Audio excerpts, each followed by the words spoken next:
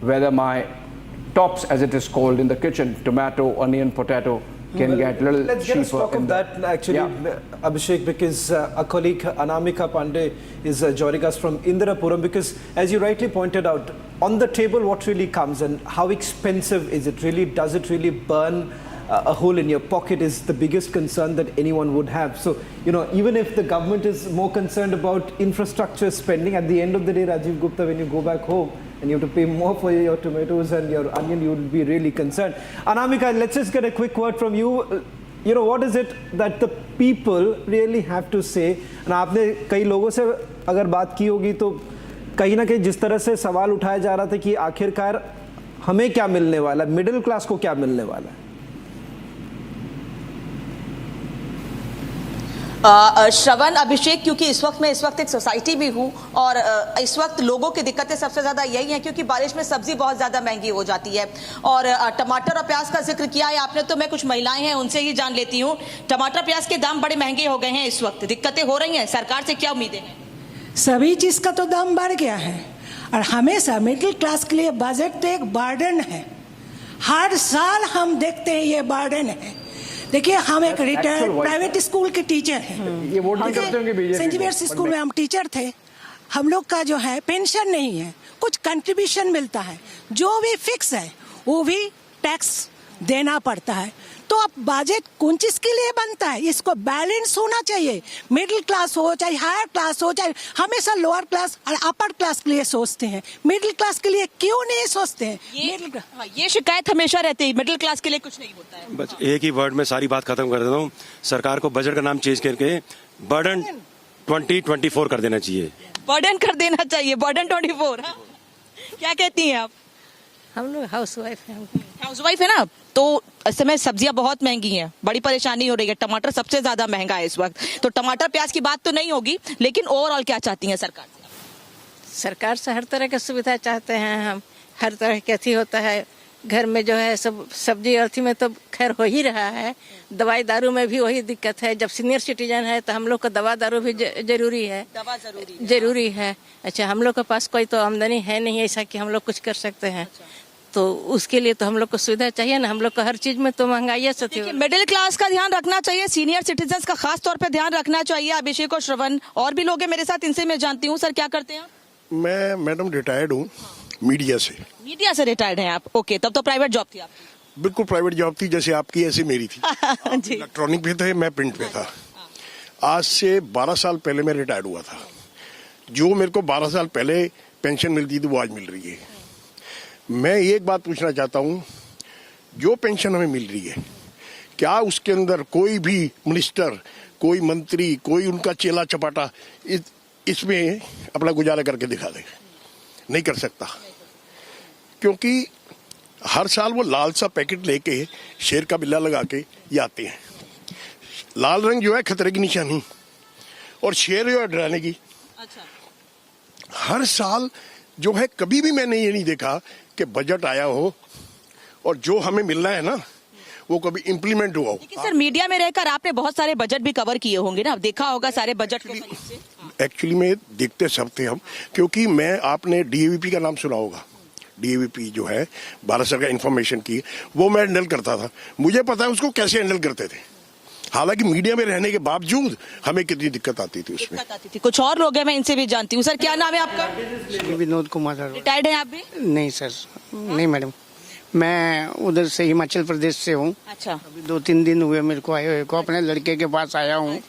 बाकी महंगाई हिमाचल प्रदेश से यहाँ पर, क्योंकि कहते हैं लोग कि पहाड़ों में जीवन बड़ा आसान है, लेकिन शहरों में, यहाँ बड़े शहरों में सोसाइटी वाले जहाँ, क्योंकि इसे ऐसा कहा जाता है कि यह कंक्रीट का जंगल है यहाँ पर, तो यहाँ पर कैसा आप महसूस करते हैं? हवा तो खैर सरकार कोशिश करती है कि ठीक कर सके, लेकिन बजट को लेकर सरकार से क्या उम्मीदें करते हैं? बजट का तो क्या है जी कि सबके लिए है, गरीब के लिए भी है, अमीर के लिए भी है। जो सरकार ने करना, कोई मेरे लिए तो फैसिलिटी देनी नहीं उसने।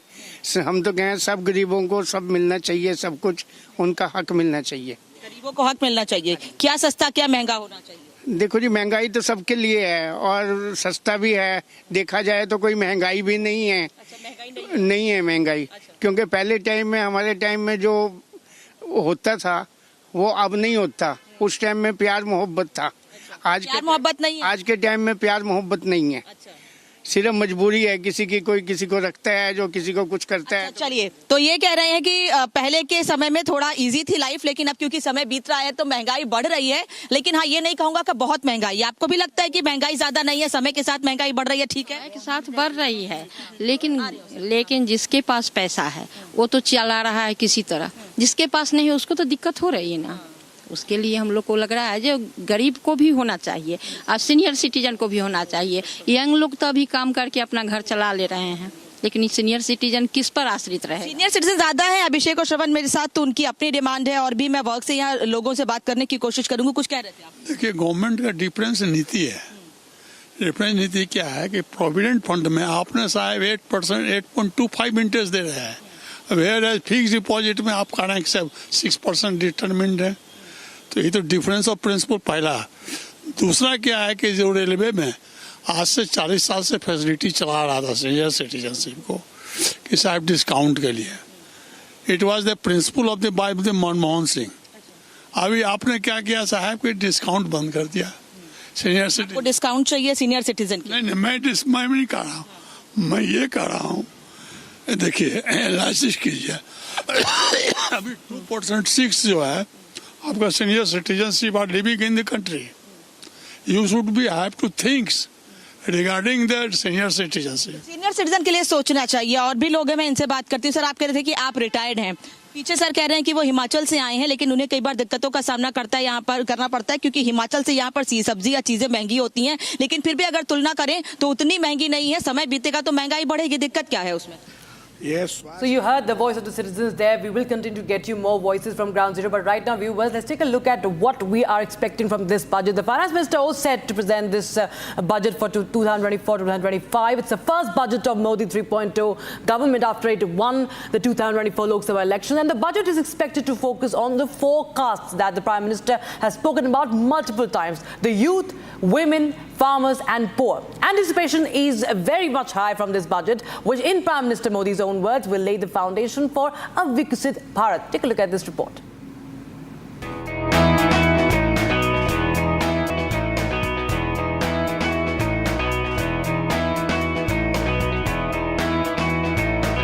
ईश्वर की शपथ लेता हूं कि मैं Modi 3.0 is all set to present its first budget.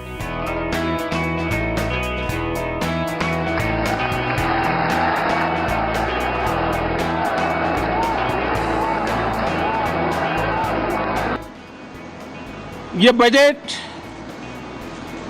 अमृत काल का एक महत्वपूर्ण बजट है। हमें 5 साल का जो अवसर मिला है, आज का बजट हमारे उन 5 साल के कार्य की दिशा भी तय करेगा। और ये बजट 2047 जब आजादी के 100 साल होंगे, तब विकसित भारत का जो हमारा सपना है, उस सपने को पूरा करने की मजबूत नींव वाला बजट लेकर के हम कल देश के सामने आएंगे। With a focus on youth, farmers, poor and women, Modi 3.0 is all poised. The Modi 3.0 budget comes in the backdrop of a significantly poor performance in the 2024 Lok Sabha elections. With its first budget, the Modi government in its third term is likely to focus on measures to lift consumer spending and jobs and give tax rebates. Modi 3.0 is floating on the NDA board, with two main allies seeking more funds. The budget could also see a higher allocation for Andhra Pradesh and Bihar. This budget is also important for the BJP from the point of view of retaining its voter base concentrated amongst the middle class section. Budget 2024 is a challenge for the BJP to not only retain its voter base but also secure the investor interest in India Inc. The impact of BJP's electoral performance could also be felt on Make in India. It is a matter for the BJP to regain trust altogether. As anticipation builds, all eyes are now on Finance Minister's big address on the floor of the House.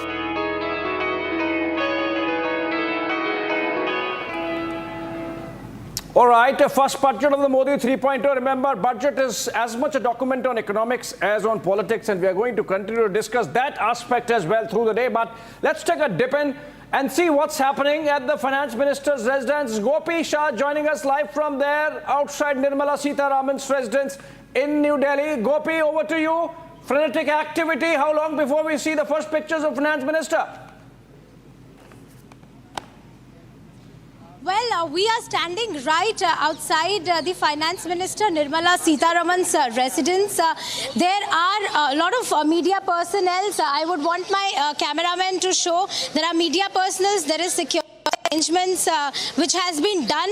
Now, what is special about this Finance Minister is that she'll be breaking record of Morarji Desai, who had given, in fact, 6 consecutive union budget, while this would be her 7th consecutive union budget. So this is a special moment and proud moment for the Finance Minister. We are expecting her to begin from her residence at around 8:30.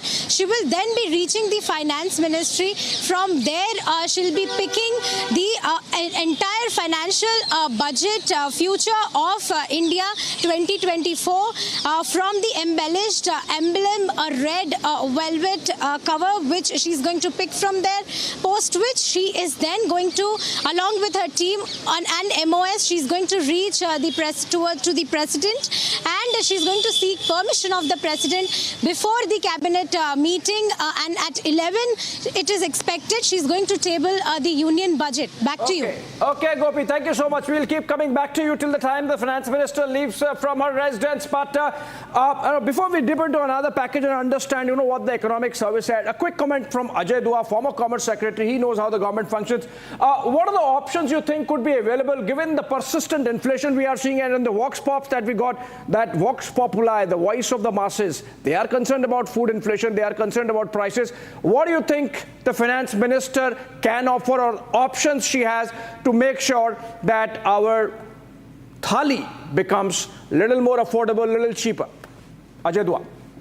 The action has to be both on the fiscal front as well as in the monetary policy which the Reserve Bank administers. Talking about the fiscal one, I would expect and earnestly hope that no new taxes are imposed, the incidence of which comes onto our thali or the middle class and the people down below. We see a K-shaped recovery. I'm sorry to point out that, which means, yes, the economy is growing, but it is two sets of people, one becoming richer by the day and the other remaining either where it was or in real terms finding its own status, welfare declining.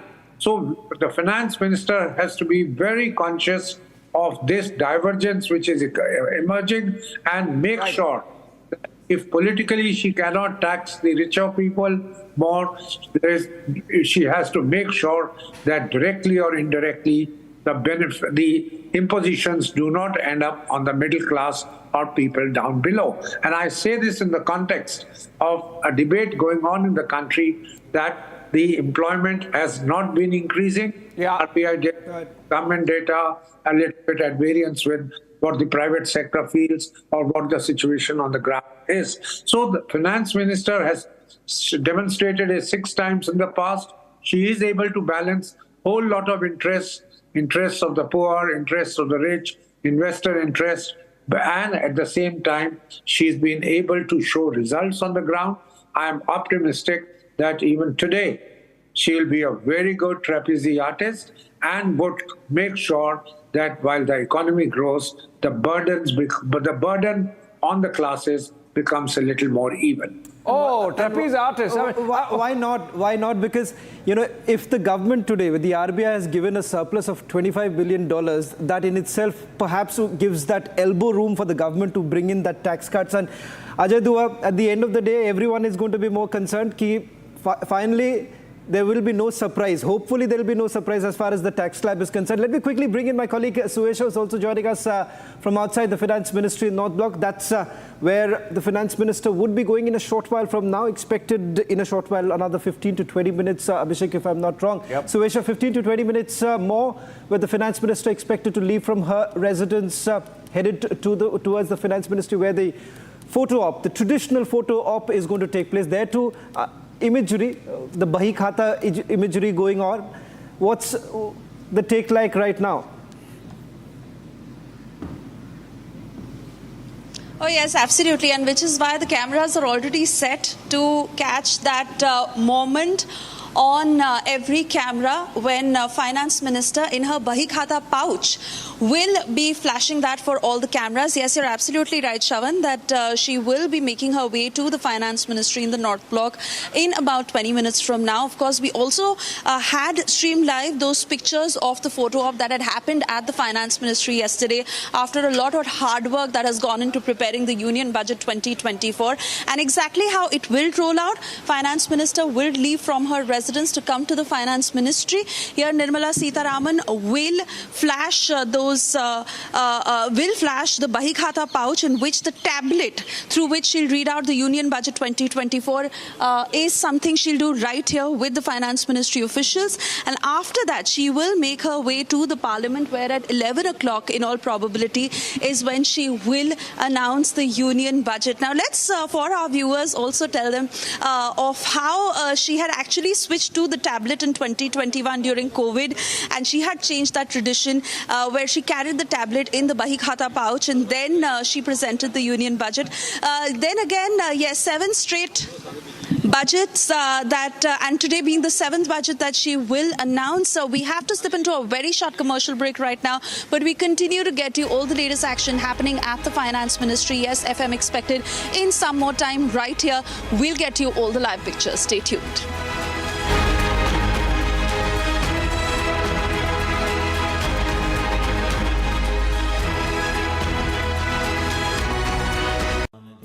Amity has been ranked India's #1 private university in the recently released Education World Rankings, a testimony to Amity's globally benchmarked standards in education.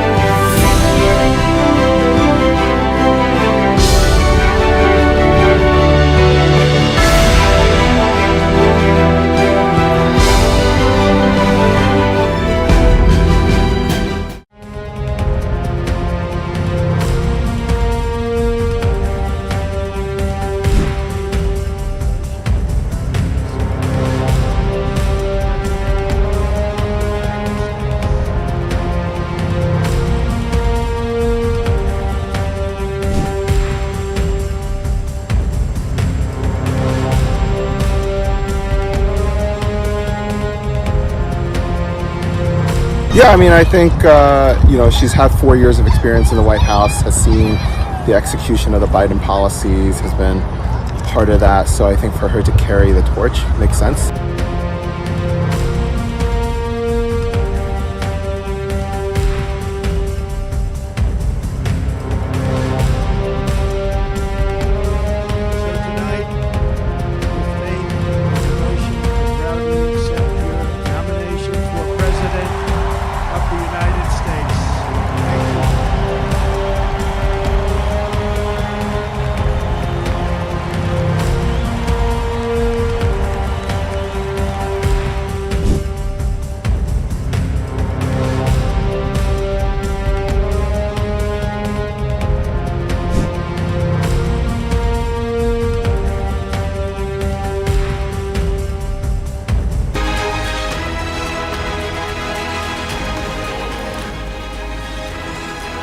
Finance Minister Nirmala Sitharaman set to present the Union Budget 2024 to 2025 in the Lok Sabha today at 11 a.m.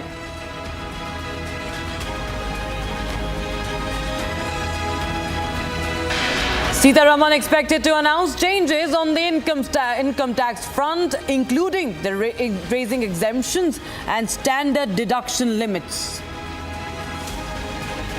NDA government likely to continue its focus on the infrastructure, leading to an exponential growth of the Indian economy. India Alliance to convene a key meeting today. The meet is going to be held at the residence of Congress President Mallikarjun Kharge. All India MPs to be in attendance. And the biggest team, the top voices and the staunch economists live on Republic TV with Runup Goswami to decode the Modi 3.0 budget all day.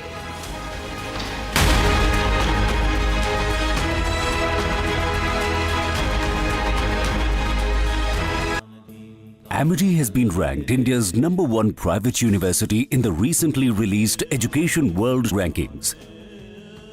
A testimony to Amity's globally benchmarked standards in education.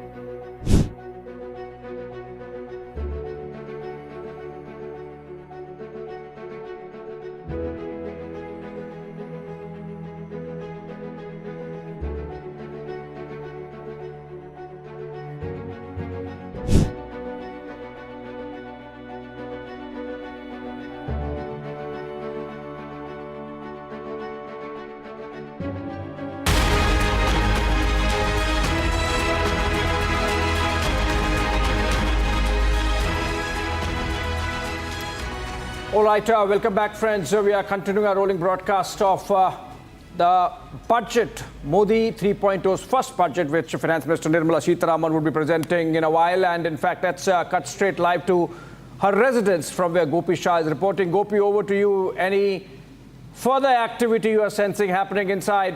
And what's your sense of when the Finance Minister is going to come out? Well, we are standing right outside Nirmala Sitharaman's residence. We are expecting her to leave for the North Block from her residence at around 8:30, post which she is going to go to the North Block for a photo op session, from where, in fact, she is going to collect the emblem embellished red cover, which has the financial future of India of 2024. So this might happen at around 9. After that, she, along with her MOS, would be going to the president to seek the permission for presenting budget, and then there will be a short cabinet meeting from 10:15. While budget is going to be tabled at 11, we can see there are many media personnel standing right outside the Nirmala Sitharaman's residence, while there is also heavy security deployed. So this is where we are reporting from. We are expecting Nirmala Sitharaman to leave from her residence for North Block at 8:30 a.m. Back to you. Okay, thank you so much, Gopi, for that update. And as I said, we'll keep coming back to you because the focus of this entire exercise obviously is the Finance Minister making a record today, presenting her 6th full budget. She has made one vote on account, which was in the month of March ahead of elections. And that, of course, beats the record of Morarji Desai, who had done 5 full budgets and 1 vote on account, of course, consecutively. But let's get in the other guests also. Sharmila continues to be with me, our business editor. We have Mr. Rajiv Gupta in our studios, senior economist and managing director of Resource Development International. And of course, Manoranjan Sharma and Kishore Subramaniam, we have not been talking to them for a while. So let me go to Manoranjan Sharma. Quick comments from you, Manoranjan Sharma. As the Finance Minister makes way to the North Block and then, of course, to the Parliament via the Rashtrapati Bhavan, what, according to you, would be weighing heavy on our mind? Well, as all of us are aware, this is a coalition government, and the states of Andhra Pradesh and Bihar are important stakeholders. So there is some concern whether the concerns of fiscal deficit will be given a go-by. So we'll be keenly looking for the fiscal deficit number. The RBI has given a very good bonanza. Going forward, I do not think that there would be much deviation from the path of fiscal prudence and fiscal rectitude. Okay, fiscal prudence is something, in fact, which the Modi government has really perfected and practiced in a manner that it has got accolades from all the rating agencies and international organizations. In fact, Manoranjan Sharma, and you represent Informix Ratings, you would know better. Kishore, another area of concern, and for a BJP government with saffron on its side, when we were discussing food inflation, Kishore, it's the vegetable thali inflation which is higher than the non-veg thali inflation. Would Nirmala Sitharaman have that an area of concern and address it in some manner? Okay, I don't know what is the scope of Nirmala Sitharaman ji to address top, as you said, tomato, onion and potatoes. But one thing for sure, when we had this commercial break about 5 minutes ago, my cook who is from Bihar told me that साहब आप TV में बोलो कि बिजली का दाम और gas का दाम बहुत ज्यादा बढ़ गया.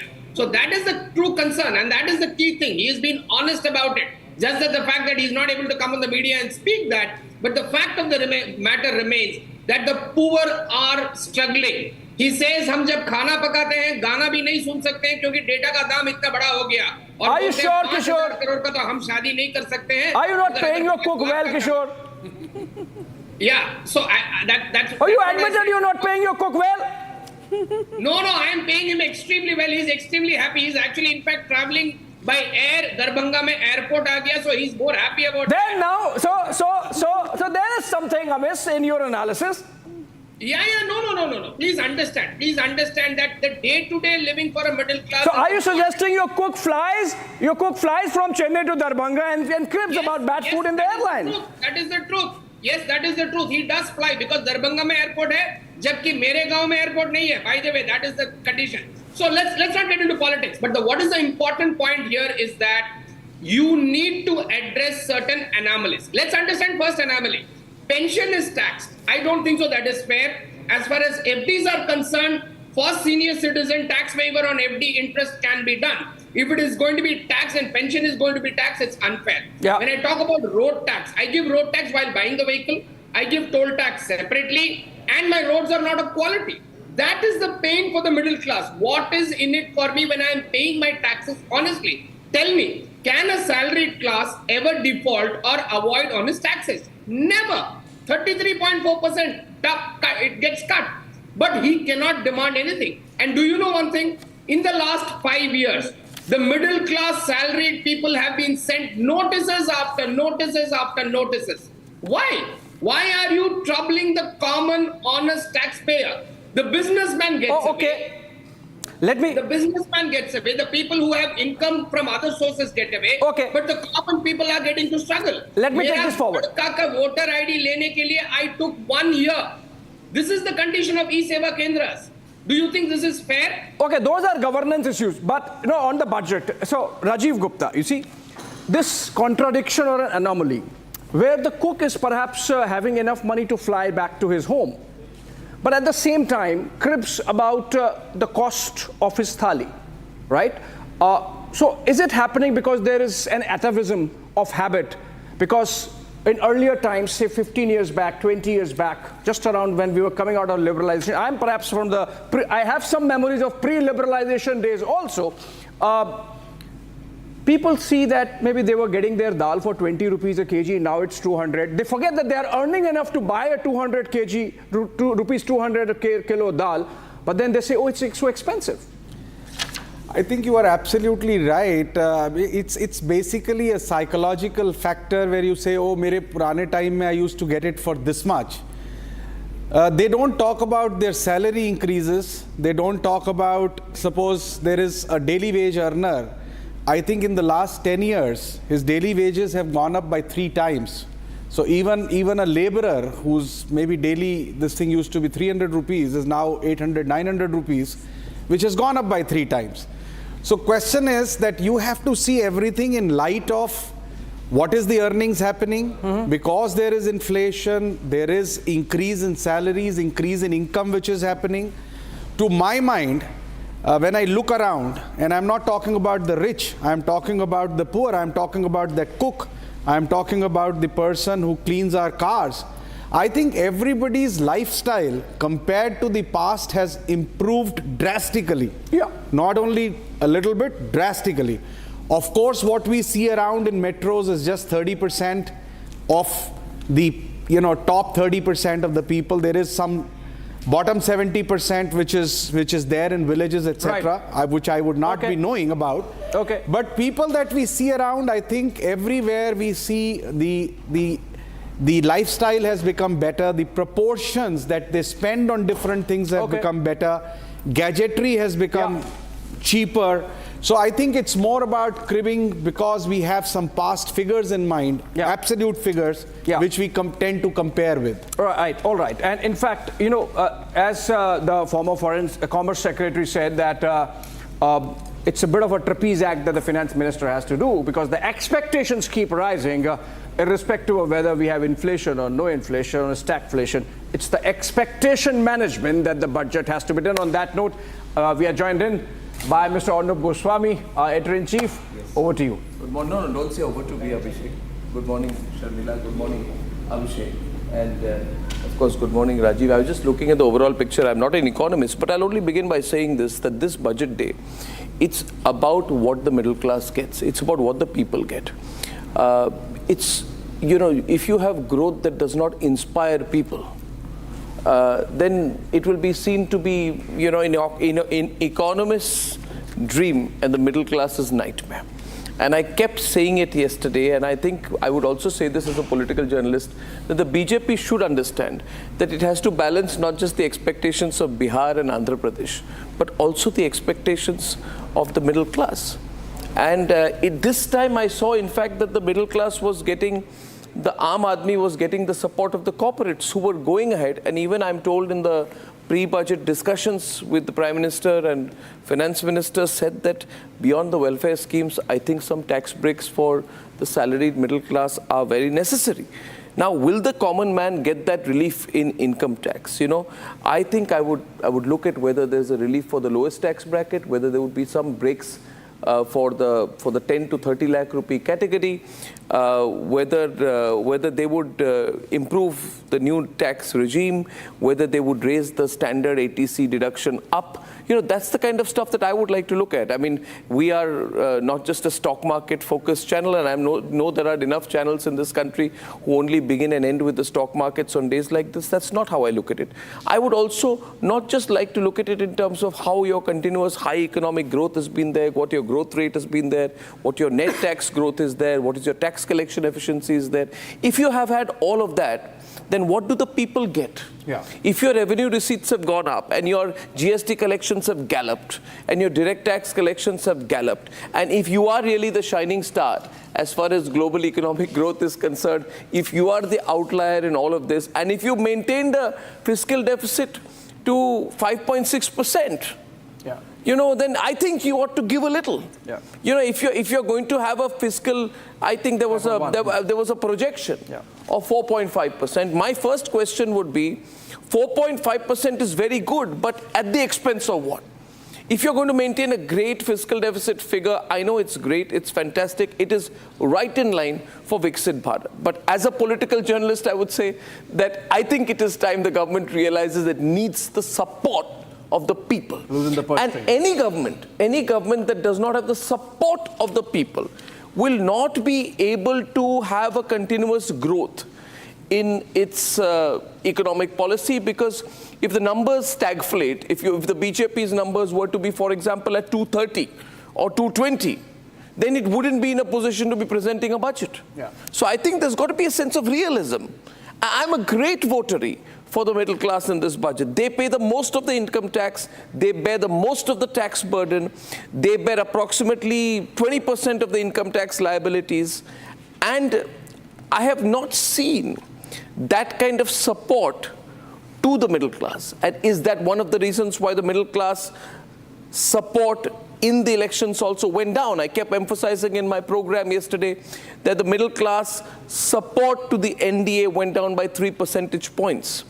And we saw that there was a net loss of seats from 303 to 240. Sorry to bring the politics in, but it's a reality. Yeah. It's a reality. You know, I'm constantly wondering, Abhishek, here, constantly thinking here that is anyone listening? And if the BJP listens now, I think it'll be good for the BJP. It would be at their peril. BJP would want to remain in power for a long period of time. And the only way to do it is if you take the middle class along. What do you think, Rajiv? I mean, just some of my initial thoughts. What do you think? Yeah? Have I gone a bit extreme? It's very interesting, Arnab, to hear what you said. And in fact, I was discussing it with somebody. Yes, I can.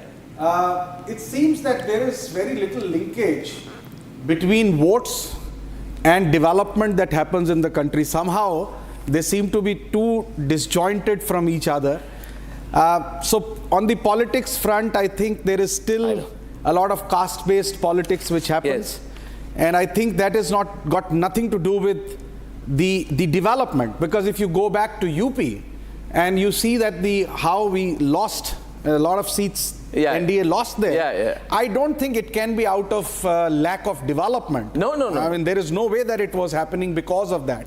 No. Similarly, I mean, though I agree that, you know, the middle class should get certain benefits. And I think it's time that it will get it now, because as I said just a few minutes back, that initial I hope so. Last few years was consolidation from the COVID. Okay. Let's get all the other guests also in. We have Suhail there. Good morning, Suhail. We have Ajay Bagga there. Good morning, Ajay. Dev Kishore Subramaniam. Good to see some nice friends.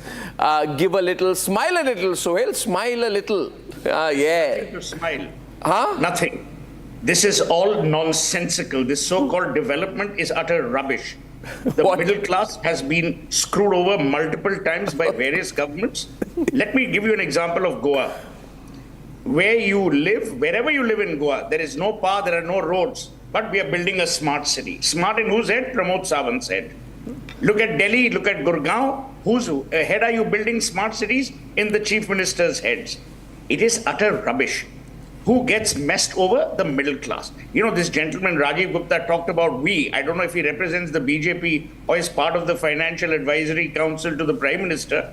If he is, he should take a message back that the arrogance of the BJP in its fiscal planning is beginning to bite. And we are all supporters of India. I'm not a supporter of the BJP or the Congress or any of those other parties. But it is beginning to bite. If they don't realize this, then they're living in a fool's paradise. A. B. It is not about middle class asking for sops. No one is asking for any sop. People are asking for their goddamn rights.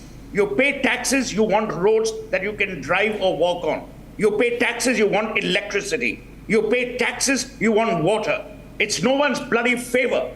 No government is doing anyone any favors. Neither is Nirmala Sitharaman, nor is Pramod Sawant, nor is Naib Singh Saini, nor is anyone. These people have stopped worrying about the middle class because they're worrying about votes. But when the middle class anger translates into the deprivation of votes, then they will start worrying. And let me tell you, Arnav, it is not my contention that Rahul Gandhi will be better than Modi or someone else will be better than someone else. No. My feeling is very simple. The government that we expected would deliver for the middle class and would actually deliver in real terms. See, it was a grand economic survey, but even I can work the figures if I want. The reality is, what are we seeing on the ground? You know, Nitin Gadkari rightfully talks about massive highways, massive highways. What do you do with urban planning? What are you doing? Have you not noticed during summer what happens at all the hill stations of India?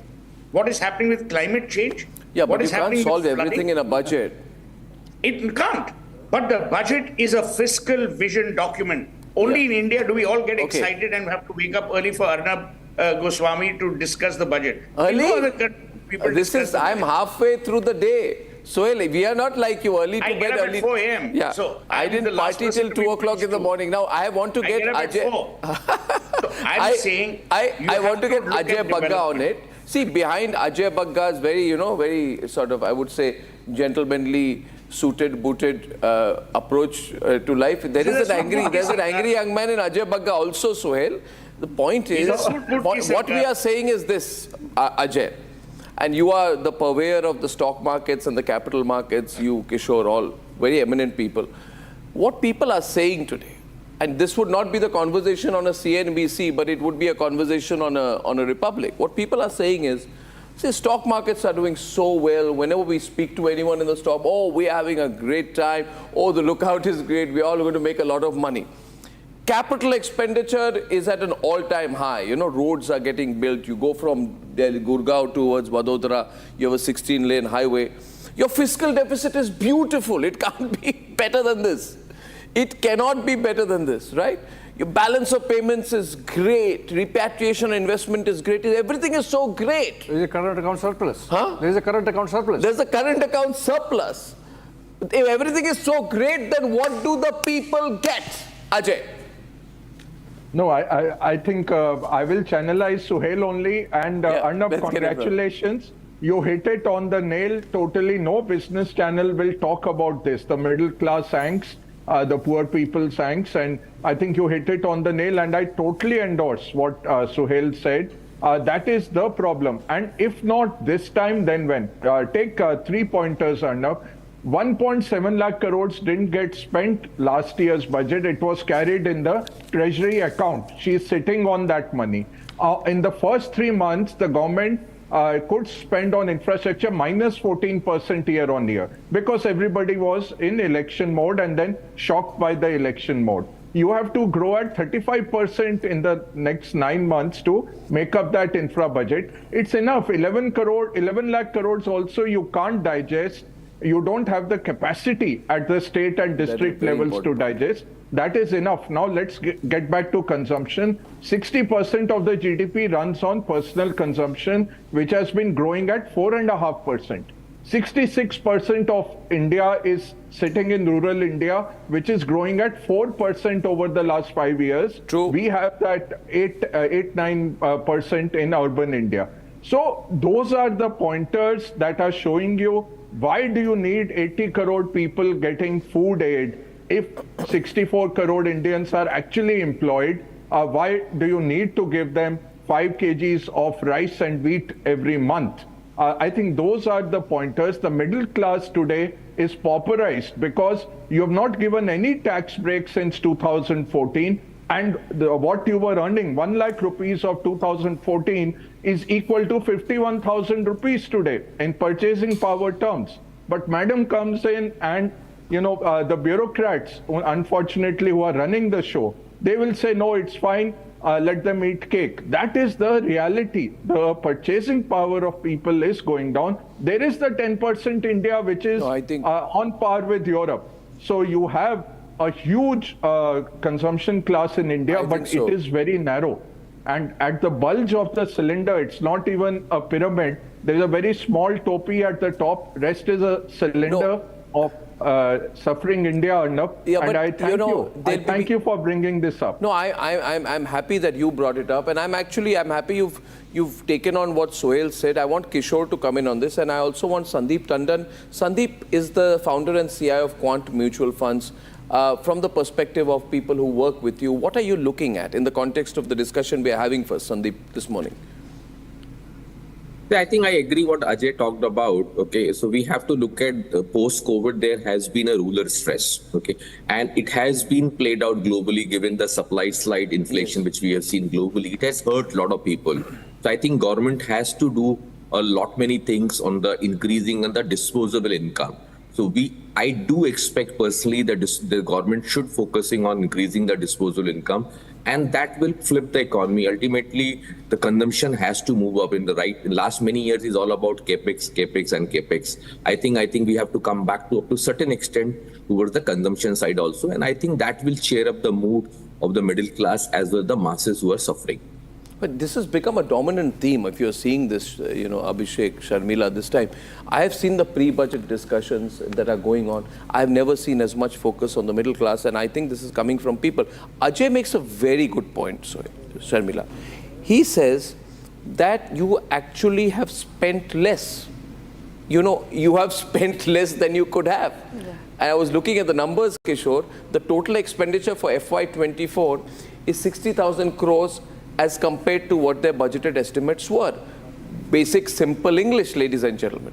You had the money, you spent less, which means you have the money. You can say we've had very efficient expenditure management, excellent management of our P&L, lower cost of borrowing, and all this leads to this downward revision that we see of the budgeted expenditure on interest payments.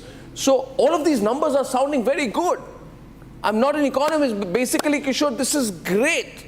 You have a lower cost of subsidy also. Your expenditure on major subsidies declines by 22% on a year-on-year basis because you're giving the people the fertilizer. These are pictures from Nirmala Sitharaman's house. You're giving people fertilizer, you're giving people food subsidies, but your expenditure on the subsidies have declined by 24 and 22%. I'm talking only about fertilizer and food subsidies. Point being this, at the end of the day, you're helping the poor, very good. You're helping those in the stock market, fantastic. Stock market's booming, great.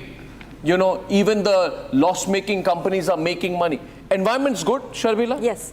Environment's good to give a little. But look at this, Arnab.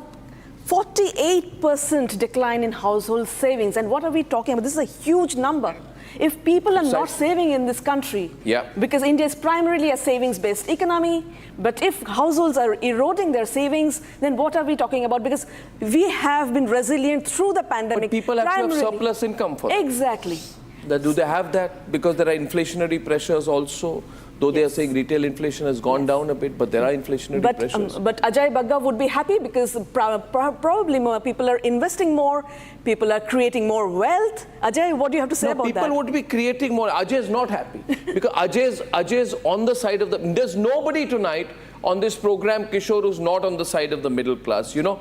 And the middle class are asking these questions quite vocally for the first time. Kishore. Yeah. Arnab, let me tell you, for the middle class, the month end begins on the 15th.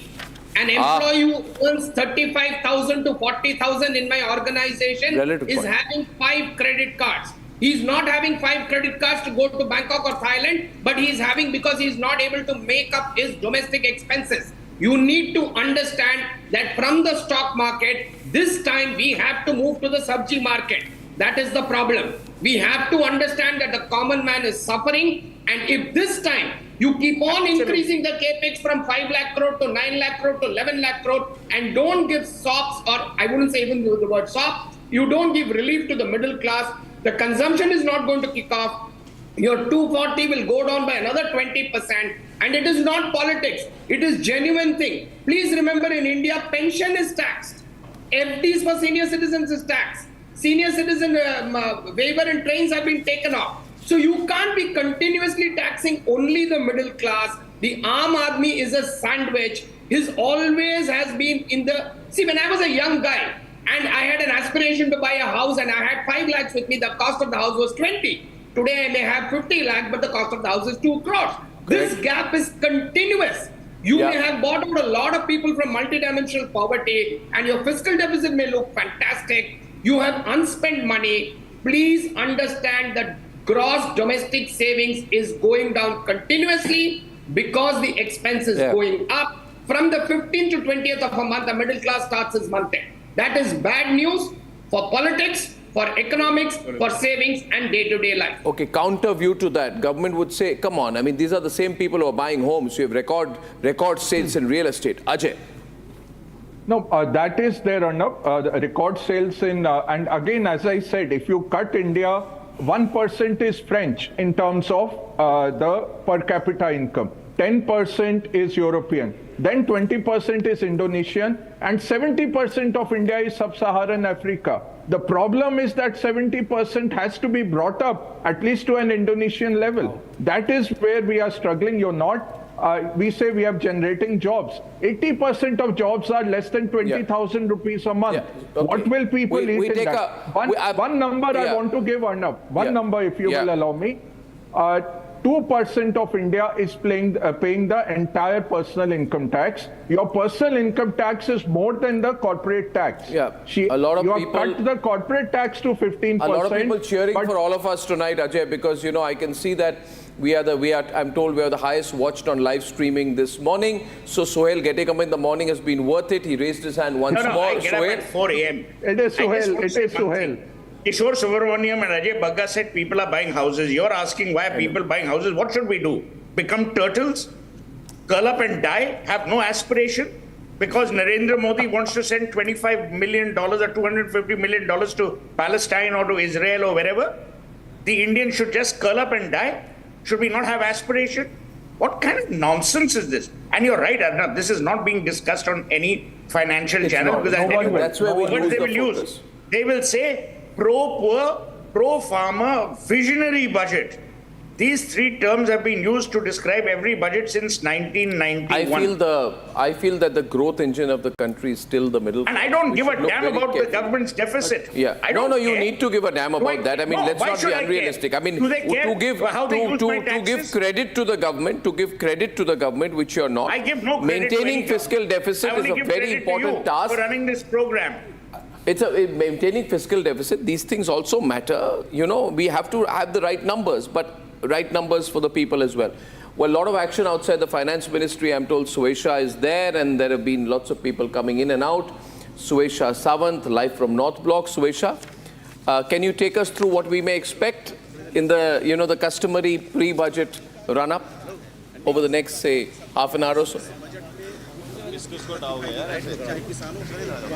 I think it should be lesser than that, Arnab, because with the kind of movement I see at the North Block, right outside the finance ministry, I do feel that it will happen in a few minutes. In fact, all the cameras are mounted to get that very iconic picture that happens every year where Finance Minister Nirmala Sitharaman will be carrying that tablet in the Bahi Khata pouch that she will flash for all the cameras. And yes, the big question on whether she will meet expectations.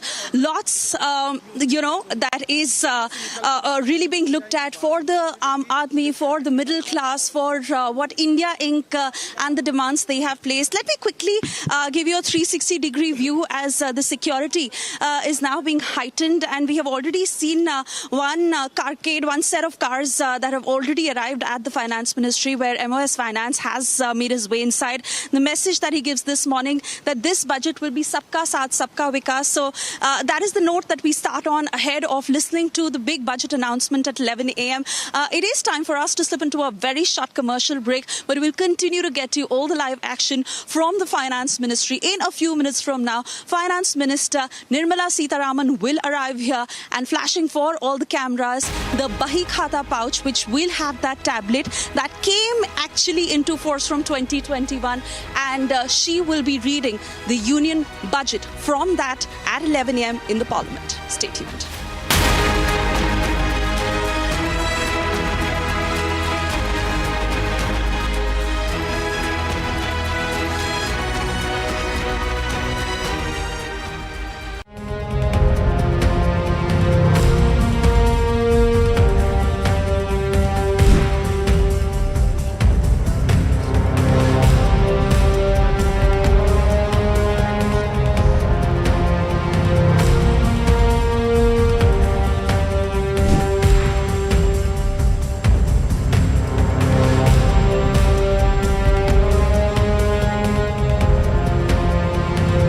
Yeah, I mean, I think, she's had 4 years of experience in the White House, has seen the execution of the Biden policies, has been part of that. So I think for her to carry the torch makes sense.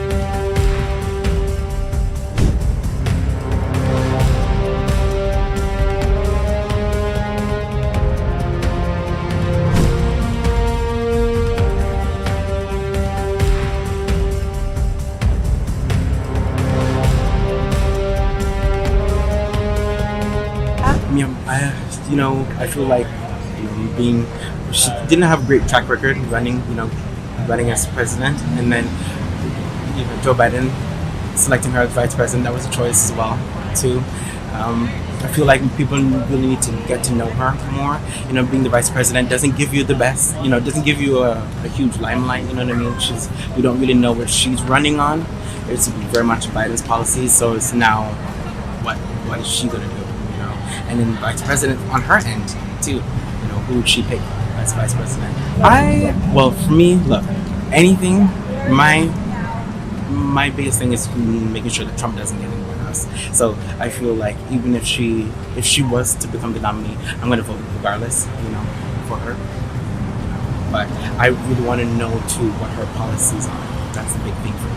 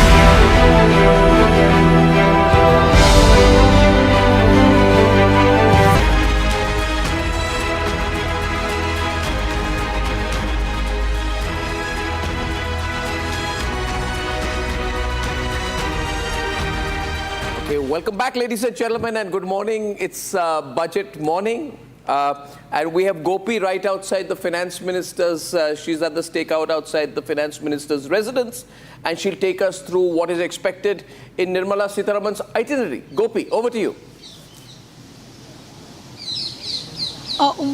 In fact, we are standing right outside the Nirmala Sitharaman's residence, where we are expecting her to be out anytime soon, where she's now going to proceed towards the North Block. We have just witnessed that the Chief Finance Secretary as well as the MOS reached the North Block, and there is heavy media personals who are waiting outside Nirmala Sitharaman's residence. And what remains special about this finance minister is she is in fact going to surpass the record of Morarji Desai, who has given 6 consecutive budgets, while this would be Sitharaman's 7th budget. We are expecting her to leave from her residence any time from now, and she would be heading towards the North Block, after which she would be going for a photo op session. Then she would then be meeting the cabinet ministers, and after that she would be tabling she is out. Nirmala Sitharaman has just left from her residence for North Block.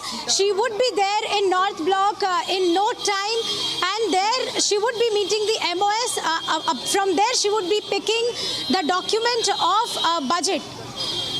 Excellent. Those are Nirmala the pictures. Sitharaman has left from her residence. She would be reaching the North Block. She's going to North Block next, then she'll go to Rashtrapati Bhavan, and then I think from there she goes on to Parliament. That's the usual schedule. Yes. Ladies and gentlemen, we got the pictures there. That's fantastic. Thank you, Gopi, for that update. I'm joined right now by the Executive Director of the IMF, the very celebrated KV Subramaniam. Good morning, Mr. Subramaniam. This is Runup here. You're joining a very, sort of a very strong and very angsty panel this morning that has been talking about what the middle class gets. You have an angry Sohail Seth, you have an getting angry Ajay Bagga and all of us here. Well, anyway, you're joining us from Washington. What's the lookout? You've mapped the economy in your career. You've worked with the government.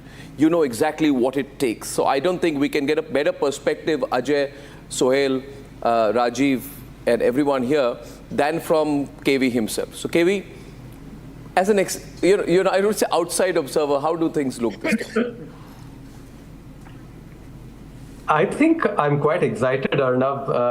First of all, I have a long night ahead here. It's almost 11 o'clock in the night.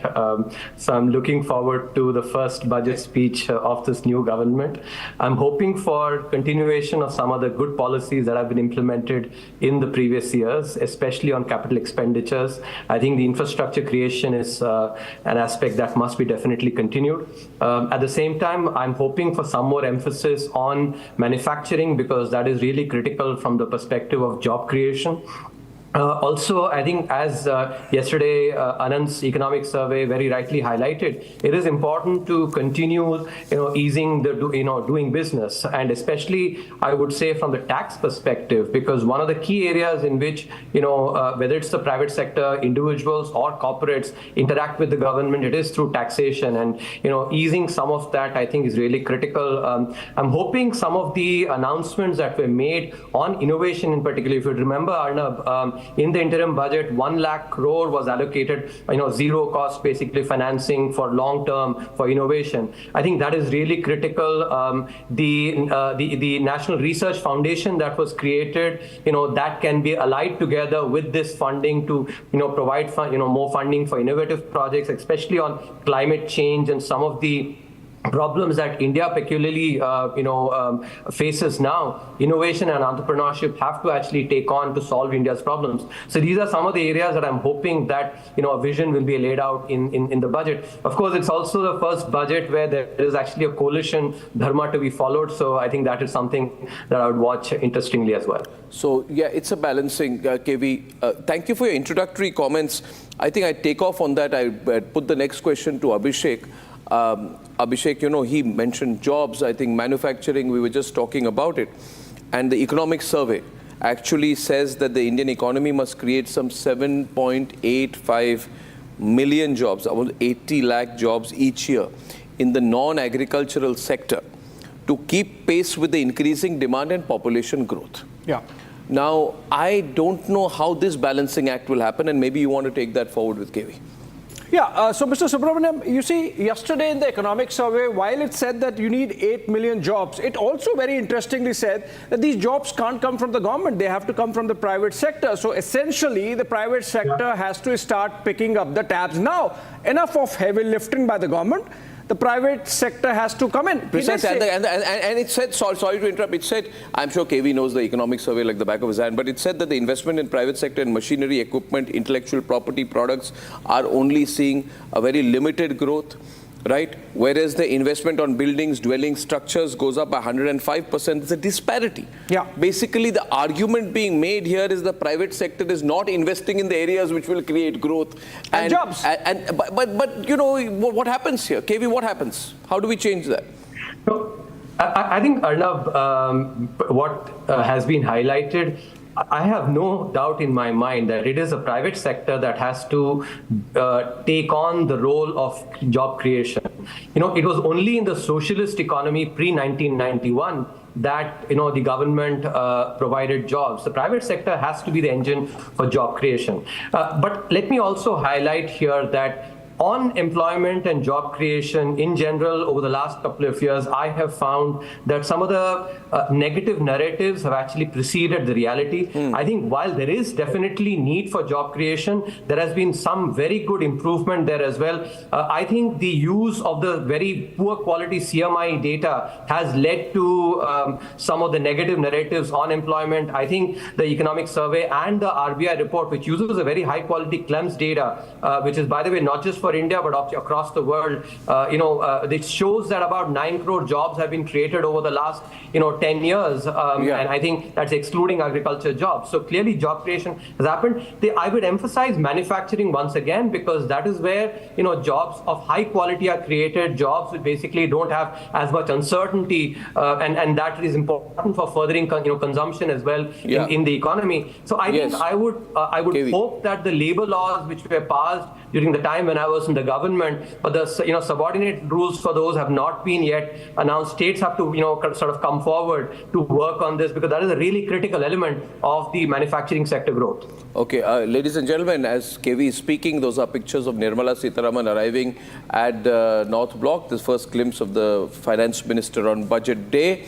We have very good panel with us, and I'm sure the KV, Ajay Bagga, Suhail, Sandeep Tandon, Rajiv Gupta, all eminent people in the studio would also like to throw a couple of your thoughts so we make this more conversational. Viewers, if you're joining us tonight on Republic Budget Day Live, we are joined by KV Subramaniam right now, and as you all know, a very eminent economist. He's been Chief Economic Advisor to the Government of India for 3 years. He did a great job in choppy waters, difficult times, and quite admirable. I think his time as Chief Economic Advisor, Ajay, as we know, coincided, unfortunately, with the COVID period. So he was part of the group that kept things going at that time. So, and he's, among the younger voices in the economic circle. So, Ajay, you want to throw something at him? I mean, he's laid it out.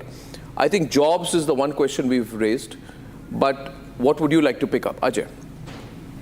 No, I think infrastructure, we are reaching a capacity issue. The government and the economic survey did talk about skill building. Arnab, yesterday, the economic survey said 1 out of 2 graduates are not employable in India. So we are giving an education. The new education policy has come in. It will take a long time to make an impact. It has started. But the need of the hour is quality jobs, as what Subhu's just mentioned. We need to create a lot of quality jobs. The second big issue for the country as such, 65% of the population is sitting on only 18% of the GDP, which is this rural population, which creates 18% of the gross value added. So we need to get them into the global supply chain. We need to welcome whatever capital is coming in. It comes back to that ease of doing business. Third, what was mentioned, Subbu also mentioned it, the big thing is that gross capital formation, if you look at Arnab, 82% of that was people buying houses and buildings. Yes. 18% was actual new machinery and factories. Output gap in the economy is very huge. What does that mean? You have a factory, but it's running at 70% capacity. Yeah. We should be running 3 shifts, running it at 300% capacity. Why we can't do that? The global consumption and Indian consumption. I'll take a... Comes back to job creation. Yeah, I'll get one response to those points mentioned here. We're going back on jobs, employment and employability, KV. And economic survey also says, I mean, we have to be clear. You're in US, you realize that AI is going to take up a lot of jobs. There'll be challenges because of AI. I think this time economic survey also mentioned that availability of skilled labor will be a major roadblock. So, KV, are these future challenges or immediate challenges for India? I think this is a very good question, Arnab. If we look at some very recent work that's been done at MIT, there's a very nice paper written by David Otter and Darren Acemoglu on AI. I think what is important to keep in mind is that we should not be oscillating between sort of excessive fear-mongering on the one hand because of AI and complacency on the other hand. There will be some impact definitely of AI. It will be more in the nature of the transformation, the kind of jobs. And especially for a country like India, and this aspect I think the economic survey highlights very well, that we have to focus on especially industry. And here I would actually urge industry organizations like CII, FICCI, ASSOCHAM to really take the onus in emphasizing labor-intensive growth. I think for a country like India, which has a significant amount of labor and therefore and demography, can be a potential tailwind. If our companies only emphasize substituting labor with capital, that is something that actually may potentially benefit that company in the short run, but in the long run will highlight, will create problems. I think one aspect, Arnab, that I actually have always emphasized is that our regulations need to really enable our small companies to grow big. It is actually the children that grow to become giants. They are the ones that create jobs. If you take an Infosys, which had about 10 employees in the late 80s, today has several lakh employees. That's just one anecdote showing. But actually our regulations oftentimes actually inhibit and create dwarfs. They don't grow and thereby job creation does not happen. So there's a critical role for government to actually, sort of ease off on some of these regulations to enable job creation. Just one statistic that I think is very important. If you take the United States, you talked about it, I'm here. If you take a 5-year-old firm vis-a-vis a 40-year-old firm, a 40-year-old firm creates 7 times as much jobs than a 5-year-old in the US. In India, what is that number? That is only 1.4 times. In other words, as the firm ages, in the US, it's creating 5 times as much jobs. And that is because children are growing into giants to create jobs. And this is because of the perverse incentives that our regulations provide. I'm hoping that these are aspects that the budget really considers. There's a huge role for policy making to actually ease off some of these obstacles to job creation and overall, growth in the economy. Absolutely. But Abhishek, you want to quickly, I just want to take a quick break here. I don't want to let KV go, but I will have to because I have to take a break. And I want to tell you, viewers, KV is joining us 11 o'clock, which means he's going to be up till 4:30, 5 o'clock in the morning. So best of luck with that. Okay, I'll take a short break, ladies and gentlemen. I'll join you in a few minutes. We are on the Budget Day Live.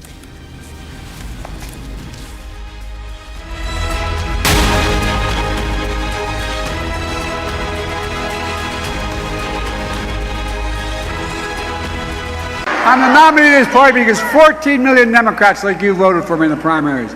You made me the nominee, no one else, not the press, not the pundits, not the insiders, not donors. You, the voters, you decided, no one else, and I'm not going anywhere.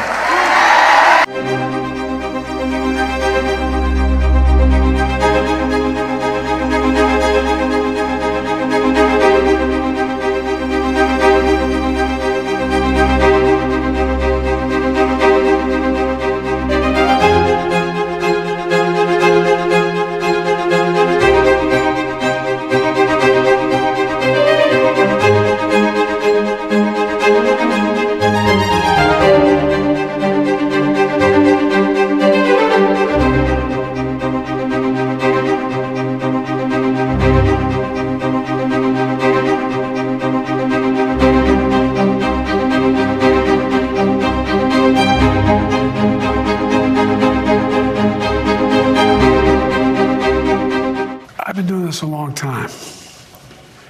The idea that I'm the old guy, I am. I'm old. But I'm only 3 years older than Trump, number one. And number two, my mental acuity's been pretty damn good. I've gotten more done than any president has in a long, long time in 3.5 years. So I'm willing to be judged on that. I understand why people say, God, he's 81 years old. Whoa. What's he going to be when he's 83 years old or 84 years old? It's a legitimate question to ask. Is there a sense of wanting to get back on the horse?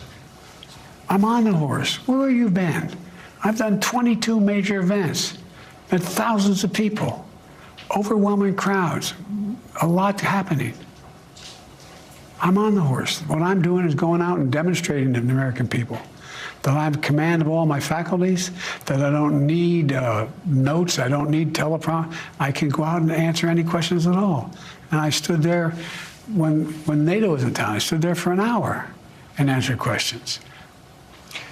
If you were to continue to run and be officially nominated, what happens if you have another episode like we saw during the debate? What happens if another? Yeah, what happens if you have another performance on that on that level?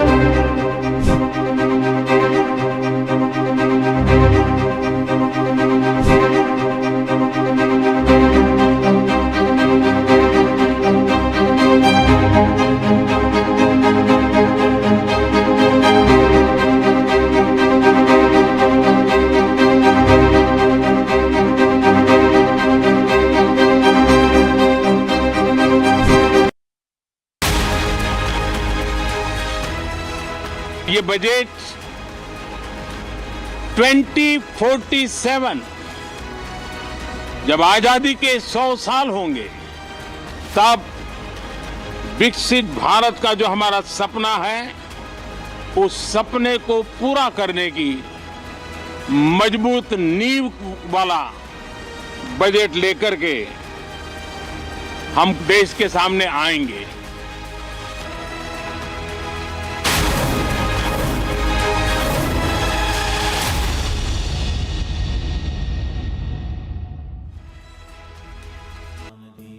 Amity has been ranked India's #1 private university in the recently released Education World Rankings, a testimony to Amity's globally benchmarked standards in education.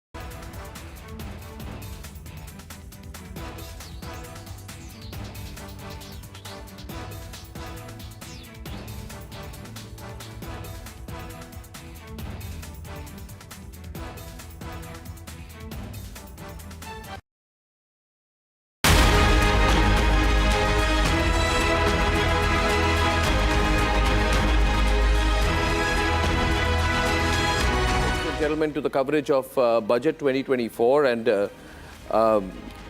just to start with, we'll go straight back to Ajay Bagga, and we have some concerns here. Ajay, KV is still with us. I want to flag them with you and then bounce it off KV.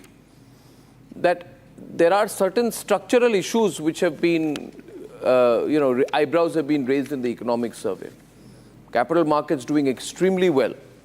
extremely well. You know, in fact, if you look at the market capitalization, can you share those numbers? It's $5 trillion plus. And what has been the rate of growth? 140% of the GDP. Can you tell me the 1 to 2 to 3 to 4 to 5 numbers, you know, how it panned out over the last few years? You know, how the market capitalization has grown, Abhishek. Yeah, I'll come to that. I'm just looking at the exact. But why are people place. getting concerned about the markets doing so well? So basically, what is happening is, Runup, that people are shifting their savings from banks and putting it in real estate, putting it in stocks, and the stock market has run ahead of the real economy, and that's a concern which Ajay Bagga can answer. But yeah, Ajay, we want to respond to that. Ajay. Yeah, Arnab, markets are forward discounting mechanisms. So they discount the future. And, you know, both SEBI and RBI heads have come out with statements that the retail participation in the markets is getting worrisome. I think that is a very fallacious argument. Why I would say that? Last December, Arnab, for the first time, the retail ownership of Indian stocks was more than the foreign ownership.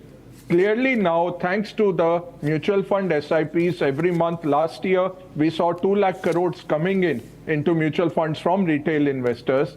That kind of investment has made us largely independent of the foreign control of our markets. Now, what SEBI and RBI are saying, RBI is saying deposits are not growing. But RBI is also doing what? 90,000 crores have come into Indian bond markets thanks to being included in the JP Morgan bond index. They have sterilized that. They have made the liquidity so tight, and banks are not increasing rates. You can make 7% on an arbitrage mutual fund with a 2-day liquidity, and a bank deposit is giving you that where you are paying the marginal tax return. So you're not getting service, you're not getting interest rates. Why should customers go to deposits? That's one.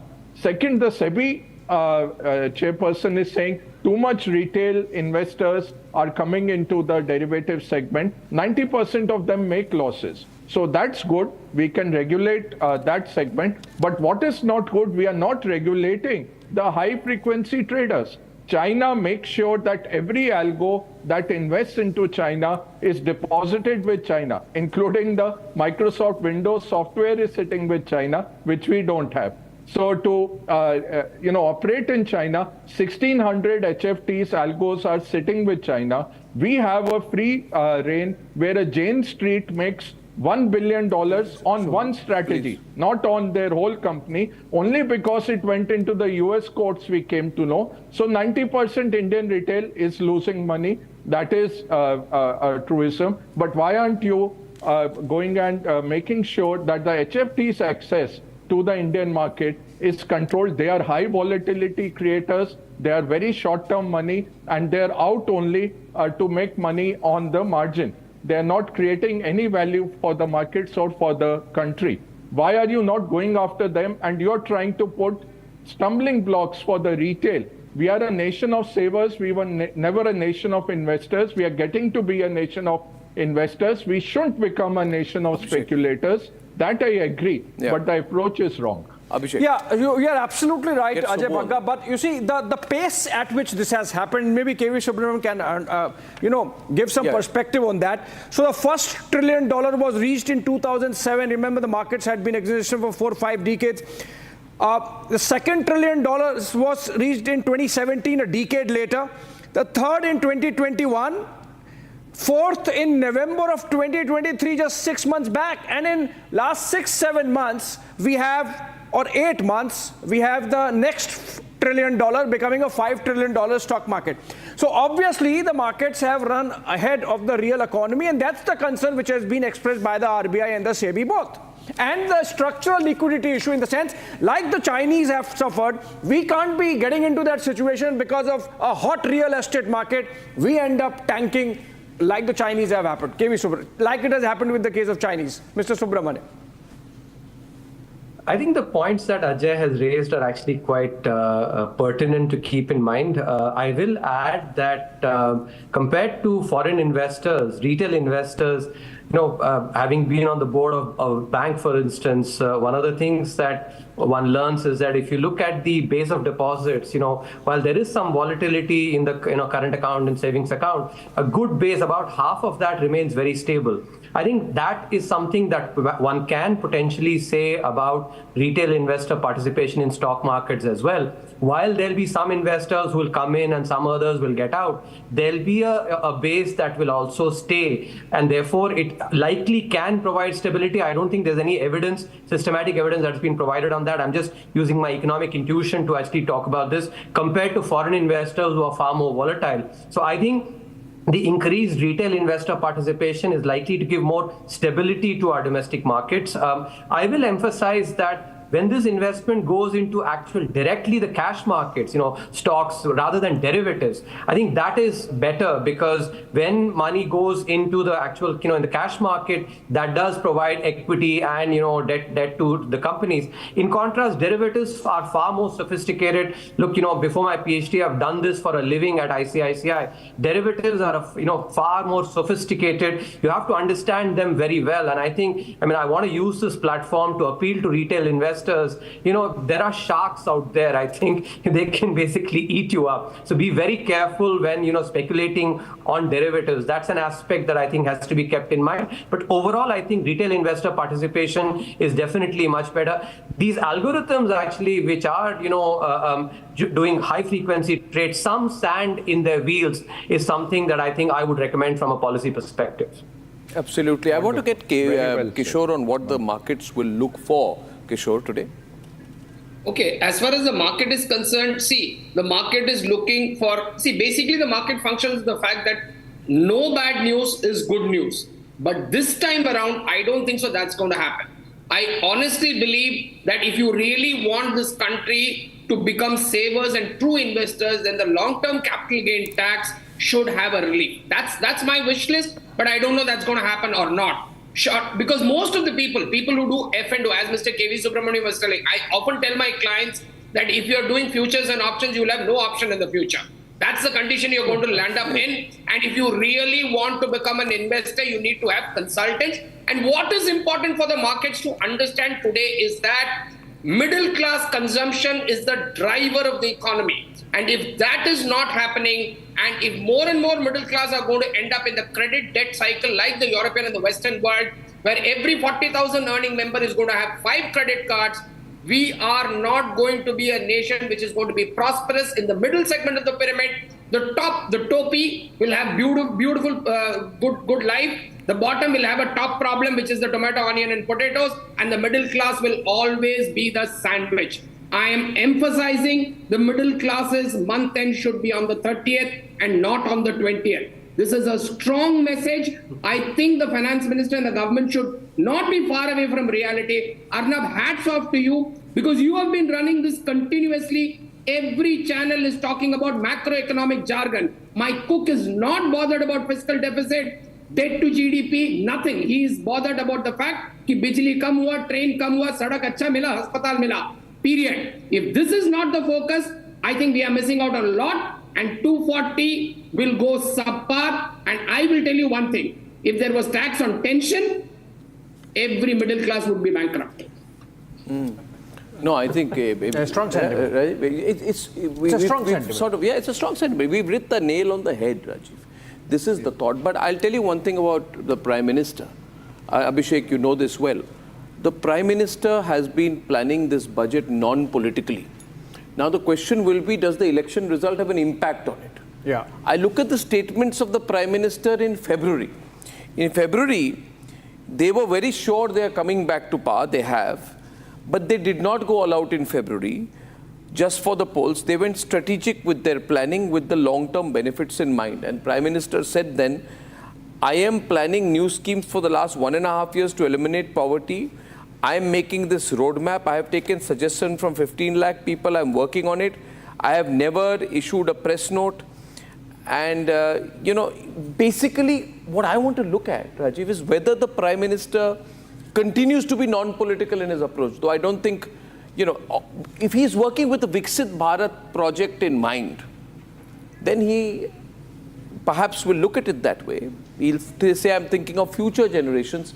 But this time the politician and the Prime Minister and the BJP will also sort of counterweigh that and force them to listen to people like Kishore. I somehow have always felt that both dovetail into each other. I mean, they do. Basically, when we talk about a Viksit Bharat and when we have a roadmap, things fall in place as we move along. For example, infrastructure development is not an overnight job. It's a long-term job. It cuts down your this thing from 15-16% to about 9-10%. Your cost of taking goods, etc. Now, all those things make your economy competitive, number one. Number two, when you talk about job creation is only going to happen if there is inclusive growth which happens all across the country. And that will only happen if you have the right kind of infrastructure and everything happening. So I think all of that falls in place one after the other. And I somehow have a feeling that there is nothing called a populist budget. I mean, there should not be something which is called a populist budget. You have to have prudence. You have to have prudence, not populism. Has to be there. There has to be a long-term plan. Within that long-term plan, everything needs to fit in. The government certainly has a much more bigger elbow room right now with the RBI giving the kind of surplus that it has. Obviously, the focus will be whether at all there will be tax cuts or not. The fact that they have a surplus of $25 billion is huge. I want to go to Madhusudan Kela also right now. We have a great panel, ladies and gentlemen. We have the markets opening in some time. Madhusudan, Arnab here. Can you hear me? Hello? Yeah, good morning. Hi. So good morning, if you've been watching budget cover, these are one of the most eminent voices on any budget day. Ajay Bagga, Madhusudan Kela, Rajiv, Kishore, all great voices. Madhusudan, Ajay and I, we have all been talking. What are you looking forward in this budget? You are fantastic with the macro view. You know, I like the way you put your perspective between business, corporate investment and the larger national picture. So how do you view things this time? So Arnav, I've been in the market for more than 30 years now, and I've been actively investing. I think the financial position and the fiscal position of the government in my career has never been better than what it is today. Basically, from all fronts, India seems to be really firing. We have a stable inflation, we have very high growth rate, we have a very good and burgeoning stock markets, and a lot of companies are able to raise money and helping in capital formation.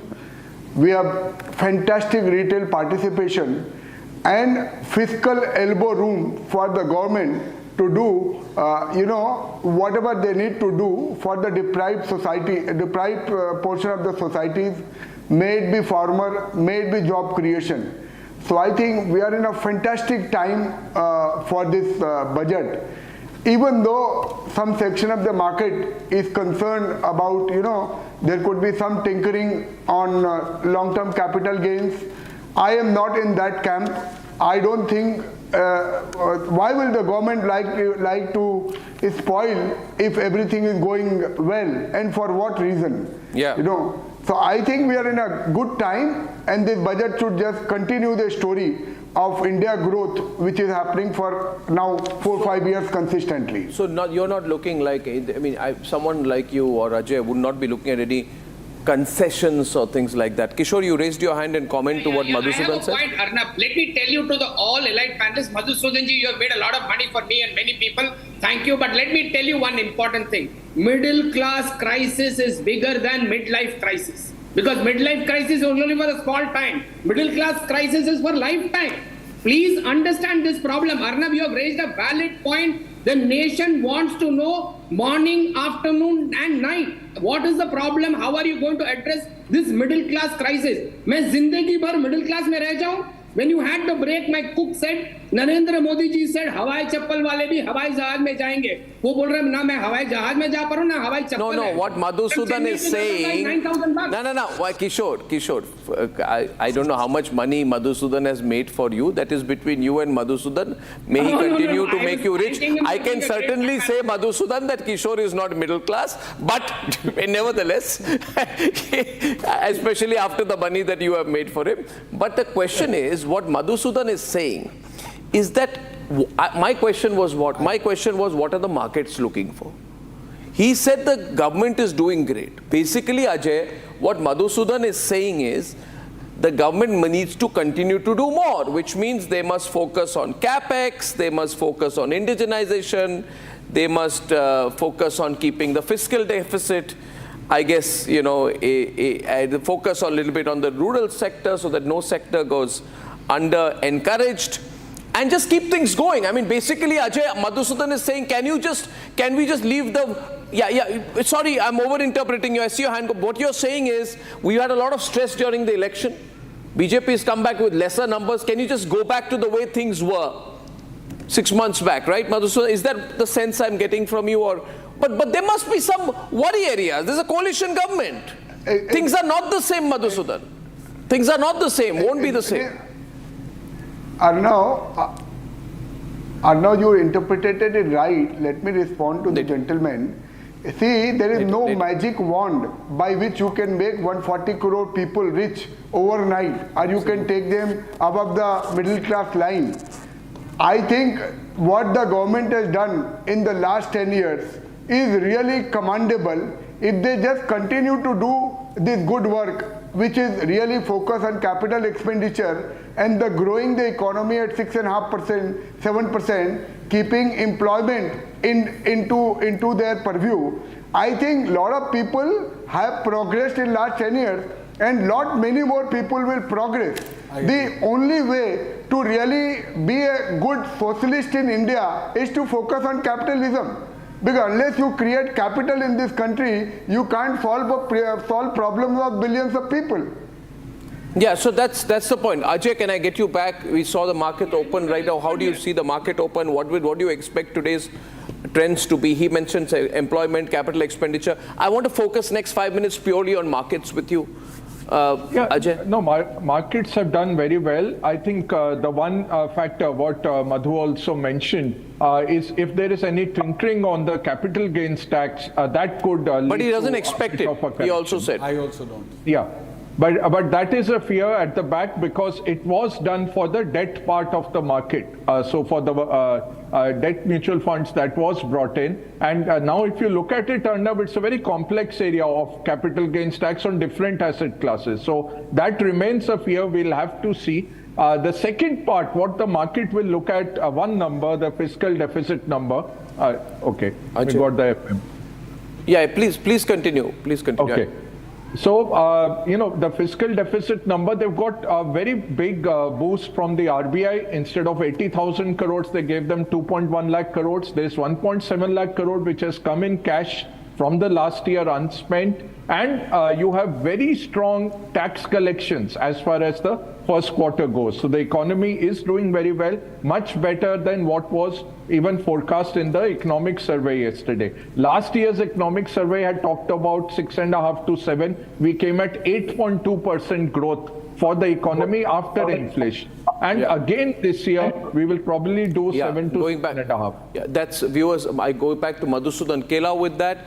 Ajay Baga commenting, Madhusudan on screen, and we have viewers Nirmala Sitharaman, who it's 11 minutes past 9, and she will be in the next 5 minutes. That's her with her team and the Bahikata, and she will be with her team going to the Rashtrapati Bhavan. The appointment is at 9:30 as usual, and after meeting the president, she will proceed to Parliament. All happening very, very quickly. Madhusudan, I'm coming back to you because we have limited time with you. What I want you to elaborate on one thing from what I understand you are saying is that there is fiscal room available this time. There's a considerable amount of fiscal room that the government has, and I think what continuity is what the market is looking at. They're looking for a sort of what I would call, Madhusudan, a balanced approach. That's basically all the stakeholders are taken care of. However, there's always that one thing that causes some excitement, some positive mood. What would that be, Madhusudan? There's always balance, continuity is good, but there was maybe, something which makes the headline. Also, I think I'm not sure if it's the markets that the Prime Minister wants to cater to, but I'm sure there's some element of newsiness he would want in the budget this time. Not just another boring budget, yeah. Yeah, but Arnav, I can give you a very complicated answer, but that is not my nature. I would say what is market looking at is only the continuity. Just continue to do the good work, focus on capital expenditure, focus on infrastructure, making sure that the subsidy burden is reduced, making sure that the wasteful expenditure is reduced. This is the first time in the history now, in 32 years, that the government borrowing actually will be lower than last year. Yeah. I repeat again, this is the first time in the history that the government borrowing may be lower than what it was last year. Right? So that is the continuity which we want. And I want to highlight one more point, Varna, with data. Who is the biggest beneficiary of this bull run? The government itself. The market capitalization of all the PSU companies put together was only 13 lakh crores in 2020. The government share was 8.5 lakh crores. Today the market capitalization of all the public sector companies put together is 80 lakh crores and the government share is 55 lakh crores. So the government not only has the fiscal room in terms of RBI dividend or the little bit of tax buoyancy, they have enormous balance sheet room wherein they can divest 2-3% of these public sector companies and they can do as much good as they want to do for the poor. And that is what my point is, that the stock market buoyancy is not only good for individuals, but it is the best thing which has happened for the government of India, which has made the balance sheet of government of India very, very strong. No, I am totally with you on that, but so viewers, the takeaway from that, never been as good, continued growth in capital expenditure is what he's saying, maybe some targeted increase in revenue expenditure to support all the core schemes. But on taxes, what would you expect? Broadly stable tax structure is what the market would look at. Markets keep looking at fiscal discipline. How important is that number? The market is not even asking for reduction in taxation. Whatever needs to be done, market is not even asking for reduction in taxation. Whatever needs to be done has been done.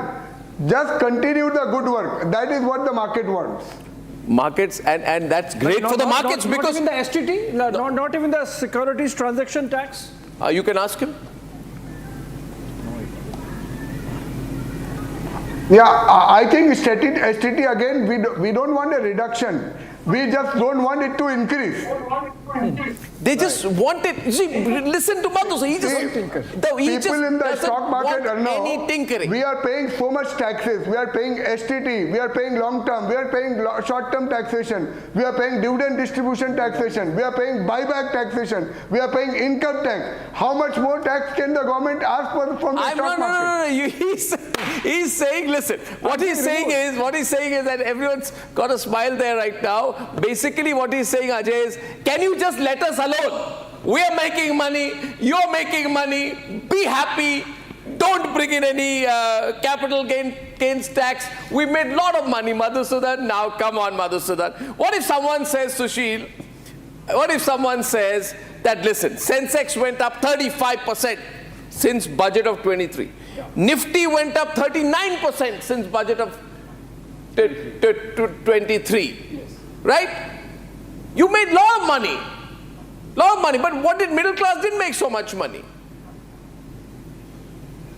So what if there's a little bit of, tinkering? Because, Arnav, the difference is we believed in India, someone else You did not think middle believe. class doesn't believe in India? Believe in the country to be able to make money in the stock market. Now that's it. You've given me my debating point. Market participants are saying today, we don't want any change in long-term capital gains tax. Currently at 10% for holding shares for 1 year and 15% as short-term capital gains tax, which is less than 1 year. Madhusudan says, keep it the same. don't break it. You break the, pardon me? He's saying don't change the flow. Yeah, because what he's also saying is that there is enough money coming into the capital He's not markets wrong. in any case. He's not wrong, but governments not can wrong. get greedy. Governments can get greedy. So they shouldn't increase it for sure, but there's no need to reduce it. There were people who were saying that they need to reduce it. Sushil, what do you think, Sushil? You hearing Madhusudan there? Are you busy trading? See, Arnab, I will have to concur with Madhu here, not just because birds of the same flock, flock together. See, what he's trying emphasizing, as far as I have understood, is we can also lose money and we can make money, and that does not change the requirement for any normal business people to have a realistic and rational system of taxation. So there are too many types of taxes, as if, while the Prime Minister has been perhaps one of the first leaders worldwide to emphasize that wealth creators are going to be respected in India, but that is yet to really reflect into reality. There are too many types of taxes we pay as if we are a burden by making money. So I concur with Madhu on this point that there's too much of different varieties of taxes. My point is, then I'll ask Ajay, what do you think? You all concur that keep it the same, capital markets? Don't touch it, what's not broken?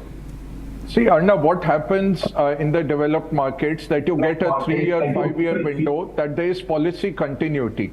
So too much tinkering of taxes destroys sentiment. That's the big thing. Second, your foreign investor is not paying any tax. They are covered by double taxation avoidance agreement. Your retail investor pays tax.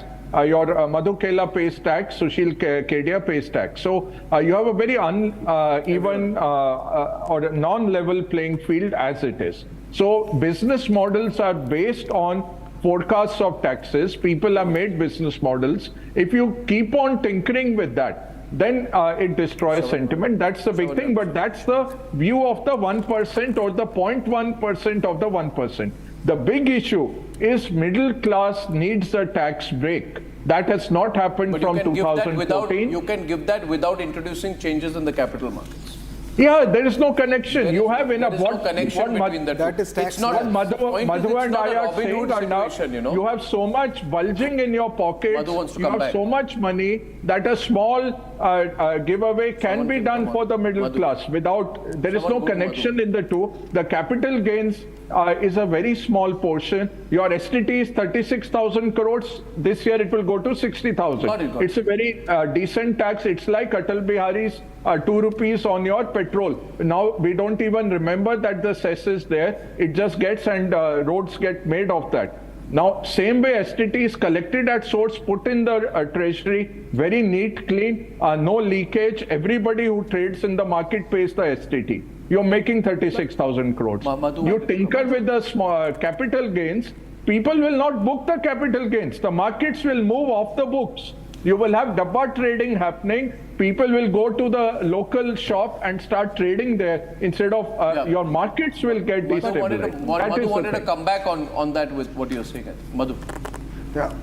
Well, Arnav, the moot point is we should not go by anyone's opinion. We should go by empirical facts. You see, the government has not tinkered in the tax, and we have the biggest buoyancy in taxes ever in the history of India. That the taxation, the tax kitty has grown by approximately 20%. So the taxation, the tax corpus doesn't grow by making sure that you charge higher taxes, but it grows only by complying to whatever stable tax regime which you have introduced. If there is a better compliance, I am sure there will be better taxation in India rather than living in this myth that you can increase taxes. You go back to the era when we had a higher capital gains, higher taxation on the corporate sector. What was the taxation amount we collected? And what are the taxation amount we are collecting today when our taxation are actually being lowered? So it is now about more compliance than about really making sure that taxation is higher. And why does the government need the money? They are in a very good situation. I don't think the government needs any more money. We will anyway be around 4.5% elections are coming, they need on to the win fiscal elections. deficit of 2026. More social schemes, which the is a kind very of beautiful stuff, Madhu, that position you to don't be in. worry about. You don't have to run a coalition government. They are running a coalition government.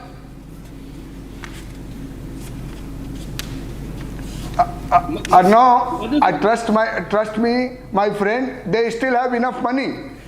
They have still enough money to satisfy everyone. Trust me, Madhu, my friend, trust me, Madhu, you are very happy. Can you imagine, Madhu, if it was a 15-party coalition? then we would make you finance minister of a 15-party coalition. We'd like to see how you distribute the money. How much money you give, which part of the, Anyway, Shawan wanted to say something. That's my view. I reserve the right to be wrong.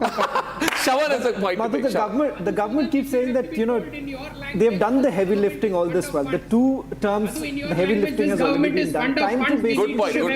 shift. There is a coalition government and If there is a narrative, it is always that why is it the corporates are not really spending? Why is it we are not boosting the consumption? See, it again goes back to the same drawing board that look here, things won't really change. Yeah. Government will not have the elbow room further if the corporate spending also does not really go up. Yeah. I think Madhu has to go. Madhu is looking at the markets and his watch.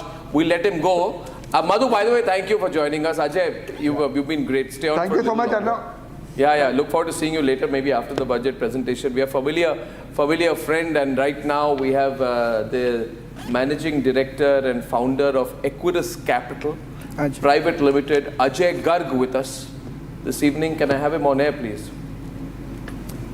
Ajay, old friend, suddenly appears on screen. Sought after name, by the way. Sought after name on budget day.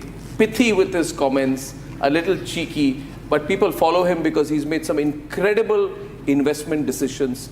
And what I do know, Abhishek and Shawan, about Ajay is that, he's a long-term viewer of the Indian market story. And one of the reasons he's got his investments right is also because he looks at the overall picture of the Indian economy and not just from a capital markets perspective. So maybe we'll start with you, Ajay, on this one. Ajay, good morning. And it's good morning, Arnav. So thanks, and that was a pretty elaborate introduction. I know you guys. I know you. I know Ajay. I've had the privilege of knowing you all personally, and I know how practical and rational you are, and also how nationalistic you are about the India growth story.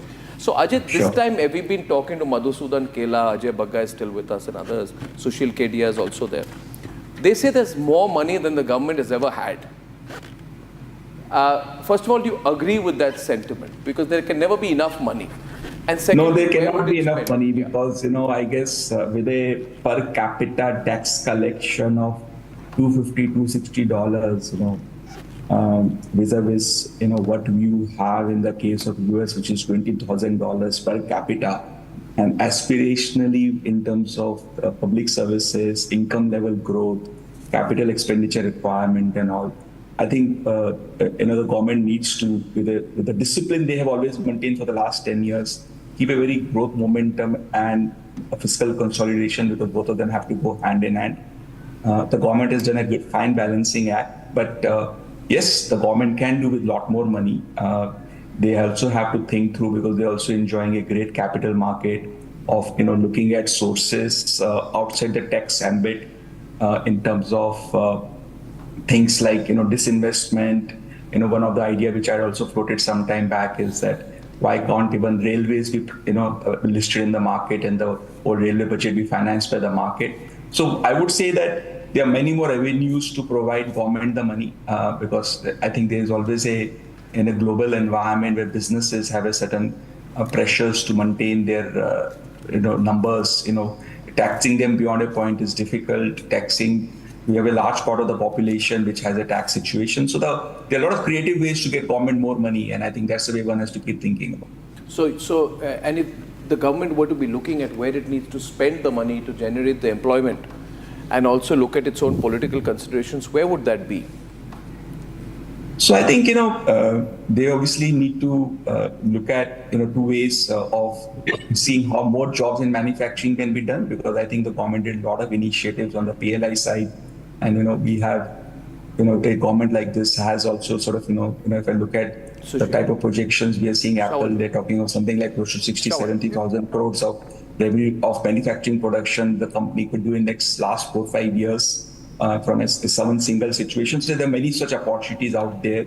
And I think the continuing investments in the PLI schemes, boosting the manufacturing, also sort of, they have to work on farm income too, and whatever ways that can be done to improve the productivity there and the situations would be very helpful and needed for the country, because I think not only the economic growth, but economic growth which has inclusive, where has income growth levels at all levels will be the agenda the government should drive towards. Yeah. Sushil, as far as the government is concerned, they say that you have a subdued agricultural sector right now.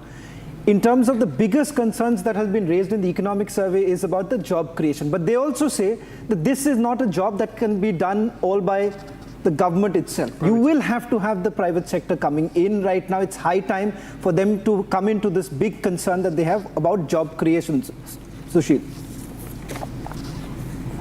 The job creations is something that, has been a element of greater politics than greater good. And economies that make such shifts and where, our internal accounting on the hidden employment and hidden unemployment. So this remains more a political assessment than truly, a measure of any economic progress, because our data and our employment markets are not as organized as the West, but we try to mimic that. So I don't want to delve deep on this, except that, आदमी खोजने जाओ तो मिलता नहीं है. Domestic help in Bombay is not available at 25,000, and we are screaming about unemployment. So there is a vast, complex net of opportunities, missed opportunities, untrained people, ill-trained people, and exceptionally large capacity utilization growth in the economy. So talking about employment for Indian situation currently, vis-a-vis the frameworks with which we talk about them in the West, is absolutely inane. Okay, viewers, I'll take a break at this point. Ajay Garg has given us an overall perspective. Sushil Kedia followed up with that. Ajay, we would trouble you once again on the other side of the break, so we'll reconnect in a bit. Viewers, short advertising break. This is the Budget 2024 pre-budget analysis with our expert panels across the country on Republic. See you here.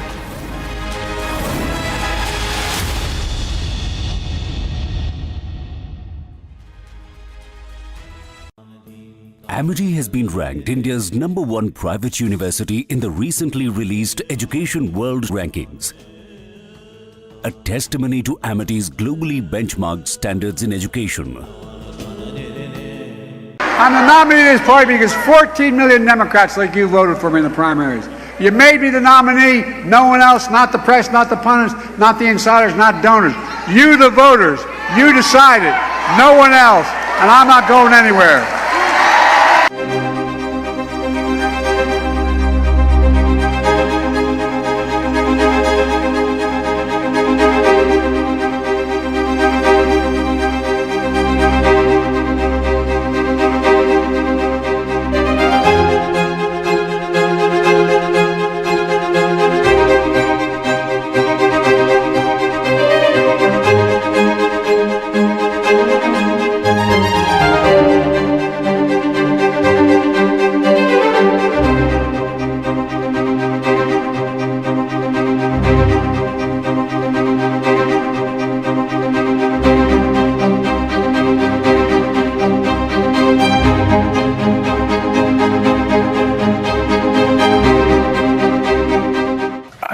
A long time.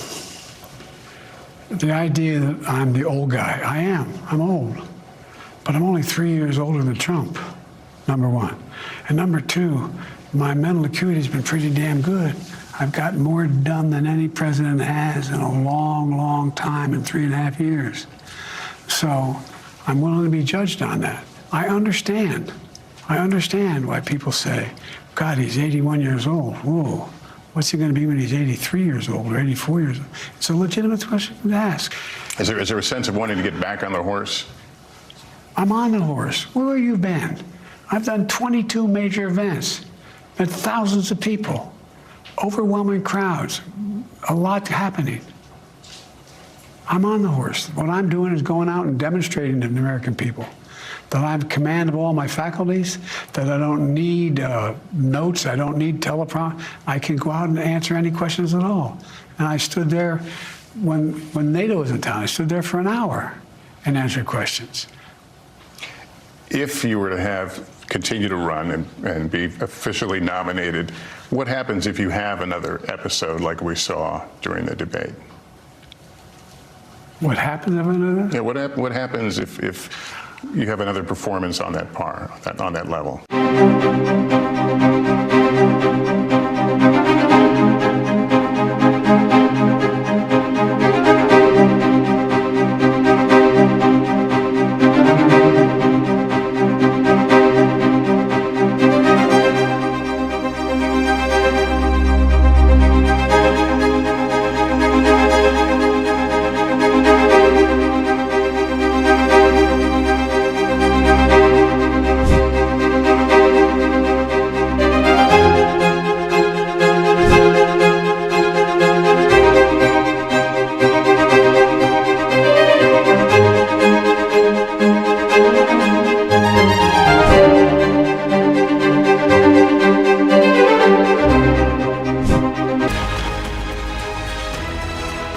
I had spoken about global factors, the introduction of artificial intelligence, the need to balance energy security and energy transition, and of course the imperatives of employment and skilling.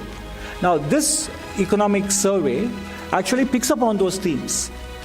And more importantly, it tries to identify the areas and actions that we need to take such that these four important challenges can be addressed as best as possible.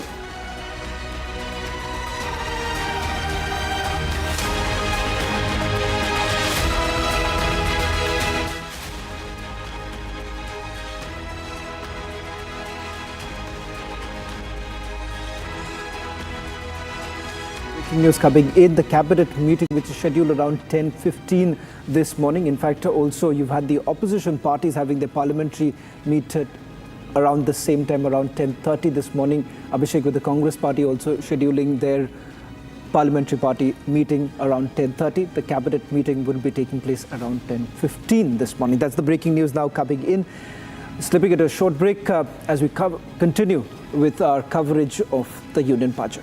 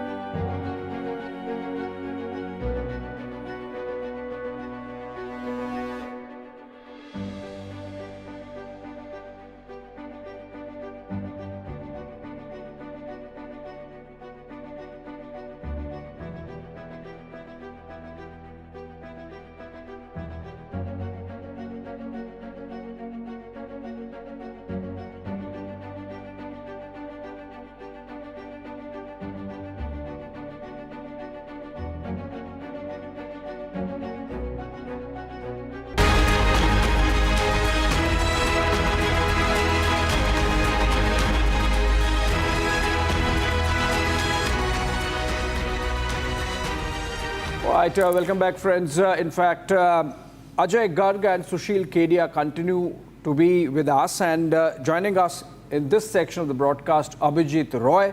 He's the Managing Director of Berger Paints. And as we get those pictures also of a Finance Minister perhaps reaching Rashtrapati Bhavan, if I could ask you, Mr. Roy, what are your expectations from the Finance Minister as she takes to the podium in about an hour's time?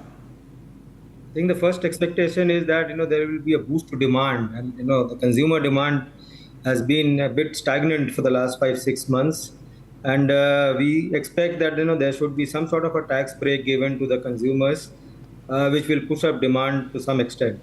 That's the first thing that is expected. Of course, infrastructure push along with the Prime Minister Awas Yojana. I think that will get an increased allocation and probably will continue as has been happening in the past few budgets. So those two things are expected. The rest, of course, in the rural areas, again, I think the government will continue to look at, how to increase the farmers' income. There's another, consumption driver as well. With the increase in consumption, there will be probably increase in capex of private companies as well, and then that is beneficial, and it sets off a virtuous cycle in terms of increased demand, increased investment, and therefore increased employment as well. Right. Markets are in fact egging on the Finance Minister to make some big ticket announcements so far as the consumption story is concerned. But if I could do a follow-up question with you, Mr. Roy, before I go back to Ajay and Sushil Kedia. You say that consumption has not been in the best of territory over the last 6-7 months. And of course, that's the picture everyone else is also talking about. But why, from your industry perspective, given that it's a contributing segment insofar as the larger construction industry is concerned, how you explain this dichotomy that the RBI says there is too much happening in the housing space, even the markets are reflecting that, the real estate sector, and yet is it not percolating down to your segment of the industry, the paints, given the fact that the housing market is actually doing well? No, it's right, because in our case, in the paint, especially the household painting sector, 80% of the demand is from the repainting side, and 20% comes out of, 15 to 20% comes from the real estate new buildings. So new buildings are doing fine, and that is growing reasonably well. But the 80%, which is the repainting cycle, which is there, the repainting consumption has gone down a bit, largely because of, the income being restricted in the hands of consumers, and that's something which needs to be boosted a little bit, I think, in this budget. Okay, what's that silver bullet, Ajay Garg, then, which can bring out the consumption story back on track, according to you? I think it may not necessarily be addressed. Or is there a silver bullet? Perhaps there is no silver bullet. There could be some measures. It's very hard to, for a large country like India, to only find one bullet. That's a difficulty part of the complexities of this country. But if you were to look at it, one of the things which did impact and it may not necessarily be covered in the budget is that the interest rate scenario, which also was talked in the last economic report, that we do want to look at some relaxation there, which may obviously give a much more fillip in terms of, because I think one of the big factors which has impacted consumption is that a lot of in the housing sector, the mortgages costs have gone up. So people who did during post-COVID also look for a little bit of a better situation, suddenly realized that from loans they had contracted had gone up. So I think that has an impact on consumption. So I think that could be one way to help the segment where Mr. Roy works out of, that if a consumption can be improved by looking at the interest rate scenario. And this is not something which comes in the budget, but it's more of an RBI outlook, and hopefully that will happen subsequently. Abhijit, I'll just bring back the focus on your sector, because for the government too, the clarion call has been housing for all. So that in itself would ensure some sort of a boost in the consumption, which would effectively have that the allied sectors would also benefit from it. So where is this entire narrative really emerging from, that, at the end of the day, it appears to be some sort of a, doomsday kind of a narrative that we've been peddling for some time now, that, there hasn't been any growth and perhaps that there isn't enough push? No, so it's not a doomsday narrative as such. As I said, In our case, 80% is basically repainting demand, which is basically existing houses who paint every 5 to 6 years. The new house, consumption is about 15 to 20%. So this boost that is given by the government as far as projects are concerned, like the Prime Minister Awas Yojana, it does help. But 80 to 85% has also to kick in. Now if you look at the consumption GDP growth, it's been around 4%. That's the government figures, if you look at it. And whereas the investment GDP is growing at a much faster pace of about 10%. Overall GDP, therefore, is about that 7.5 odd percentage. And now the consumption GDP has to go up, then only the growth rate will further accelerate. And the way to do it is to have more income in the hands of consumers. And that's something both for rural and urban. As far as rural is concerned, I suppose, the government will do something there. As far as the urban market is concerned, taxation is one of the routes. If there are other routes which the government can think of to increase consumption, that's more than welcome. Okay. Mr. Roy, just stay with us. I have one more follow-up question with you, but I have to tell our viewers the pictures that we are getting are from Rashtrapati Bhavan. This is the customary thing of Finance Minister presenting the budget to the President of India before it is submitted to the Cabinet for its approval. And the Finance Minister has reached there along with the MOS Pankaj Chaudhary and rest of our team, the Finance Ministry bureaucrats, all the secretaries, the Finance Secretary, Revenue Secretary, Expenditure Secretary, Financial Services Secretary, all of them, the DPAM Secretary, they are all there. And the Rashtrapati, the President Draupadi Murmu, can be seen giving a bite of curd and perhaps sugar in it for the Finance Minister. That's also a very traditional thing to be doing, like it happens in many of our Indian homes, right. Shawan, when we have to appear in an exam, we take a bit of curd and sugar in it, and so that custom being followed there by the President with the Finance Minister. Those pictures there. She had done that during the vote on account also. Coming back to Mr. Roy, Abhijit Roy, you think that GST is one window which provides an opportunity for the paint industry, so for example, to come back and beat this demand consumption issue? Because I believe the GST in the paints segment is about 28%. Do you think that can help if it is brought down? No, the GST is at 18%. So, I don't expect that, much of tinkering will happen as far as the GST rates are concerned in the paint segment. So, it's at a, level which is has been there for long years now. And I don't see that actually kicking up the demand in the paint sector. Okay, fair enough. We'll look forward to what the Finance Minister has in store for you, Mr. Roy. But PK Basu also joining us on this broadcast, as also, of course, Sushil Skedia and Ajay Garg continue. We'll take a short break and come back. And, of course, everyone else continues to be with us.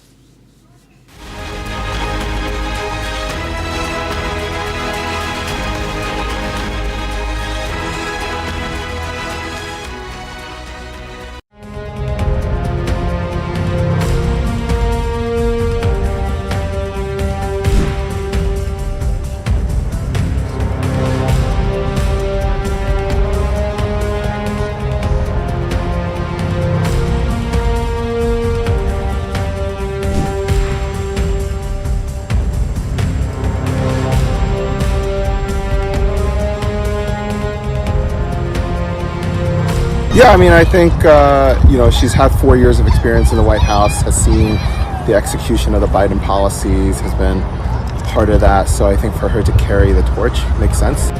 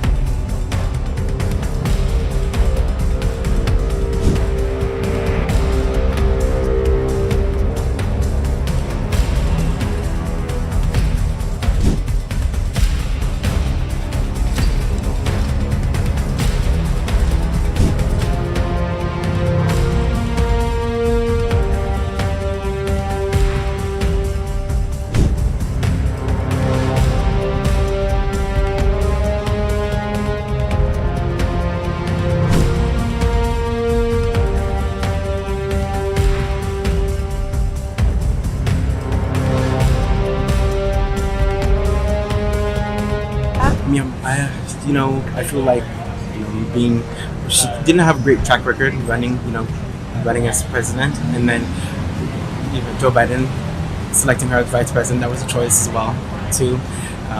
I feel like people really need to get to know her more. Being the vice president doesn't give you the best. Doesn't give you a huge limelight. You know what I mean? We don't really know what she's running on. It's very much Biden's policy. So it's now, what is she gonna do?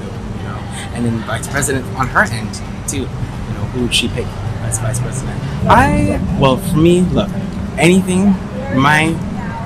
My biggest thing is making sure that Trump doesn't get in the White House. So I feel like even if she was to become the nominee, I'm going to vote regardless, for her. But I really want to know too what her policies are. That's the big thing for me.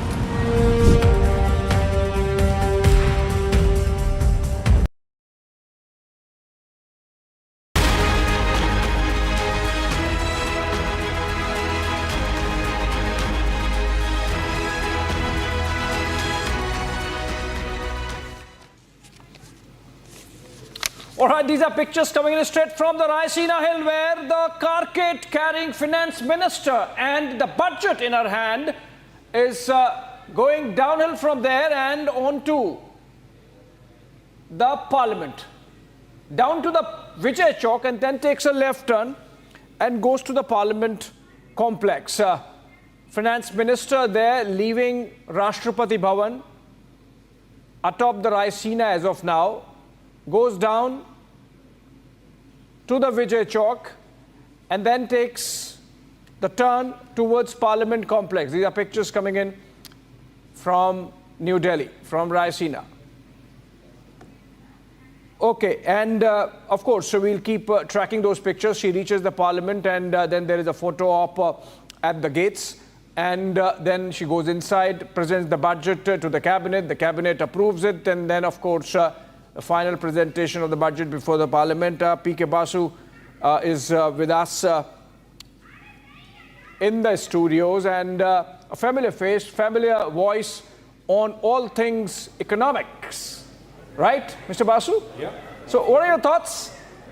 Is there any surprise? Are there any surprises possible? I mean, I've been thinking about it, Mr. Basu, that if the finance minister, with all these things going good for her, had something in a stable, she could have brought out during the vote on account and maybe had some electoral dividends. She did not do that. What do you think can be different this time? Well, I think, first of all, vote on account, you can't really have significant tax changes. So, tax changes, I think, will be an important aspect of what happens in the budget.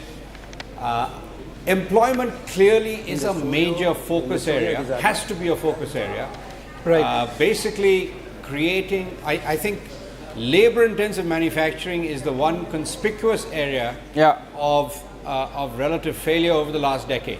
Yeah. The economy is growing. I think, the economic survey had a forecast of 6.5% to 7% growth for this year. I think that is way too conservative. The actual growth numbers likely to be around 8.5% in my view. So there's growth in the economy, but what is lacking is a real pickup in employment across the economy, but particularly in manufacturing. So, and that is not a phenomenon that is true of just the last 5 or 10 years. Since 2005, if you look at the CLEMS database, there's been very little growth. In fact, I go back all the way to 1980, and if you see the employment growth, it has stayed below population growth, below the working age population growth for 20, 30 years. Yeah. And this is something that is now becoming a serious challenge and needs to be addressed. So I think something on jobs. I think there should be more incentives for best case labor-intensive manufacturing. PLI extended to include incentives for employment and exports. Let's look at how the jobs would come, because jobs come when there is consumption and hence production. So we are told the Blue Star MD B. Thiagarajan is joining us live, and very good morning to you, Mr. Thiagarajan. The fact that it's been a hot summer, unusually hot summer, would have given some tailwinds to your industry. You think At least for you, the consumption story has been good, and going forward, it's going to be good. What more the finance minister can do to help you? Good morning. It's a pleasure interacting with you. As you may know, April was around 70% growth in air conditioner segment, and in May again 70%, and overall Q1 the industry would have grown more than 50%. This is coming at the back of the PLI scheme, which kick-started, while manufacturing jobs are yet to be created, at least in air conditioners and quite a few consumer durables categories. The growth is really happening, and the employment would have gone up close to around 100,000 already last year. Now, our estimate shows in about 5 years' time, by 2030, the industry will double, consumer durables industry. By 2047, we will overtake China. In that context, I am confining myself to consumer durables and electronics. We would look forward to three things. Number one is we have to build scale. For that, some more PLI schemes will be of help. Even if PLI is not there, we simply look forward to continuation of infrastructure development. And that 1 lakh crore rupees which was set aside for R&D and innovation, that is to be operationalized. And in order to grow our exports, to an extent you have to ease the component ecosystem. And the economic survey calls for selective FDI clearance from China. It is good because in the US we end up competing with Chinese players. So if they are following the law of the land, if they are going to invest, if they are going to do domestic value addition, it will help us to further improve our competitiveness. So consumer durable industry is looking forward to development in which the infrastructure improves so that we are able to bring down the logistics costs, R&D and innovation growth. And we are excited about what is happening already. We will move forward towards a globally competitive industry from India, which can play a significant role in exports. Yes, Mr. Tyagarajan, good morning. This is Runup here. I totally agree with your sentiments there. Please stay on with us. I'm also joined by Niranjan Hiranandani right now. Ajay Garg is continuing to be with us. Viewers, while we are doing this, keep one thing in mind, that this is a fantastic time, we are talking about sectors, but at the end of the day, we are all vested in the India story. IMF has upgraded its economic forecast for India in 2024. The world, growth will dip the following year. So we need to make the best when things are good. We are expected to grow at 7%, higher than April's projection of 6.8%. That is tremendous.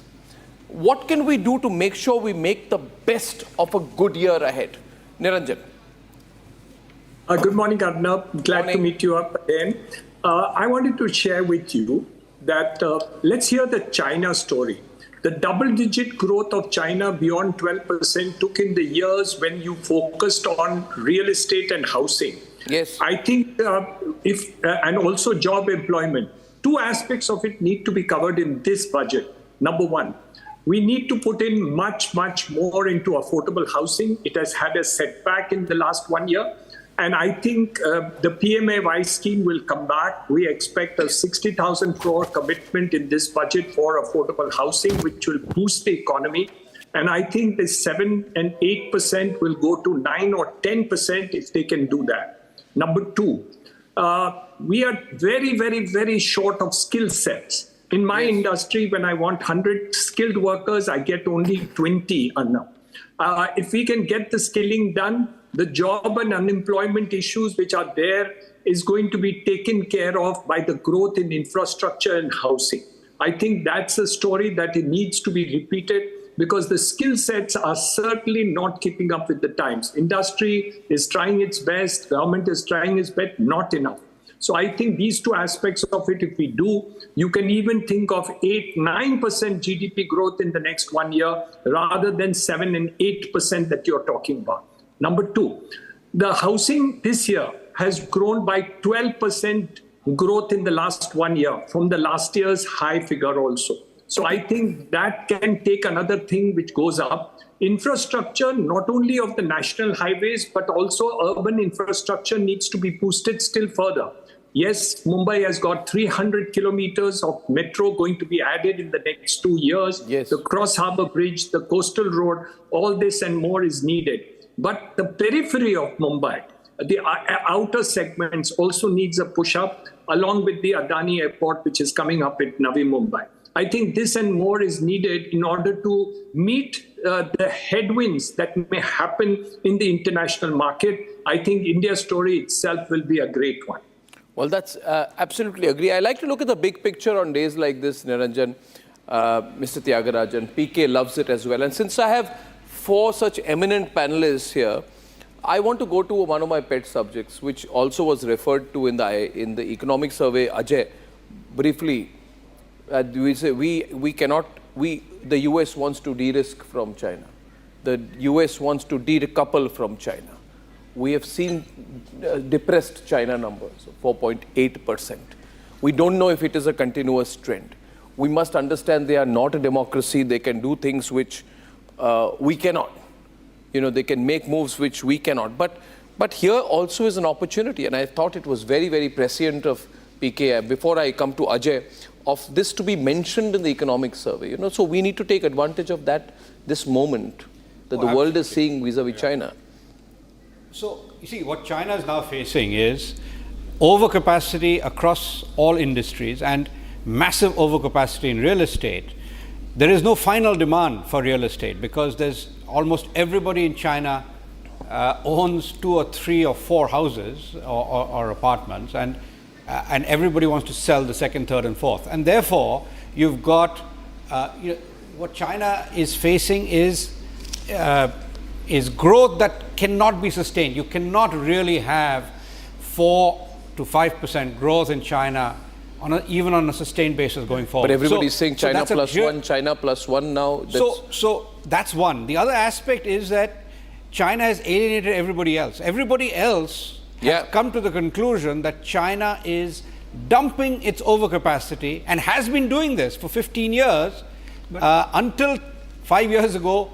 The rest of the world was oblivious to this situation, but now we are trying to ensure, almost every country is trying to ring fence its domestic market. But we have a unique problem. We are also their biggest import. No, we are a huge source. See, now the interesting thing is that we have an enormous bilateral trade deficit of over $90 billion annually with China. So what the economic survey advocates is that we should, in fact, encourage Chinese companies to import substitutes, to produce more in India, rather than to simply import components. Also, just to, Mr. Tyagarajan, if you can also come into this, because the argument here is that how do you really do this? Dip into the supply chain, because that's where the key area is, where India could actually play a pivotal role.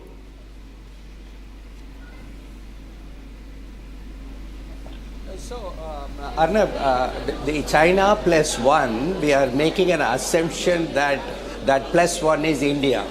So it may not. When I talk to a European supply chain manager or an American supply chain manager, they are looking forward to a product which is of highest quality at the lowest price, which China is able to do because of domestic scale. So principle number 1, domestic scale should be built. Number 2, we are not at global quality standards at all. Lot more to be done for us to improve the quality standards. And the government has made certain initiatives. Now, take for example air conditioners. China's domestic market is around 85 million. They produce, including their exports, 120 million. India has crossed only 12 million. So 12 million to 140, if you are to look at it, that scale is formidable. In that event, we should innovate. And our R&D expenses for as a country is less than 0.65% of GDP. So therefore, we have to focus on building domestic scale. 2, we have to improve the quality standards. 3, we have to innovate substantially. 4, we have to add substantial value addition, which is happening in some industries which received PLI scheme.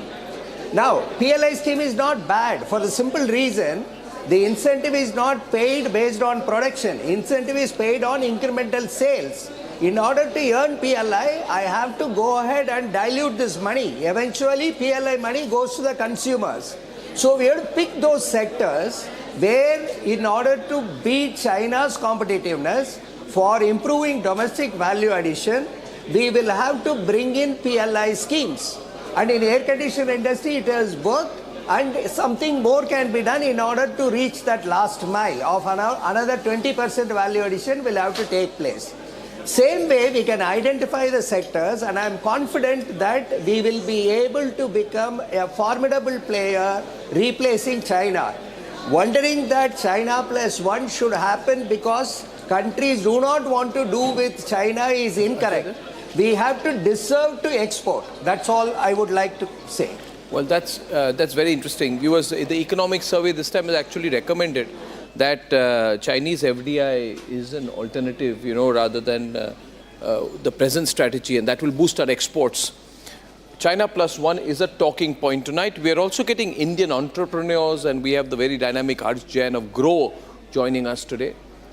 Harsh, you founded a company, you lead a company, and you've done exceptionally well in the last 1 year. What do companies like yours, look forward to in this budget? Yeah, thanks, Arnab. See, two phenomena that's happening in the country and very important to look at is one is the advent of digital, innovations, and there's a lot more digital infrastructure that we need to invest in, whether it is about cyber security or artificial intelligence or even electric vehicle automobiles infrastructure. So this investment, I'm looking forward to some more movements happening towards this.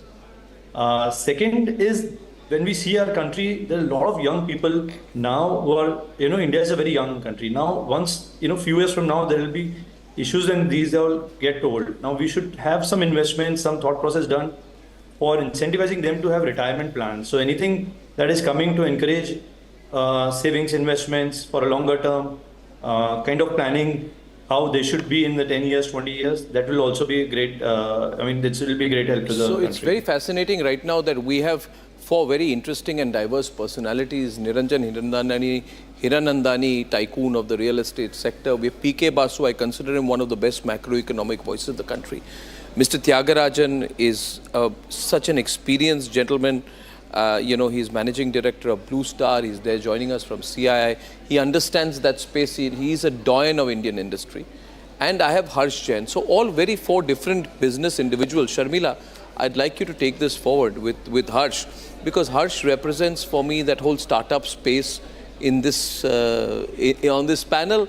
And as we all know, Harsh, I think, was a part of the founding team at Flipkart. He's seen companies grow.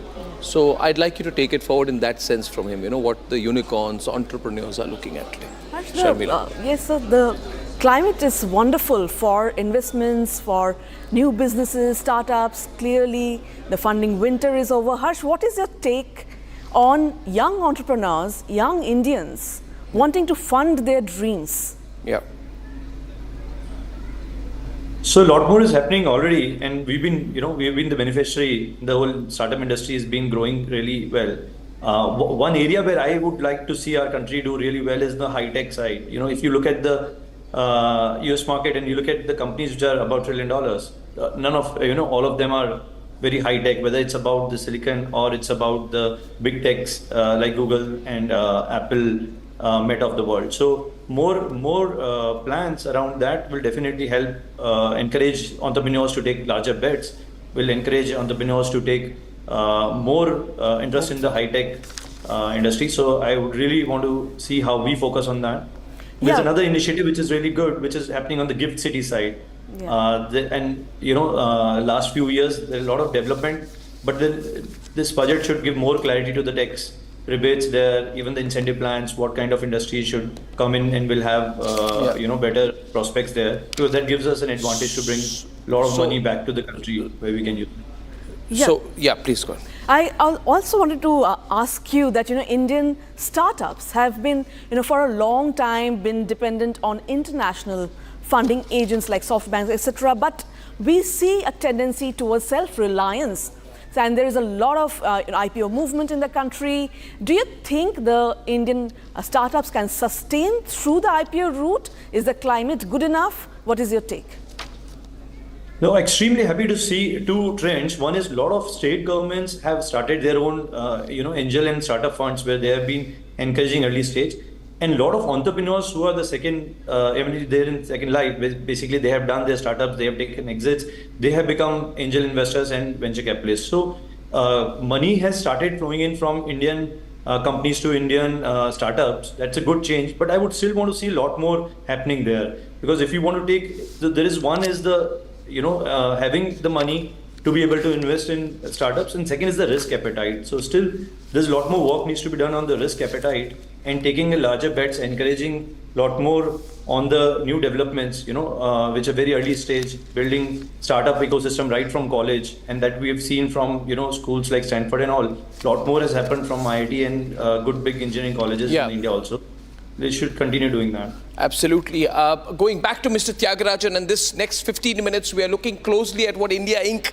wants from the budget. And Mr. Tyagarajan, S&P is giving us an upgrade after 14 years. I want to keep going back to that recurrent theme. Unfortunately, the political environment, some people think is not as stable today as it was maybe 4 months back. PK can disagree with that. But basically, the world is saying one thing about India. They are saying you have sound economic fundamentals, right? And very good growth momentum. You've taken very good decisions. In fact, Mr. Tyagarajan, I don't think it has ever been better through my journalistic career of more than 25 years. And I think S&P now saying we are actually expecting improvement beyond this for the next 2 years. So everyone on my morning panel has said continuity, continuity. We just continue the way you are. Is there anything we can do differently? Or anything we should watch out for? Arnab, they are also saying that finally India has arrived. Yes. So when you visit Europe, when you visit United States, I see a distinct difference in the past 5-6 years that India has arrived and India has a role to play in the global economy. Now, I do not think we should do something differently at all. We should continue with our theme of infrastructure building, capability building, and taking us to the next leap of growth with ambitious and aspirational goals. Now, from the companies, we were not used to thinking about setting up factories which can make 2 million units. 4 years ago, if you asked me, an air conditioner factory which is going to make 5 lakh units was a big thing. Today we are talking about can we look at 2 million units, 5 million units, can we acquire 100 acres of land? Where 20 acres was a big question mark 5 years ago. So there is a big mind shift change that has happened. Now, according to me, it is the last mile that we have to cross in the consumer durables sector. It is again to do with coming to terms with the scale and behave like the big players. 2, go ahead and invest in R&D and innovation. 3, learn to compete by producing products that are world-class quality. Now, I do not think the government can do anything in that except keep providing us a good infrastructure and keep providing or improving the ease of doing business in terms of import restrictions in certain components, etc. The industry ask is very, very simple. We are migrating to that we can now beat China in about 10 to 15 years' time. There is absolutely no problem. That's incredible. And Goldman Sachs actually has forecast world economic growth by 2075. And they're saying India can pip US, Germany to that position. So yes, I think what you're saying is think big, build scale, behave like the big boys. But there are uncertainties, PK. I want to take, are there any uncertainties in that DK Srivastava is Chief Policy Advisor at EY, Ernst & Young? Are there any uncertainties that we'd also need to factor in, Mr. Srivastava? Good morning. Good morning, good morning. Well, the main uncertainty actually emanates from the global economy. That uncertainty is likely to continue in the medium term, and therefore we have to plan very largely on domestic strategy for sustaining growth. The story that is being led through infrastructure development needs to be completed possibly from this budget, in the sense that we need higher multipliers associated with infrastructure investment. You say only external, but what about internal challenges? I'm also looking, I know corporates won't talk about it. If I ask Niranjan, he will keep mum on it. Even Tyaga will not talk much about it. But the fact is that we have a very, very polarized polity. We are getting towards a monsoon session of Parliament, PK, and it's going to be crazy, let me tell you, and political tension in this country has never been greater. Is that a factor, or it'll be handled? It is certainly a factor. How? The factor is, obviously... Tyagu is saying on it. Tyagarajan is talking about it. No, I'm not going to miss this moment. Come back to you. Yes, please, Tyagu, coming back to you. Yeah. Is it a factor? See, I am of the view that the labor reforms, new wage code, that has to be operationalized by the states, setting aside the political differences. Right. Because we are on one end talking about inclusive growth, other end we are talking about also consumption growth. Now the laws, the bills that have been passed are landmark ones, and it is time we go ahead and implement that. It is, according to me, very important. Now I'm not getting into politics. We had talked about it earlier. In e-commerce world, FDI in multi-brand retail, if it can generate employment within set rules, I think we should go ahead and implement that. And the third part is connected with one more contentious issue, not only within India, internationally. If India is going to grow, what happens to the carbon footprint? Now, the LIFE program, that is Lifestyle for Environment, and green credit schemes of Prime Minister Modi are brilliant schemes. It's path-breaking ones. Now, you can encourage consumption of environmentally sustainable products. In my case, a 5-star air conditioner, okay, you are not able to reduce the GST, but if you are going to give a green credit which can be encashed by people, it is good for the economy. So innovative schemes and bills are already in place.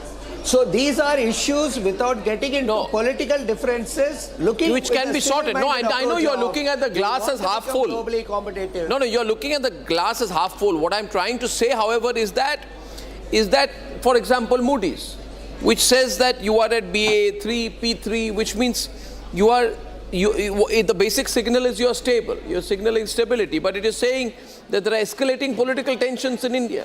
I know the checks and balances are not there. Our long-term growth trajectory could be affected by these things. Could they?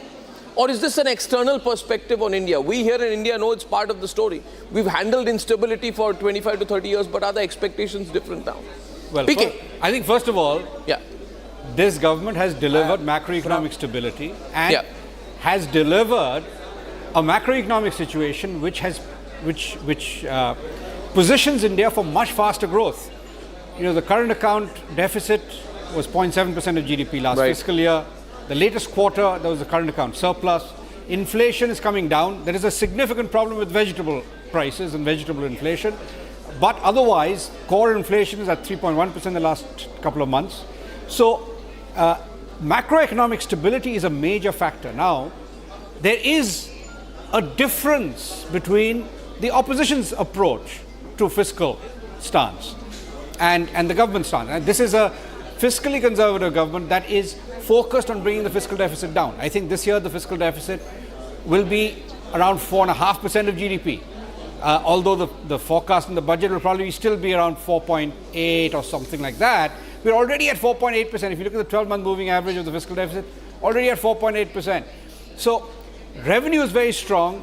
There's the extra dividend from the RBI, But that's as of today. But PK, so all PK, of this but helps. PK, Now, PK. But if you look at what the opposition wants, They want wealth opposition wants redistribution. They want private sector more- reservation.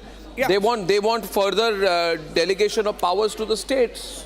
Okay, now, as far as the politics of India is concerned, for the next 5 years, we can be reasonably sure that this government is in place. But this government needs to deliver on the employment agenda above everything else. In my view, the significant factor that made a big difference in the last election is the perception that employment is not being created rapidly enough. They need to make and the there right. is no doubt that not just this year, I want but I'd Niranjan say to comment 20 on that. years, we have had a problem. I think that's with the point. They employment have creation. to. They have to balance scale. these things out. Yeah. And with regard Let's to get scale, Niranjan in because before Mr. Tyagarajan talked about scale in consumer durables. There's scale that can be achieved in basic labor-intensive manufacturing. I think one of the interesting things is that this government, but you can't make labor change. New labor laws. Yeah. New labor laws Okay. were passed by Parliament. Okay, I have to take a 4 short years break. ago. Before that, They I'll need to be notified. I'll get a comment from 30-second comment from Niranjan before I go into break. Niranjan. Arnab, I think the focus which Mr. Basu talked about, employment is important. If I was the finance minister, I would focus on tourism. I would focus on textiles. I would focus on real estate. I would focus on infra and on services. But more important than all that, I would focus on skilling. I would focus on upskilling, and I would focus on reskilling. If you can do that, then with the growth of the economy, which is already there, all this will meet the employment needs of the country simultaneously. And we will be having a better employment situation along with the growth of GDP and per capita GDP growth. And this is what I would do if I was the finance minister. Absolutely. And before I go into the break, I want to go to the visuals of the finance minister. We got it on the Hindi channel. We can quickly get it up with the President of India. Viewers, so this is a 37-minute run-up to the presentation of the union budget. There the visuals are. Our production team has got it right now. And I think the stage is now set. Ladies and gentlemen, I want you to just keep in mind there are sectors which can benefit, defense, infrastructure, PSUs. But the broad picture is continuity. Nirmala Sitharaman is presenting her 7th budget, 6th complete budget, 7th consecutive budget, and the important thing is she's breaking Morarji Desai's record today. So it's a historic day for her as well. I'll see you in just about 3 or 4 minutes.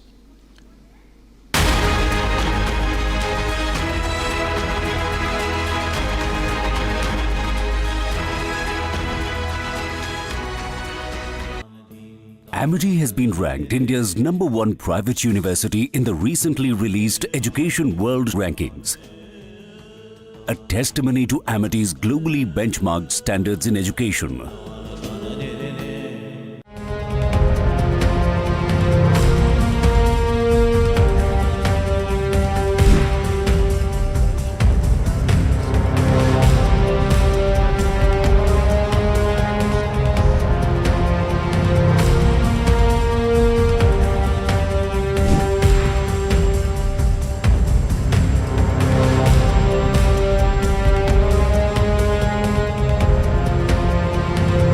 Yeah, I mean, I think, she's had 4 years of experience in the White House, has seen the execution of the Biden policies, has been part of that. So I think for her to carry the torch makes sense.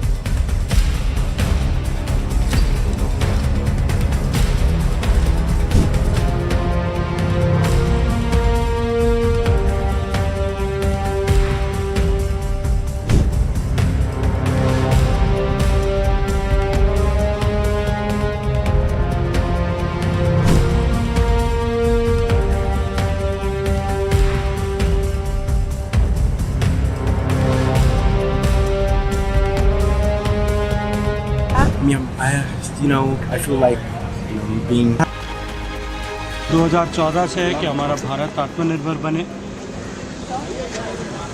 और अमृत काल के समय से जो संकल्प है कि हमारा देश विकसित भारत बने और श्रृंखलाबद्ध तरीके से जिस तरह से इस दिशा में देश आगे बढ़ रहा है और उसको बढ़ाने के लिए बजट डिक्लेयर किया जाता है, उसी कंटिन्यूएशन में इस बार भी बजट की घोषणा होगी।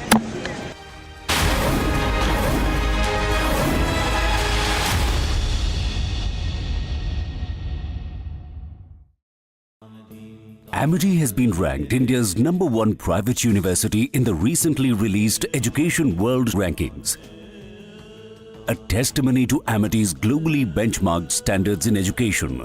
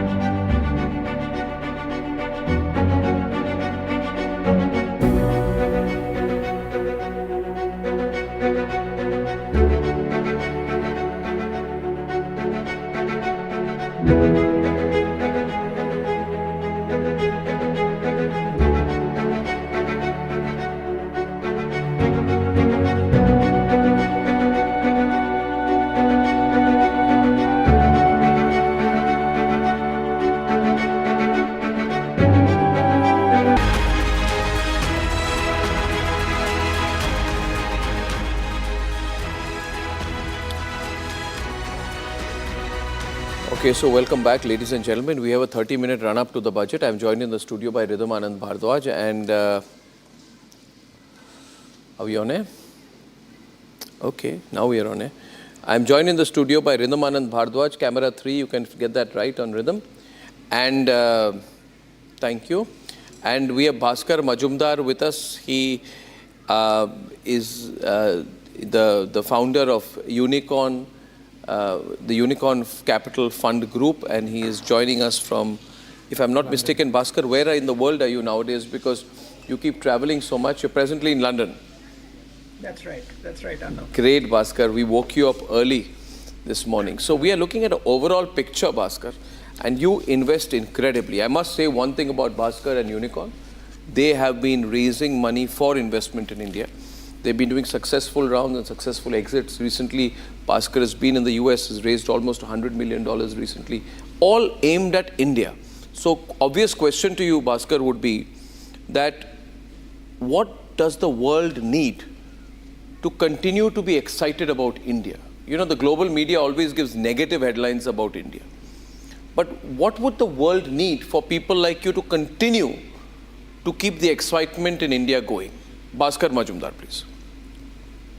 Absolutely, absolutely, Arnab. And over the last 1 year, during our journey of raising money, That's Bhaskar, top primarily for the Indian startups and the early stage companies, one of the things we've seen that irrespective of wherever we were, looking at raising money, India remains to be seen as the fulcrum for growth and the driver for growth going forward. The entire China Great Plus strategy picture, is great breaking news grid. Bhaskar, yeah, please continue, Bhaskar. Yeah. Yeah, the entire China Plus strategy that is emanating out and the move towards manufacturing. Clearly, the world, whether it be large institutions, family offices, Bhaskar, everyone is looking at India as becoming the next fulcrum for growth. And the thing that the world is looking at is primarily stability. There was a week of, a natural slowdown after the election results came, but it was basically a blurb more than anything else. And once again, things are back on track. Apart from stability, the most important factor which people are looking at is the continuity and going back on some of the taxation structures and other things that have happened. And simplification of the taxes. That for me is the biggest area where people are pretty much concerned even to this date about the India growth story. Can you explain that in detail? We just had a slight reference to it here in the studio. When you say simplification of taxes, presumably ease of doing business. Yes, please. If you can elaborate in a little more detail. Sure. I'm going to speak more from what I do, which is the early stage ecosystem. And that's very, very important from the employment discussion we had. When Prime Minister came in 2015, he said for India to become the world superpower by 2047, India has to move from becoming a country of job seekers to a country of job creators. And that was the essence around which he started the entire startup mission. Now, one of the biggest drawbacks in this whole mission has been the fact that, every budget we've been hearing about the government looking aggressively at angel tax. Angel tax is one of the taxes which was basically a figment of imagination of the bureaucracy. They suddenly came up with it, and this has started to slow down the entire investment for the early stage people. Now, every budget we keep hearing about angel tax being removed, but nothing of that has happened. Again, one must understand that there are smaller companies, US, 90% of the growth of US is from MSME companies. Yep. In India, you cannot expect an MSME company, to file constantly the GST and all of that. The 20 lakh cap that is there on turnover has to be increased to somewhere near 1 crore so that at least the companies can, flourish to that extent rather than being caught in the trappings of the tax reporting. So I think these are some of the simple things in taxation that the government needs to look at for the growth of the startup industry, which according to me is going to be the biggest employer going forward. Very important point. I want Harsh to respond to that. You've been part of startups yourself. By the way, that's Harsh Jain Bhaskar, formerly Flipkart, presently leading Grow with a double W into its next phase of growth. So would you agree with that, Because after all, Harsh, investment remaining attractive to foreign capital can't just be in big sectors like insurance and defense.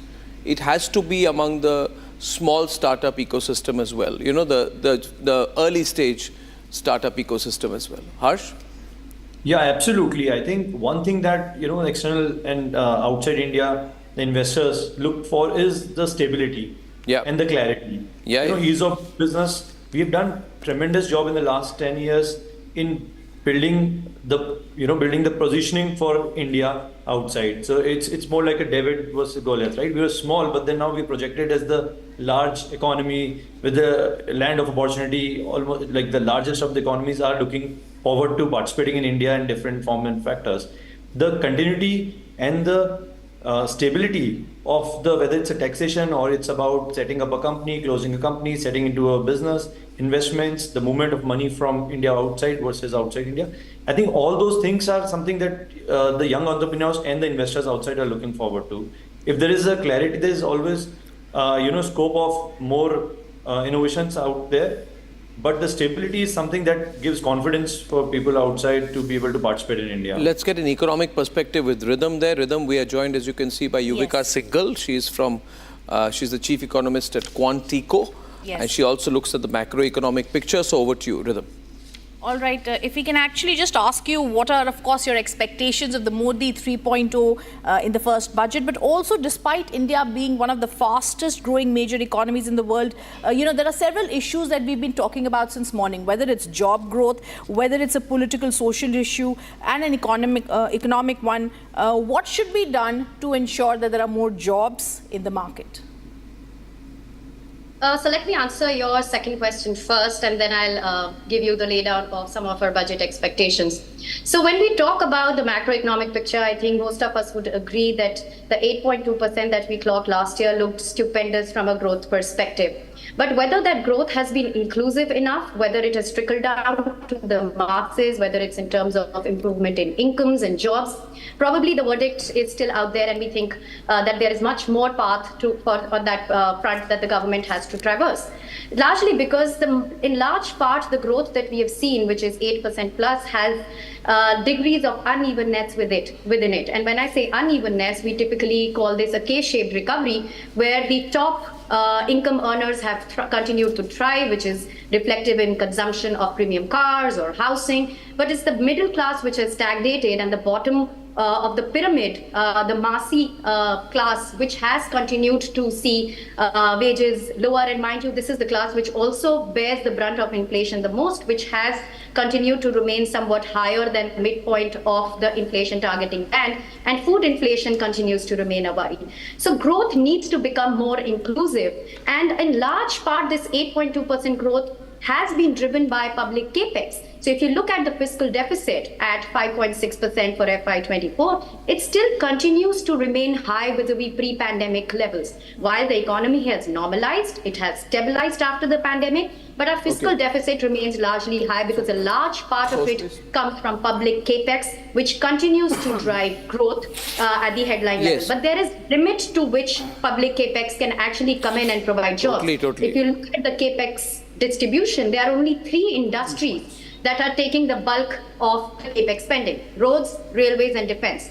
And there is a limit to which all these 3 industries can absorb higher capex as well as create jobs. So there was a very interesting point that the CEA also made yesterday when he tabled the economic survey. And he said that it's the role of the private sector mainly to create jobs. And the focus of the government, therefore, has to be how to spur private capex cycle in the country. We have seen some improvement, but how do we get back to the last economic cycle where there was a boom? Totally, Yuvika, and combined with what we just discussed, some time back we discussed China. And in that context, Abhishek just has some breaking news inputs on what we can expect. And one of the things which has warmed my heart, because I saw the piece of paper where he was taking notes from his sources. Yes. And he knows that there is something coming up in terms of, we are told, source-based, nothing confirmed. Please don't take big decisions based upon a small little source-based inputs. But we are talking about PLI for toys sector. Yes. This is very important. It's straight targeting of China. Leather. And the rest you can break yourself, please. These are source-based information, the kind of stuff that trickles in, Abhishek? Yes. You're still messaging. You want to get... Yeah, I'm putting it in the group so that you can put it out across and then put it in the group. Go ahead, please. All right. So some breaking news inputs, ladies and gentlemen, on the grid. Likely, I'm just saying to those who are on our breaking news grid, likely source-based info, : please. Right. So 2 announcements possible, and they draw from the manifesto of the BJP, the promises made by the party. Yes. One is that there might be an announcement of a new bullet train corridor. One is already being made between Ahmedabad and Mumbai. Then there is the announcement of Ayushman Bharat to include all senior citizens. As of now, it is meant only for the poor. This is very good. All senior citizens. It is going to be extremely well received. Yes. And then in terms of the focus of the budget is going to be pushing the consumption story and jobs. And to that extent, for example, the PLI is going to be strengthened for the existing sectors, and then toys and leather, those 2 sectors to be included. Specifically. Yes. And there is likely an announcement by the finance minister about a deep tech policy focusing on the future technologies. We were discussing about the AI as a disruptor and deep tech policy. Yes, deep tech policy. On the side of agriculture, focus on deep tech policy. Yes. So I'm seeing the headline: source-based focus on deep tech policy. Yes. New bullet train corridor. Yes. Ayushman Bharat may extend to all senior citizens. Yes. Then you are saying PLI for jobs. Yes. PLI for the leather product sector. And toys. And toys, Yes. which is again aimed at China. So Yes. this is some initial info. And a very important one, which is perhaps the most going to be most important. Yeah. There is to be an announcement for a digital agricultural mission, and the limit of Kisan credit card is expected to be increased from rupees 3 lakh to 5 lakhs because this is going to give a push to the rural demand. Okay, so you can put those news inputs in our news WhatsApp group. They'll break on the channel. Mohandas Pai, good morning. Good morning, Mohandas Pai. We got you at this critical time, 17 minutes to presentation. Straight question, your expectations, a few singular focus areas you'd like to see. Arnab, the budget should address the problems in the economy. What are the problems? First is lack of purchasing power in the bottom 50% of our society. The trickle-down impact is not working, will not work. The elections send a message that they're very unhappy, and the Takatak really had an impact. Second is creating jobs in the poorest 300 districts in the country where there is distress. The third is the middle class. The middle class is angry and upset that they've not got a fair deal in the last 10 years. They're paying the majority of taxes, and whatever tax base they get is based upon housing interest and housing loans, where only 1 crore out of 6 crore people get the benefit. And their actual net income, I think in real terms, has come down in hand. School fees have gone up, education costs have gone up, EMI has gone up, housing costs, rental has gone up. They're very angry and upset all over the country. And the next big issue is the regulatory overreach. People are scared in business of ED, CBI, all of them, because the cases are not being decided. Income tax goes in raids and destroys people's reputation. But 65 to 70% of all cases against the income tax department is against them. No, I think we have to remove this fear in business. All this has to be done. For that, there is 3 lakh crores. Arnab, there is 3 lakh crores more income coming than the budget. RBI has given 1.3 lakh crores more dividend. About 50,000 crores more dividend will come from the public sector. Income tax is going up in 22-23%. So what we need now in the budget is a DBT program for the 10.6 crore women who get subsidized gas, 2,000 rupees a month. So the purchasing power goes up. In the poorest 300 districts, a special employment zone where employment created gets benefits from the government in the form of training grants and reimbursement of ESI and PF as done in the Kaushal scheme. Third, for the middle class, enhancement of the tax slab, 0 to 5, no tax, 5 to 10, 10%, 10 to 15, 20, above the 30 plus surcharge, no tax breaks. They can keep the 7th slab, which Finance Minister loves so much as it is, and give an alternative to these people, so there's more money. Next is make sure the regulatory agencies will file chassis within 6 months and finish the case within 3 years. We need government whom we have elected to power to remove this fear, and no publicity for any tax rates. Don't destroy people's reputation. You know what has happened to you, Arnab, when the Maharashtra government went after you, right? At the end of it, you are innocent, but they hurt your name. Yeah. That is not acceptable in a democracy. And the last thing I will tell you, 8 lakh crore is the subsidy given for farmers and others. What are the middle class got? Nothing. The middle class are only made to pay more and more. So there has to be a focus, the middle class, focus on that. And of course, investments. There's money in the budget, there has to be focus, and there must not, fiscal deficit will be 5.1%, 1 to 0.1 to 0.2%, and this has to set the trend for the next 5 years. It has to be a new dawn as promised by Prime Minister Modi, who said the first 10 years are a trailer, and now we're going to see what happens. Special focus on it, help all sectors of the people, increase the mojo with the industry, and India is in great shape. Our economy is growing 6.5%, 7.5%, 8% last year. Banking sector is in great shape. We invest more than $1 trillion in capex as per the national income statistics. Huge amount of jobs are being created, except that 80% of jobs are less than 20,000 rupees. Their income has to go up, and infrastructure is going up. But we need much more in the next 5 years. In the next 5 years, we must reach $6 to $6.5 trillion GDP and get ready to go to 10 trillion by 2032-33. So I think great expectation across the board. Well, Mohan, you put it across very comprehensively. We have Bhaskar Majumdar, you may know him from Unicorn, joining us from London. Sharmila is with us. We have the macro picture. See, one thing which concerns me, Mohan, is that we keep saying we are the best place for investment, best place for growth. We are, but everything is in relative terms. I would also compare it to the fact that we are not doing as well as we did 2 years back. You know, we had hit almost 50 billion in terms of FDI inflows. We were 8th in the world. Now we are 15th in the world. We've gone down to about 25 billion. That's not good. And Bhaskar, you can repeat what you just said. You know, maybe you can get a response from Mohan here that, you know, we need to do more to improve our global FDI rankings. We will need the money. We'll need as much money as we can get over the next 2 to 3 years to achieve our targets and to get jobs going in India. Absolutely. And the point that I was making is, you know, the entire startup and early stage ecosystem is definitely one of the biggest routes when it comes to employment. And for us, what the global markets are looking at and global investors are looking at is stability and simplification of the tax structures. And some of the points which I earlier mentioned was around the, you know, what the startup industry is looking at is simplification of the angel tax, you know, that had no rationale. Yeah, absolutely. And more importantly, you know, the point which the government must realize for MSMEs to grow, they have to look at it from a separate view. They have to look at it from a separate prism. So having the GST only till 20 lakhs is really a arduous task. Why did we go down?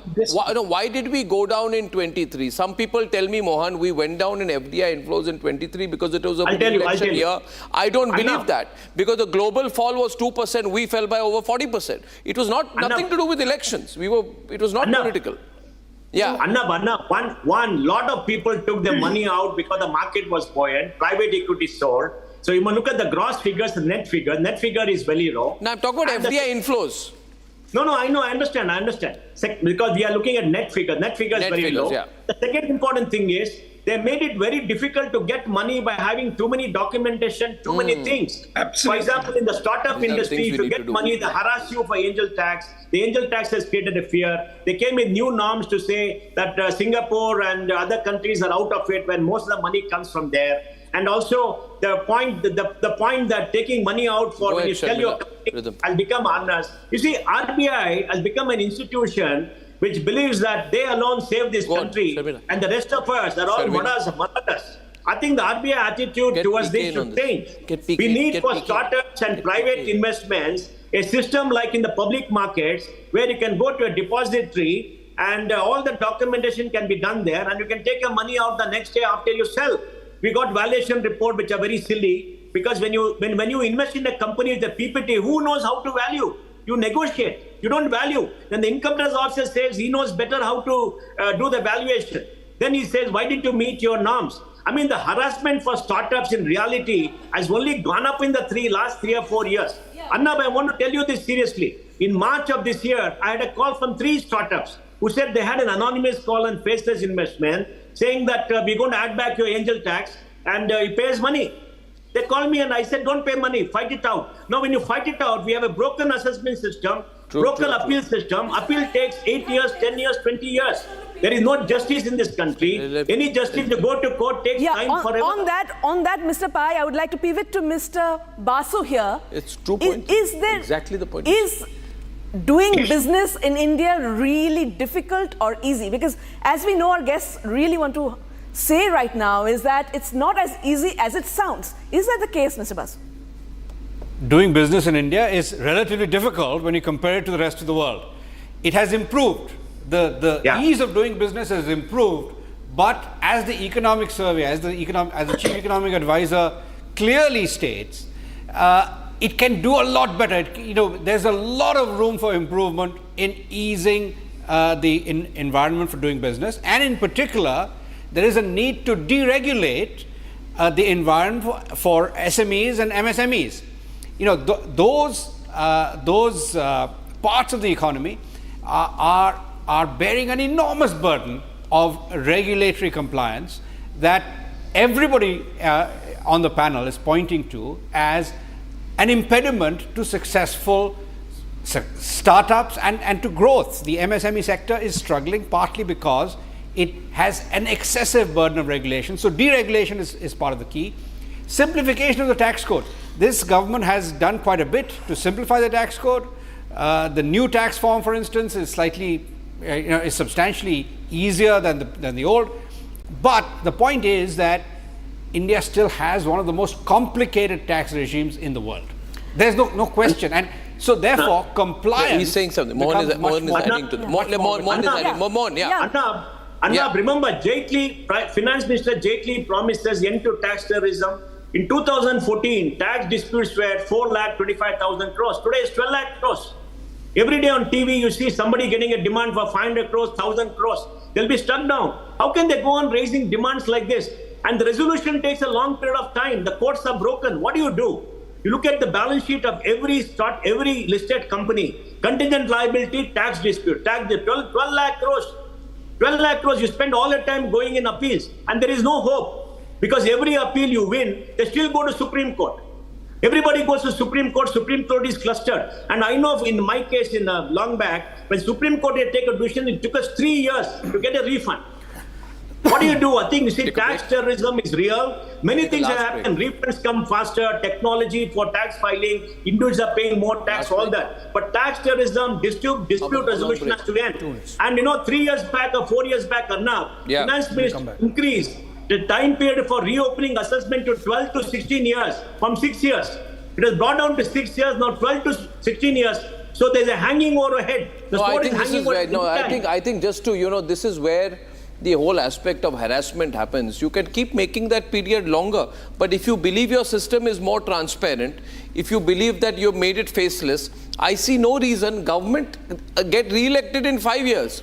You're basically allowing 6 years so that you can, go after people you want to persecute. 16 years. You are not giving. So person will say, I paid my taxes, but somebody next year will pick up something 10 years old and use it against me. That's so unfair. These are we don't need to live with a Damocles sword around our head. This is a very sarkari approach. It has to change. Arnab, there's a problem. Arnab, what is the problem? Arnab, let me tell the problem. The problem is our political leadership has given into the bureaucracy. The tax department will go to finance minister and say, everybody is a crook, they're not paying taxes, give me more power, give me more power. This government has given more power to the tax than the previous government. They're supposed to protect us from the tax collectors. We have to make sure they don't exceed their powers. Political leadership has to protect us. That is the big demand of all people in this country. I totally agree with you. We have to be more we have to be more compliant, but this is not compliance. This is trying to put fear into the minds of honest taxpayers. Harassment. We have with us the very eminent Deven Choksi, Managing Director of DR Choksi, FinServ Private Limited. He looks at the markets, he looks at the big picture. Mr. Choksi, we are exactly 4.5 minutes now from the presentation of the budget. What should investors look at? What should those in the market look at? Right? From your perspective, your initial thoughts.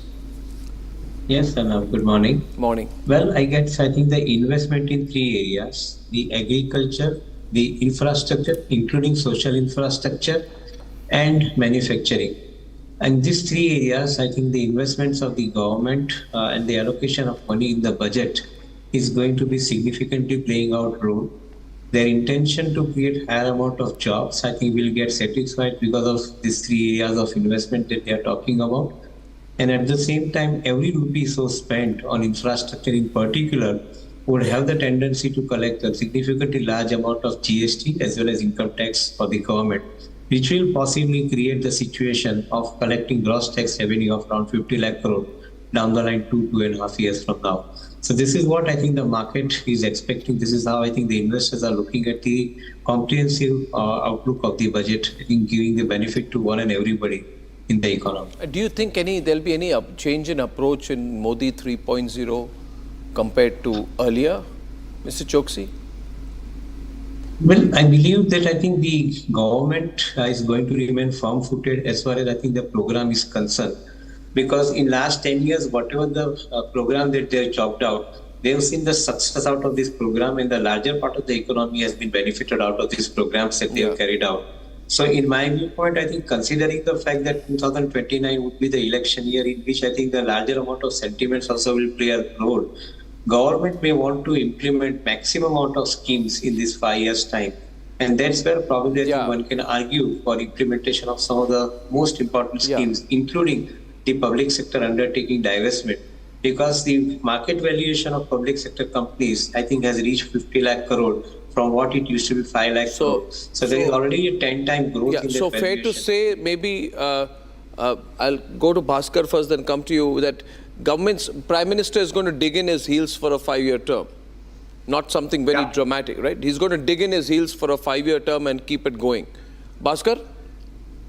Yeah, absolutely. Absolutely. And, one of the earlier points which you touched upon, which is the deep tech policy, I think that is also something which is very, very relevant. Because one of the points what Mohan was talking about is we had, when it comes to valuation and when we are talking about a deep tech policy, we have to look at the intellectual property part of things. And in a whole holistic basis, the government needs to look at things for the overall growth of the economy and the MSME sector. I think that for me is the biggest takeaway which I'm looking at from the budget. Yeah, PK? Well, I think privatization has been an area of relative failure. Apart from Air India, no other privatization has occurred.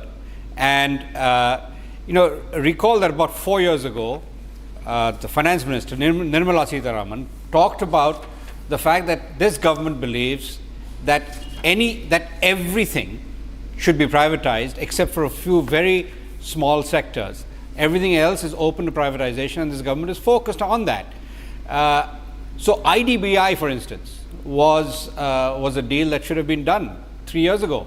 BPCL came and went. So there is a huge opportunity to pick up the slack on that front, and if privatization begins to get a significant political focus, privatization does not happen without political backing. If you leave it to the DPAM secretary, then you're not going to get enough of a political push to get that thing done. Would they do it more? These are political hot potatoes, Anna,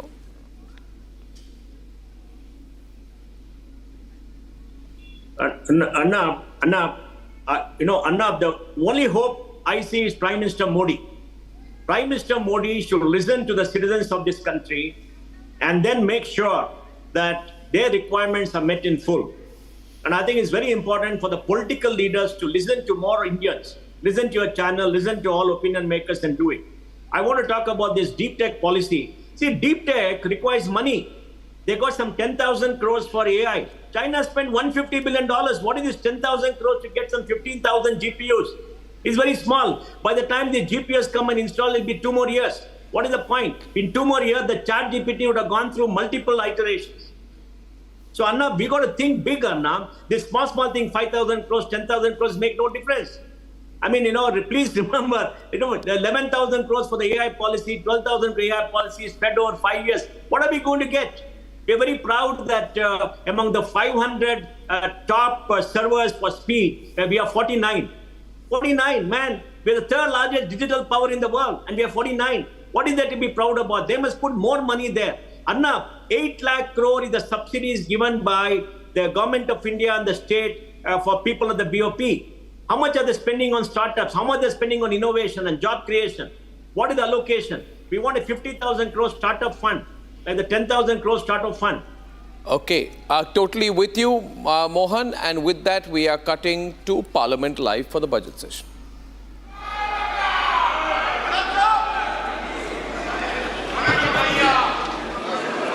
माननीय सदस्यगण, मुझे अपनी ओर से तथा सदन के माननीय सदस्यों की ओर से अंतर संसदीय संघ आईपीयू की प्रेसिडेंट और तंजानिया संयुक्त गणराज्य की नेशनल असेंबली की अध्यक्ष माननीय डॉक्टर तुलिया एक्सन का स्वागत करते हुए अत्यंत प्रसन्नता हो रही है। वे हमारी सम्मानित अतिथि के रूप में भारत की आधिकारिक यात्रा पर आई है। ये हमारे लिए खुशी की बात है कि डॉक्टर एक्शन बजट सत्र को देखने के लिए यहाँ उपस्थित है। माननीय डॉक्टर तुल्या एक्शन शुक्रवार दिनांक 19 जुलाई 2024 को भारत पहुंची। उन्होंने 21 जुलाई 2024 को आगरा का भ्रमण किया और इस समय वह विशेष बॉक्स में आसीन है। हम भारत में उनके सुखद और सफल प्रवास की कामना करते हैं। हम अंतर संसदीय संघ के प्रेसिडेंट के रूप में उनकी भूमिका के लिए सफलता की भी कामना करते हैं। उनके माध्यम से हम तंजानिया गणराज्य की संसद के सदस्यों, तंजानिया की सरकार तथा वहाँ की मित्र जनता को बधाई और शुभकामनाएं देते हैं। माननीय सदस्यगण, जैसा कि आपको समाचार भाग 2 के माध्यम से पहले ही सूचित किया जा चुका है कि माननीय वित्त मंत्री जी के बजट भाषण की प्रतियां हार्ड कॉपी के रूप में उपलब्ध कराई जाएगी। अतः बजट प्रस्तुत हो जाने के पश्चात माननीय सदस्य कृपया बजट भाषण की अपनी अपनी प्रति प्रकाशन काउंटर से प्राप्त कर लें। आपको ये भी सूचित किया जाता है कि माननीय मंत्री द्वारा बजट प्रस्तुत किए जाने के पश्चात बजट की प्रतियां आपको मेंबर्स पोर्टल के माध्यम से भी उपलब्ध करा दी जाएगी। माननीय वित्त मंत्री Shrimati Nirmala Sitharaman.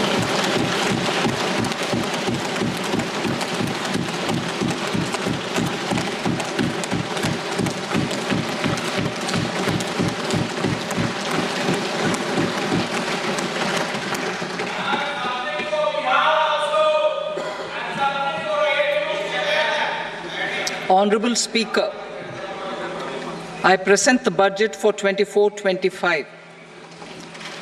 Introduction.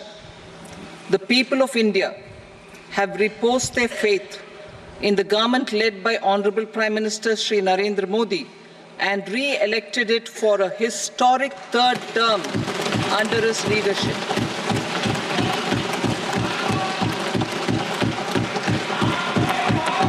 We are grateful for their support, faith, and trust in our policies.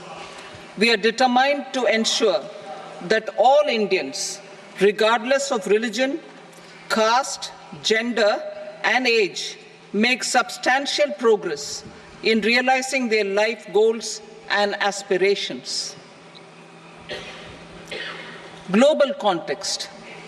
The global economy, while performing better than expected, is still in the grip of policy uncertainties. Elevated asset prices, political uncertainties, and shipping disruptions continue to pose significant downside risks for growth and upside risks to inflation. In this context, India's economic growth continues to be the shining exception and will remain so in the years ahead.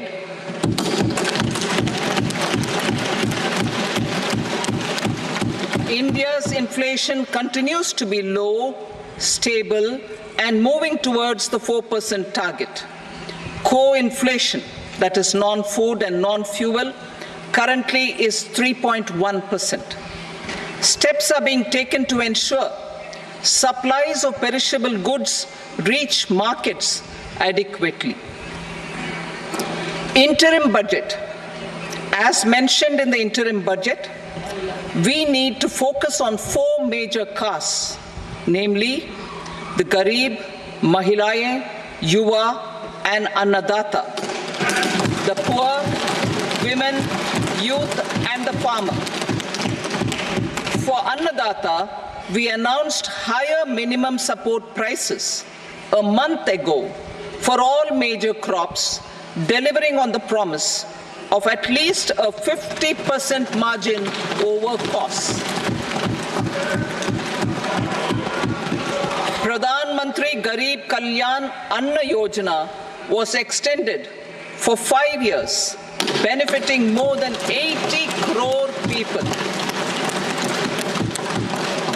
Administrative actions for approval and implementation of various schemes announced in the interim budget are well underway. The required allocations have been made. Budget theme. Turning attention to the full year and beyond in this budget, we particularly focus on employment, skilling, MSMEs, and the middle class. I'm happy to announce the Prime Minister's package of 5 schemes and initiatives to facilitate employment, skilling, and other opportunities for 4.1 crore youth over a 5-year period, with a central outlay of 2 lakh crore rupees. I will speak about them shortly, while more details may be seen in the annexure. This year, I've made a provision of 1.48 lakh rupees, 1.48 lakh crore rupees for education, employment, and skilling. Budget priorities. The people have given a unique opportunity to our government to take the country on the path of strong development and an all-round prosperity. In the interim budget, we promise to present a detailed roadmap for our pursuit of Viksit Bharat. In line with the strategy set out in the interim budget, this budget envisages sustained efforts on the following 9 priorities for generating ample opportunities for all. Number 1, productivity and resilience in agriculture. Number 2, employment and skilling. Number 3, inclusive human resource development and social justice. 4, manufacturing and services. 5, urban development. 6, energy security. 7, infrastructure. 8, innovation, research and development. And 9, next generation reforms. Subsequent budgets will build on these and add more priorities and actions. A more detailed formulation will be carried out as part of the economic policy framework, about which I will speak later in this speech. This budget details some of the specific actions to be initiated in the current year towards fulfillment of these priorities, with potential for transformative changes. The budget also covers some of the previously made announcements with intent to strengthen them and step up their implementation for expediting our journey towards the goal of Viksit Bharat. Priority 1, productivity and resilience in agriculture. Transforming agricultural research. Our government will undertake a comprehensive review of the agricultural research setup to bring the focus on raising productivity and developing climate-resilient varieties. Funding will be provided in challenge mode, including to the private sector. Domain experts, both from the government and outside, will oversee the conduct of such research. Release of new varieties. New 109 high-yielding and climate-resilient varieties of 32 field and horticultural crops will be released for cultivation by farmers. Natural farming. In the next 2 years, 1 crore farmers across the country will be initiated into natural farming, supported by certification and branding. Implementation will be through scientific institutions and willing gram panchayats. 10,000 need-based bio-input resource centers will be established. Missions for pulses and oilseeds. For achieving self-sufficiency in pulses and oilseeds, we will strengthen their production, storage, and marketing. As announced in the interim budget, a strategy is being put in place to achieve Atmanirbharta for oil seeds such as mustard, groundnut, sesame, soybean, and sunflower. Vegetable production and supply chains. Large-scale clusters for vegetable production will be developed closer to major consumption centers. We will promote farmer-producer organizations, cooperatives, and startups for vegetable supply chains, including for collection and storage and marketing. Digital public infrastructure for agriculture. Buoyed by the success of the pilot project, our government, in partnership with the states, will facilitate the implementation of the digital public infrastructure in agriculture for coverage of farmers and their lands in 3 years. During this year, digital crop survey for Kharif using the DPI will be taken up in 400 districts. The details of 6 crore farmers and their lands will be brought into the farmer and land registries. Further, the issuance of Jan Samarth based Kisan credit cards will be enabled in 5 states.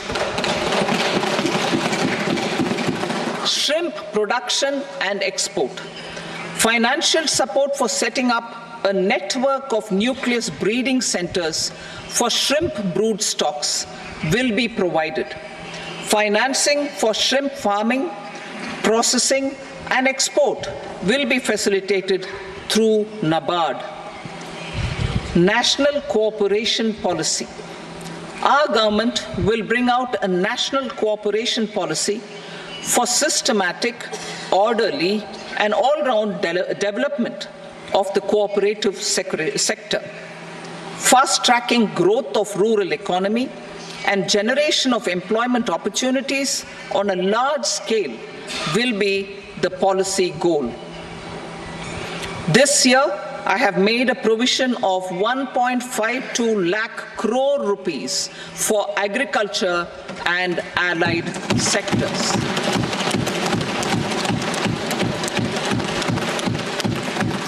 Priority 2, employment and skilling. Employment-linked incentive. Our government will implement following 3 schemes for employment-linked incentive as part of the Prime Minister's package. These will be based on enrollment in the EPFO and focus on recognition of first-time employees and support to employees and employers.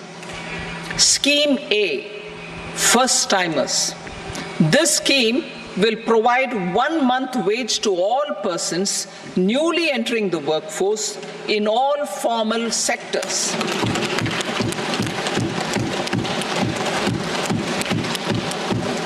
Direct benefit transfer of 1 month's salary in 3 installments to first-time employees as registered in the EPFO will be up to 15,000 rupees.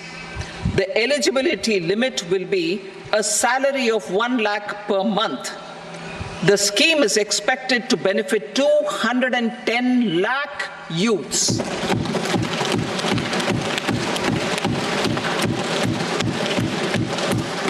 Scheme B, job creation in manufacturing. This scheme will incentivize additional employment in the manufacturing sector linked to the employment of first-time employees. An incentive will be provided at specified scale directly both to the employee and the employer with respect to the EPFO contribution in the first 4 years of employment.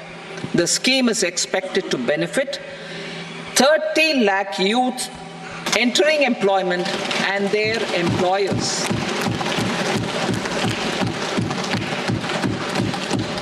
Scheme C, support to employers.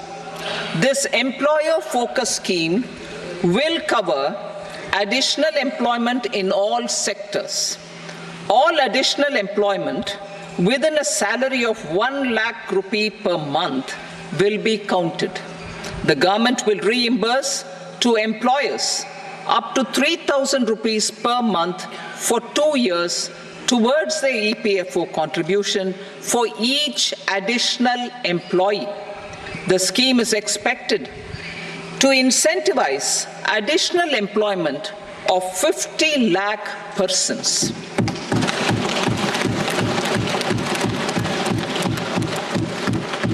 Participation of women in the workforce. We will facilitate higher participation of women in the workforce through setting up of working women hostels in collaboration with industry and establishing creches. In addition, the partnership will seek to organize women-specific skilling programs and promotion of market access for women SHG enterprises.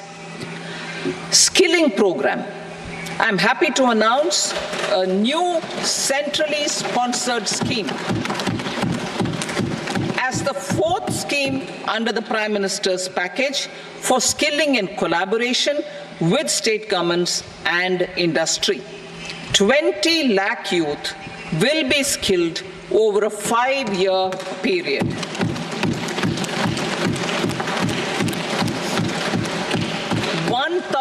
Industrial training institutes will be upgraded in hub and spoke arrangements with outcome orientation. Course content and design will be aligned to the skill needs of industry, and new courses will be introduced for emerging needs. Skilling loans.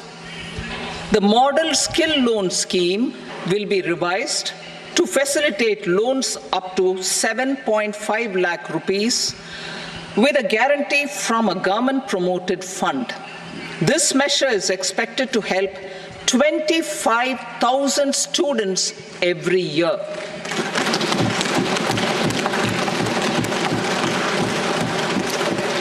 Education loans. For helping our youth who have not been eligible for any benefit under government schemes and policies, I am happy to announce a financial support for loans up to 10 lakh rupees for higher education in domestic institutions.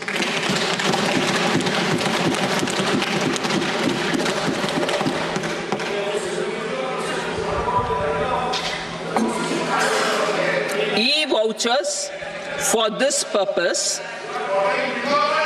E-vouchers for this purpose will be given directly to 1 lakh students every year for annual interest subvention of 3% of the loan amount.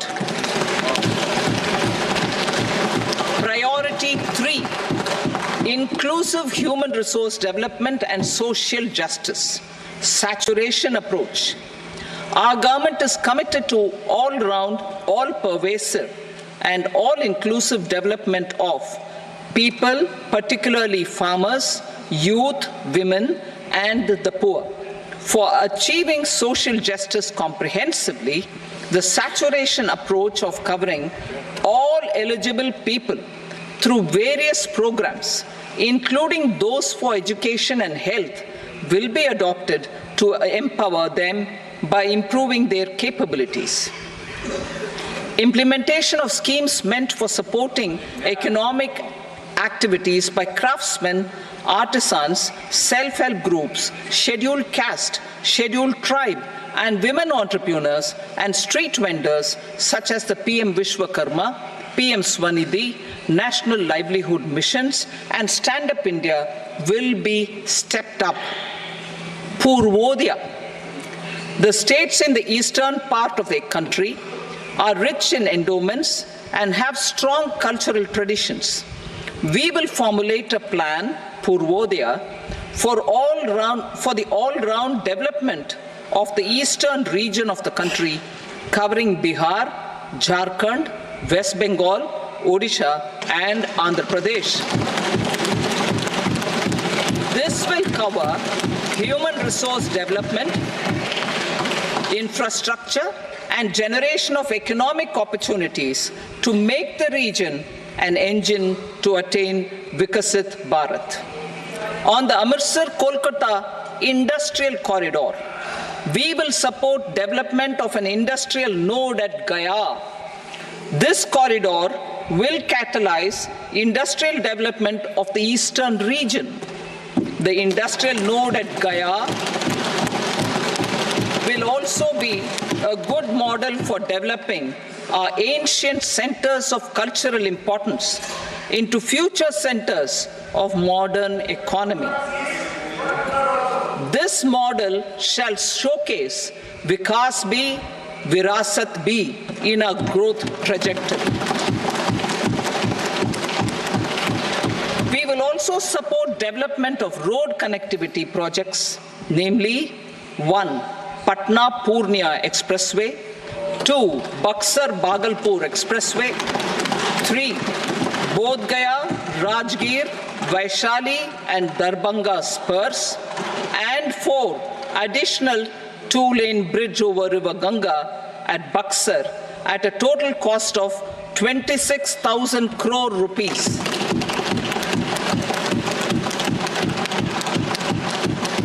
Power projects, including setting up of a new 2,400 megawatt power plant at Pir Painti, will be taken up at a cost of 21,400 crore rupees.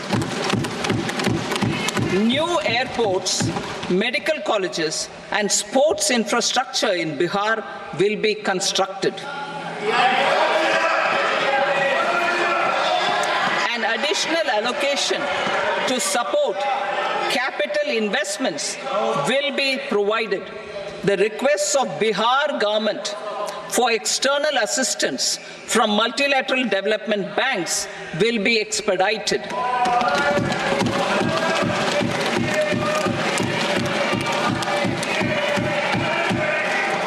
Andhra Pradesh Reorganization Act.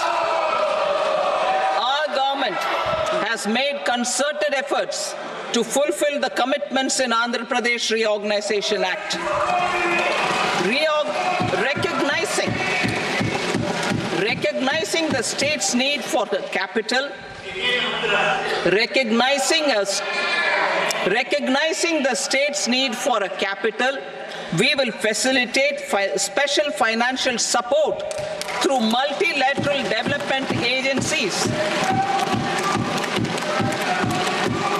In the current financial year, 15,000 crore rupees will be arranged with additional amounts in future years.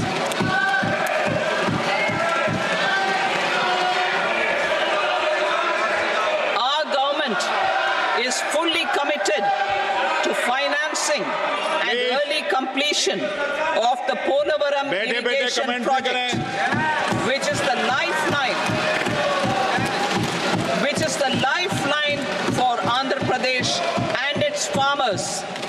This will facilitate our country's food security as well.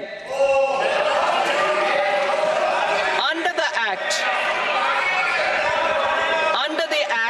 Andhra Pradesh Reorganization Act, for promoting industrial development, funds will be provided for essential infrastructure such as water, power, railways, and roads in Kopparthi node on the Visakhapatnam-Chennai Industrial Corridor and Varavakal node on the Hyderabad-Bengaluru Industrial Corridor.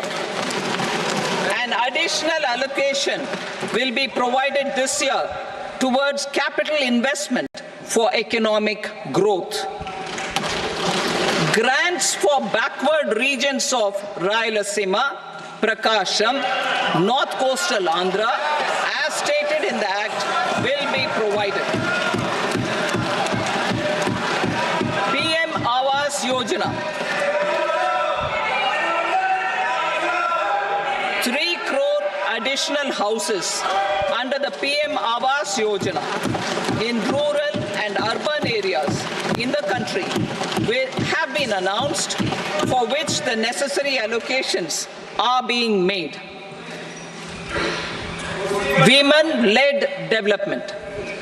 For promoting women-led development, the budget carries an allocation of more than 3 lakh crore for schemes benefiting women and girls.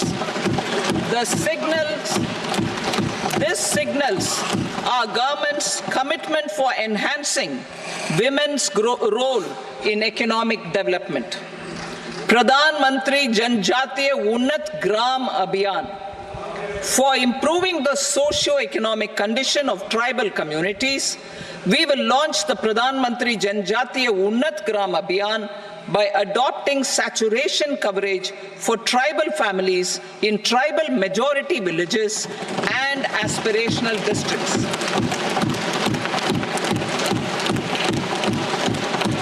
This will cover 63,000 villages, benefiting 5 crore tribal people.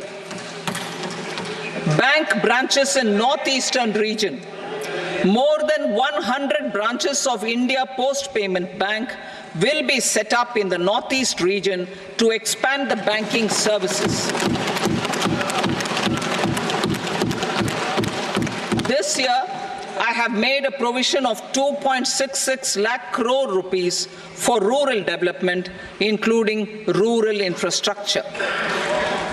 Priority 4, manufacturing and services, support for promotion of MSMEs. This budget provides special attention to MSMEs and manufacturing, particularly labor-intensive manufacturing. We have formulated a package covering financing, regulatory changes, and technology support for MSMEs to help them grow and also compete globally, as mentioned in the interim budget. I am happy to announce the following specific measures. Credit guarantee scheme for MSMEs in the manufacturing sector. For facilitating term loans to MSMEs for purchase of machinery and equipment without collateral or third-party guarantee, a credit guarantee scheme will be introduced. The scheme will operate on pooling of credit risks of such MSMEs. A separately constituted self-financing guarantee fund will provide to each applicant guarantee cover up to 100 crore rupees, while the loan amount may be larger. The borrower will have to provide an upfront guarantee fee and an annual guarantee fee on the reducing loan balance. New assessment model for MSME credit. Public sector banks will build their own in-house capability to assess MSMEs for credit instead of relying on external assessment. They will also take a lead in developing or getting developed a new credit assessment model based on the scoring of digital footprints of the MSMEs in the economy.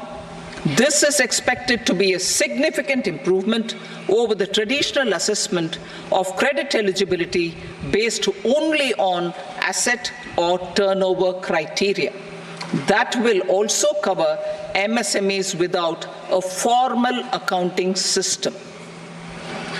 Credit support to MSMEs during stress period. I'm happy to announce a new mechanism for facilitating continuation of bank credit to MSMEs during their stress period while being in special mention account, SMA stage, for reasons beyond their control. MSMEs need credit to continue their business and to avoid getting into the NPA stage. Credit availability will be supported through a guarantee from a government-promoted fund. Mudra loans. The limit of Mudra loans will be enhanced to 20 lakh from the current 10 lakh for those entrepreneurs who have availed and successfully repaid previous loans under the Tarun category. Enhanced scope for mandatory onboarding in TREDS. For facilitating MSMEs to unlock their working capital by converting their trade receivables into cash I propose to reduce the turnover threshold of buyers for mandatory onboarding on the TREADS platform from rupees 500 crore to 250 crore rupees. This measure will bring 22 more CPSCs and 7,000 more companies onto the platform. Medium enterprises will also be included in the scope of the suppliers. SIDBI branches in MSME clusters. SIDBI will open new branches to expand its reach to serve all major MSME clusters within 3 years and provide direct credit to them. With the opening of 24 such branches this year, the service coverage will expand to 168 out of 242 major clusters. MSME units for food irradiation, quality and safety testing. Financial support for setting up of 50 multi-product food irradiation units in the MSME sector will be provided. Setting up of 100 food quality and safety testing labs with NABL accreditation will be facilitated. E-commerce export hubs. To enable MSMEs and traditional artisans to sell their products in international markets, e-commerce export hubs will be set up in public-private partnership mode. These hubs, under a seamless regulatory and logistic framework, will facilitate trade and export-related services under one roof. Measures for promotion of manufacturing and services. Internship in top companies.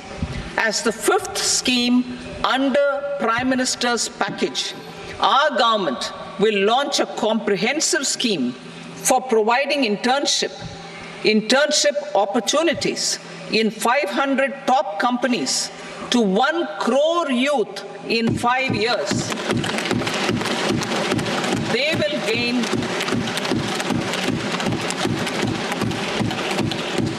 will gain exposure for 12 months to real-life business environment, varied professions, and employment opportunities.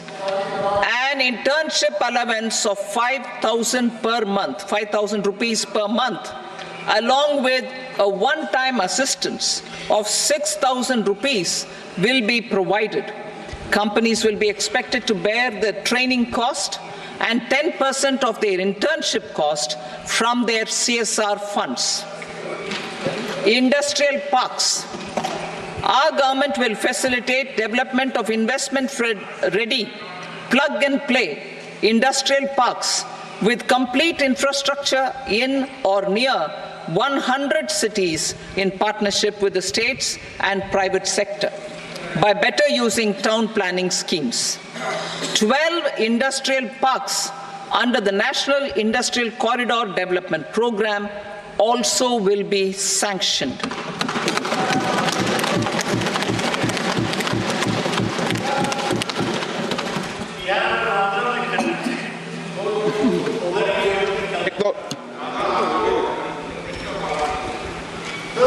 Veggie paper, no. Please, Petty.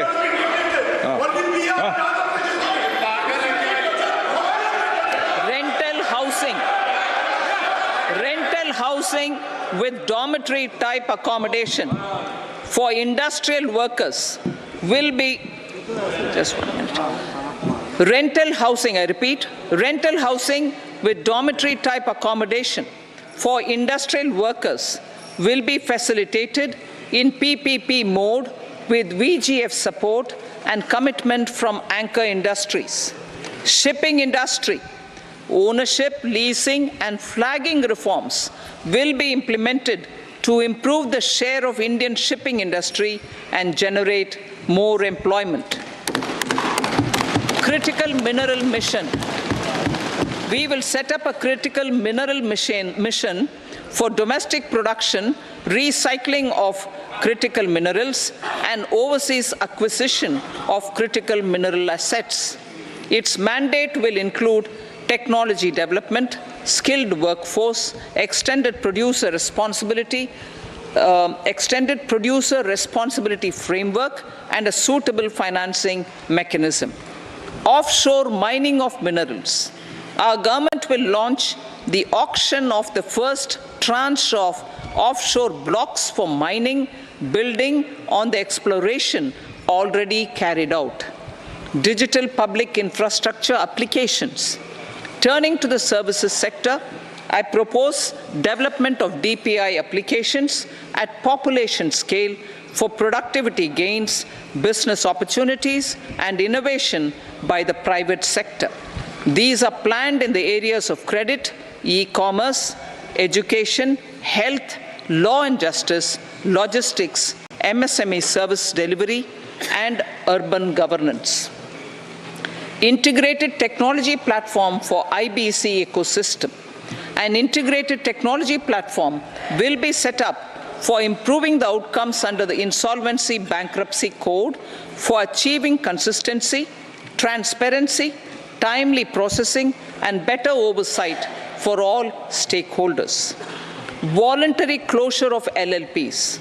The services of the Center for Processing Accelerated Corporate Exit, CPACE, will be extended for voluntary closure of LLPs to reduce the closure times. National Company Law Tribunals. The IBC has resolved more than 1,000 companies, resulting in direct recovery of 3.3 lakh crore to creditors. 3.3 lakh crore rupees to creditors. In addition, 28,000 cases involving over 10 lakh crore rupees have been disposed of even prior to admission. Appropriate changes to the IBC, reforms and strengthening of the tribunal and appellate tribunals will be initiated to speed up insolvency resolution. Additional tribunals will be established. Out of those, some will be notified to decide cases exclusively under the Companies Act. Debt recovery. Steps for reforming and strengthening debt recovery tribunals will be taken. Additional tribunals will be established to speed up recovery. Priority 5, urban development. Cities as growth hubs. Working with states, our government will facilitate development of cities as growth hubs. This will be achieved through economic and transit planning and orderly development of peri-urban areas utilizing town planning schemes. Creative redevelopment of cities. For creative brownfield redevelopment of existing cities with a transformative impact, our government will formulate a framework for enabling policies, market-based mechanisms, and regulation. Transit-oriented development. Transit-oriented development plans for 14 large cities with a population above 30 lakh will be formulated, along with an implementation and financing strategy. Urban housing. Under the PM Awas Yojana, Urban 2.0, housing needs of 1 crore urban poor and middle-class families will be addressed with an investment of 10 lakh crore rupees. This will include the central assistance of 2.2 lakh crore rupees in the next 5 years. A provision of interest subsidy to facilitate loans at affordable rates is also envisaged. In addition, enabling policies and regulations for efficient and transparent rental housing markets with enhanced availability will also be put in place. Water supply and sanitation.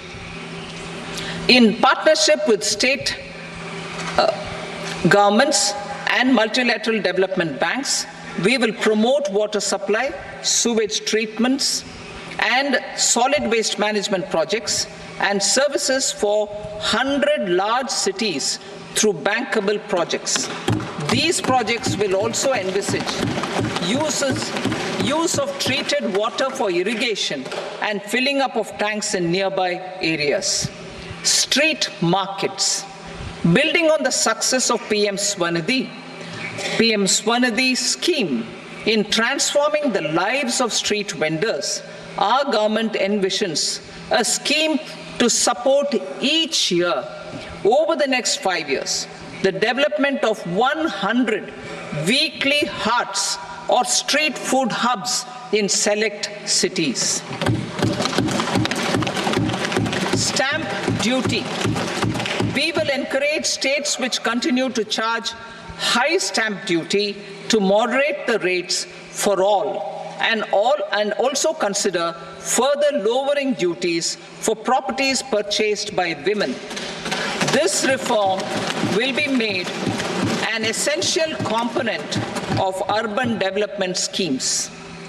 Priority 6, energy security, energy transition. In the interim budget, I had announced our strategy to sustain high and more resource-efficient economic growth, along with the energy security in terms of availability, accessibility, and affordability. We will bring out a policy document on appropriate energy transition pathways that balances the imperatives of employment, growth, and environmental sustainability. PM Surya Ghar Muft Bijli Yojana. PM Surya Ghar Muft Bijli Yojana. In line with the announcement in the interim budget,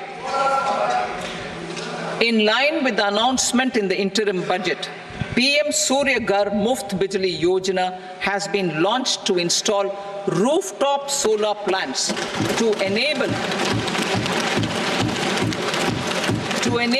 1 crore households obtain free electricity up to 300 units every month.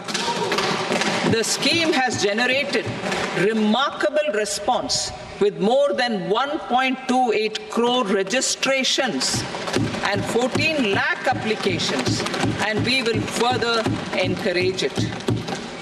Pumped storage policy. A policy for promoting pumped storage projects will be brought out for electricity storage and facilitating smooth integration of the growing share of renewable energy with its variable and intermittent nature in the overall energy mix. Research and development of small and modular nuclear reactors. Nuclear energy is expected to form a very significant part of the energy mix for Viksit Bharat.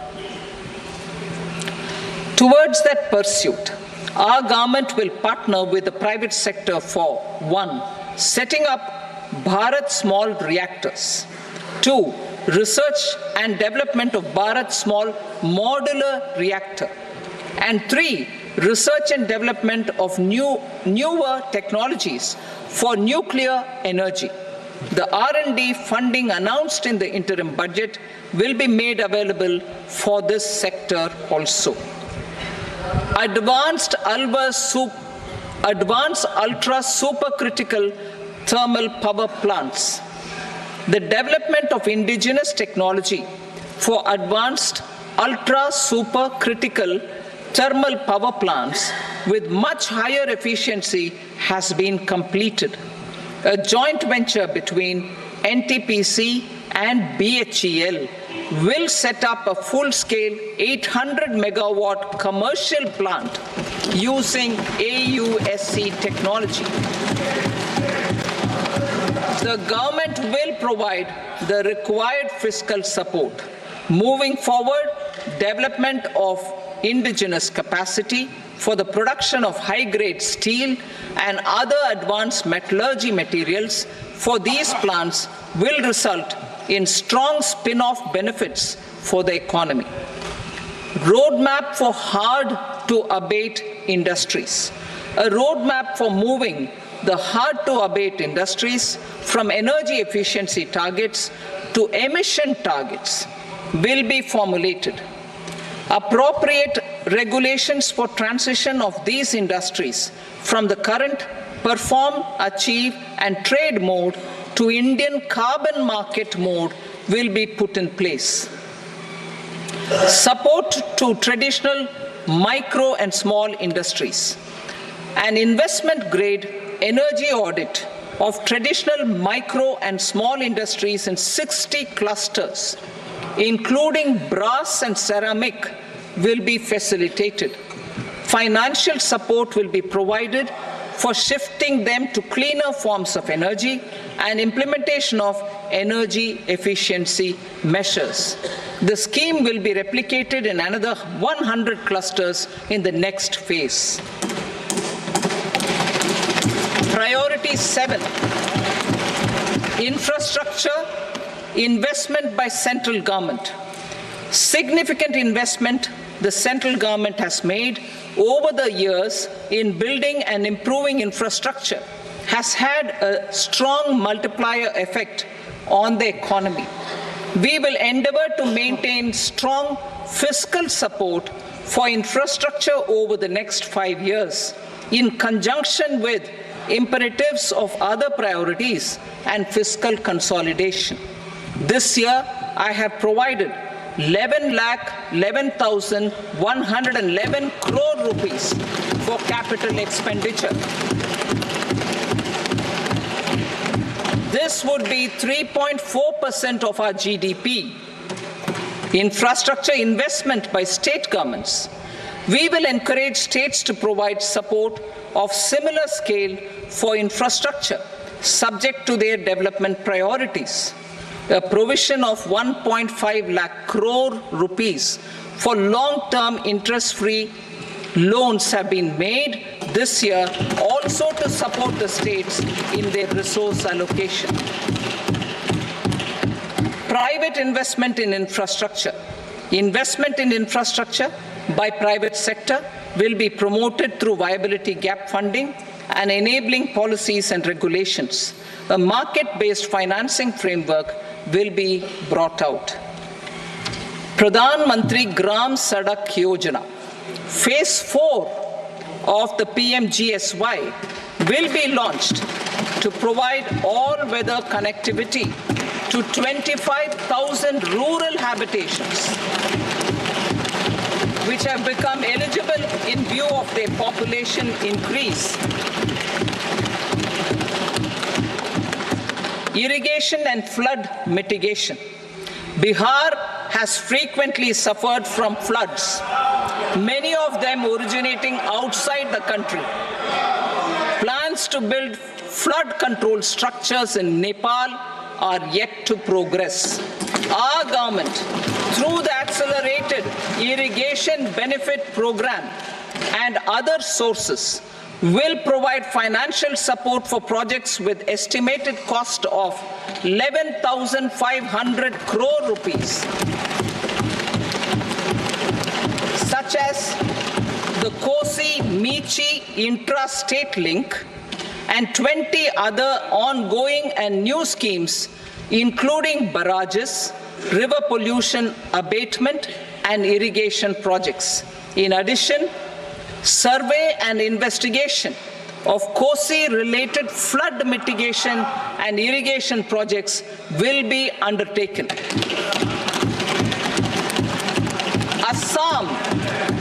Assam grapples with floods every year by the Brahmaputra River and its tributaries originating outside India. We will provide assistance to Assam for flood management and related projects.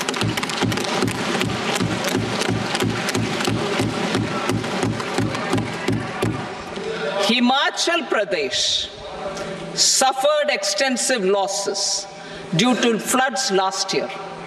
Our government will provide assistance to the state for reconstruction and rehabilitation through multilateral development assistance.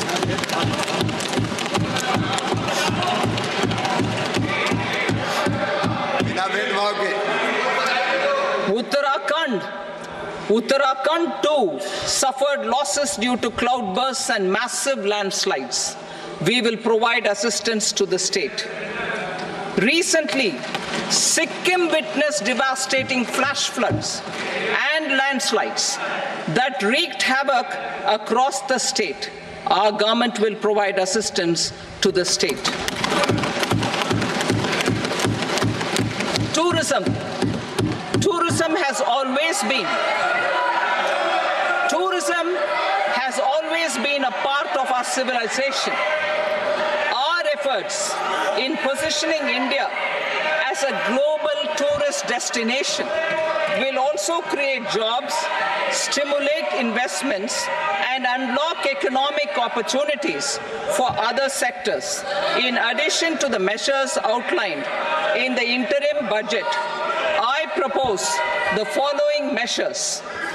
Vishnupad Temple at Gaya and Mahabodhi Temple at Bodh Gaya in Bihar are of immense spiritual significance.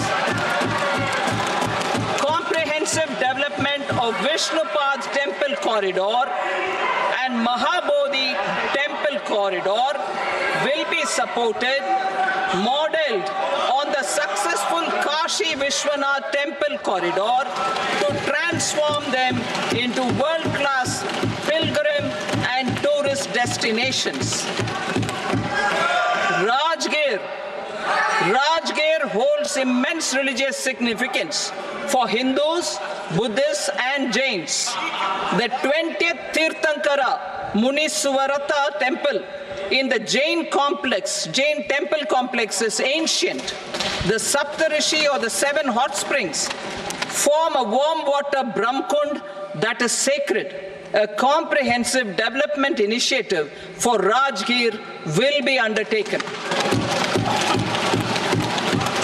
Our government will support the development of Nalanda as a tourist center, besides reviving Nalanda University to its glorious stature. Odisha's scenic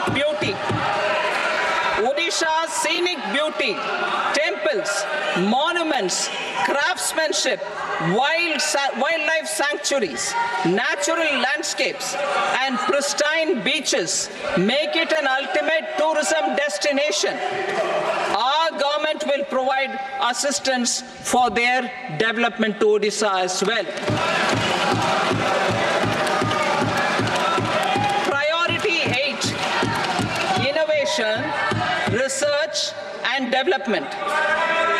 We will operationalize the Anusandhan National Research Fund for basic research and prototype development.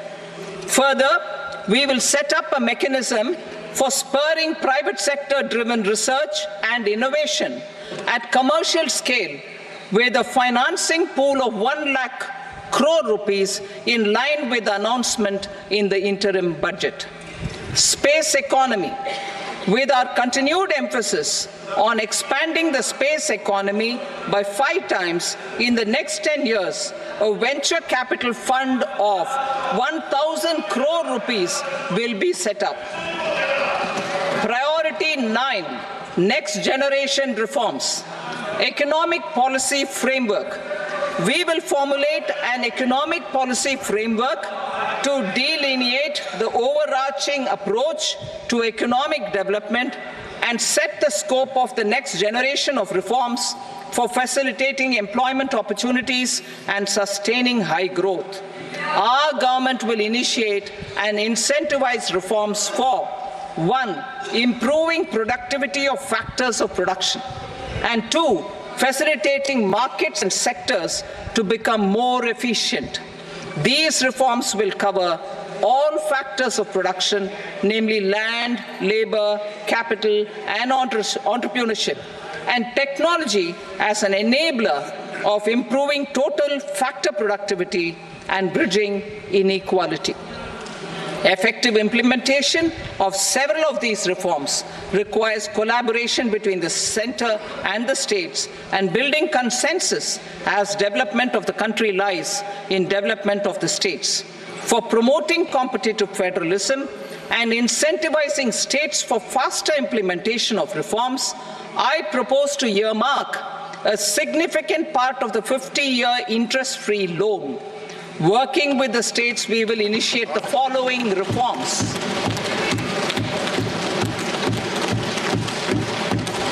Land-related reforms and actions, both in the rural and urban areas, will cover land administration, will cover 1.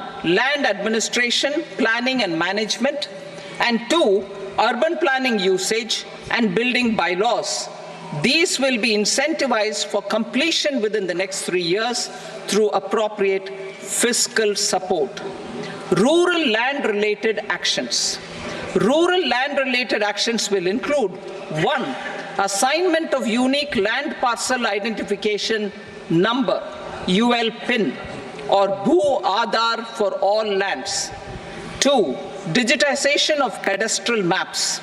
3. Survey of subdivisions, survey of map subdivisions as per current ownership. 4. Establishment of land registry. And 5. Linking to the farmers registry. These actions will also facilitate credit flow and other agricultural services. Urban land-related actions. Land records in urban areas will be digitized with GIS mapping. An IT-based system for property record administration, updating, and tax administration will be established. These will also facilitate improving the financial position of urban local bodies. Labor-related reforms. Services to labor. Our government will facilitate the provision of a wide array of services to labor, including those for employment and skilling. A comprehensive integration of e-Shram portal with other portals will facilitate such one-stop solution. Open architecture databases for the rapidly changing labor market, skill requirements, and available job roles, and a mechanism to connect job aspirants with potential employers and skill providers will be covered in these services. Shram Suvidha and Samadhan portal. Shram Suvidha and Samadhan portal will be revamped to enhance ease of compliance for industry and trade. Capital and entrepreneurship related reforms. Financial sector vision and strategy. For meeting financing needs of the economy, our government will bring out a financial sector vision and strategy document to prepare the sector in terms of size, capacity, and skills. This will set the agenda for the next 5 years and guide the work of the government, regulators, financial institutions, and market participants. Taxonomy for climate finance. We will develop taxonomy for climate finance for enhancing the availability of capital for climate adaptation and mitigation. This will support achievement of the country's climate commitments and green transition. Variable capital company structure. We will seek the required legislative approval for providing an efficient and flexible mode for financing leasing of aircrafts and ships and pooled funds of private equity through a variable company structure. Foreign direct investments and overseas investment. The rules and regulations for foreign direct investment and overseas investments will be simplified to 1. Facilitate foreign direct investments, 2. Nudge prioritization, and 3. Promote opportunities for using Indian rupee as a currency for overseas investment. NPS Vatsalya. NPS Vatsalya, a plan for contribution by parents and guardians for minors, will be started. On attaining the age of majority, the plan can be converted seamlessly into a normal NPS account. Use of technology. We have successfully used technology for improving productivity and bridging inequality in our economy during the past 10 years. Public investment in digital infrastructure and innovations by the private sector have helped in improving access of all citizens, particularly the common people, to market resources, education, health and services. We will step up adoption of technology towards digitalization of the economy. Ease of doing business. For enhancing ease of doing business, we are already working on the Jan Vishwas Bill 2.0. Further, states will be incentivized for implementation of the business reforms, action plans, and digitalization. Data and statistics. For improving data governance, collection, processing and management of data and statistics, different sectoral databases, including those established under the Digital India Mission, will be utilized with active use of technology tools. New pension scheme. The committee to review the NPS has made considerable progress in its work. I'm happy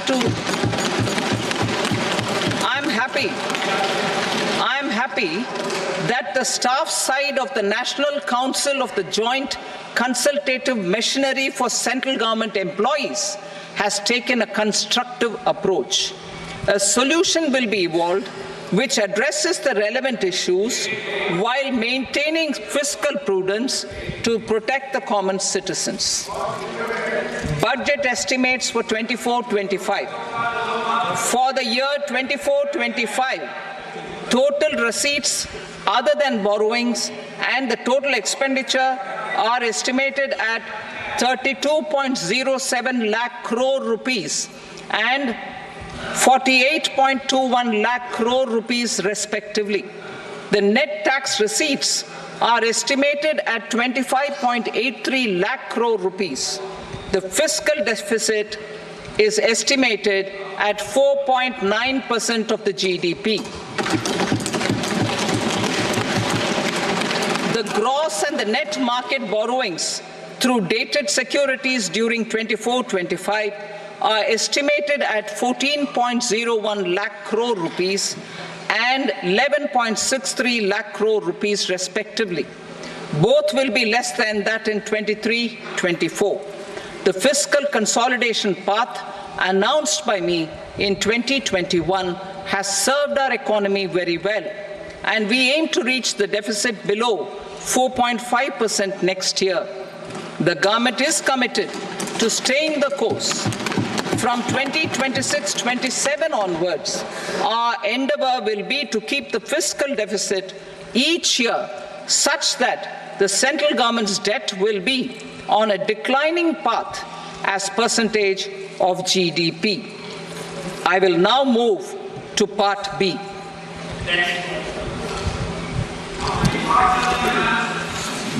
Indirect taxes. Sir, I start with GST. It has decreased tax incidence on the common man, reduced compliance burden and logistics cost for trade and industry, and enhanced revenues of the central and the state governments. It is a success of vast proportions.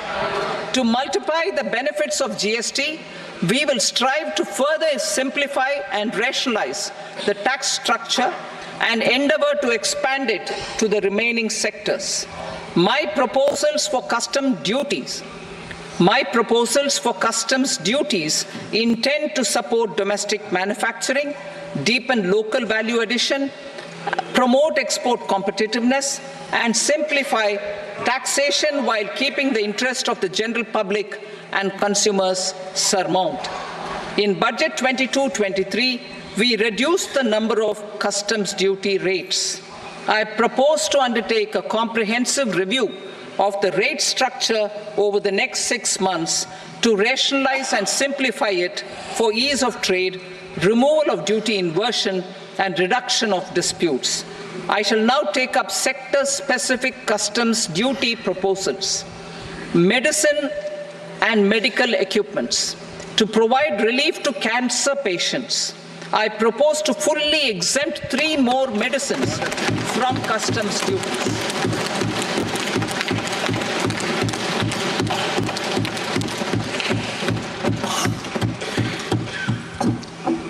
I also propose changes in the BCD on X-ray tubes and flat panel detectors for use in medical X-ray machines under the phased manufacturing program so as to synchronize them with the domestic capacity addition.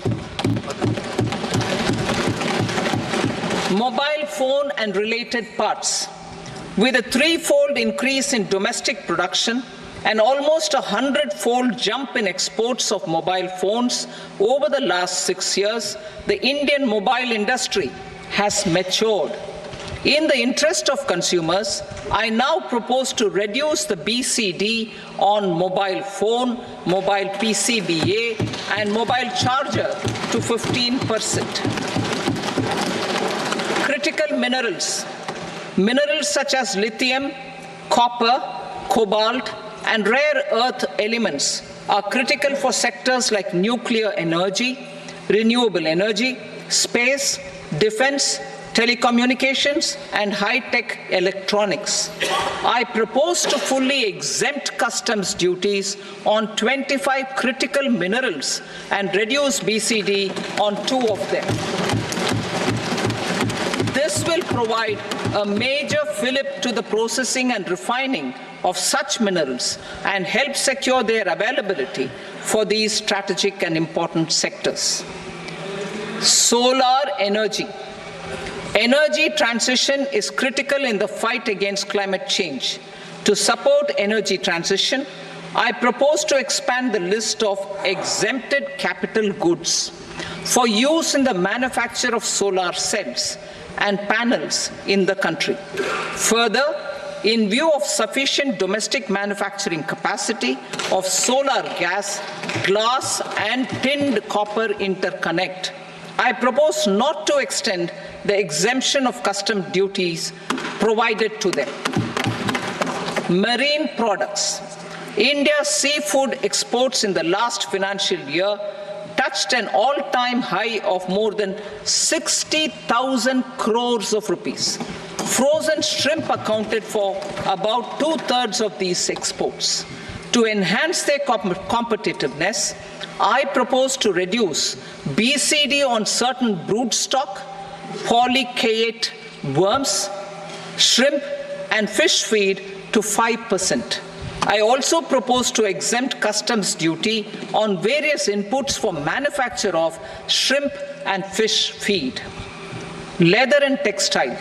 Similarly, to enhance the competitiveness of exports in the leather and textile sectors, I propose to reduce BCD on real down-filling material from duck or goose. I am also making additions to the list of exempted goods for manufacture of leather and textile garments, footwear, and other leather articles for export. To rectify inversion in duty, I propose to reduce BCD subject to conditions on methylene diphenyl diisocyanate MDI for manufacture of spandex yarn from 7.5 to 5%. Furthermore, the export duty structure on raw hides, skin, and leather is proposed to be simplified and rationalized. Precious metals. To enhance domestic value addition in gold and precious metal jewelry in the country, I propose to reduce customs duties on gold and silver to 6% and that of platinum to 6.4%. Other metals. Steel and copper are important raw materials.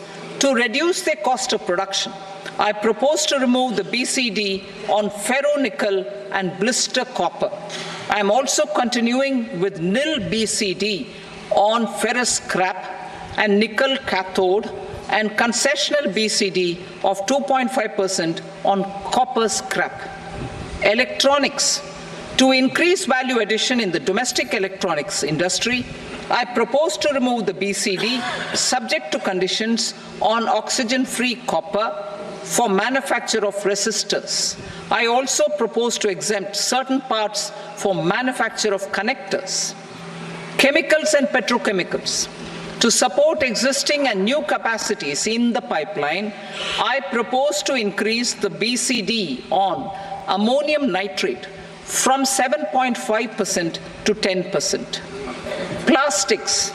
PVC flex banners are non-biodegradable and hazardous for environment and health. To curb their imports, I propose to raise the BCD on them from 10 to 25%. Telecommunication equipment. To incentivize domestic manufacturing, I propose to increase the BCD from 10 to 15% on PCBA of specified telecom equipment. Trade facilitation.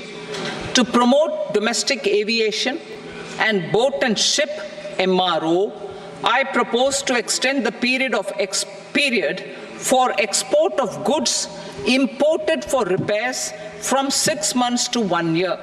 I'll read that again. To promote domestic aviation and boat and ship maintenance, repair and operations, I propose to extend the period for export of goods imported for repairs from 6 months to 1 year. In the same vein, I propose to extend the time limit for re-import of goods for repairs under warranty from 3 to 5 years. I now move to direct taxes. We will continue our efforts to simplify taxes, improve taxpayer services, provide tax certainty, and reduce litigation while enhancing revenues for funding the development and welfare schemes of the government. It has been our endeavor to simplify taxation. We have taken a number of measures in the last few years, including introduction of simplified tax regimes without exemptions and deductions for corporate tax and for personal income tax. This has been appreciated by taxpayers. 58% of corporate tax came from the simplified tax regime in the financial year 22-23. Similarly, as per data available till now, for the last fiscal, more than 2/3 have availed the new personal income tax regime. Comprehensive review of the Income Tax Act. I am now announcing a comprehensive review of the Income Tax Act 1961. The purpose is to make the Act concise, lucid, easy to read and understand. This will reduce disputes and litigation, thereby providing tax certainty to the taxpayers. I will also bring down the demand embroiled in litigation. It is proposed to be completed in 6 months. A beginning is being made in the finance bill by simplifying the tax regime for charities, tedious rate structures, provisions of reassessment and such provisions, and capital gains taxation. Simplification for charities and tedious. Two tax exemption regimes.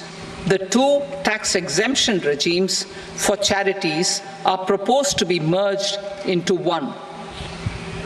The 5% TDS rate on many payments is being merged into the 2% TDS rate, and the 20% TDS rate on repurchase of units by mutual funds or UTI is being withdrawn. TDS rate on e-commerce operators is proposed to be reduced from 1 to 0.1%. Moreover, credit of TCS is proposed to be given in the TDS to be deducted on salary. Further, I propose to decriminalize delay for payment of TDS up to the due date of filing statement for the same.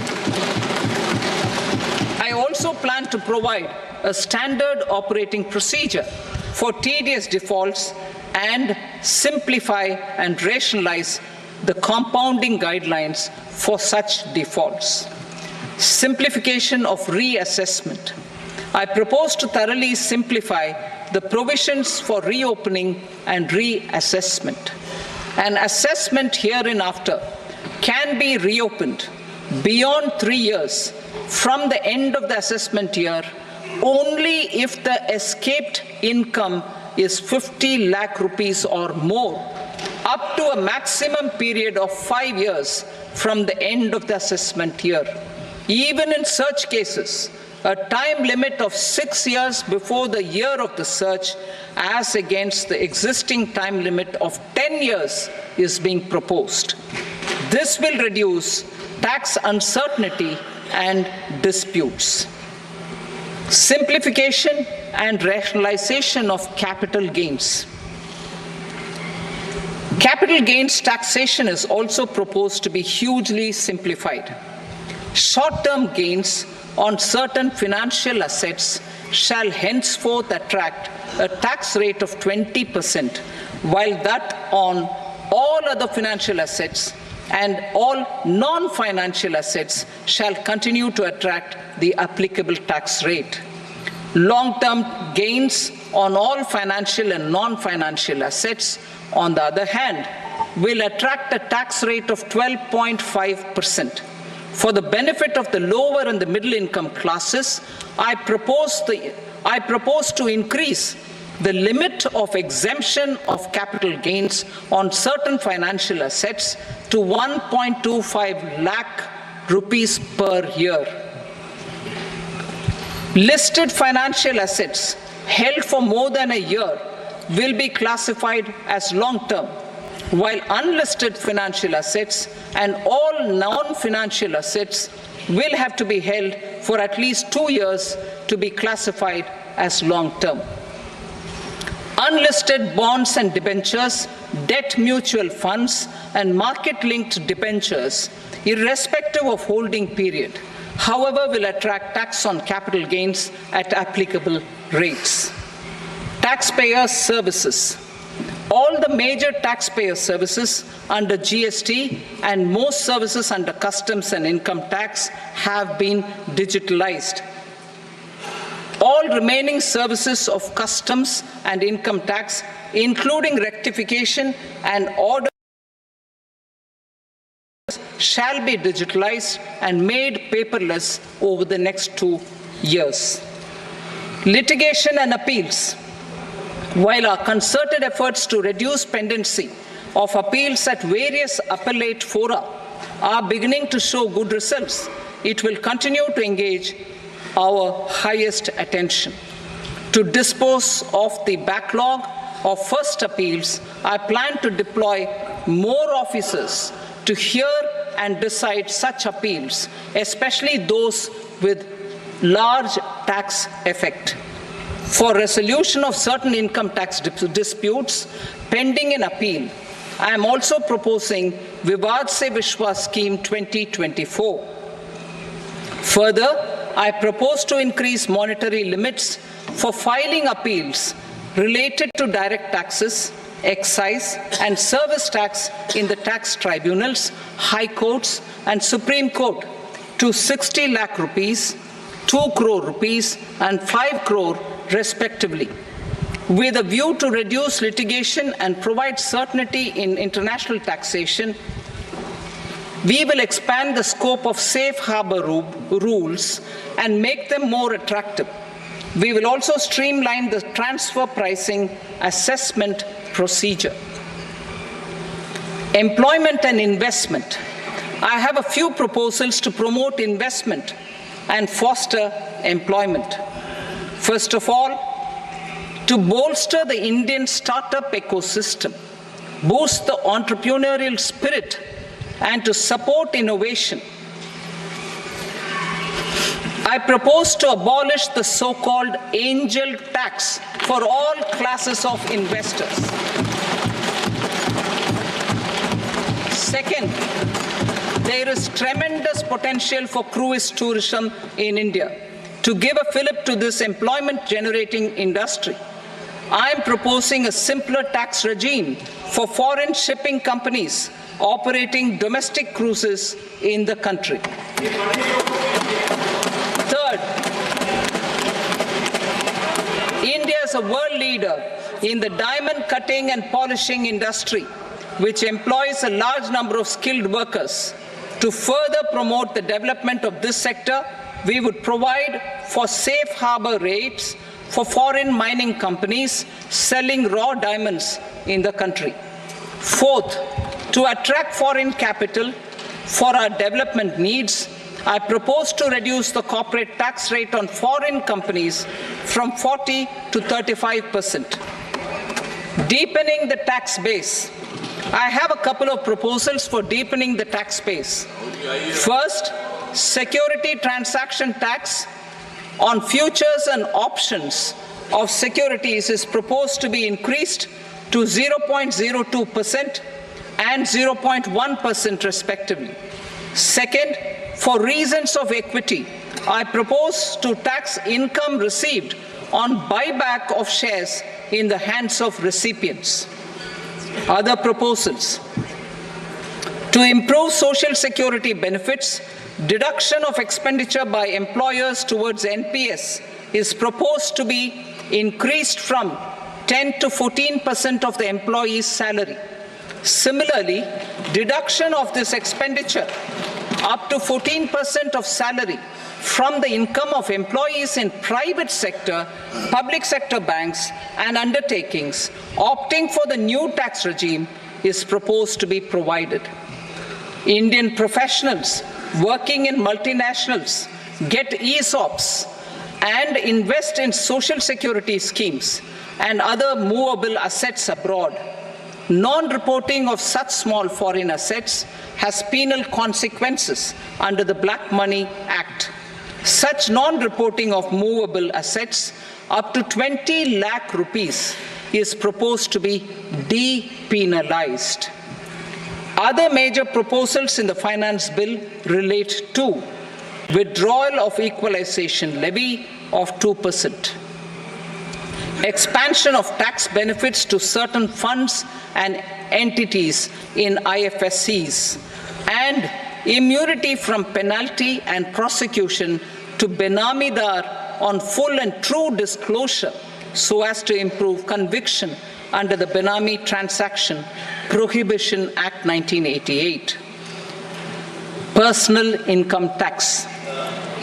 Coming to personal income tax rates, I have two announcements to make for those opting for the new tax regime. First, the standard deduction for salaried employees is proposed to be increased from 50,000 to 75,000 rupees.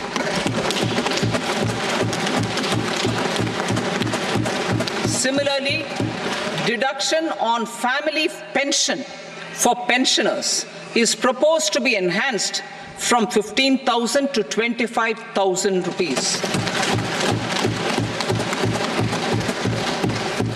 This will provide relief to about 4 crore salaried individuals and pensioners.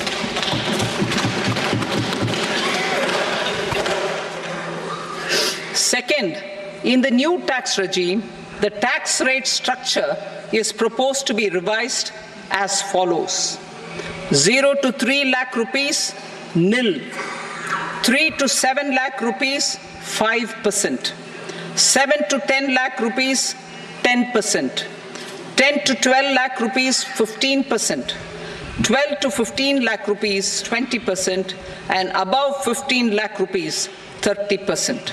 As a result of these changes, a salaried employee in the new tax regime stands to save up to 17,500 rupees in income tax.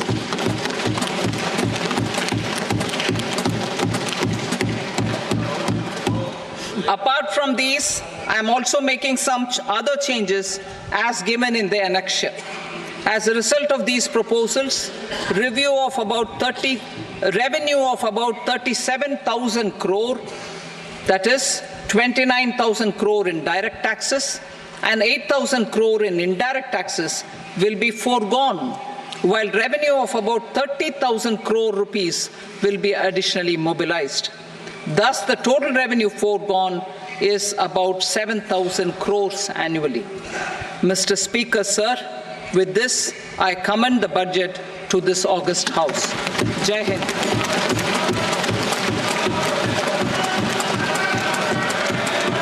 Item number 2. Item number 2.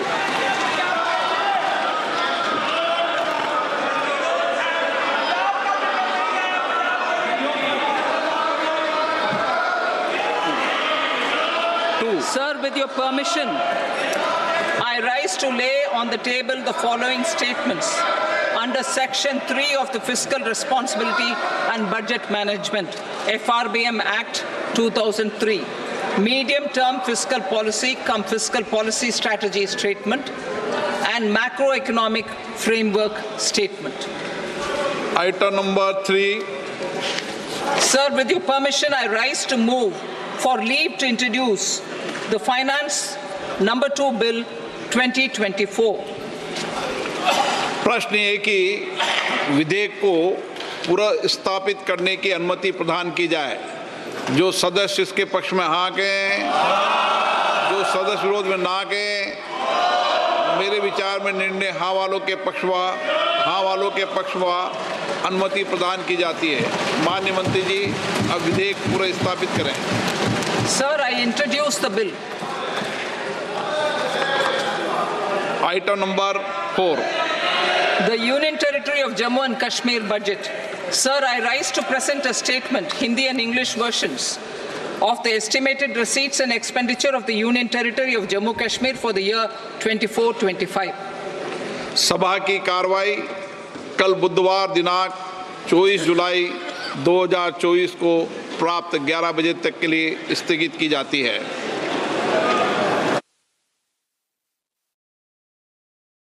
Of this now. So Abhishek, let's also get PK in. PK, watching this, not quite what the middle class would have expected. Minor tinkering in those, in the tax slabs. Minor increase in standard deductions on both pensions and income. What do you think, PK? Well, I think the first thing, the most positive aspect of the budget is the lower fiscal deficit. The fiscal deficit target is now 4.9%. It was previously 5.1% for the current fiscal year. I think 4.9% will actually be exceeded because tax revenue continues to be very strong. But in terms of the personal income tax slabs, there's no significant change. It seems to be an increase in the securities transaction tax for FNOs, futures and options, which I think is appropriate from a policy standpoint, but obviously has been taken negatively by the market. Abhishek. Capital gains tax hasn't really seen too much change. Yep. But what do you feel about to be an increase in the rate. I the think rate has gone up. Long-term capital gains has gone up to 12.5% from 10%. Yeah. All right, so there's some surprises there, some negative surprises. Yeah, so the big picture is that the Modi government remains a fiscal hawk or no, with the kind of focus on the fiscal deficit. Yeah. And then I think there is very accentuated focus on job creation and formalization of the jobs sector, essentially, in terms of getting more youth into the EPFO, for example. And then I see a lot of focus on... What do you think about the comprehensive review of the Income Tax Act? I want to, there were quite a few positives there that they said we aim to close all litigation within a 6-month period. 6-year period. 6-year period. Then the reassessment, I think that was very good to bring it down. The possibility of reassessment from 10 years to 5 years. So the idea is to make it a little less cumbersome. More compliant economy? A more compliant economy. They set up a SOP for TDS defaults. Then there was a decision on decriminalizing TDS delays. So the idea is to try and get more people into it. Bring down litigation, get government less litigious, more cooperative with taxpayers kind of mode. But it didn't go all out. I mean, the moment you said comprehensive review of the Income Tax Act, I thought that fundamental slabs would get all changed with it. Sushil Kedia is with us. Sushil, first response. Can't hear you. Unmute yourself, Sushil. We have Sanjeev Goenka with us. Let's go to Sanjeev. Then Sanjeev, hi. First response. Audio is clear. Yeah. Sanjeev, you can hear me? Hi, Arnab. Hi, Sanjeev. First reaction to the budget. Sanjeev, from you. Sanjeev of RPG. Yes, I can hear you, Arnab.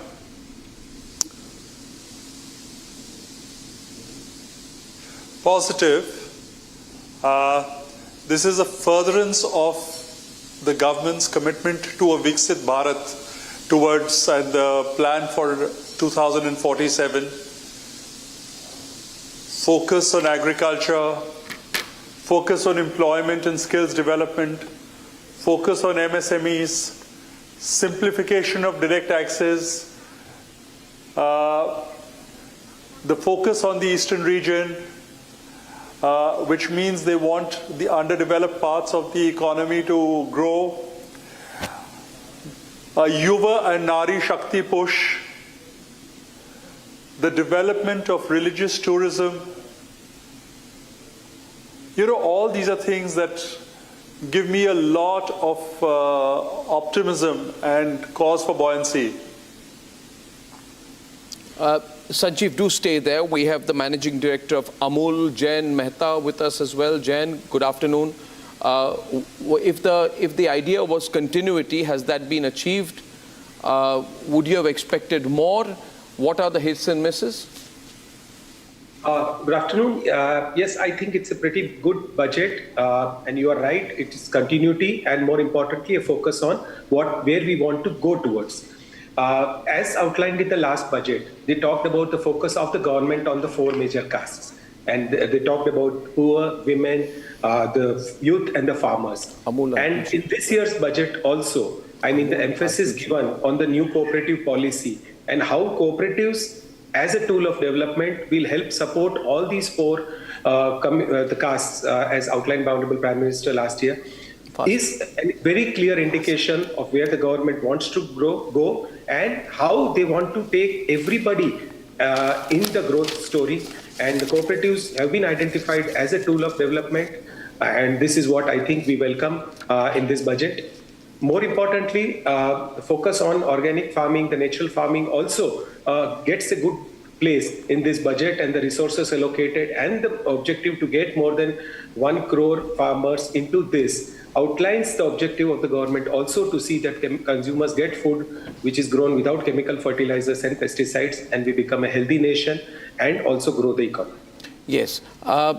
Sanjeev, in several decisions of the government, both in terms of export and in terms of incentives, I found a clear focus on the China policy, on countering China. I saw that when, in terms of basic custom duties on mobiles, chargers, then the government talked about critical minerals, in removing them from custom duties such as copper, cobalt, lithium, so that the processing of these minerals could help in these strategic sectors, could help Indian entrepreneurs. We saw that in solar, leather, textiles, even down to the detail of spandex, yarn and rawhide. So I see a broad thinking within the government that we need to compete more aggressively, encourage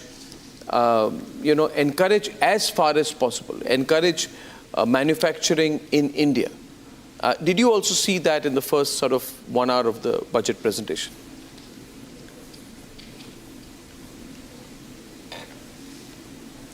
For sure, Arnab. I think it's not only just compete with China effectively, but make India into the manufacturing hub for the world. So when the finance minister says that she is going to have a complete economic policy overhaul, which focuses on land, labor and capital, she is rationalizing duties.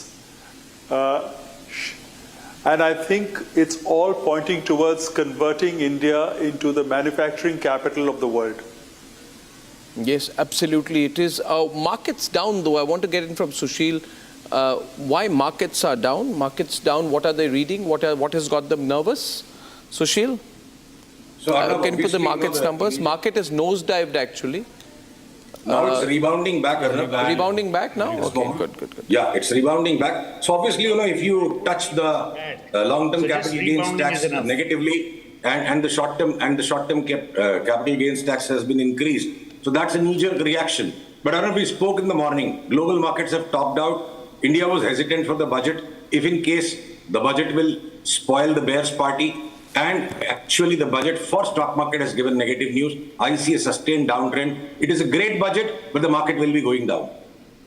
Sohail, your first reactions, please, Sohail, to this budget. One of the things we saw there was... I love Sushil's optimism. It's a great market, but it's a great budget, but the markets will be going down. What is going up? What is going up? Arnab Goswami launched a one-man crusade on the middle class being helped. I don't know if it has or it has not. So obviously, Arnab, you need to be very effective against this government if they're not listening to you. But jokes apart, I think parts of this budget are superb, but parts of them are miserable. Let me tell you why. You can do a lot with your space economy. First, fix your roads and your bridges and your electricity. वो तो होता नहीं चले आप moon पे. Number one. Number two, this whole thing about long-term and short-term capital gains is a bizarre move because it has already led, actually Sushil is the expert, this has led to the markets going down because people who are invested in the stock market, you're again messing with their head. Number three, the savings rate in this country is already on decline. With this short-term and long-term capital gain increase, this will see a further decline in the savings rate because people are not going to get big bang for their buck. So who are you messing with? And let me tell you, Arnab, with due respect, and you have one of the brightest corporate CEOs here, Sanjeev, and Let's the get Amul Sanjeev gentleman. on here, please. Let me tell you, they will perhaps not agree with me. The corporate world can understand deficit, ye, wo. But the common man wants to know three things. Bhaiya, bijli aayegi, pani milega, और सब्जियां महंगी होंगी या cheaper होंगी. These questions are never answered. Everyone says it's pro-farmer, pro-alliance. The only people who are helped in this budget are Nitish Kumar and Chandrababu Naidu, which, by the way, they should be, because they have helped prop this government to power. But in real terms, what are we actually seeing? We have a great Prime Minister, we have a great Finance Minister. To be honest, Nirmala Sitharaman is very gravitas-driven, very mature. So I would have expected, and Nirmala comes from the middle class. She's not from the entitled classes.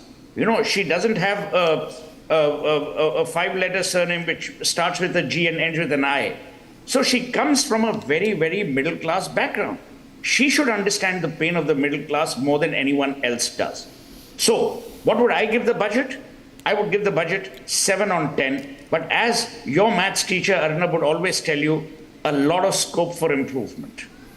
Now, my maths teacher never went too far with me. But the point here is that, you see, what will happen is now, in terms of economics, I reserve my judgment because I'm going to look at what happens overall. So we'll have to look at a person, for example, a family earning 15 lakhs or 20 lakhs, apply the standard deduction, try and get the demographic composition of that family, look at which tax bracket they are in, then look at family pensions applicable or not, and create 5 or 6 scenarios.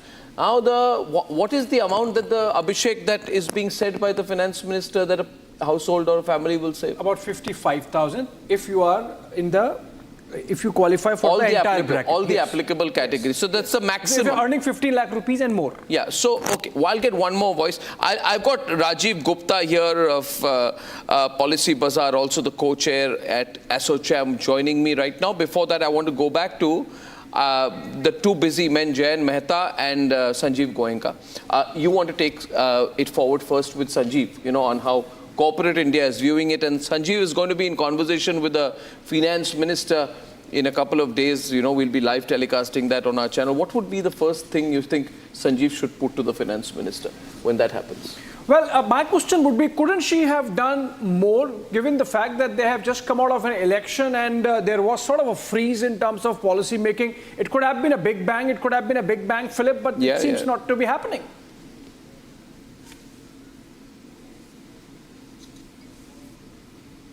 Arnab, you asked Jayan Bhai, ask Mr. Mehta, will the prices of Amul products go up or down? Let him commit. Jain, will the products, will Amul ice cream strawberry flavor go up or down? Ice cream, yaar. Ask about butter, ghee. Will Amul butter go up or down? Yes. Anything else? Any personal preferences? Amul butter is the best butter in the world. But will the prices go up or go down? Jain, you can tell us, yeah. Thank you, sir. But unfortunately or unfortunately, the GST discussion is being moved out of the union budget declarations for quite some time now. So for prices to go up and down, it's the tax regime which makes a very important role. And I wish in the next GST council, they say the GST on butter is going to be reduced from 12% to 5%. We would have the good news right here in the studio.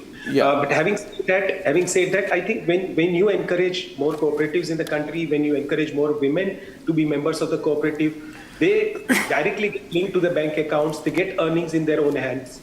I think it leads to overall development of the economy, and more milk, since I come from that sector, comes in the organized sector. It means an overall growth of the country. So it's not just looking at the consumer side, we also look at the producer side. And that's where actually such policy changes and the sharpened focus on cooperatives as a tool of development come in. And this is what the new Ministry of Cooperation has been championing. Honorable Finance Minister has been very nicely articulating it in all her budget speeches in the last 3 years, ever since this new ministry has come. So I'm sure India will become a dairy to the world, and of course you will see Amul butter not just in India but every country of the world. Okay. Before I go back to Sanjeev, Sushil, how's the recovery in the markets? I saw a slight recovery of 0.17%. Last I saw. It's rebounding sharply. I think mostly it's a short squeeze. Everybody just looked at the long-term, short-term capital gains tax and everybody slammed it. They're getting punished, and markets are rebounding to punish those who react. Yeah. Sanjeev, very quickly to you before I let you go. You do a lot of investing as well. You think this is going to encourage you to invest more? Abolition of the angel tax?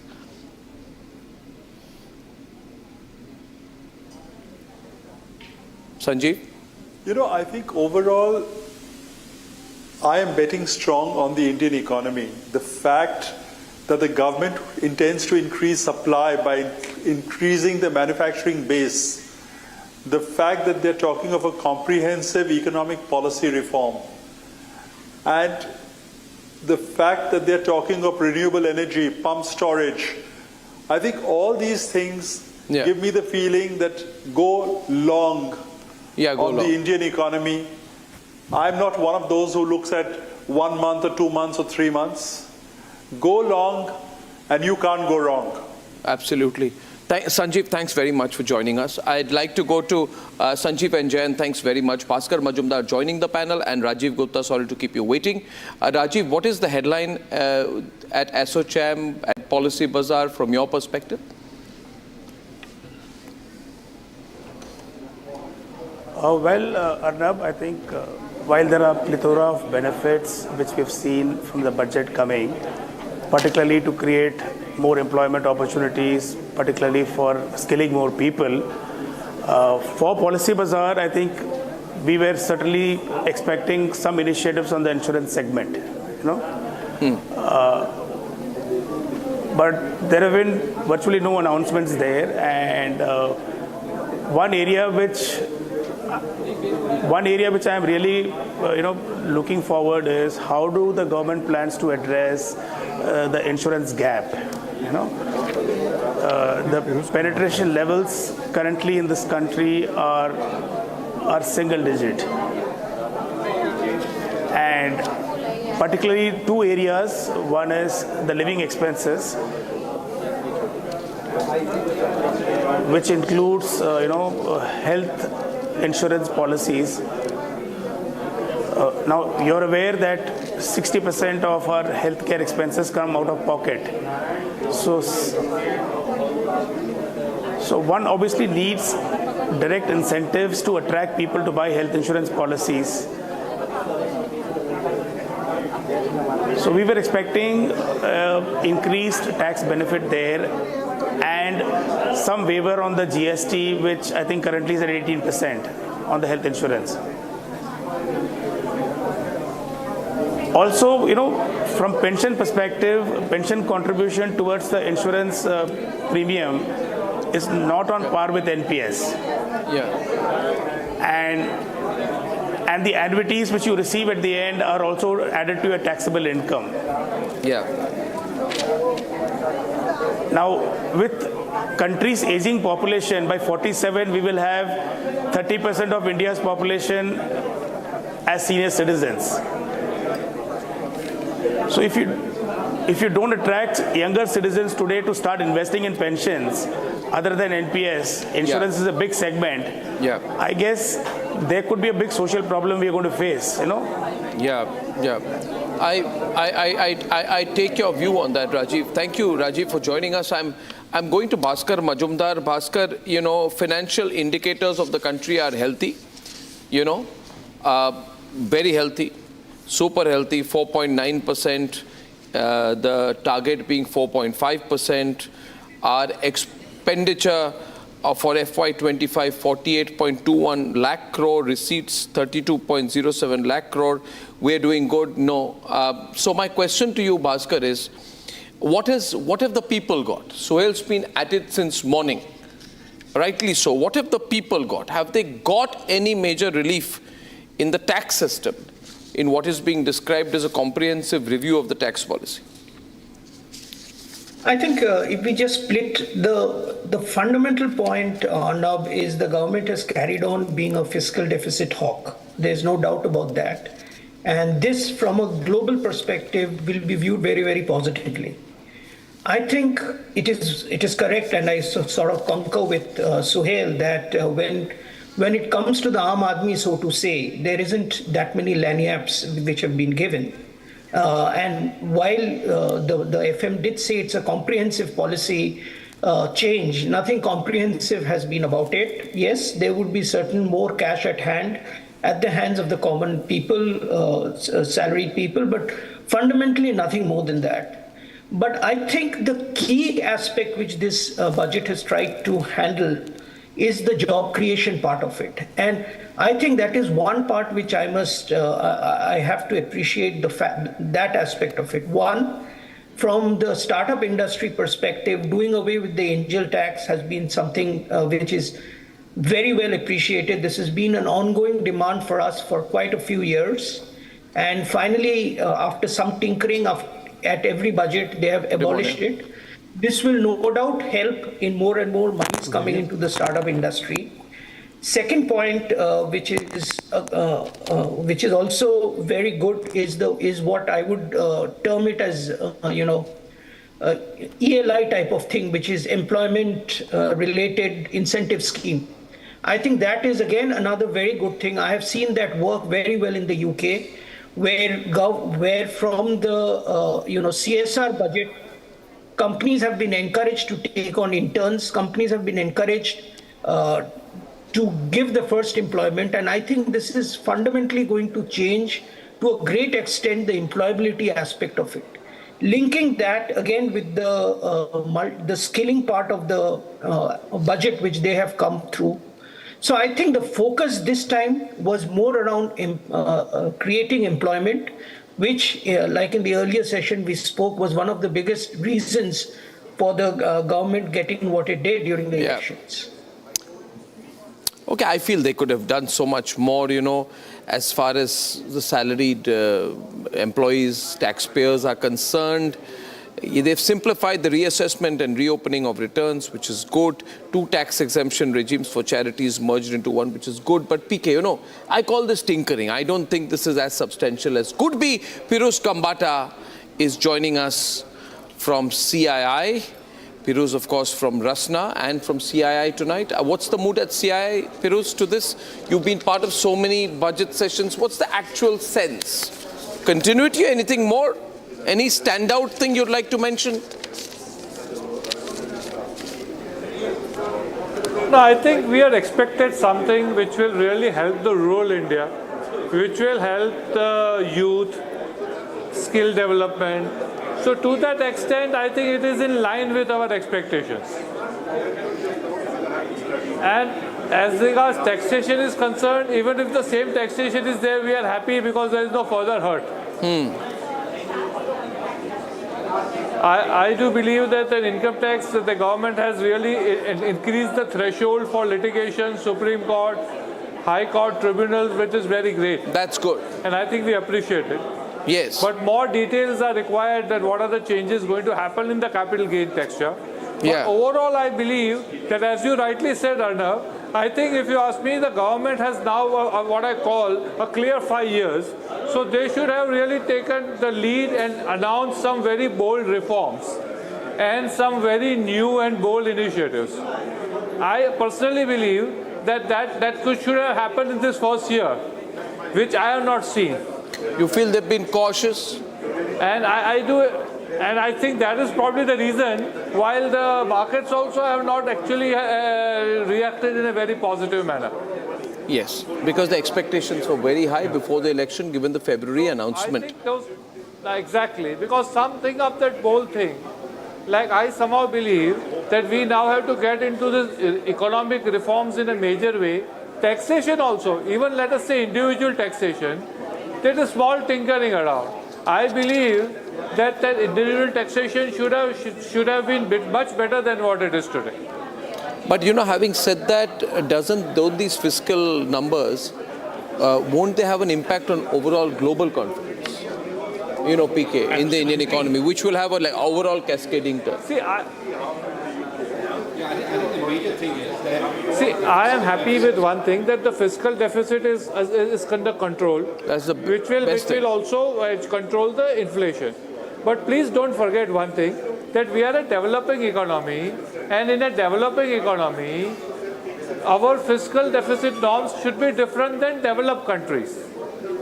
And to an extent, if you ask me, when you support industry with better taxes, I think it only helps further growth.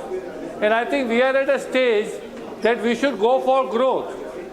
So I think we should say we want to grow by 10% and not at 7%. And this is what the government needs to do to grow at 10%.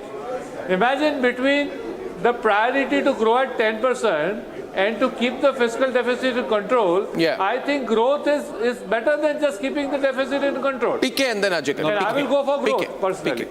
So I somehow believe that India's growth should be 10% plus.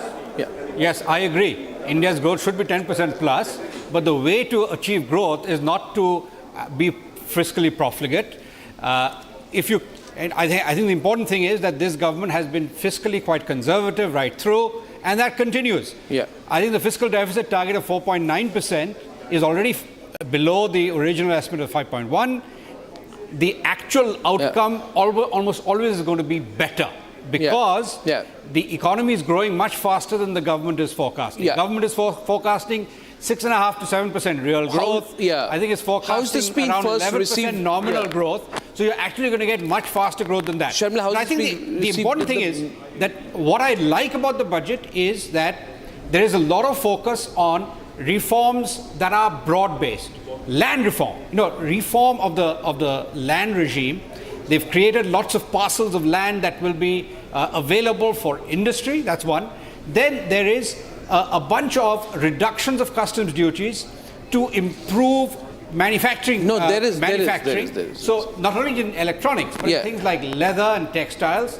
There's a lot of focus on labor-intensive manufacturing. I tell you, which is really important for what has been mentioned, I slightly disagree there with you, Piruz, because they are saying that the farmers, you said, they would initiate 1 crore farmers in natural farming, pulses, oilseeds, mustard, groundnut, sesame, soybean, sunflower, financial support for shrimp breeding center, Kisan credit card in 5 states, finance for shrimp farming, marketing, vegetable production, supply chains, and also identifying the high-yielding, climate-resilient crops, which is part of the Prime Minister's overall natural crops and natural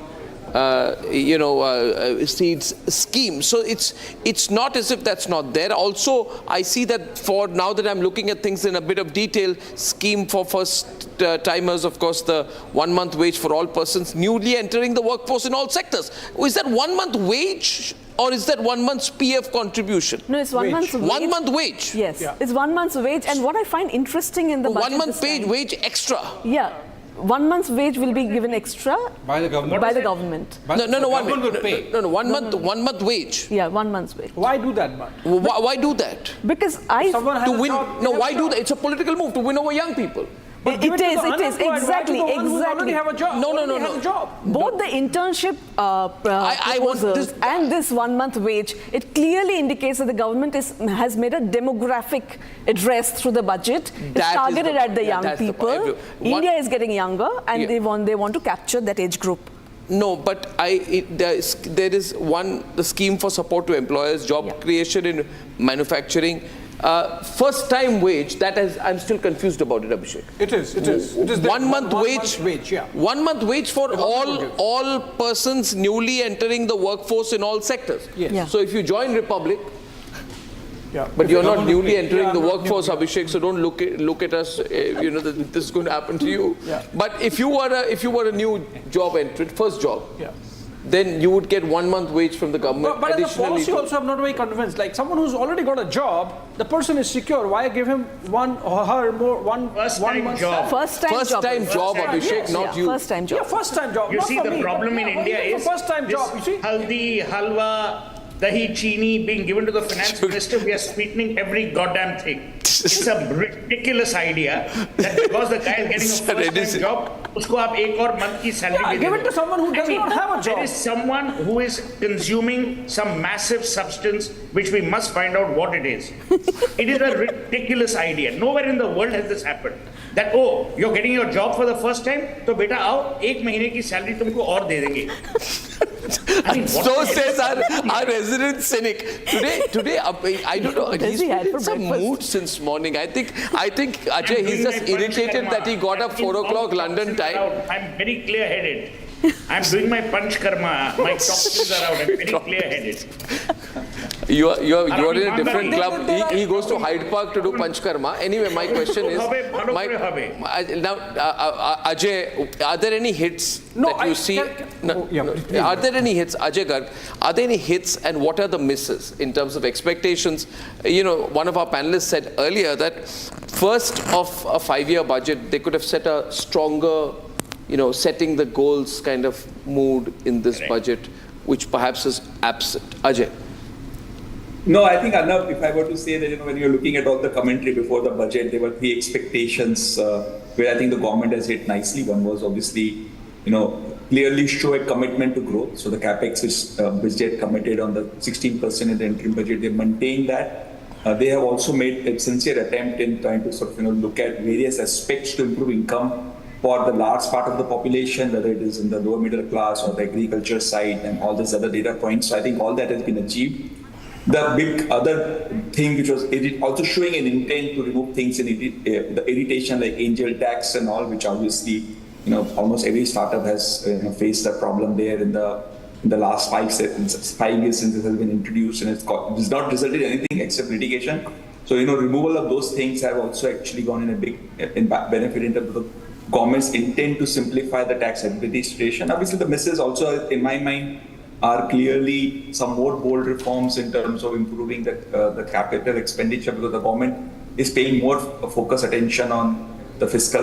They're trying to sort of maintain the discipline out there, and also the administration part. Because India is only a country where you have to pay advance tax, estimate advance tax. The whole process of tax administration is still so complicated. Yeah. And I think the government could have looked at it something today, because no other developed country has this whole process of advance tax and TDS the way we have it in this country. Yeah. So what Ajay Garg of Equirus is saying, that good initial set of moves. He doesn't seem to be expecting something very big bang in the budget, but he seems pleased with continuity. We have with us from CII the chairman of the Boston Consulting Group, BCG, very eminent voice in the world of Indian business and the corporate world. Janmajay Sinha. Janmajay, nice to see you. Arnab here. Good afternoon. Thank you for joining us. And we'll put our first question to you will be from Sharmila, our business editor, to you. Sharmila, over to you. So, good afternoon. Sir, am I audible to you? So, yes, you are. So, from the primary look at the budget, it looks like, as Arnab said, there is continuity. There is going to be inflow of funding because of the tax rebates given to angel investors. And there has been a considerable attempt to sort of stabilize the employment scenario, which was a feedback of the economic survey. But what is the feedback of corporate India? How does it respond to the budget announcement today, sir? So let me tell you why I am so relieved and happy. The overall movement on fiscal consolidation has been accelerated.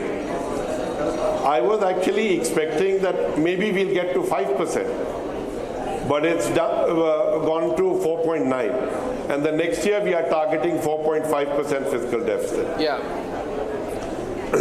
The second thing is, taxes have mostly been kept untouched.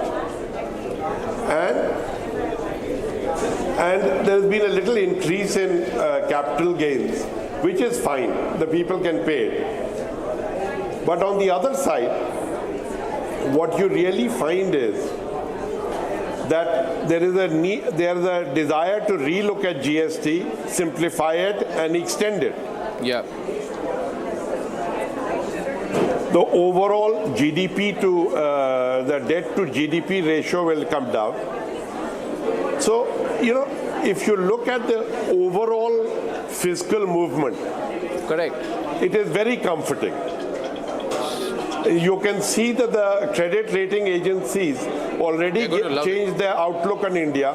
Yeah. This will give them even stronger they're going to just love it. Yeah, I also thought so, and then, as a Bihari, I can't... You cannot complain. I can't complain about a little bit of money going towards Bihar and improving Bihari tourism. Yeah, no doubt about it, Janmajay. No doubt about it. I agree I would with have you wished a little bit more for water. I agree with you on both. I think you're the great guy to get on Republic right now. Because this view, PK, is a very important view. People like Janmajay, they have played a very important role, Abhishek, in attracting foreign investment to India. Having followed what he's done over the last few decades. He is one of those people who will look at this budget very well. And Janmajay, from your perspective, would I be fair in saying there's a 9 on 10 budget in terms of attracting foreign investment? Because we are just sending the right message to the foreign rating agencies. If we are looking at investors, if we are looking at a FDI route, we have fallen on the FDI index to 15. Now, we've just kept it so right for next year at 4.5%. It's just the right message in the right direction. So if you look at this, Janmajay, I'm looking at China faltering and India getting the macro completely right. Somebody sat down and taken a call on this. Okay, we're going to give a little bit to the middle class, little bit, tinker around a little bit, but we get the fundamentals really, really strong. So very good FDI-oriented budget from that perspective, Janmajay, global indication. Absolutely. As it is, if you look at all the things that were done with the reform, overall reform agenda, it was very pinpointed. They are going to reduce and relook at any duty inversion. So tariffs is being looked at to make it more competitive. If you really look at it, the 5 things I had originally wanted have all been ticked off. Fiscal deficit prudence, come down. You can see that tariffs are being reduced in the areas that we want to, and a relook. A relook on direct taxes. A relook on indirect taxes. Infrastructure spending going on.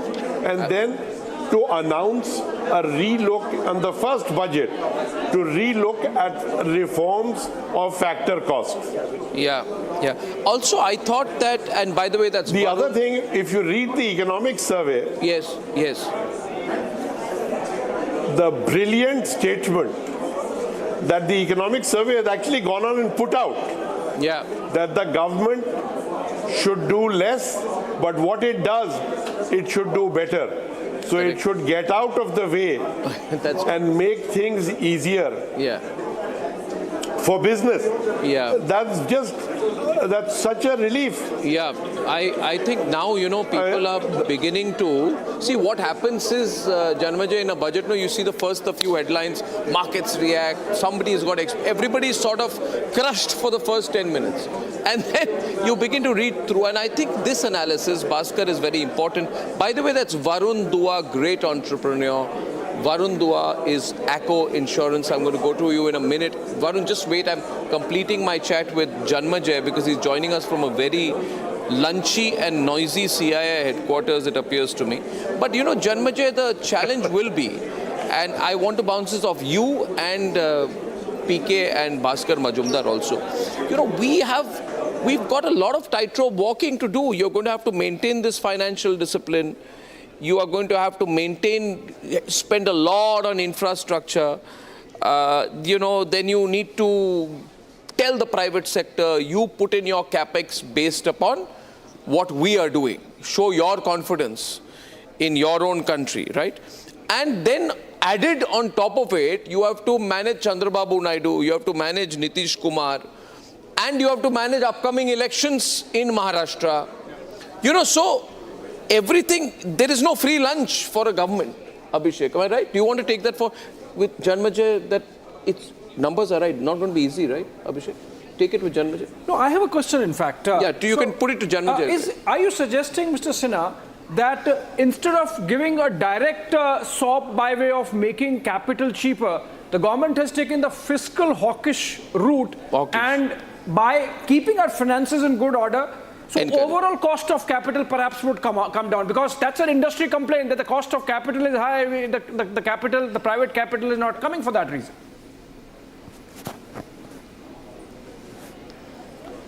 So you're absolutely right.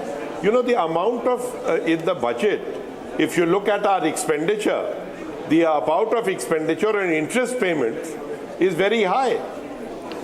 So as you start reducing the fiscal deficit, you get both the advantage of a better credit rating and less debt.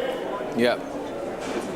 But does it solve the industry problem of cost of capital? That direction is fine. If there is one place, I really want India to start looking at water more seriously. In one of the 9 priorities, it was mentioned in urban infrastructure. Yeah. But I really believe that water needs to also be brought into a mission mode. You know, point number 69, if you see there, where under water supply and sanitation, government says in partnership with multilateral development banks. So there needs to be a global effort on it. Government has acknowledged that, Janmajay. And they're saying water supply, sewage and solid waste management programs for 100 large cities through bankable projects. So the government is open, really looking at global investment in this area. You're right, spot on. I think this is going to be one big area for treated water for irrigation and filling up of tanks, because we're going to face a crisis here. Janmajay, you've been looking at it, I'm sure. Exactly. Yes. That's the one area that I want more. Otherwise, I'm very happy with the budget. What's overall mood at CI? Happy? Or? It's really well thought through. Oh, yes. Okay. You know, everyone was clapping when the 4.9% was announced. Oh, yeah. That's the big one. Bhaskar, sitting in London, were you also clapping with that? Because that's, you know. No, absolutely. And we can, very shortly, I can see the ratings agencies going for an upgrade on the bond ratings. And as Mr. Sinha rightly said, once that sort of happens, there'll be a natural inflow of capital at a reduced cost. And I think the government this time has stuck to the macro. Yeah. You know, yes, they could have been tinkering, and in the short term, people would have been much happier. But they have stuck to the overall directional macro of playing the fiscal hawk. It's always a question of you have to admire the Prime Minister for that. You know, these things, PK, don't happen. Obviously, Prime Minister is saying to the country, I am unmoved by the numbers of the election. I'm going to keep doing what I do. I've got target 2030. I've not got target 2024 October. He's still, it's admirable, PK. You know, PM, Prime Minister is keeping his politics and policy aside. This is, I think it's political courage. This is political courage by the Prime Minister. Look at it, 16.9% increase in public investment. Still happening. So the government's focus on keeping public investment growing at a rapid rate continues for the third consecutive year. And yet the fiscal deficit is coming down. You know that the government is very conservative. Last 2 years, the government has been very conservative with its estimates for direct tax revenue. And if you look at the numbers, I look at them monthly, and what you find is that every month the numbers are well ahead of what the government was estimating. And as a result, this 4.9% is actually a conservative estimate. The actual number will be more like 4.5, 4.6% this year. For next year, the current target is less than 4.5% of GDP deficit. By this time next year, we'll be talking about a deficit of 4% of GDP for FY26. Now, the point is that if you just remember, for the fiscal year that ended in March 24, the original deficit target was 5.9%, the outcome was 5.6. For next year, for the current year, we are looking at a target now of 4.9. It'll probably be more like 4.6 or 4.5. So, in effect, the government is not only fiscally conservative, but is extremely conservative with its estimates of revenue. And the outcomes, therefore, for the fiscal deficit are much better. Now, what that does is that it helps to crowd in private investment over time. As the government's market borrowing, as the government's borrowing requirement keeps going down, you get a crowding in of private investment. And that is the long-term story for how India is going to grow. Now, that's one side. The other side, I think, is that they have created a lot of incentives for manufacturing, which has to be a major thrust area in the years ahead. To try and get some of the supply chains that are centered in China to start moving away. And in areas like labor-intensive manufacturing, like textiles, leather, toys. I mean, those are the areas where India needs to attract investment. So if you look at the opportunity there, just to our exports of textiles and garments are 1/9 of China's.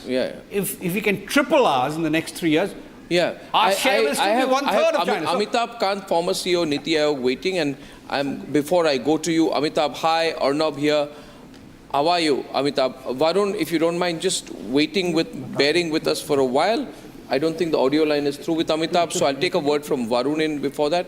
Varun Dua is CEO and founder of ACO Insurance. Varun, your first thoughts of the budget. You heard Janma JJ, you've got a broader perspective on your industry and overall. Varun, hi. Thank you for having me. I think the panelists, I was hearing the panelists as over the last 5 minutes. I think it's a very, very balanced budget. I think, growing at 7-8% without printing money, without increasing debt, it's like you rightly said, it's a huge tightrope walk. I think we're getting it right.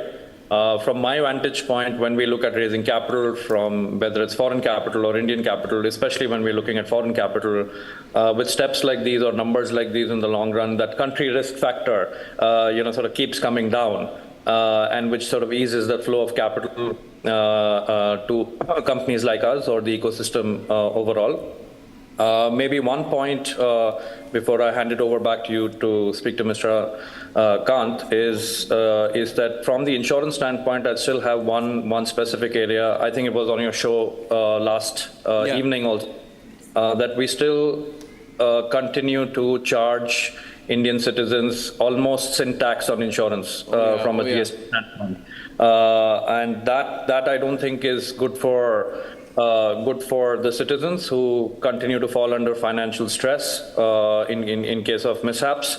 And more importantly, I think the government also should, globally, insurance companies are the largest suppliers of some form of capital to the government in terms of the treasury that they invest in government projects and government securities. So maybe that's the only sore point. I haven't looked at the detailed note. Maybe it's there somewhere, but at least it didn't find a mention. Overall, very happy with where the budget is. Absolutely. I think the one point that is now coming across, you made it as well, Varun, is that it is going to be easier to attract foreign capital because our country indicators are very solid. So thank you very much, Varun. Sorry to make you wait there. Thank you for now. Sunil Munjal is joining us. Sunil, can you hear me? Hi. What's your first reaction overall? We had a very happy Janmajay Sinha join us a minute back. What are your thoughts, Sunil? Arnab here. Good afternoon. I would agree with Janmajay as well. I think overall it's a well-formulated budget, considering both the internal and the external pressures on the economy. She has done a wonderful job maintaining fiscal deficit at 4.9% and announcing next year at 4.5. Not only has she announced that, she's also said the borrowing year on year after that will continue to drop as a percentage of GDP every year. In this budget, I see two things, not only an annual budget, I also see a statement of intent of the government for the next 5 years. That we want to cover all sectors. We want to cover the young, we want to cover women, we want to cover startups, we want to cover agriculture, we want to focus on rural development, we also want to cover cities as economic entities. So overall, I think a very well-balanced budget, development and growth oriented, and recognizing the need to encourage jobs, encouraging individuals to skill themselves and join business, and encouraging companies to say, we will support you if you hire more people. The other thing I liked was there are multiple things they said, we will work with multilateral agencies to bring monies, but the government or government-backed agencies will provide the guarantee for those funding. I think that was a very smart move. And in some of the areas, they expect the state governments to pitch in as much as the center does. So that it's a combined effort to create a multiplier in the overall availability of resources. Upping the spend on infrastructure for 10 lakhs crores to 11 lakhs, that was already expected because it was in the interim budget. I had actually hoped it might go to 12 lakhs. But nevertheless, in the interest of balancing the budget, I guess that was the best available to us. And on personal income tax, she's also helped the lower income bracket individuals. So I think all in all, and she's given away 17,000 crores in the balance. Overall, I would say well-defined budget. There are some things on which work is yet to be done. Study groups will be set up, which will come back in 6 months. So let's wait and see those, plus some fine print detail about the big schemes also would be important to understand for the purpose of effectivity of the implementation. So Sunil, the sense from CII, Corporate India is extremely happy. Thank you very much for that. Now going to Amitabh Kant. Amitabh, sorry to keep you waiting. Good afternoon. Arnab here. I hope you can hear us. And we'll, in conversation with you, will be Abhishek Kapoor. We have P.K. Basu, well-known macroeconomist. We have Ridham Anand Bhardwaj, our executive editor, Sharmila, our business editor. I think we all will like to take questions to you. I'll throw it open first. It seems to me that there was a choice somewhere, Amitabh, and the government has taken it. It just wants to, in a world which is a little uncertain, it wants to make India more a center of certainty. It wants fiscal consolidation. It wants to tell the world that our financial indicators are healthy, and perhaps look at getting $1 trillion in FDI over the next decade. So that's the idea is standout moment for India. We can compete with China if we remain solid, and that will get global confidence into India. Not what people would have expected. There's no knee-jerk reaction, Amitabh, I see, to the slightly muted numbers of the general election. It's just straightforward. Let's continue what we were doing. Your take, Amitabh, big picture from you. You work closely with government. So I think it's a very well-crafted budget. It's a growth-oriented budget with a huge focus on employment. And I think the remarkable thing about this budget is that it's kept an emphasis on financial discipline.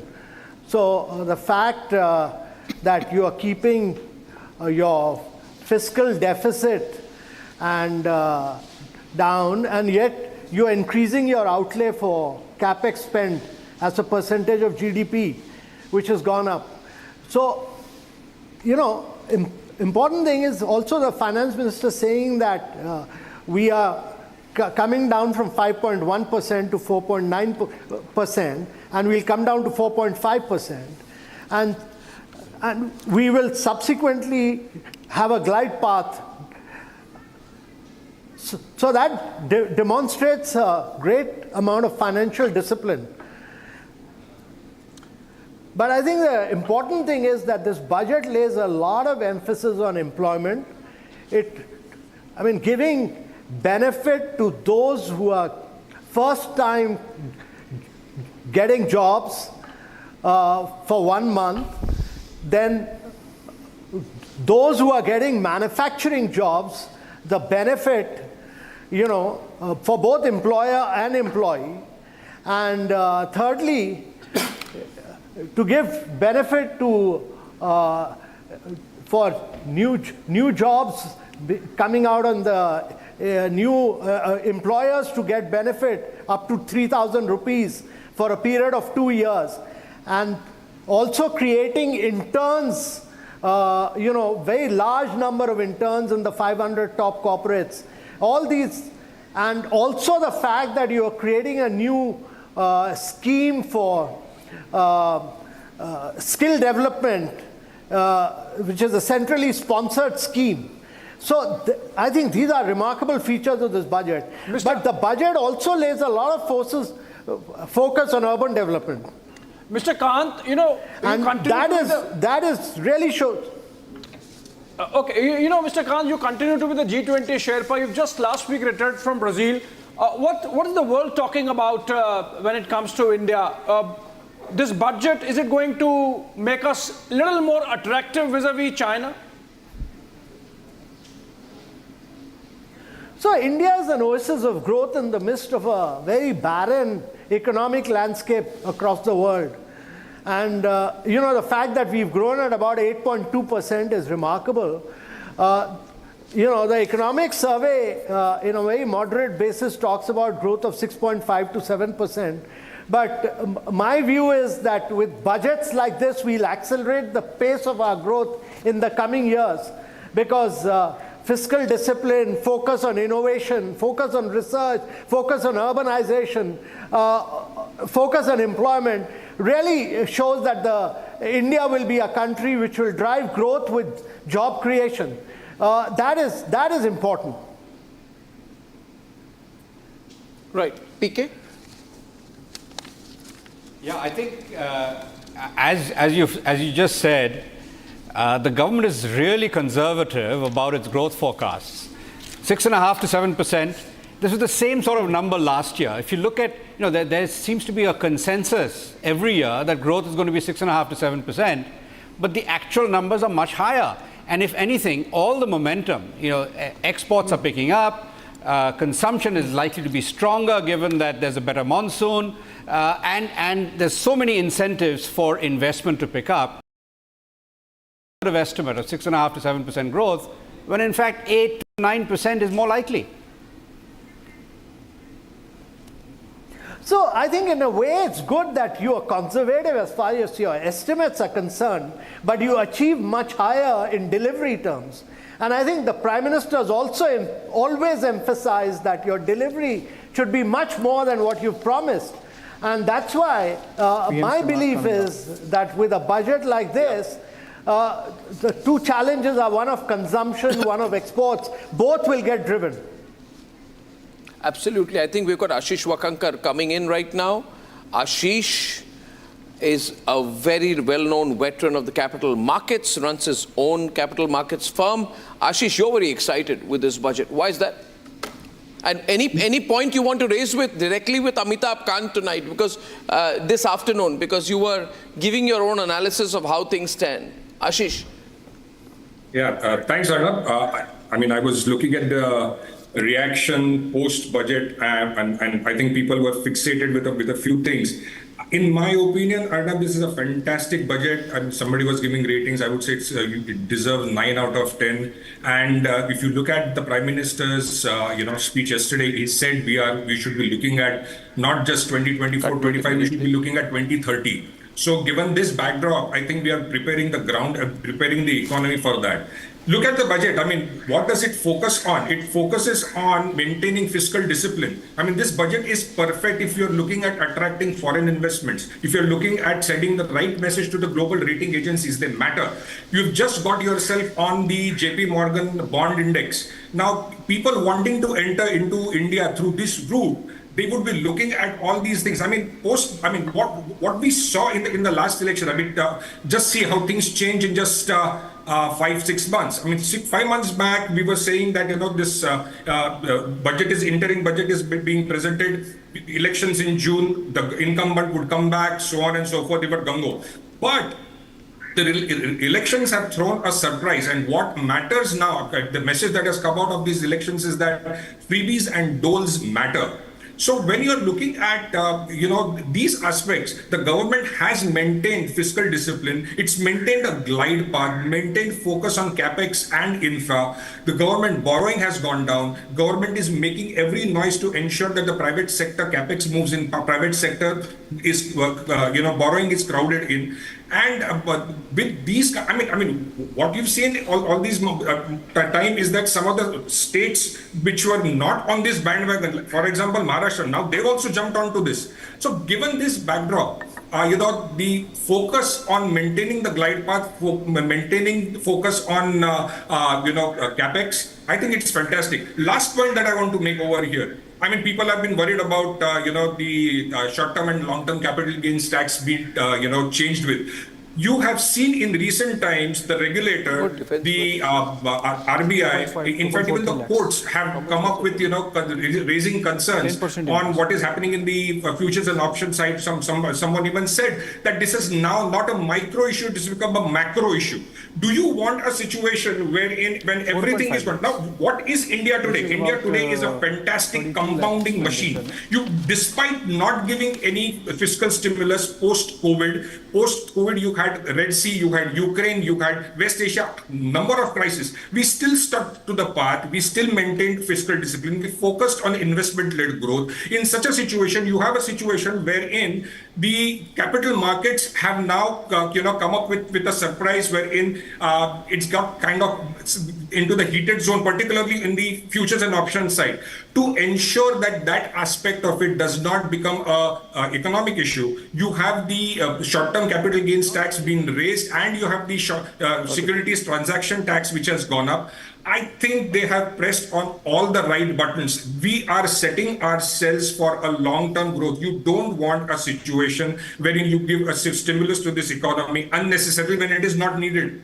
I think it's a fantastic budget. People will appreciate it. The reaction of the market is kind of knee-jerk because it is fixated on the long-term capital gains tax and short-term capital gains tax being, changed marginally. I think. So as a person who's been an insider, Amitabh, to the system, and now is watching this budget from the outside as well, and you are in the government, but on the economic side, you are looking at it. What does it tell you about how the Prime Minister is viewing his term in terms of economic policy? See, there's always a takeaway we wanted. Arnab, it's a budget by a very confident government. It's a budget by a government which is taking a perspective of making India grow for the next 3 decades. It's a budget by a government which wants to drive and accelerate growth. It's a budget by a government which wants to create jobs. It's a budget by a government which wants to do energy transition in a very sustainable manner. And it's a budget by a government which is very clear on the path to development that it wants to take till 2047. So I think it wants to accelerate the pace of growth, but it also wants to create jobs. It wants India to grow in the manufacturing sector. It wants to bring stability in the development process. If you look at research and innovation, if you look at urban development, if you look at MSME sector, all these are key sectors for growing in the long run. So no nervousness because of the election result? Or, massive political management? None at all. What's the feeling? What are people saying in the government? What happens? I felt it's Yeah. Is the Prime Minister as confident as he would have been in February? I thought it's a budget by a Yeah, I think it's a budget with has been delivered with immense and supreme confidence. Yeah. Amitabh, I thank you so much for your initial reactions to the budget. And thank you for joining us live. We are seeing some Rajya Sabha proceedings start. We'll cut to them for a minute and then cut back. Yeah, let's go for a minute. Exactly 1 minute. Member of Lok Sabha 2011 to 14 and 2014 to 19, and a member of West Bengal Legislative Assembly 2001 to 2011. He exemplifies amiability, decorous demeanor, and his participation has been highly impactful and enriching. He is married to Srimati Sahana Bakshi, and the couple is blessed with son Saptrashi. Honorable members, on behalf of this House, I wish him a long, healthy, and happy life, and extend greetings to family members.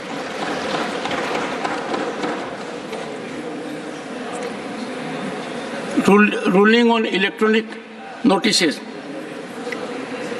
Honorable members, yesterday I had indicated that I will give my ruling on the issue of electronic filing of notices.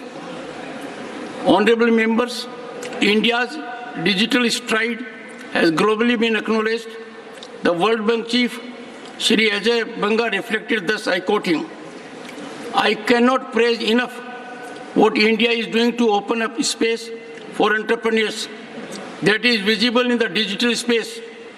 India put in place public digital infrastructure that is so well attuned for private initiatives to blend in to take advantage of this infrastructure," unquote.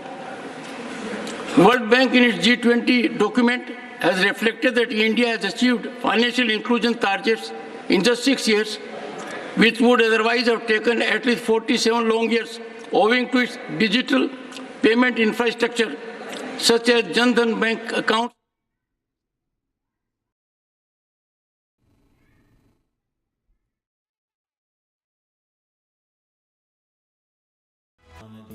Amity has been ranked India's #1 private university in the recently released Education World Rankings, a testimony to Amity's globally benchmarked standards in education.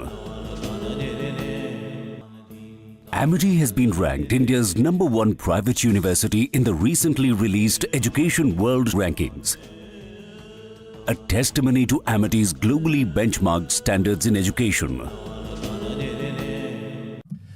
Director Cheadle, your opening statement indicates that the Secret Service constructed a security plan for the site in Pennsylvania. I'm assuming that security plan would also include the security footprint for the site, but it also would be based upon a threat assessment for the threats associated with Donald Trump and the crowd in attendance. Would it not include a threat assessment?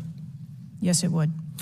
So that threat assessment, as we know, basically would have started with, there's a generalized threat against Donald Trump because he is a presidential candidate. Then it would have gone to, he's a former president, and he gets security coverage just as Bush, Clinton, Carter, and Obama do. And then you also have the heightened political environment. Even for those, it's clear that the security footprint, that the threat assessment was insufficient, which permitted then a 20-year-old to actually enter with a weapon and shoot Donald Trump. But I want to ask you about two other aspects of the threat assessment. It is known and public that Iran is a threat risk for Donald Trump. They're a threat risk for John Bolton, former Secretary of State Pompeo, and Donald Trump, because they have indicated they want to assassinate them as a result of retaliation for the killing of Soleimani. That is both, for Iran, a generalized threat, they're targeting these individuals, but also most recently a specific threat to Donald Trump himself. Now, I want to enter into the record by UC a Department of Justice Public Affairs release, a CNN article, an article from Fox News, and an article from CBS, all of which acknowledge without objection to order that this threat exists for Donald Trump from Iran, and that there are specific threats most recently that have been acknowledged. Director Cheadle, have you read the intelligence of the generalized threat to Donald Trump by Iran as a result of their desire to retaliate for the killing of Soleimani? I have. Have you read or been briefed about the intelligence of the specific recent threat to Donald Trump from Iran? Yes, I have. Director Wray, when we were getting our briefing, indicated that he thought the threat assessment should have included this threat from Iran. Is it your testimony today that the threat assessment, since you've read this intelligence, was sufficient to protect him from this threat from Iran? My testimony today is that the information that we had at the time was known. Was it sufficient? Director Cheadle, was it sufficient for the Iranian threat that you said you have read the intelligence briefings for? That information was passed to... Well, I'm not asking the bureaucratic issue of who did it get passed around to. Director Cheadle, was it sufficient for the specific and generalized threat to Donald Trump's life from Iran? Yes, I do believe it was. Director Cheadle, is an Iranian assassin more capable than a 20-year-old? Sir, I think we've acknowledged that there was gaps and a failure that day. When I raised this issue with Director Wray, he was incensed. He was shocked that the threat assessment of Iran did not seem to be, as he and I discussed, baked in to your security footprint and your threat assessment.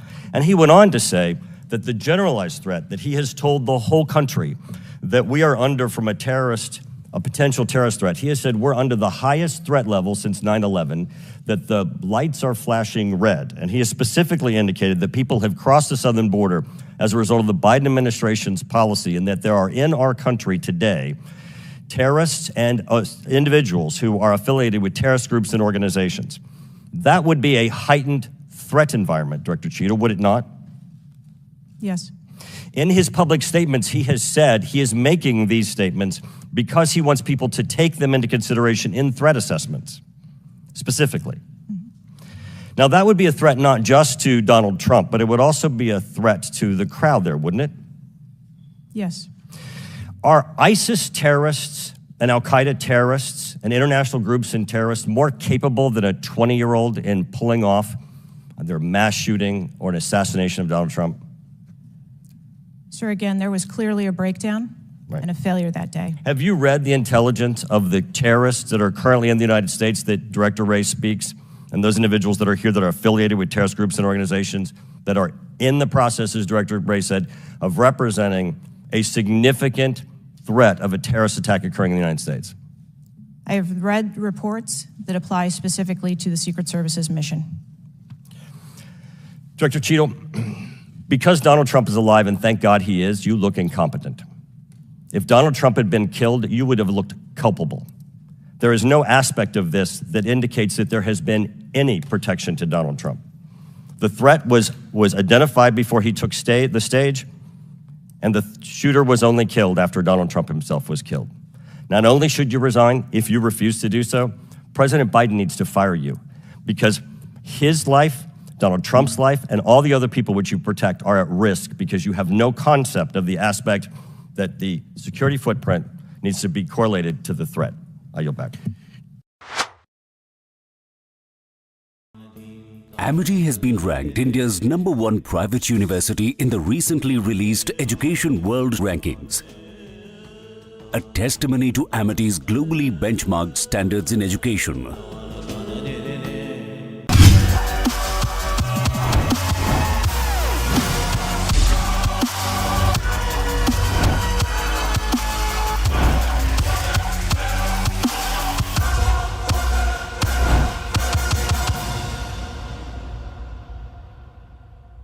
Director Cheadle, the American people are watching, and they're wondering if there are any questions you can answer honestly today. So, Director Cheadle, I have a series of questions, very specific questions. I want very specific answers. Most of my questions are going to demand a yes or no answer. Do you understand? I do. Okay, my first question.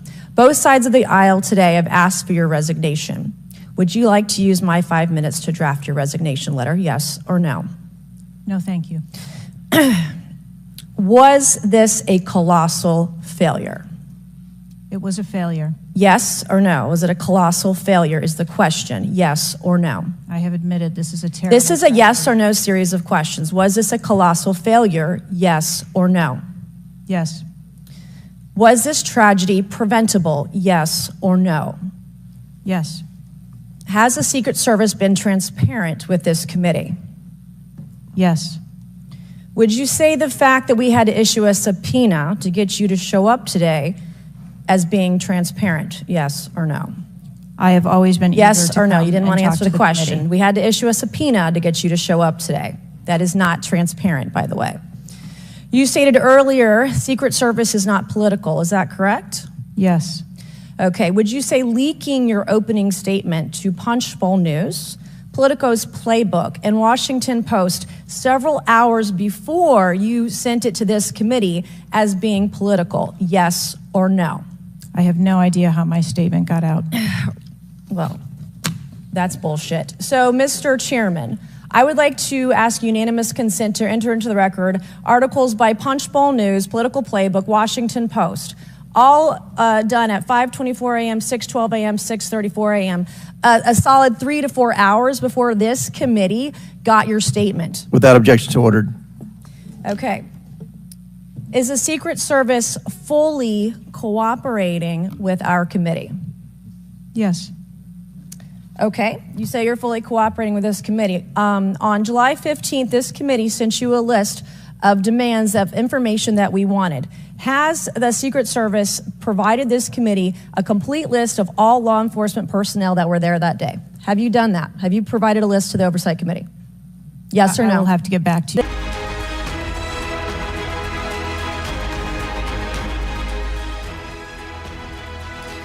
Okay, we have with us Chandrajit Banerjee, Director General of CII, joining our panel. Ashish Wakankar continues to be with us. Chandrajit, good afternoon. This is Runup here. Good fiscal consolidation path, but not everybody is very happy. But corporate India is very happy. Markets are rebounding. The criticism being that there isn't enough in terms of tax slabs, changes for the salaried middle class.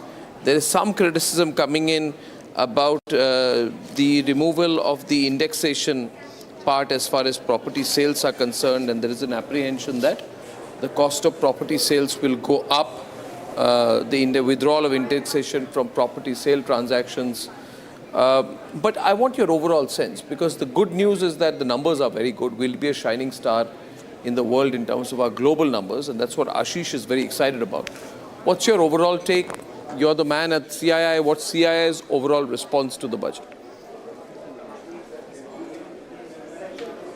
Thanks, Arnav, and thank you very much for having me on your show once again. Few points. Number one, as you mentioned, the macroeconomic fundamentals have come out clearly very strong, and that's very important for an emerging economy which is aspiring to be a developed economy soon. Number one. Number two, if you see, the budget carries forward what the economic survey also talked about as to how do we involve different sections into the economic growth story of India. So it's just not the government, but there is this trust which has been given to the private sector. It's the focus that we see on the rural economy. The focus, very interestingly, the way states have been incentivized to say that you do the next gen reforms, we give more incentives. That's a very, very innovative way of looking at how do we usher in the next gen reforms, which are all at the states at this point in time. So I think from the story of employment creation, from the story of skilling, to the capex being very well biased towards the agri economy and rural economy, and the focus on states, it's a good story for India, just not the Indian business.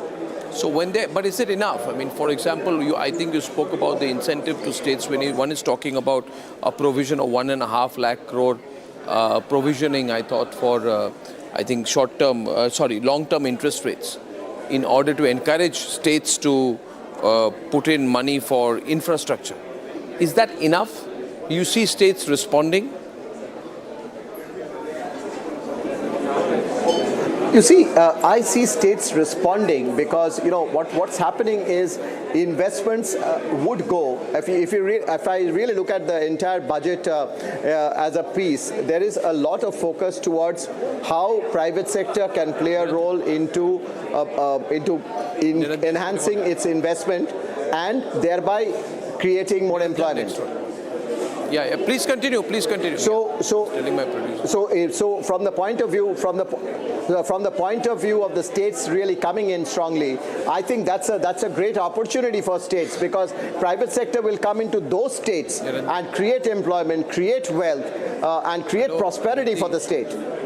Yeah, Niranjan is the next question. I've been telling our producers.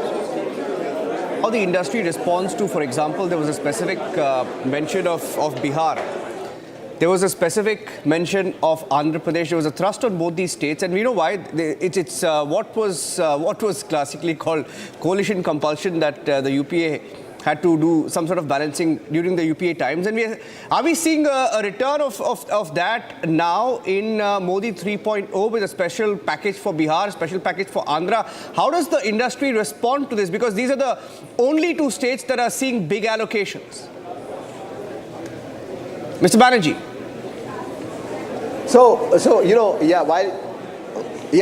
While you say that, yes, these are the only two states, but if you really look at certain infrastructure issues, which has been also put on focus in the budget, be it the Assam, say for instance, Himachal Pradesh, Uttarakhand, Sikkim, the FM did speak about many other states for many other very critical areas of infrastructure, and especially when it comes to disaster management and areas like that.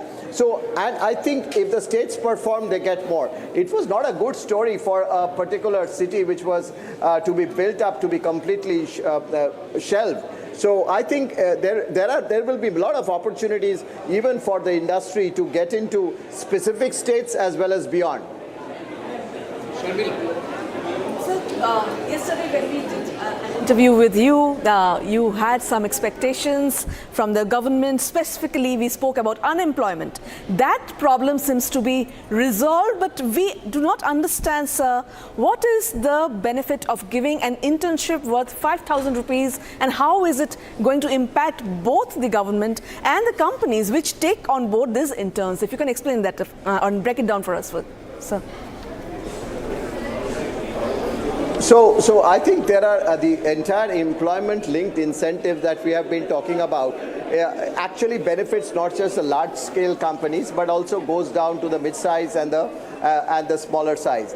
The ELI, or even like before the PLI, these are only triggers, and once you trigger through a scheme of this kind or an incentive of this kind, you see that there is more and more traction that grows, and people, the tendency to employ more, the incremental employment goes up. And I think the part which is the government which is going to pay is a big boost, big help for because one of the things that did not work out very well was, if you remember, the apprenticeship program which the government had launched some time back. But we now see some of these schemes really working, and therefore this expectation from the private sector is also going to be very strong. And I think that the private sector should play a role in terms of seeing how it can create a virtuous cycle by creating more employment, more demand, and greater depth in the economy. You think all those measures that have been announced are going to crowd in the private capital, Mr. Banerjee? I think, the capex, which is, we were talking about a 25% growth. With that not being there, even then, I see private sector crowding in because the focus today is to also on urban infrastructure. There is a lot of scope there on private sector, the rural infrastructure. There is a lot of scope on that. I also see a lot of work being done. The finance minister talked about tax simplification, which is a very, very big announcement to be done in 6 months' time. She'll get into a project mode, something which has really never happened. Some archaic laws being really revisited on a mission mode. These are great boosters for the private sector. So it's just not, the way you look at numbers, but the simplification, the decriminalization, all of these are going to be very critical issues for private sector to get boosted towards bringing in more investment. Overall, if I could ask you, Mr. Banerjee, and then we'll take it forward with Ashish as well. Do you see this as a balancing budget? I mean, there was huge pressure on the government to do something for the middle class, and you look at the savings. The minister also made a mention. She made a specific mention on the new tax regime. She said savings up to 17,500, and you do the math. I mean, on the middle class, they were under pressure. They were under pressure from the corporates as well. They've reduced corporate tax for foreign companies. They've tried to do a balancing act on every side. They've even tried to balance out with their allies. So would you call this a classic balancing budget, feel-good budget, one that's tried to keep everyone happy? Or at least tried to? See, a budget should have everything. A budget should have something for everyone. And I think that's a very important the act of the finance minister. And yes, and each one is related. The private sector employs more people, so it creates wealth. And of course, the poorer section of the society, the middle income group, if their taxation regime is simplified and they can move over to the new regime, they also save money. There's more money in the hands of the poor. Yes, balancing is required, and I think it has been done very, very well. And lastly, Chandrajit, was there a focus with China in mind? Did you think that, a shift in manufacturing focus, all this, about mobile phones, reduction of basic customs duty for mobile phone, mobile printed circuit boards, mobile chargers. Then she went on to critical minerals, where she reduced and removed customs duty. Then she went to solar. Then she went to shrimp. Then she went to steel and copper. So, and in fact, removed BCD on ferronickel. All this seemed to me quite clearly that here is our opportunity to compete more aggressively with China. How do you view it? Absolutely so. Absolutely so. And I think we must, because we need to build domestic capacity, and we should not be sort of over-dependent on one source, or even just not only one source of input, but also in terms of technology, diversification. So I think we need to create, this gives the customs duty changes, etc., gives us very good opportunity for us to develop our internal capacity, as well as look at other sources where criticality of resources are involved. So I would imagine that this was a very, very tactical move to see development of Atmanirbharata in domestic capacity. Chandrajit, stay with us for a while. This is going to be a very interesting chat. I want 5 more minutes with you. Ratun Lahiri of Unicorn is joining us. I'll take one question with her, and then I have Nilesh Shah also with us this evening. So, Nilesh, hi. I'll just make you wait just 2 minutes, Nilesh. Arnab here. Ratun, straight question. You've always been looking at mobilizing foreign capital into India. I'm sure you're going to get much more confidence back, given the numbers, given the fiscal deficit target, etc. How do you view the budget from your perspective? Well, thank you. I think that is spot on. For me, the headline, statement was the budget deficit, which has been contained to, which is 4.9% of GDP, which the finance minister has very clearly said will go down to 4.5% of GDP, going forward. And I think that has been the headline from what I see of the international media here, that has been picked up by Bloomberg as the headline figures and everywhere else. Overall, I think this is a very well-balanced, positive budget, which seeks to make a difference, keeping tomorrow in mind, very clearly 2047 in mind. That is my overall impression of this budget. No country can become a developed nation, without food security, energy security, and without manufacturing playing a key role. And I think, the finance minister has done that very credibly, in terms of the 9 priorities that she has laid out. There are things that, I had feared a more populist budget. I think this is a bold budget. I do not give it, I would rate this as an 8.5 on 10 budget. There are areas where I would have liked to see more, but, that is a conversation, a much longer conversation. No, I think there is an aggression there and a quite determination of policy. Do stay on. Nilesh, we all love your macro views as well. And, you are not just one of the most successful people in the financial capital markets in the country and in Mumbai, but you always have a bigger perspective on India, the India story. So I'll start with that bigger perspective first with you, Nilesh. How do you view this budget in terms of direction? Does it give any clear direction as far as you're concerned? Undoubtedly, yes, Arnab. This is budget in Amrit Kal for Viksit Bharat. On one side, we are doing fiscal prudence. 4.9% this year will be dropped from 5.8% earlier, 90 basis point fiscal reduction. There could be more divestment, there will be more tax buoyancy. That's not factored into this number. Second, we are also investing 11.11 lakh crore for investment. And there is boost to consumption via employment generation. So I will say this budget achieves trinity of impossible: fiscal prudence, investment, as well as boost to consumption through employment generation. Mr. Shah, you are typically seen as the voice of calm and reason. You think that the measures that have been announced on the FNO side, on the long-term and short-term capital gains side, taken together are aimed at taking away some froth out of the stock markets? Undoubtedly, there is froth in the stock market in low floating stock counters. There is froth in the stock market in some of the concentrated holding companies. But the real challenge is that in FNO, 9 out of 10 investors lose money. By and large, people who have better computing power, better connectivity, better algorithms make money on FNO. This is high frequency traders. By and large, people without absence of these tools end up losing money.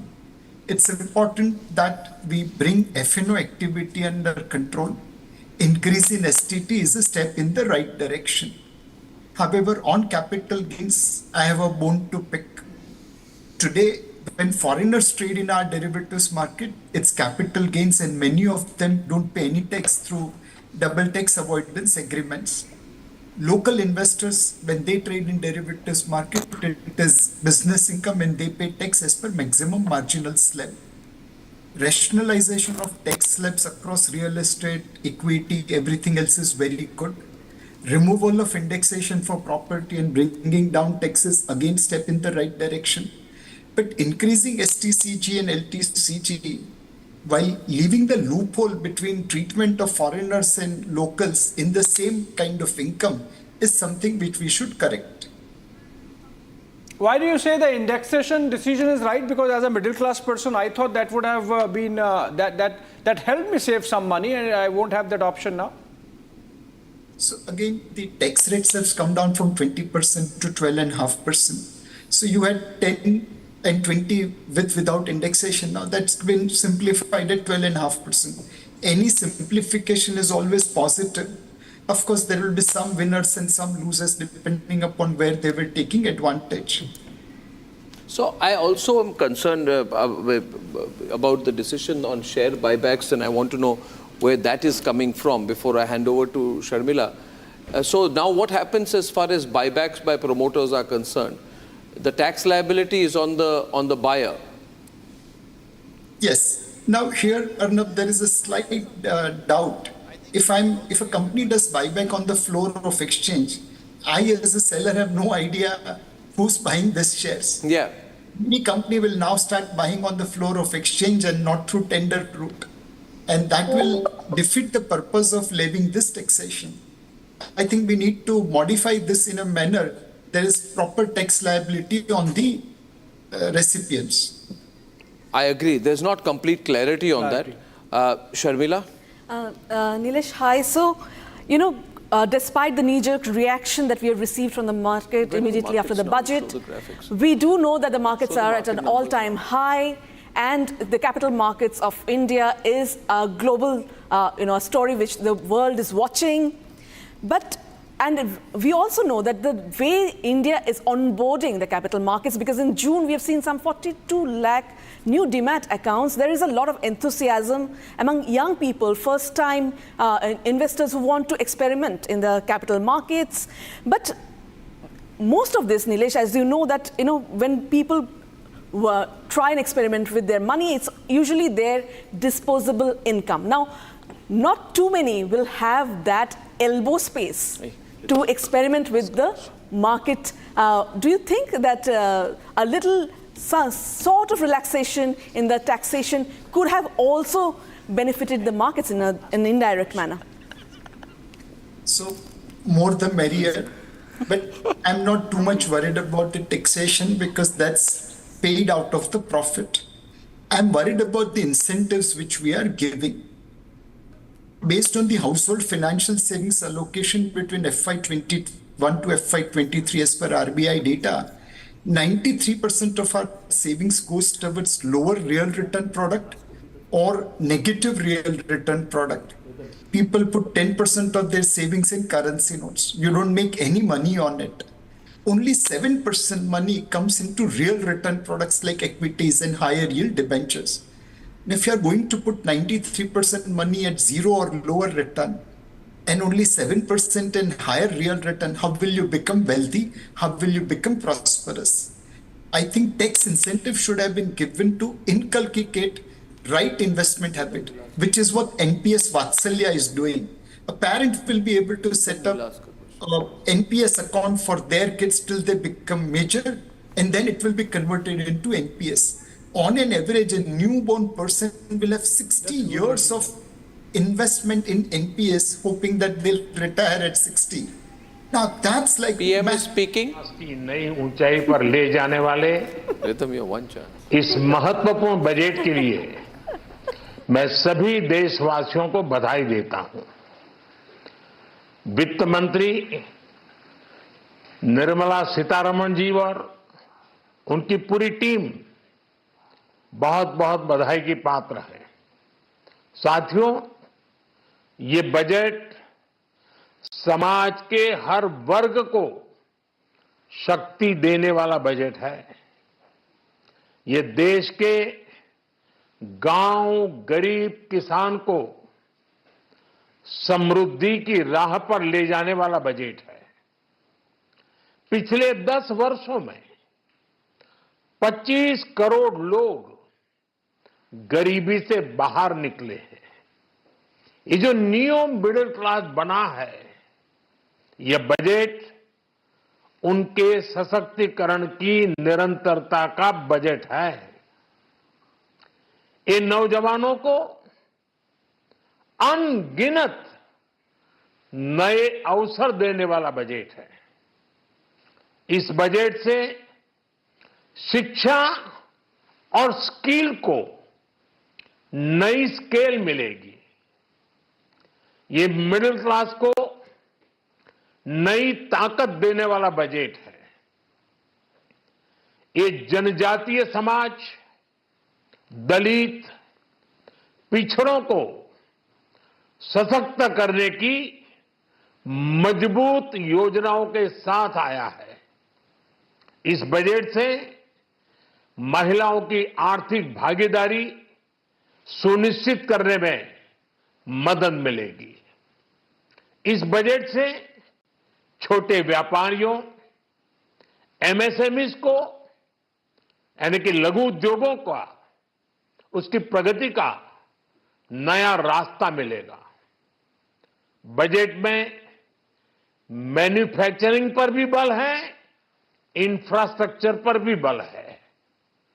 इससे आर्थिक विकास को नई गति मिलेगी और गति को भी निरंतरता मिलेगी। साथियों, रोजगार और स्वरोजगार के अभूतपूर्व अवसर बढ़, ये हमारी सरकार की पहचान रही है। आज का बजट इसे और सुदृढ़ करता है। देश और दुनिया ने पीएलआई स्कीम की सफलता देखी है। अब इस बजट में सरकार ने एम्प्लॉयमेंट लिंक्ड इंसेंटिव स्कीम की घोषणा की है। इससे देश में करोड़ों करोड़ों नए रोजगार बनेंगे। इस योजना के तहत जीवन में पहली नौकरी पाने वाले युवा की पहली तनख्वाह हमारी सरकार देगी। स्किल डेवलपमेंट और उच्च शिक्षा के लिए मदद हो या फिर 1 करोड़ नौजवानों को इंटर्नशिप की योजना, इससे गांव के गरीब के मेरे नौजवान साथी, मेरे बेटे बेटी देश की टॉप कंपनियों में काम करेंगे। उनके सामने संभावनाओं के नए द्वार खुलेंगे। हमें हर शहर, हर गांव, हर घर एंटरप्रेन्योर्स बनाना है। इसी उद्देश्य से बिना गारंटी के मुद्रा लोन की लिमिट को 10 लाख से बढ़ाकर 20 लाख रुपए किया गया है। इससे छोटे कारोबारियों, विशेष रूप से महिलाओं, दलित, पिछड़े, आदिवासी परिवारों में स्वरोजगार को बल मिलेगा। साथियों, हम सब लोग मिलकर भारत को ग्लोबल मैन्युफैक्चरिंग हब बनाएंगे। देश का एमएसएमई सेक्टर मध्यम वर्ग से जुड़ा हुआ है। एक प्रकार से एमएसएमई सेक्टर की ओनरशिप मध्यम वर्ग ही है और इसी सेक्टर से गरीबों को ज्यादा से ज्यादा रोजगार भी मिलता है। छोटे उद्योगों की बड़ी ताकत, उस दिशा में हमारा अहम कदम है। इस बजट में एमएसएमईज के लिए ईज ऑफ क्रेडिट बढ़ाने वाली नई योजना का ऐलान किया गया है। मैन्युफैक्चरिंग और एक्सपोर्ट्स इकोसिस्टम को हर जिले तक ले जाने के लिए बजट में अहम घोषणा की गई है।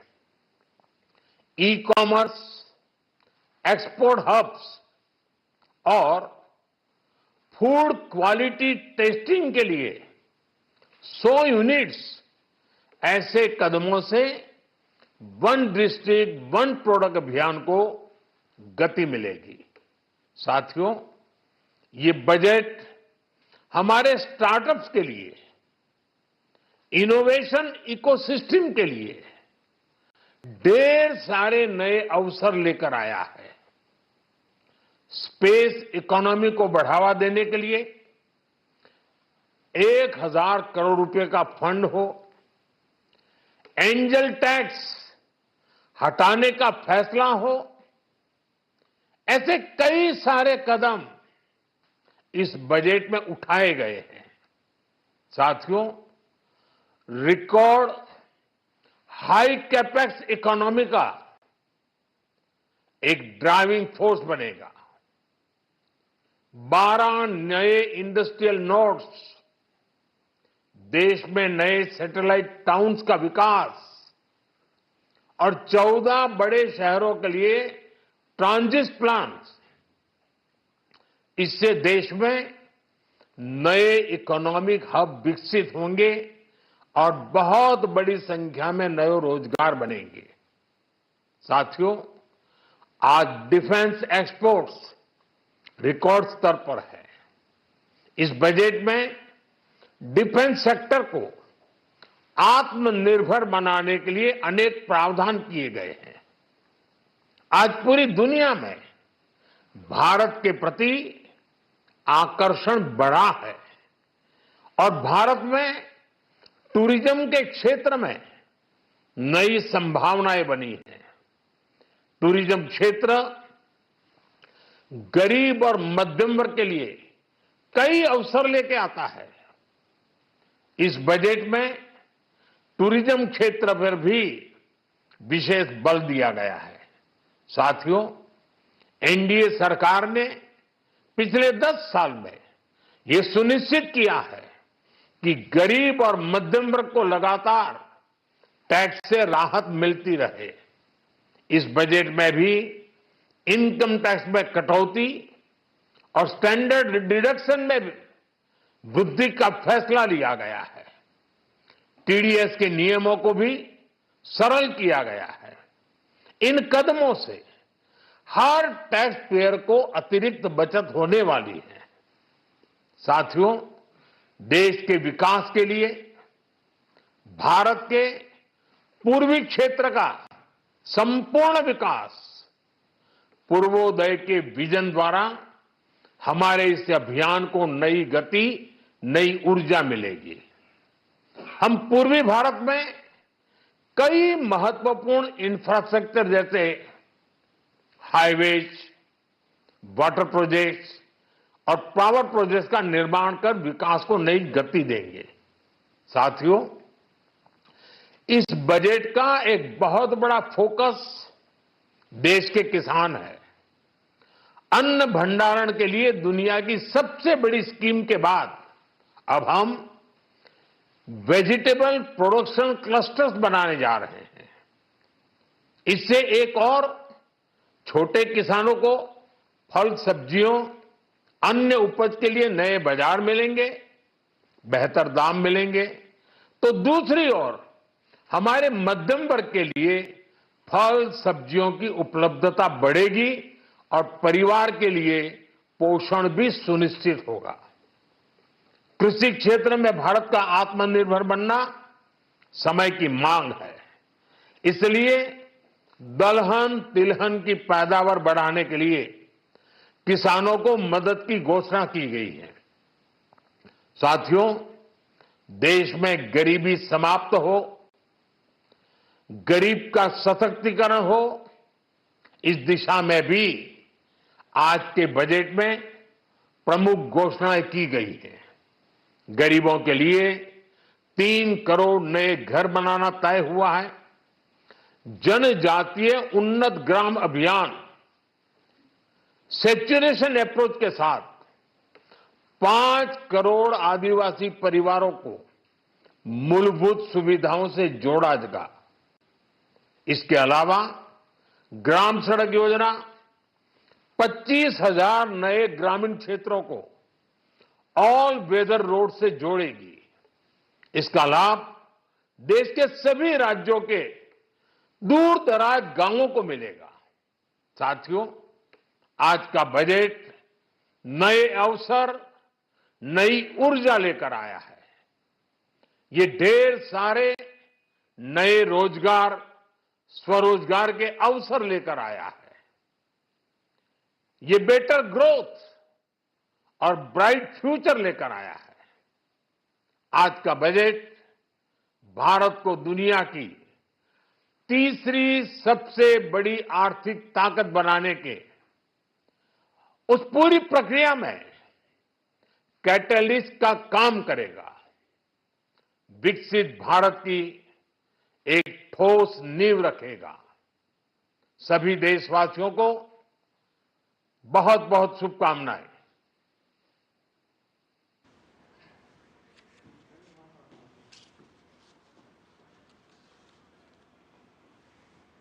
Prime Minister's first comments there, talking about defense exports being at a all-time global high, and then a keen emphasis on the making India manufacturing hub. So some of the key comments there as far as the Prime Minister are concerned. We have our panel with us right now. I can see Keshav Bhajanka there, but first I'd like to go across to Shubhrakant Panda, former president of CII. I can also see Sanjay Nair. Sanjay, hi. Okay, we lost his audio. Salvador is with us. Salvador Babons is with us. He's joining us from the US today. And Rajiv Memani is with us. Rajiv Memani, as we all know, is the chairperson of ENY. So, and Ratun Lahiri continues to be with us. I think I've done my initial introductions. Have I missed anyone there? No, I think I'm good. So just to go to you first, Shubhrakant, you know, we've had the first round of responses. We've had about an hour to analyze what this budget has been about, right? And to get a broad message. What's the message you get? Good afternoon, Arnab. I think this is clearly a growth-oriented budget where there is an element of continuity, there is an element of inclusivity, and all of this while sticking to fiscal discipline, which is what lends credibility to the whole exercise. So from a manufacturing sector, I think there is much to look forward to, because the specific mention of promoting domestic manufacturing, of promoting export competitiveness, I think these are very important points, because this is a sector which has to do very well for India to continue and indeed step up its growth trajectory. And I think in that regard, the measures particularly taken for MSMEs, which is the new credit guarantee scheme, as well as the reduction in threshold for TREDs, which is something that FICCI had been suggesting, these are good measures. Of course, the focus on employment generation, whether it is for first-timers or schemes to promote employment in manufacturing sector and other sectors, all of these, broadly, the 9 priority areas which have been, I think, elaborated very extensively in this budget, not only, lays the vision for this year's budget, but indeed the vision for this government for the next 4 years as well. And something that lays the foundation for a step change in India's growth going ahead. Absolutely. I think Sanjay Nair, I've got your audio through. Sanjay, can you hear me? Hi. Hi, Sanjay. I can. Hi, how are you? Yeah, hi, Sanjay. Sanjay, of course, has been such a dominant figure in the Indian landscape of investing. He knows it through and through. He understands the way the global markets react to things like this. Sanjay, from your perspective, does this make us a more attractive investment hub? How do you see the world looking at India? How do you see investments pan out, given the numbers that have been promised in this budget? Yeah, I think, Arnab, thanks. I think firstly, from a global perspective, just looking outward in, it's a bold budget put by this government when they could have been far more populist and far more easy in terms of giving away freebies and a consumption stimulus. They've taken the long, arduous route of really focusing on manufacturing, MSMEs, bridging the skilling gap. So at a very macro level, they've taken the tougher path, but I think it leads to longer term, if it works, and if it's executed well, it leads to longer term sustainable manufacturing, disposable income, and hence consumption, right? So that is, I think, one very big takeaway. Second takeaway is, managing the fiscal downwards, 20 basis points, unexpected. 4.9 going to 4.5 is a very positive message, I can tell you, for foreign and local investors. It will all hopefully play out in the next few days. But when you start to crowd out, when you start to crowd out less the private savings, it all comes towards the real markets, and that's when I think the private savings get crowded in. And thirdly, you've got to crowd in the private capex, and we're seeing a lot of initiatives they have promised in urban development, on the side of green technology. And you really have to crowd in the private capex as well. And balance sheets are pretty underleveraged. So the Indians have to respond to that. And I think the foreigners will follow. But policy continuity, prudent fiscal management, and a longer-term view on creating consumption through sustainable income, through manufacturing and employment. I think that is the key message. And therefore, as I Arnab, it's a bold budget from their point of view. Yeah, absolutely. Also joining us, I think from the CII, I think I have the audio through, is Arvind Goyal, who's the chairman of the Tata Autocomp Systems Limited. Arvind, sorry to keep you waiting. Your first reactions to the budget? A very positive and growth-oriented budget. Certainly a lot of help to the MSMEs, which are suppliers to the large manufacturing companies. So it is also beneficial to them. And also reduction or no duty on so many minerals will help the new energy companies, telecom companies, which are large sectors. And once they grow, there is a growth in the MSMEs which will also come. And this will also help on the sustainability journey of the country. So overall, a good initiative on this budget. Absolutely. I'd like to spend a couple of moments on China. And first, for an independent view on China, I'll go to Keshav. Keshav is, of course, is, running Century, one of the sort of growing Indian companies, and also with a strong export focus and expanding into global markets. When you see this budget, do you see India sort of indicating a shift in manufacturing focus with China in mind? Did you see the China factor spread out over the budget somewhere? I think it is a very good and a very holistic budget. It's balanced because the focus on long-term capital expenditure continues. Yeah. But at the same time, in the short term, there are a number of steps the government has taken that are focused on employment and employment generation, which is going to benefit us all. If you look at the housing sector, the focus on the Pradhan Mantri Awas Yojana, that is going to be a very big thrust to industries such as ours, which are real estate dependent. Overall, I think, this China plus one narrative that has been going on has led to a lot of benefit for India. And considering a budget as strong as this, I think India is going to be very, very well poised to take advantage of the global macroeconomic scenario where everybody else seems to be in trouble, but our economy seems to be doing well. Yeah, absolutely. I want to go to Sanjay Nair again. Sanjay, I want to focus on this aspect a little bit more with you. Are we overreacting? Are we overeating? For example, I saw a lot of focus on solar today. The announcements were all, as you noticed, Sanjay, in succession. Energy transition, very, very critical to fight climate change. And China is roughly accounting for 80% of global solar exports. So, when mainland China was shipping billions of dollars of solar panels to India.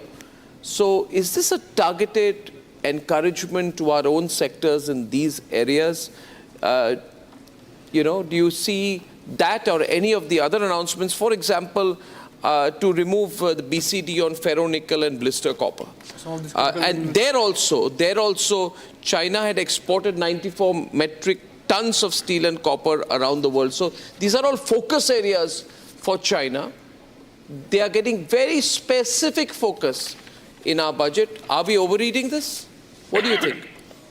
Yeah. Plastics. I think you're overeating it a little bit, Arnab. Well, maybe some of these things are to reduce the dependence on China in terms of the supply side. But I think it's more to do with what we should have done earlier, which is to get our manufacturing in order and got to be much more self-dependent and self-independent from the world at large.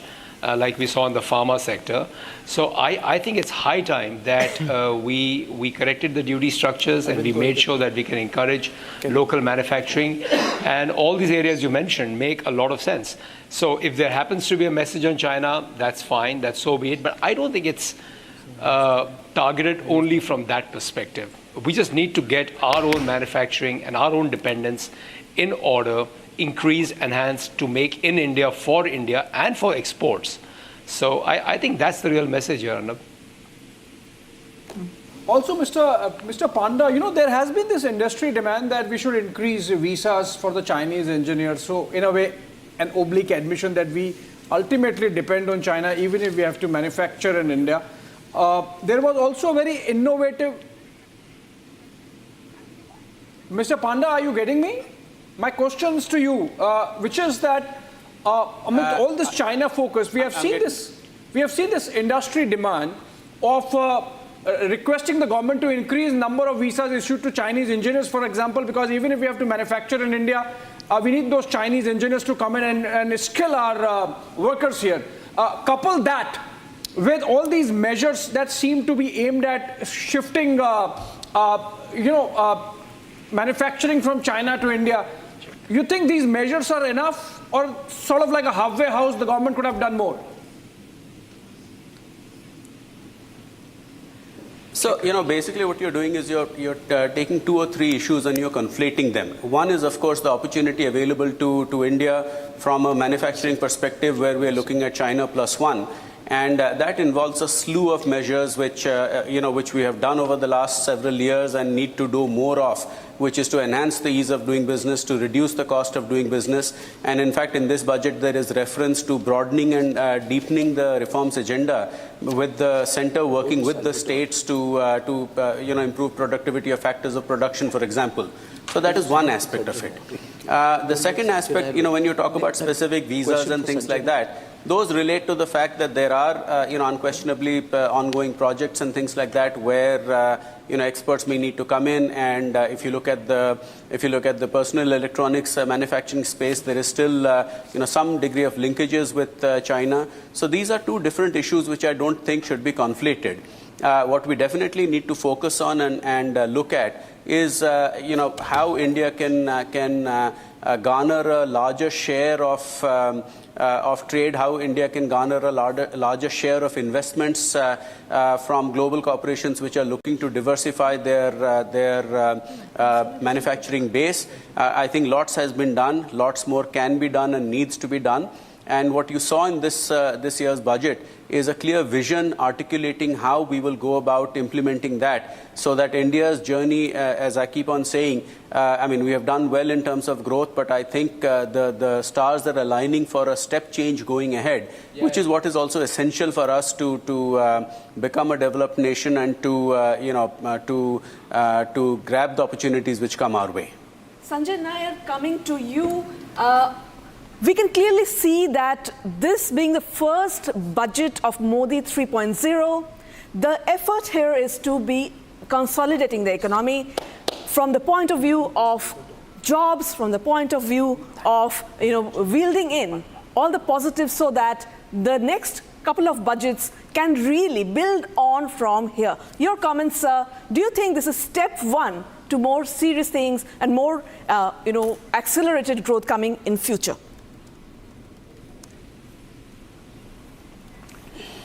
I think if you get this year right in terms of both the fiscal target that they've put and the correction in the custom duty structure and all that, I think the next year onwards, if the Income Tax Act review is complete, if the the depenalization, decriminalization, and all the other simplifications they have promised this time on the SME, 1 year is a lot.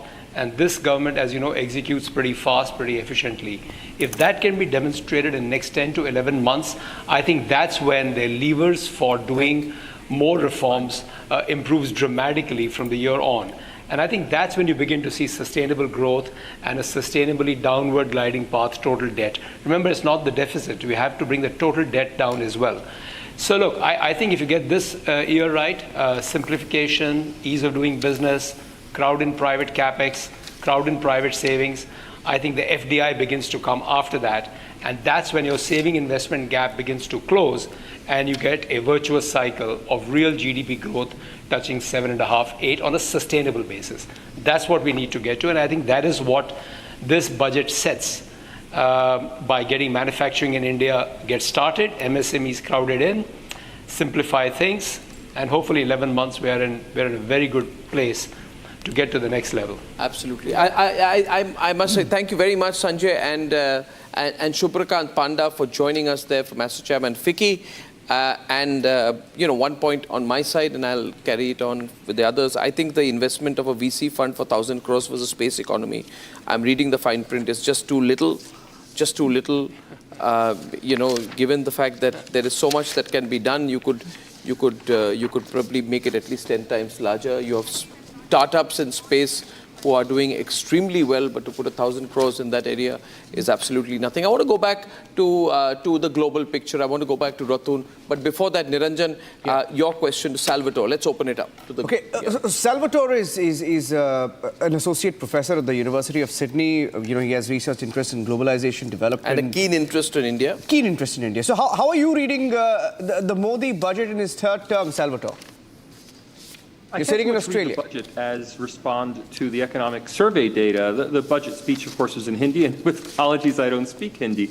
But the economic survey data is extraordinarily positive. Even the things that you might think don't look positive maybe are. So, for example, inflation is down, but food prices are up. Well, if you view that from the standpoint of helping farmers, then food prices being up is actually a net positive for India as long as those higher prices trickle through to the farm door.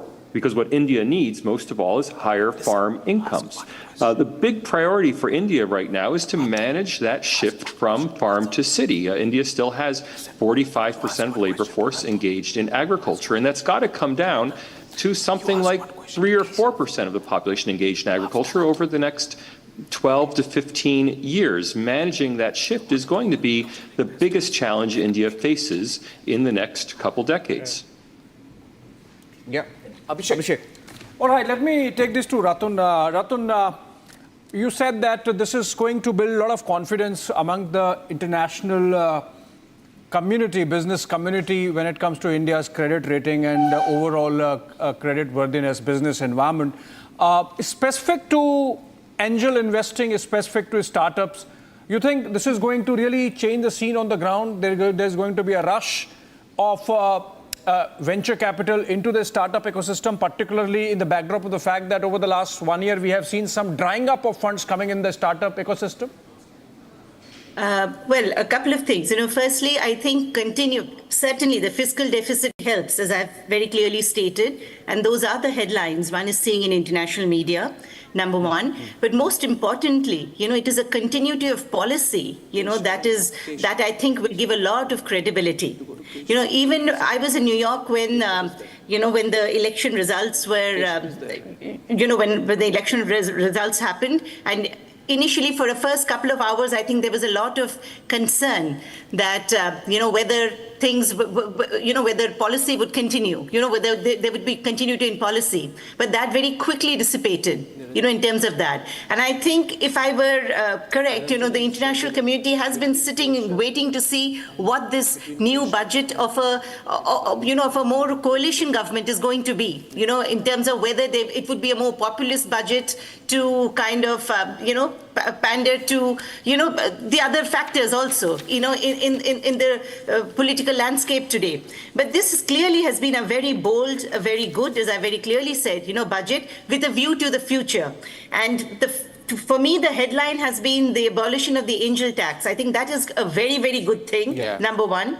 Number two, for me, another great thing is the ELI, Employment Linked Initiative, that the finance minister has announced. The PLI, the Productivity Linked Initiative, which added, according to the International Monetary Fund, added about 13% value to GDP in 2022. It has been celebrated as a very good step. I think the ELI, if executed properly, will be a great thing going forward. And the very first thing, if I've got my my facts correct, the internship in the 500 top companies that has been announced, and the internship allowance, the one time, and all this linked to CSR, I think this is a very bold and innovative and a very thoughtful step, towards employment. Because for us to reach the level of growth that we require, I think this is employment generation and creation is one of the key things.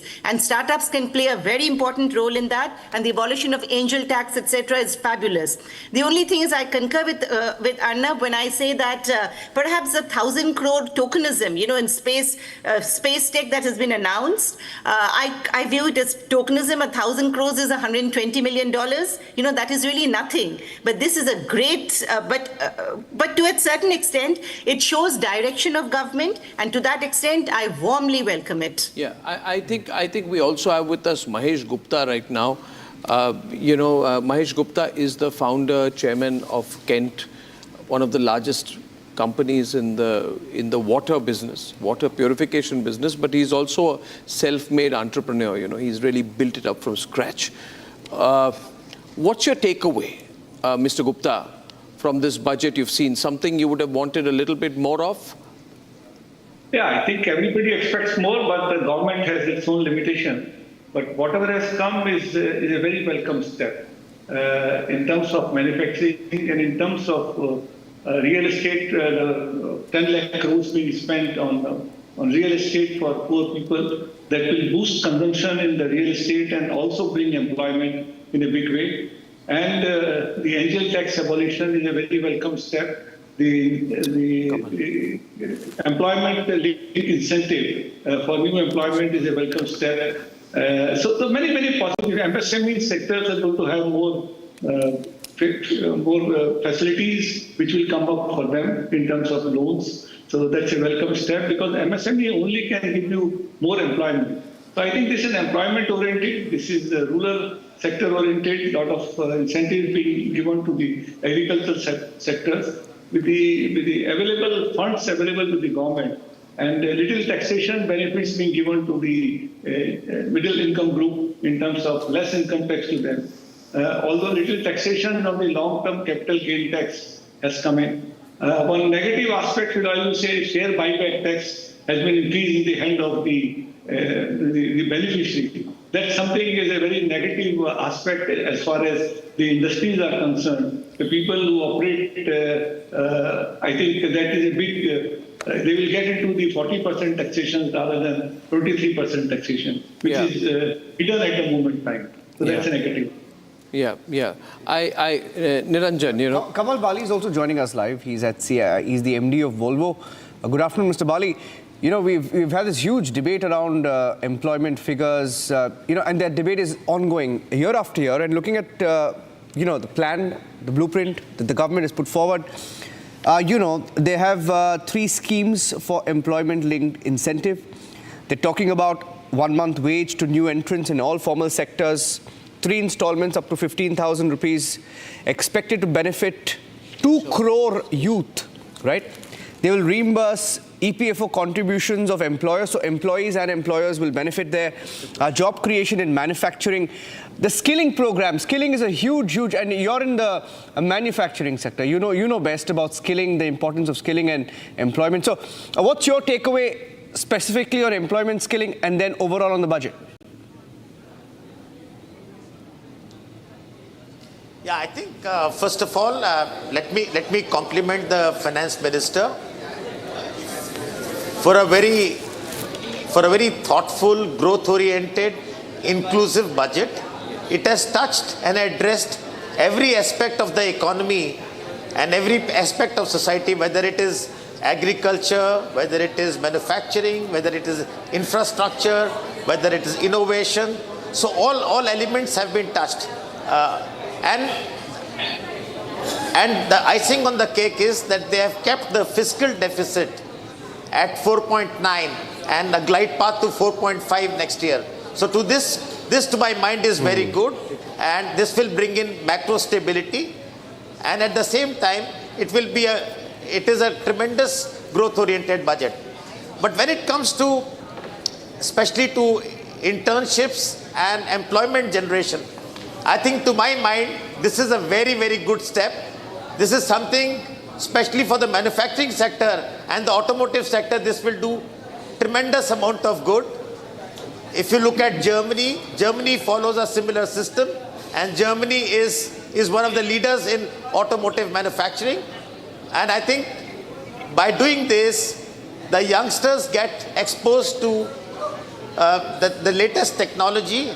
They get accustomed to ways of working in a manufacturing setup, and this will give a tremendous leg up both to manufacturing and to employment generation, in my view. So overall, a very thoughtful budget, very pragmatic budget. Yeah. Just one small point. Sharmila, just making a point to you. Some of the global headlines read that Modi's budget spooks investors, but I think the markets are up. They spoke too early. Yeah, so the markets are responding positively to the budget, and I would like to come over to Keshav. Keshav, overall, from this primary study and a quick read of the budget, clearly the government's mandate on manufacturing industry is very, very strong. What is your take on that, and what do you think is the long-term impact of the couple of announcements about schemes which have been made today? I think that, this is not the first budget where the government has put a thrust on the manufacturing sector. For the past 3-4 years, I think there has been a continuous thrust. And I think that we have seen the results of the same. If you look at the manufacturing sector in India, it has boomed over the course of the last 3 to 4 years. Of course, we still have a long way to go to catch up on economies like China. But I think the steps that they have taken, particularly with regards to employment and with regards to internships, are going to help substantially. Upskilling of the workforce was the need of the hour, and the government has focused on the same. So I think this is going to help the manufacturing sector overall substantially. So the markets are already responding very positively to the budget, because there was a knee-jerk reaction which we saw initially. But so overall, the mood is that the budget is going to benefit the economy, and the statement is clear. Overall sense is that it's continuity. It's sort of, it's sort of, the whole sense that is being given is that we are back to business as usual. So everybody can just chill, not worry about what happened in the elections, or that you're 20 seats, 30 seats down. I think the messaging is here, back to business. But does it work that way for investors, for the venture capitalists, for the private equity sector? Recently we saw there were issues of corporate governance in India, for example, and then there were questions of whether, funding is going to slow down, and we had Paytm, we had Byju's, we've had some disasters, we're chasing of valuations. So I'm very keen to know, from your perspective, because you head this body that really looks at venture capital, how do VCs, Ps, how are they going to look at the budget? Sure, thank you, Arnav. Thank you for having me on this show. So clearly, I think compliments and congratulations to our finance minister. Yeah. To us, like everybody talked about the angel tax, I think she's an angel to all of us at this moment. There is a lot of relief, something which was being asked for a while. It's kind of getting through to daylight now. With this will result a lot of investments, as we can surely be assured. And I think just as the finance minister has mentioned about her focus about MSME, and if you break the word MSME, let's say for the first M is the MSME, S is for your skill, M is again for your middle class, and E is for the employment. So keeping that in focus, an announcement on the angel tax, coupled with another announcement which was around the at least the partiality, which was now removed in terms of the long-term capital gain. So at least it allows the domestic investor to kind of make a wise decision of listed and unlisted. So there's an opportunity which gets opened onto the unlisted space. And as you invest into the unlisted space, certainly there is employment. Every $1 million which is spent into this asset class by the VCPE and the alternate asset class actually generates $5.4 million of revenue and about 45 jobs. So certainly from the numbers which are there right now, you will see an influx of that coming in, because globally the capital is available. And I think this is what we had requested for: clarity, consistency and now the international as well as the domestic investors are going to see that.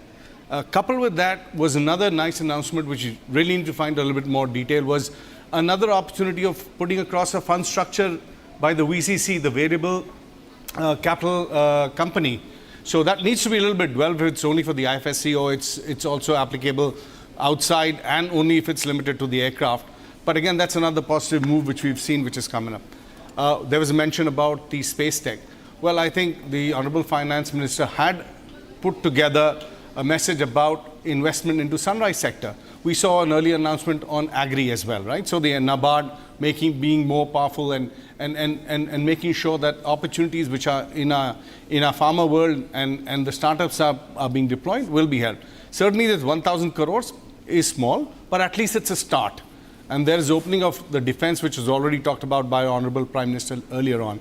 So those are some of the hard ones. The softer ones, if you really saw, the messaging came around ease of doing business, which everybody wanted to hear about, right? Yeah. So now, and that also coupled with the fact that, look, we want to get more FDI into the country. Yeah. And FDI into the country, well, there were pools of capital which were Singapore and Mauritius.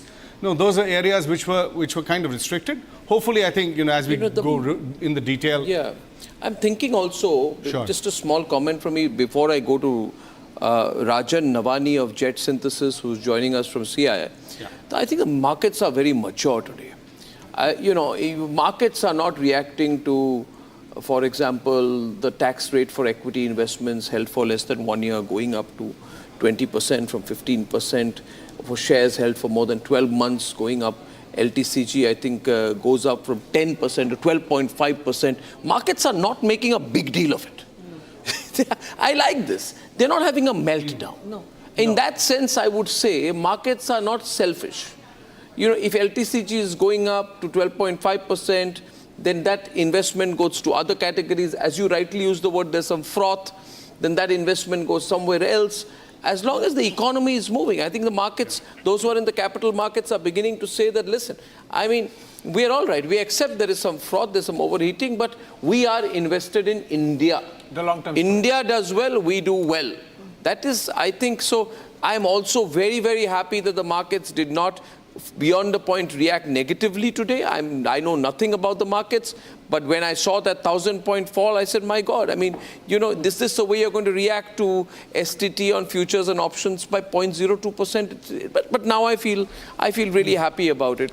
On that happy note, I'm on air with Rajan Navani.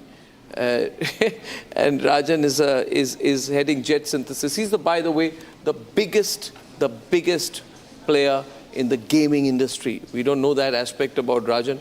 He wears many hats. So from your perspective, from the point of view of technology, from the point of view of future technologies, deep tech, etc., not enough, I guess, Rajan, in this budget, but that and overall picture from you. No, thanks, Arnab. Always pleasure to chat with you on such a subject that you also resonate so brilliantly with. As of today, I think this big budget has been about Gen Zs. It's been about young people. It has been about the hope. It has been about, the technology cutting across everything. First time we heard a finance minister talk about technology, skilling, capital, regulatory, all in one statement. So I think what really excites me about this budget is the roadmap for the next 25 years. The 9 buckets, and if we can fill up these buckets correctly, I think all the words that you mentioned, deep tech and Gen AI and quantum and immersive technologies will all start playing out, over the next few years, provided we are able to create efficiency and productivity and resilience for agriculture, for example, all the way to, government reforms. So what I liked really about this budget was, of course, the fiscal prudence, keeping the fiscal deficit at 4.9 and more importantly, giving a direction that it will move to 4.5 over the next few years, and, keeping these 9 buckets. So if I really look at those aspects, truly excited. I know I was hearing on this, you were mentioning that the public markets haven't acted too much on the 10 going to 12.5%.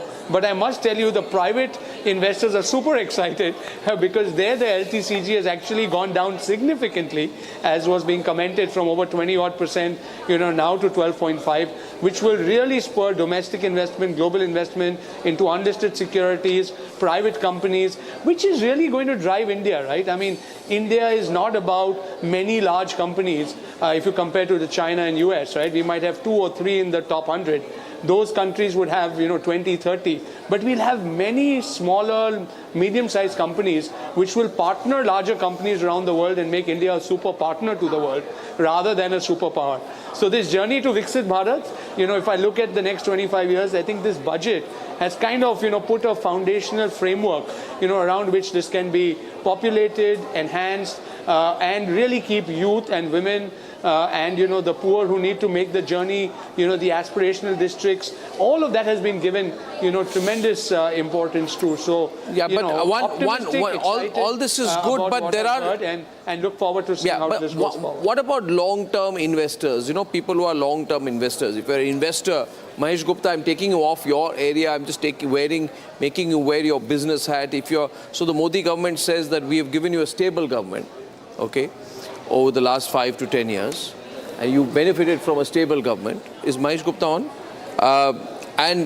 You have invested in shares, you benefited gold, you benefited real estate, you benefited whatever asset class, net. As of today, you made more money, so be ready to pay more capital gains tax. So basic logic is if you gain more, you pay more. How is that going to be received by the business community, investors? Well, I think 12.5, if you spend more than a year, is still the lowest taxation you have an option to. Where else do you spend? You spend either in a long-term capital or you spend in the FDRs. If you go into FDRs, then you get nothing. Yeah. And whereas even at 12.5%, it is the lowest taxation one can get.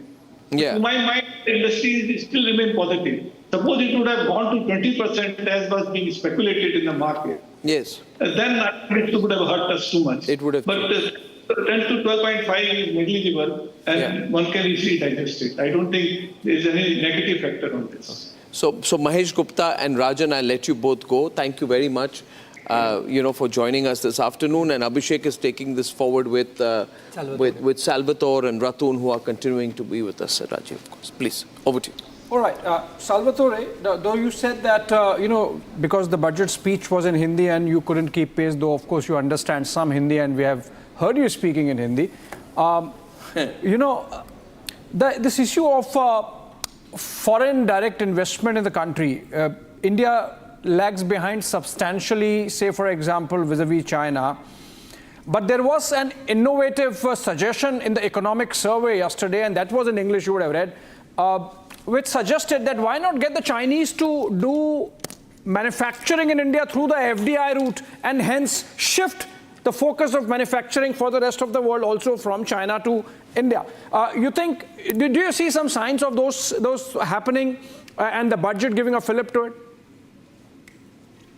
No, look, trying to attract foreign investment is like trying to push on a string. Investment follows opportunities. We have a lot of very solid academic research on this, that a growing economy attracts investment. Investment does not lead to a growing economy. So the focus on foreign investment, the focus on attracting investors, while it may sound good from a layperson's perspective, while, if you're there in a role to foster venture capital, of course you want to attract venture capitalists to your country.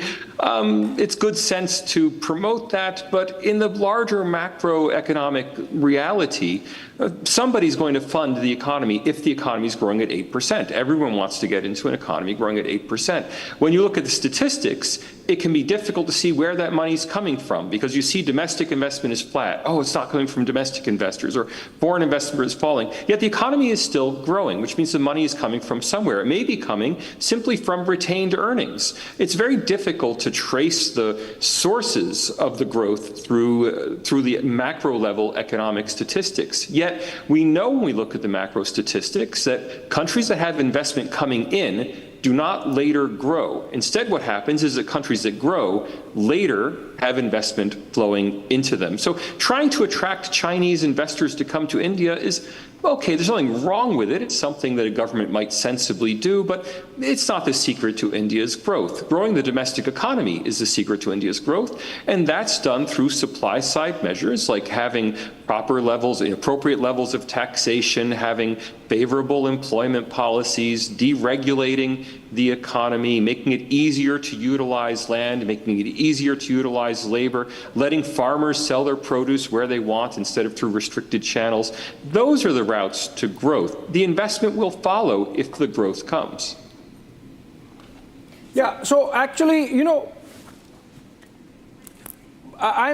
is a reason why I'm so focused on China, because with the kind of overcapacity of manufacturing they have, any attempt we make at manufacturing is defeated by the fact that because of that overcapacity, they can still supply cheaper.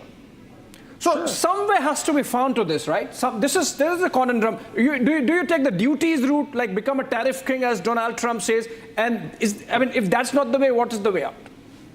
Look, the problem is this focus on manufacturing. Most people think of Bangladesh as being a manufacturing center, and yet India's exports, percentage of GDP, are actually larger than Bangladesh's, and they're higher value added. Whereas Bangladesh is exporting cheap T-shirts and textiles, India is exporting refined petroleum and cut diamonds. There's no secret that just because China had lots of low-wage manufacturing and China grew, does not indicate that at a macro level, if you look around the world at economic success stories, that success comes from cheap assembly work. That's simply not the route to economic growth.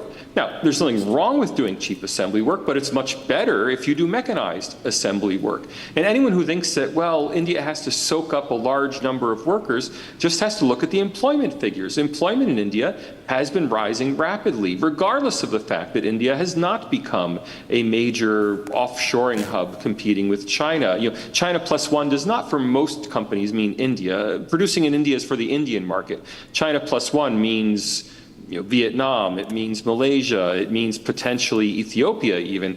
It generally doesn't mean India, and that's not a bad thing. The important thing is for India to raise productivity in India. Productivity is the key to all economic growth. True. Okay. So, Rajat, as you can see... Here's to announce a break and then we come back. Okay. Can we take a quick break? Yeah. Just a short commercial break and we're coming back. We've been live non-stop on our coverage of Budget 2024. Coming back with the live coverage. Continues on Republic.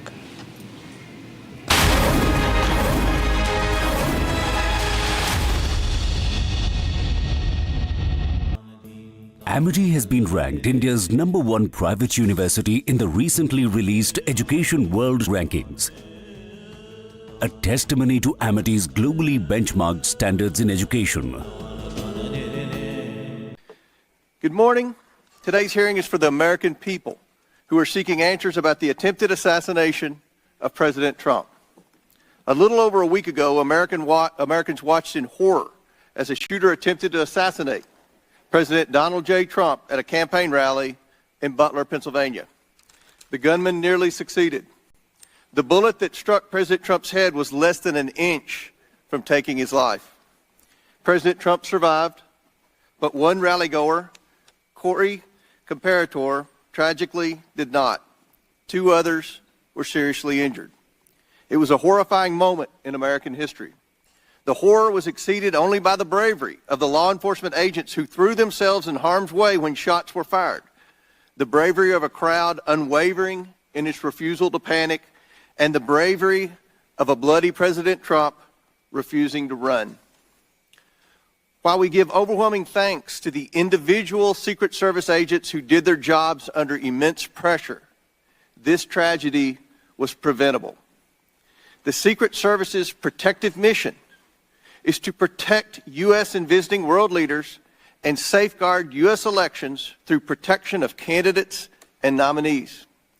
The Secret Service has a zero-fail mission, but it failed on July 13th and in the days leading up to the rally. The Secret Service has thousands of employees and a significant budget, but it has now become the face of incompetence. The committee has a long track record of providing oversight of the Secret Service. Our predecessors, both Jason Chaffetz and Elijah Cummings, among others, worked together to issue warnings and recommendations to address obvious shortcomings in the agency's makeup and operations. Unfortunately, those warnings and recommendations have gone unheeded. A former president and current candidate for president was shot in the head by a sniper within 500 feet of the podium. This is unacceptable, and we are concerned the Secret Service lacks the proper management to keep protectees safe from bad actors. Americans demand answers, but they have not been getting them from the Secret Service. We are instead learning about new facts about the events surrounding the attempted assassination every day from whistleblowers and leaks. Americans demand accountability, but no one is yet to be fired for this historic failure. Today's witness, Secret Service Director Kimberly Cheadle, is here under subpoena to answer questions about how the agency failed President Trump and the victims who attended the rally in Butler, Pennsylvania. It is my firm belief, Director Cheadle, that you should resign. However, in complete defiance, Director Cheadle has maintained she will not tender her resignation. Therefore, she will answer questions today from members of this committee seeking to provide clarity to the American people about how these events were allowed to transpire. We will ask these questions because the Secret Service and its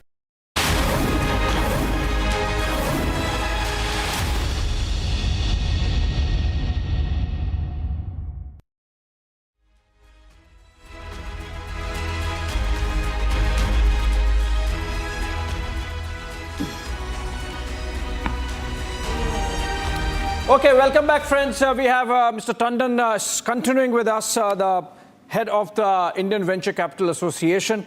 Our business editor, Sharmila, continues to be with us. And we also have in the studios Ms. Nirupama Soundarajan.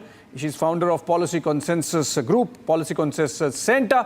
Sharmila, since you want to discuss the focus of the government on Nari Shakti, and perhaps since morning, we have the first or second panelist only coming in. We also have Ratun continuing with us from London. But if you want to pick it up from there and take it to Ms. Soundaraj. Yeah, clearly, Nirupama, I could see that the government has delivered on the sentiments for women in two things, that continuously she's going to support women to seek opportunities and employment, and also what she's announced for women buying property. So clearly we can see there's a thrust towards women becoming financially independent. What is your take on that? I think when it comes to women, right, there are two things. I think the stamp duty reduction is something which is very good. And I think it's very important that we encourage, asset ownership by women. So I think that was a fantastic move. But otherwise, overall, if you see, I'm a little disappointed, because if you're looking at it in terms of what the requirements are, whether it's getting women back into the, labor force, etc., the allocation is great, 3 lakh crores, but if you get into the minutiae of where it needs to go is going to be the question. The only other announcement was about opening creches and opening working women hostels, which are important, but I really don't know how much of that will have a direct correlation in terms of actually increasing women participation in the labor force or bringing them back, etc. So to that end, I am slightly disappointed. So what you're saying is that we are happy, but not too happy. But clearly there has been estimates of saying that, if India was to is to become a developed economy, 50% of its workforce cannot stay at home. So do you think that the push that we have got today is enough, or we should now sit and think seriously about inclusion? See, I think, female labor force participation is a very tricky subject in itself. Because somewhere it is also, and my contrarian viewpoint to most others also is that if you look at where female labor force has been actually employed, and especially if you're looking at rural India, where drudgery jobs. Now, with the growth in gig economy, one is, I think a lot of them have gone there, which I don't think is adequately captured in our employment data. The second is when you see where the general household income or the man of the family is earning a lot more, the women may probably choose not to work anymore because they want to stay away from the drudgery work. So there is also that element that we need to think of. I think the intention is very clear that we do want women to come back, but I think from a policy intervention point of view, while the allocation is great and the heart is in the right place, but I think it requires a lot more research and a lot more work in terms of what are actually the drivers that will bring women back.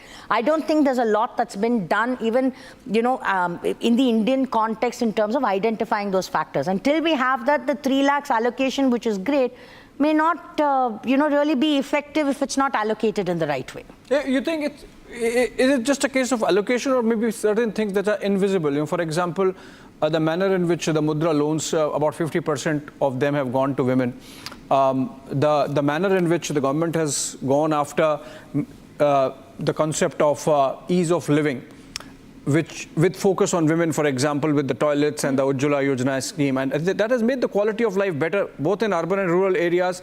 And with better quality of life, there are more women who are participating in economic activity. No, absolutely. See, one of the biggest has been the entire LPG this thing, right? Because you've moved away from using wood to LPG, cooking times have reduced, that has helped. The entire idea of bringing water into every household will also be a huge impact, because people will not have to walk maybe the kilometers that they otherwise have to. So all of them, as I said, are very good in terms of what you're doing. But if you're looking, but while all of this ensures participation in economic activity to some extent, if you actually want to focus on female labor force participation, that has to break down a lot more, including the fact that, why don't we have more women in senior leadership in corporate India? Forget rural India, forget economic activity. The problem is so deeply entrenched that you need to look at it that way. You don't have enough women, even though you have, you're supposed to have female participation in the boards. Those aren't fulfilled easily.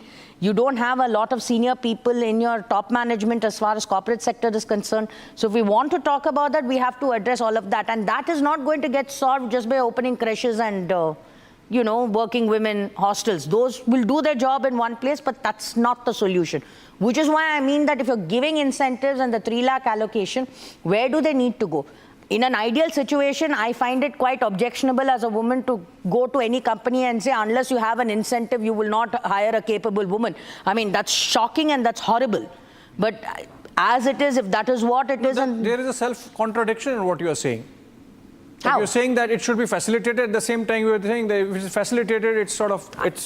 No, I am saying it is horrible that such a contradiction has to exist. I'm saying that I take offense to the fact that societies in such a state and industries in such a state that you're having to incentivize people to hire women back into the labor force. I'm saying that is a sad state of reflection of the corporate sector in terms of female labor force participation.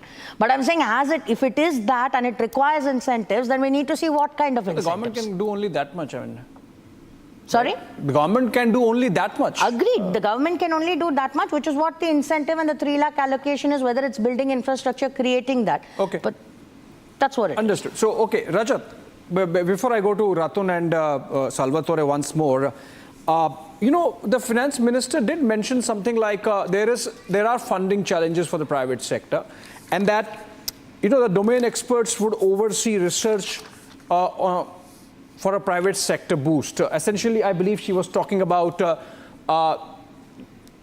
the heavy lifting that the government has done through its public sector capex, and the private sector is not matching up to it.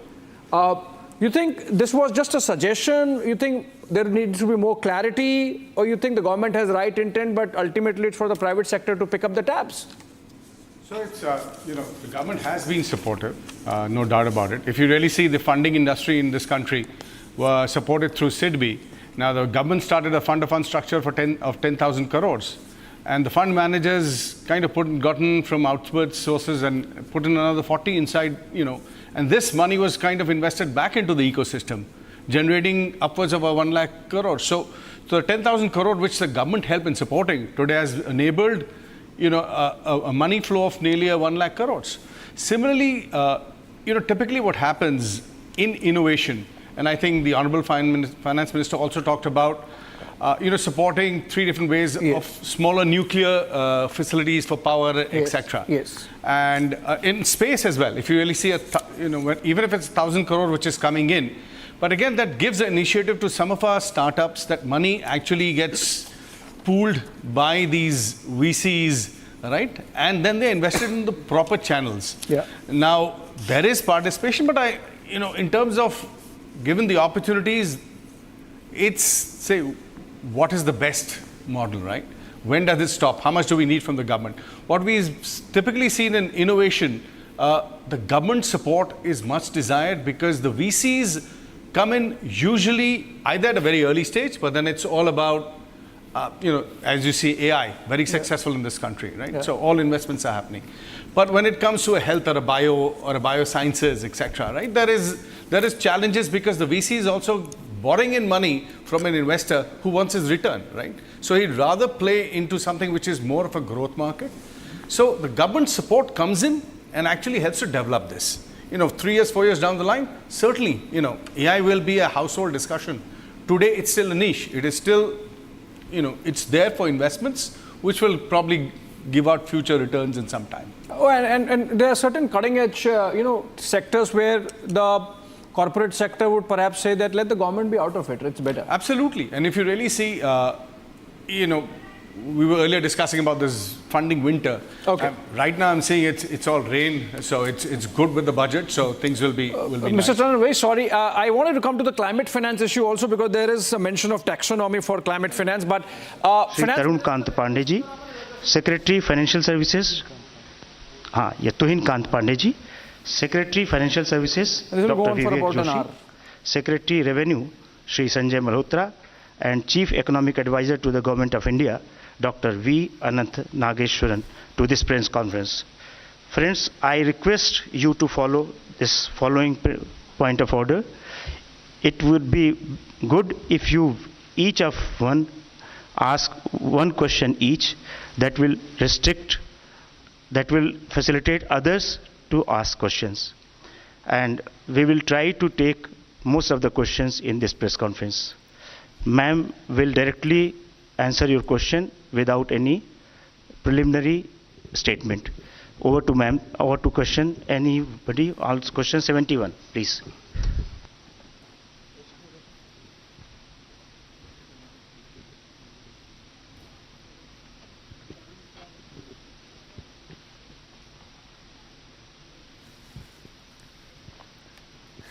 What do you think of the budget? Ma'am Tarun from Zee Business. Ma'am आपने आज के budget में short term capital gain और long term capital gain दोनों के rates को बढ़ाया है और रियल एस्टेट में आपने इंडेक्सेशन के बेनिफिट को ख़त्म किया है। तो मैम क्या हम माने कि जो इक्विटी है अब आप उसको बाकी एसेट्स क्लास के बराबर लाना चाह रहे हैं, इस वजह से आपने लॉन्ग टर्म कैपिटल गेन के टैक्स रेट को 10% से 12.5% किया। First of all, thank you very much for coming here. After having heard the budget, I chose not to make an opening statement because you've heard me almost for 1.5 hours, and I'm sure you have, you're eager to know what is in the budget and also seek clarification. For your, just for a matter of drawing your attention, we've put up a single slide which has used the word employment as an acronym to capture that is everything in the budget. So each letter actually highlights the important points of the budget, and we can elaborate more on that a bit later, but employment captures everything to do with this budget, and I would like you to, for a moment, spend a time on it. And deriving from that, everything which has been said in the budget falls in place. But with that said, yes, your question is on, the point there is we wanted to simplify the approach to taxation, also for the capital gains. One. Second, if anything, the average taxation actually has come down when we say it is 12.5%. Because we've worked out for each of the different asset classes, each varied with the indexation. I'll ask secretaries to elaborate on it. But the point that we brought it down from below the average to 12.5, which is the lowest if you can look at the last several years, encourages investment in the markets. With that said, I'll ask Somanathan or who is going to elaborate, Sanjay, on the specifics. So you had, there were, I think, two or more parts to your question. One was on real estate and gold and other assets. So earlier the rate was 20% with indexation. It has now been reduced to 12.5% without indexation. If you assume that the rate of return on real estate is typically above 10% per annum, and if you take inflation at about 4% per annum, the real rate of return was earlier, let's say, somewhere between 6 and 16% per annum in real estate. If it was 16%, 20% of 16% was being taxed. The effective rate was 16%. It has gone down to 12.5%. If the rate of return was 10% per annum nominal, it has also remained approximately the same at 12.5%. So actually there is either a reduction or no change in respect of the effective rate of tax on property and gold. Now, as regards the equity, yes, it has gone up from 10 to 12.5. But you'll also find that unlisted equity has gone down from 20 with indexation to 12.5 without indexation. Basically, we have a very, very simple, easy regime. All listed, all unlisted are at 12.5% long term. And all are at 20%, I mean, equities are at 20% and everything else is at applicable rate for short term. So yes, short term has gone up, and yes, long term has been rationalized. It has not necessarily gone up. And Sanjay, would you like to add anything? One point I would like to add over here is that we also need to keep in mind as to the kind of people who are actually paying these taxes. The capital gains on the securities, the listed securities especially. And so over there, when we did this analysis for the year 22-23, we found that about 88% of the tax is actually coming from people who have an income of more than 15 lakh. 61% of that income is actually coming from people who have an income of more than 1 crore. That is income on capital gains on this. And we are all aware that otherwise, the standard rate is, about 30%. And for some it can go up to 39%. So this marginal, very small marginal increase is actually impacting only those, primarily those who have an income of more than 15 lakh rupees per year. Okay, number 3. On capital gains. Ma'am, Timsi Jaipuria from CNBC TV 18. You announced a very lucrative new tax regime with changes in tax slabs. A lot of new changes are there in the income tax side, on the revenue side. And in the speech, you mentioned that revenue foregone will be around 29,000 crore rupees, whereas government will now try to mobilize around 30,000 crore rupees. What will be these revenue mobilization measures, and from where do you think this foregone revenue will be recovered? If you can highlight, where are you foregoing the revenue, and where are you going to recoup this revenue from? First of all, it is not just because we've mentioned it in this budget, but the attempt to widen the tax net is something which we've been repeatedly saying, that India's tax net will have to be widened, whether it is in the direct taxation or indirect. Second, there are also now the PSU dividends which are improving because their valuations have gone up really high.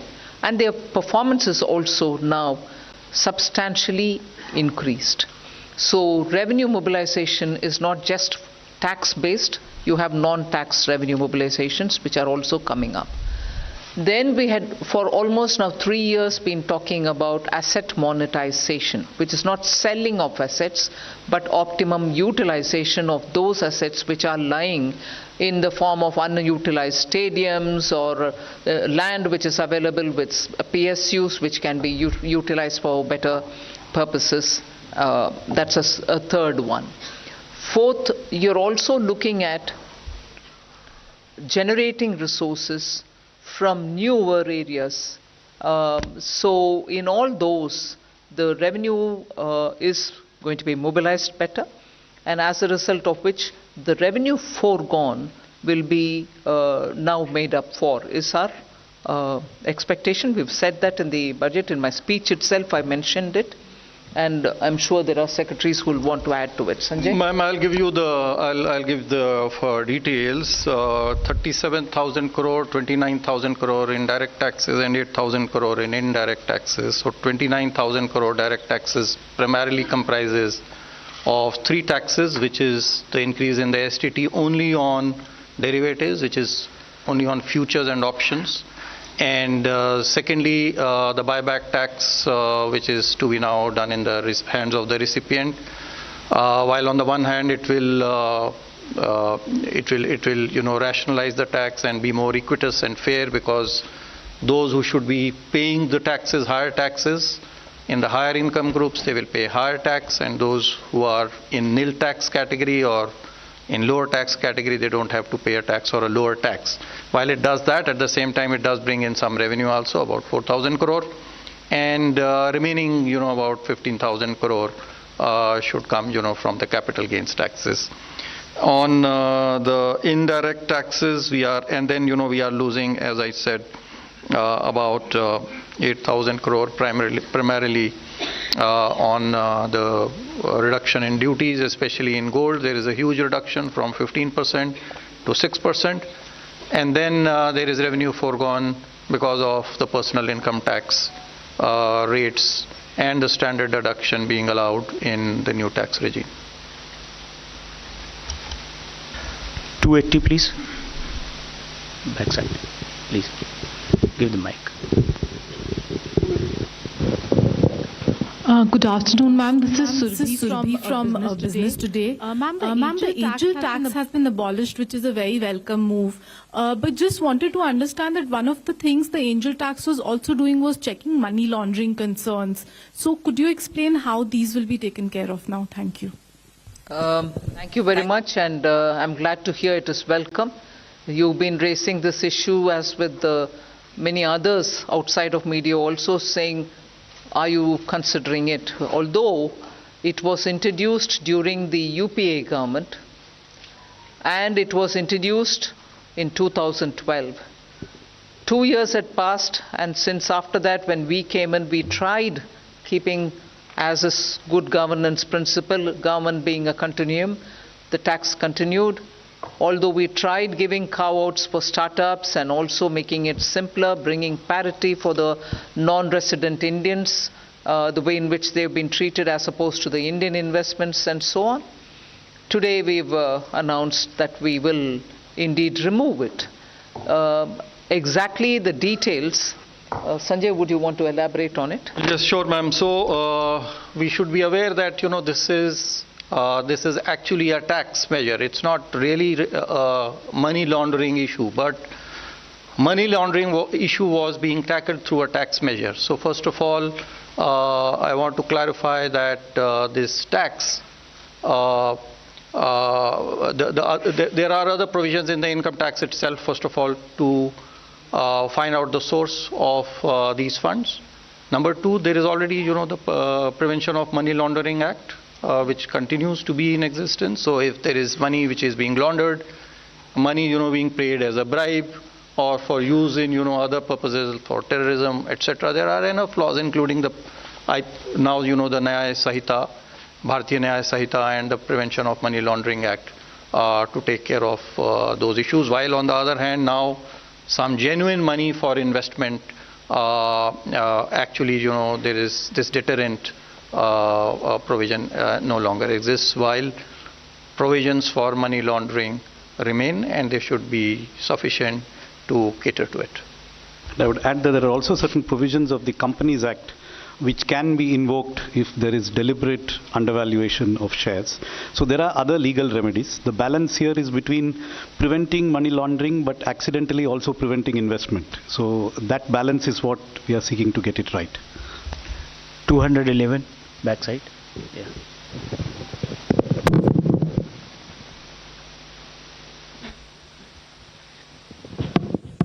Hello, ma'am.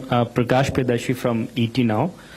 My question is, will the increased STT be applicable from April 1 or prospective?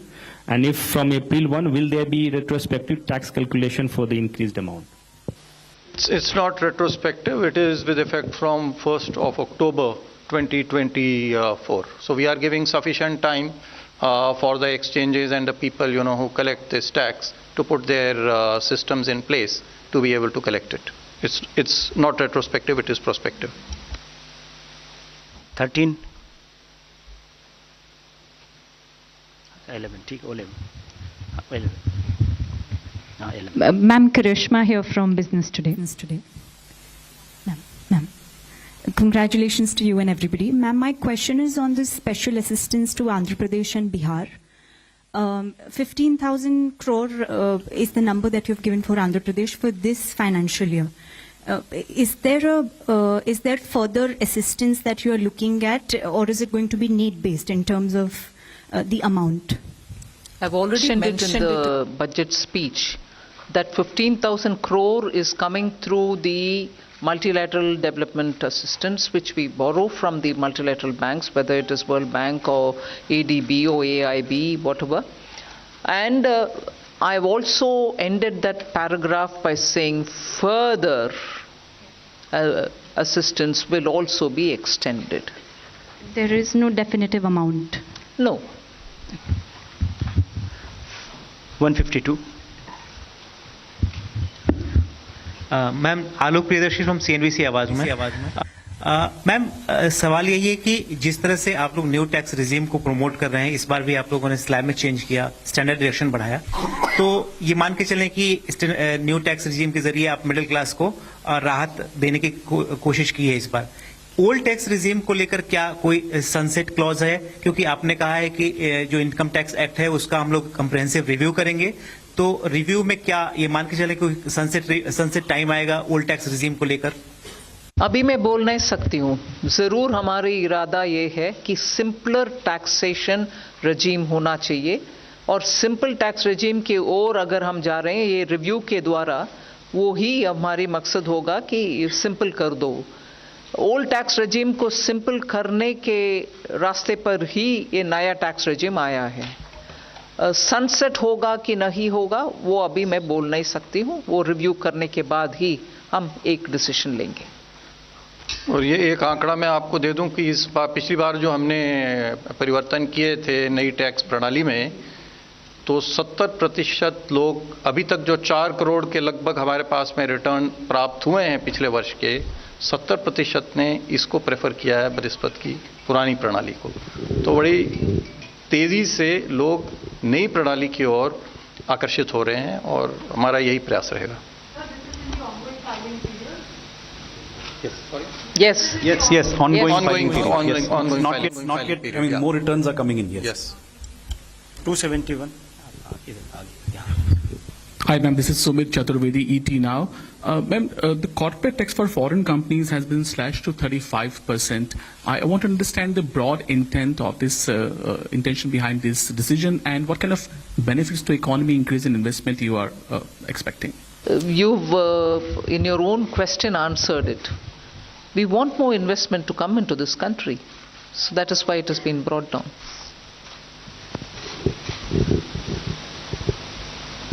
$95. Just to add to that, there was a widened differential between foreign and domestic companies which arose after the tax cut in 2019. When the domestic rates were cut, the foreign rates were not cut. So there was a widening of the gap. With today's change, there is still a higher rate of tax for foreign companies, but it is not now disproportionately higher than domestic, and therefore this is something where, according to the feedback received from industry, we expect more foreign companies to invest now that this regime is adjusted in this manner. Good evening, ma'am. This is Pal Singh from Outlook Business. So you have earmarked a significant allocation towards rural infrastructure today. So how much of a boost to consumption and overall demand are we expecting here from this allocation?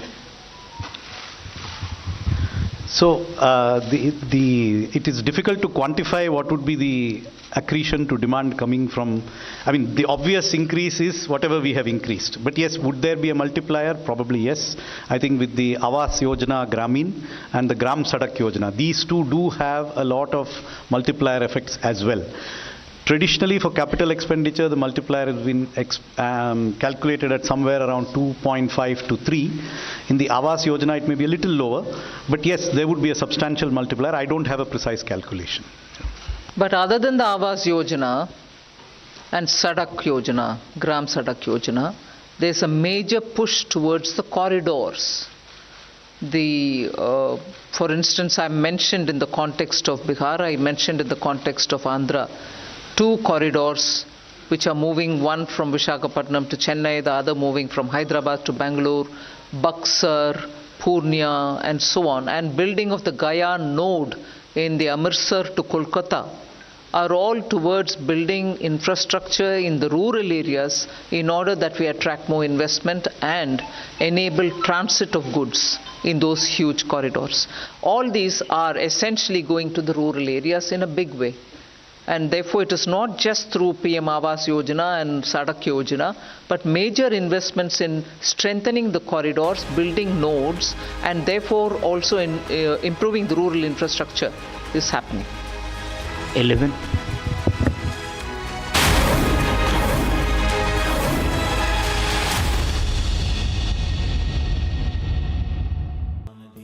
Amity has been ranked India's #1 private university in the recently released Education World Rankings.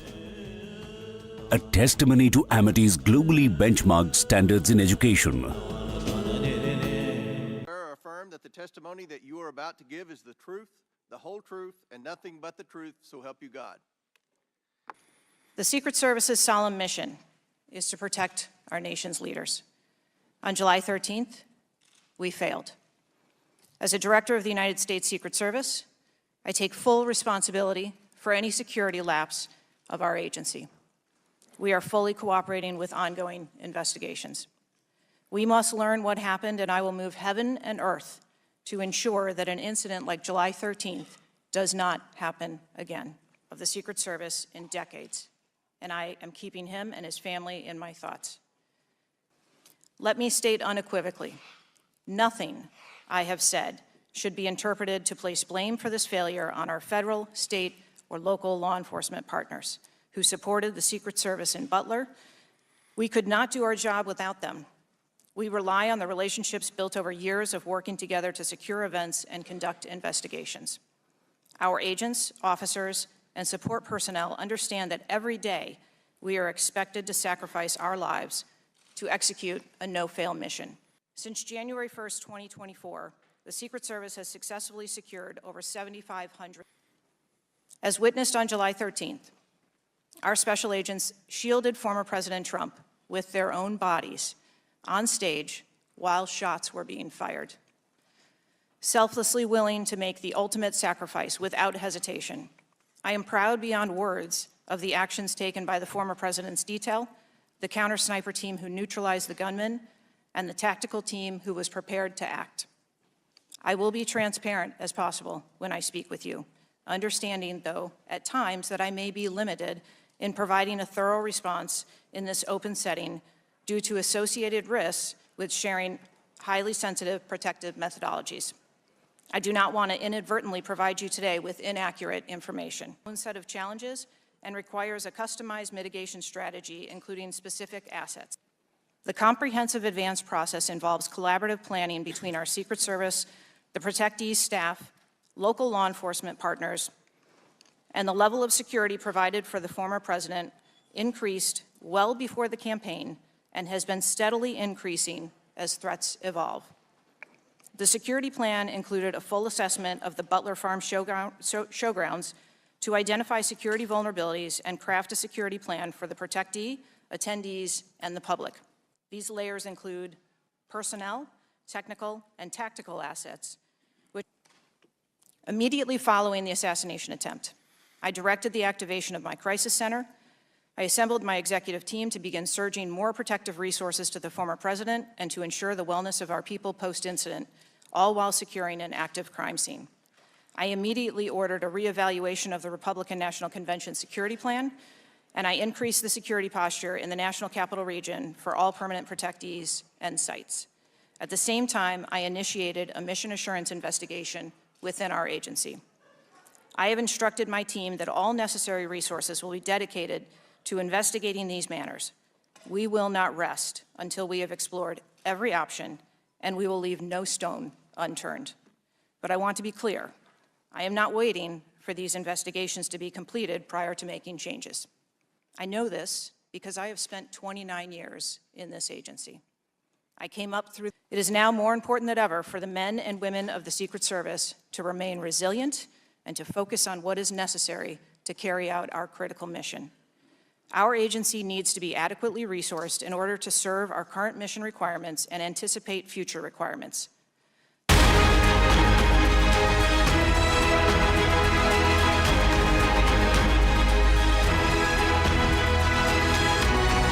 ₹1,000 as from our side 1 month, what we think 1 month's salary, although his salary may be any amount, but to a cap of 1 lakh, and then he undergoes some financial literacy course, post which the second installment and the third installments can be withdrawn, put into his account. But most important is, if the employer removes him within 12 months, the employer will have to refund the subsidy given to the employer. So that's how that scheme works. 278. If I may just add, details are available in the budget speech in the annexure on page 31. So there are details of all the 5 schemes in this package. If you go through them, there's considerable amount of detail which you can get. Hi, good evening. This is Priyashmita from Informist. I have 2 points from the budget that I would like to ask. The first is nominal GDP has been pegged at 10.5%, and we have seen that growth is on a high momentum, and even the RBI has pegged growth at 7.2%, and the Econ survey said that it is going to be between 6.5 to 7%. So a 10.5% nominal GDP looks a little conservative. What is your view on it? And the second is that there's a mention that beyond FY26, you would want to reduce your debt to GDP. And you've mentioned that, the 4% debt to GDP it's a thing of the past. So what do you think is a sustainable debt to GDP or a desirable debt to GDP at this point? Thank you. What was the first question again? Conservative nominal GDP projection. See, 10.5% could be a combination of 7% growth and 3.5% GDP deflator. So a combination of wholesale price plus consumer price could easily be 3.5%. That's a very likely scenario. So 7 plus 3.5, yes, it is slightly conservative, but I don't think it is way off what is likely. Or it could be 6.5% growth and 4% inflation as per the deflator. So I think the number is reasonable, slightly conservative, yes, but we would prefer to achieve the numbers. Second, on the path after 26-27, which has been outlined in the Finance Minister's speech at the end of the Part A. So the commitment, as she has mentioned, is to endeavor to reduce the debt to GDP every year. That is in future the fiscal consolidation path. What is the percentage that would result in that fiscal consolidation is not something that we are disclosing here today or can disclose today. It will depend on circumstances. But there is a commitment to lower the debt to GDP ratio. So if every year it has to be reduced, there will necessarily have to be a particular level of deficit which we cannot exceed. And that will depend on prevailing growth rates, interest rates, and the other parameters which go into the calculation of the debt dynamics. But I can tell you that it is most likely to be a figure not above 4.5%. 249. बोल रहा हूँ मैं अब पहले तो आपको काफी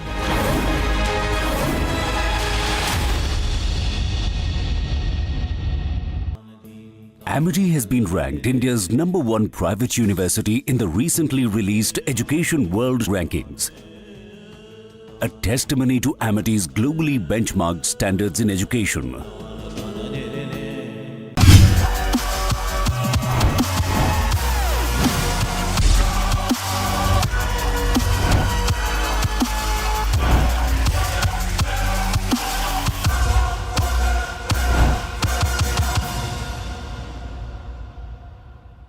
Mr. Chairman. Director Cheadle, what grade would you give the Secret Service's performance in Butler, Pennsylvania on July 13? As I've stated, ma'am, this was clearly a failure. I would grade the agents and officers who selflessly threw themselves in front of the president and neutralized the threat an A. I think that we need to examine the events that led up to and prior to that day. You stated in 2021 that the Secret Service has a zero-fail mission. It's clear that the events of July 13 show a cascade of failures that cost Corey Comparator his life, nearly cost former president his life, and injured David Dutch and James Copenhaver. When an agency fails spectacularly at its mission, those responsible must be held accountable, and the problems must be fixed so they cannot happen again. Why should the American people or the officials you're responsible for protecting have confidence in your ability to lead the Secret Service after such a spectacular failure? I appreciate the question, and I am committed to finding answers so that we can make the agency stronger after this. You said on July 15 that the buck stops with me. How are you taking accountability for the Secret Service's failures during the July 13 assassination attempt on President Trump? I have taken accountability, and I will continue to take accountability. I am responsible for leading the agency, and I am responsible for finding the answers to how this event occurred and making sure that it doesn't happen again. So I would like to explore how you got the job as director of the United States Secret Service. Is it typical for the director of the Secret Service to be recommended for the role at the behest of a president's family and senior staff, perhaps at the request of Jill Biden or Anthony Bernal? I got the job as a director of the Secret Service because I spent 27 years in an agency with a mission that I absolutely love. I started my career in Detroit. I worked my way up through investigations and protection. Was there competition for the position? You would have to ask those who were involved in the interview process. But you think you are the best person in the country to head the Secret Service? I think that I am the best person to lead the Secret Service at this time. The Secret Service receives billions in funding each year, as has been explained by my colleagues here. In fact, you've had an increase in real terms of 55%. As you're no doubt aware, staffing levels for those assigned to protect the president, former presidents, and other senior officials has decreased by about 350 between 2014 and today. Clearly, a lack of financial resources not to blame for the staffing shortage. In 2022, the Secret Service saw nearly half its workforce leave in 1 year. And during the same year, it was ranked dead last among law enforcement agencies in the best places to work in the federal government. Can you explain why your agency was so poorly rated and why so many staff left in just 1 year? So with all due respect, I dispute the statistic of half of the employees leaving in 2022. I think that has been inaccurate data that's been reported out there. But what I can tell you is, as I have returned as the director of the agency, we have had an increase in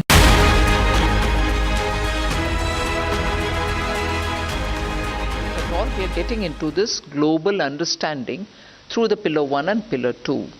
In any case, for India, equalization levy also meant for those who are living abroad that you were holding it, but eventually they're going to only adjust it somewhere. So in the interest of moving towards Pillar 1 and Pillar 2 solution, which the negotiations are still going on one aspect of it, on the other, in all probability, we are close to a conclusion. It was necessary for us, through the Parliament, to take steps to ensure that we are entering into that scheme of things without this equalization levy hanging on us, because this was important for us, but if it is a global system, this cannot continue. And therefore, with a positive approach towards the Pillar 1 and Pillar 2, we've moved forward to inform the Parliament that we would like to close this.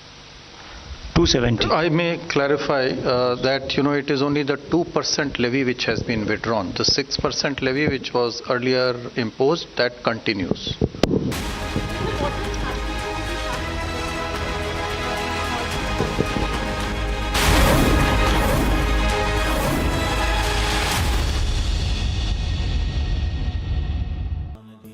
Amity has been ranked India's #1 private university in the recently released Education World Rankings, a testimony to Amity's globally benchmarked standards in education. Thank you, Mr. Chairman. Well, I hope the American people do appreciate the incredible daily risks Secret Service agents take on our behalf. You mentioned there are 36 regular clients you've got that you protect constantly. But I was participating in the NATO summit just 2 weeks ago. We had 32 heads of government and heads of state, plus visiting heads of state and heads of government. Presumably you provided protection for all of them. That is correct. Just saying. Help us understand, however, I will stipulate that there's an ongoing investigation. You don't want to go into too much detail on that until you've been able to ascertain all the facts and analyze what they mean. You can understand, however, the anxiety we and the American public have about how could this happen and how can we ensure it can't recur. Now, there are some things my friends on one particular side of the aisle don't really want to talk about, like AR-15s and access to them by a 20-year-old, or anybody for that matter. Presumably, Director Cheadle, the ubiquity of weapons, guns in America, especially assault weapons or semi-automatic weapons, that's helped your job and the mission of your agencies, right? It's made it less complicated, isn't that true? I'm sorry, I'm not understanding your question. Real simple. More guns, especially dangerous ones, have made your job protecting people easier.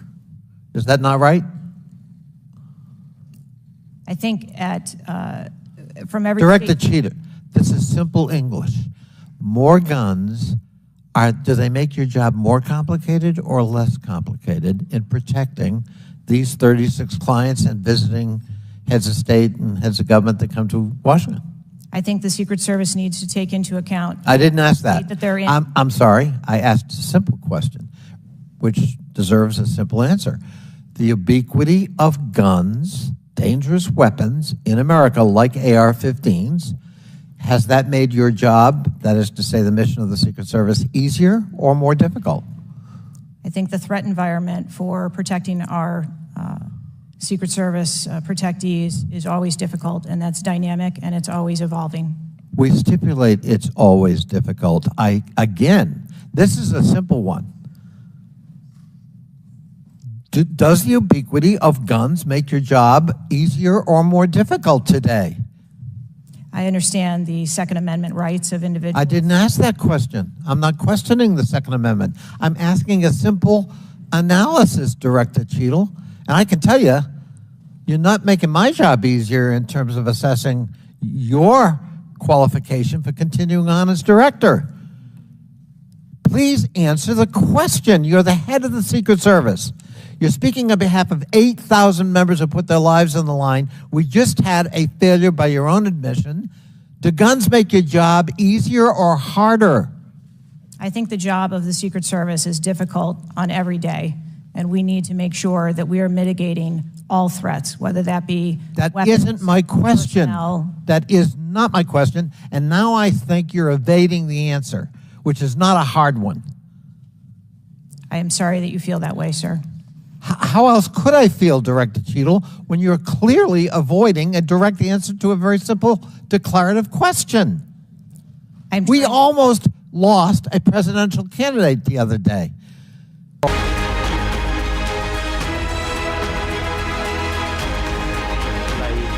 mounting experiments there, they're getting into that space. And if you recall, even FDI was opened up in that sector. This is an attempt that Indian entrepreneurs, Indian startup who want to risk capital to get into that area, that should be facilitated. We believe that the amount is 1,000 crore, but that can have a very large multiplier effect. And that's what the scheme announces.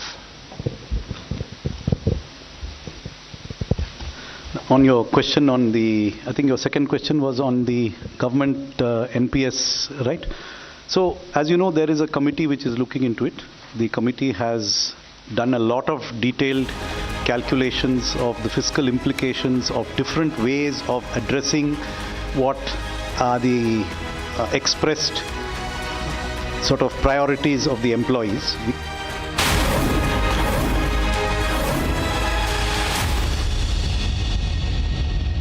Gentleman, years back. Chair now recognizes Chairman of the House Judiciary Committee, Mr. Jordan from Ohio. Thank you, Mr. Chairman. Director, were you guessing or lying? The day after President Trump is shot, Secret Service spokesman Anthony Guglielmi said, quote, "The assertion that a member of the former president's security team requested additional security resources that the U.S. Secret Service or the Department of Homeland Security rebuffed is absolutely false." The next day, Secretary Mayorkas said, "That is an unequivocally false assertion. We had not received any request for additional security measures that were rebuffed." But 5 days later, the Washington Post said this: "Top officials repeatedly rejected requests from Donald Trump's security detail for more personnel." The next day, the New York Times said this: "Mr. Guglielmi acknowledged that the Secret Service had turned down some requests for additional federal security assets for Mr. Trump's detail." So which is it? Because both statements can't be true. Were you guessing or lying when you said you didn't turn down requests from President Trump's detail? Neither, sir, and I appreciate the question. Well, what were you doing? Because those statements don't jive. So what I can tell you is that for the event in Butler, there were no requests that were denied. As far as requests... Well, maybe they got tired of asking. Maybe you turned them down so darn much, they said, not worth asking. How many times did you turn them down ahead of that? I think that it is important to distinguish between what some people may view as a denial of an asset or a request. Well, is Mr. Guglielmi your spokesperson? He said he acknowledged the Secret Service had turned down some requests. I'm asking how many? A denial of a request does not equal a vulnerability. Well, tell me what it is. There are a number of ways that threats and risks can be mitigated with a number of different assets, whether that be through personnel, whether that be through technology, or other resources. Well, tell the committee which it was. They asked for additional help in some form or another. You told them no. How many times did you tell them no, and what did you tell them no to? Again, I cannot speak to specific incidents, but I can tell you in general terms, the Secret Service is judicious with their resources based on... What does some requests mean? How many times? Some indicate requests is plural. So more than once they asked for additional help and you turned them down. What did they ask for and how many times did you turn them down? Pretty basic questions. So again, without having all of the details in front of me, sir, what I can tell you is that there are times... You didn't get briefed on how many times you turned down the Trump detail when they asked for additional help? I'm sorry. You didn't get briefed on that before you came to this hearing, knowing you were going to get asked that question? What I can tell you is that in generic terms, when details make a request, there are times that there are alternate ways to cover off on that threat or that risk. But that's not what he said. He said they were denied certain requests, some requests. This is your spokesperson, not me talking. This is the Secret Service talking. And what a change from absolutely false, unequivocally false to, oh, by the way, there were some times where we didn't give them what they wanted. That's a huge change in 5 days. And the fact that you can't answer how many times you did that, that's pretty darn frustrating, not just for me, but for the country. I hear your frustration. Let me ask you this. Were any of those requests denied to President Trump's detail after you knew about the Iranian threat?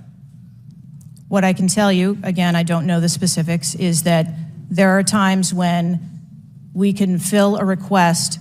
It doesn't necessarily have to be with a Secret Service asset or resource. We can fill that request with locally available assets. You spoke to anyone at the White House since July 13th? Yes, I have. Who'd you talk to? I have briefed the President and the Vice President. Talk to the First Lady? No, I have not. Talk to the White House staff? Anyone in White House communications? No, I have not.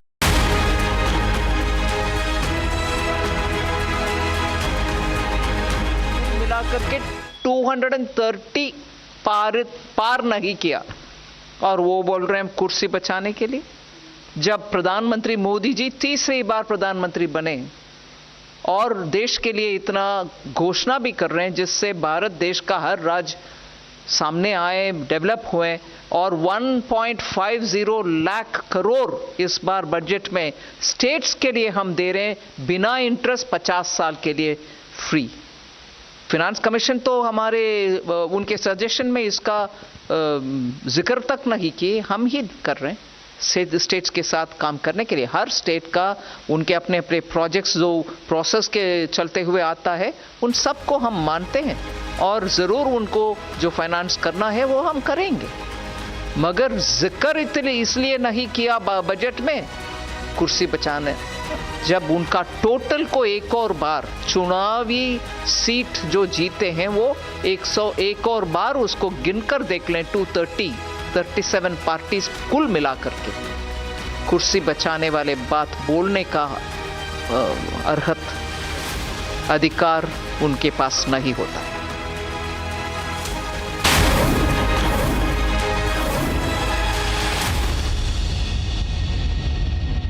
Begin our 5 minutes questions, and I will begin. Just for the record, the Secret Service has an annual budget of around $3.1 billion, and I believe around 8,000 employees. Is that correct? Yes, sir. Obviously, there were many security failures on the day of the attempted assassination and leading up to that day. Let's start with the building that the shooter used to shoot President Trump from. At any point Saturday, did the Secret Service have an agent on top of that roof? Sir, I'm sure, as you can imagine, that we are just 9 days out from this incident, and there's still an ongoing investigation. And so I want to make sure that any information that we are providing to you is factual. You can't, okay. Why did the Secret Service not, can you answer why the Secret Service didn't place a single agent on the roof? We are still looking into the advanced process and the decisions that were made. Okay. Wasn't that building within the perimeter that should be secured? Do we agree with that? The building was outside of the perimeter on the day of the visit. But again, that is one of the things that during the investigation we want to take a look at and determine whether or not other decisions should have been made. One of the things that you said, I believe in an interview, that there wasn't an agent on the roof because it was a sloped roof. Is that normal, and do you fear that that immediately creates an opportunity for future would-be assassins to look for a slanted roof? I mean, this is a huge question that every American has. Why wasn't a Secret Service agent on the roof? And there have been reports that agents were supposed to be on the roof, but it was hot that day and they didn't want to be on the roof. Can you answer any of those questions, Director? So I appreciate you asking me that question, Chairman. I should have been more clear in my answer when I spoke about where we place personnel in that interview. What I can tell you is that there was a plan in place to provide overwatch, and we are still looking into responsibilities and who was going to provide overwatch. But the Secret Service in general, not speaking specifically to this incident, when we are providing overwatch, whether that be through counter snipers or other technology, prefer to have sterile rooftops. Did the Secret Service use any drones for surveillance that day? So again, I'm not going to get into specifics of that day in itself, but there are times during a security plan that the Secret Service does deploy an asset like a drone. There were reports that the shooter used a drone just a few hours before the rally start time. Is that accurate? I have heard those same reports, and again, am waiting for the final report. Do you know, if you can't answer the question, that's your answer. But can you answer this? Do you know, I'm not asking yes or no, but do you know if the shooter used a drone before the shooting? That information has been passed to us from the FBI. How many Secret Service agents were assigned to President Trump on the day of the rally? Again, I'm not going to get into the specifics of the numbers of personnel that we had there, but we feel that there was a sufficient number of agents assigned. There are reports that several agents assigned to the rally on July 13th were temporary agents, agents not normally assigned to President Trump. Is that accurate? What I can tell you is that the agents that were assigned to former President Trump are Secret Service agents that provide close protection to him, and that was what was actual on that day. How many temporary agents were there that day? Quite frequently, sir, during campaign events, the Secret Service utilizes agents from HSI or the Department of Homeland Security. You don't know to how many? Supplement you can't answer? our plan. Have the investigators reconstructed the shooter's precise movements over the past days, weeks, and months? So, again, we need to have confidence that if the FBI is leading this investigation, that they're leading a credible investigation. From Asia's largest news headquarters, setting the agenda for Bharat.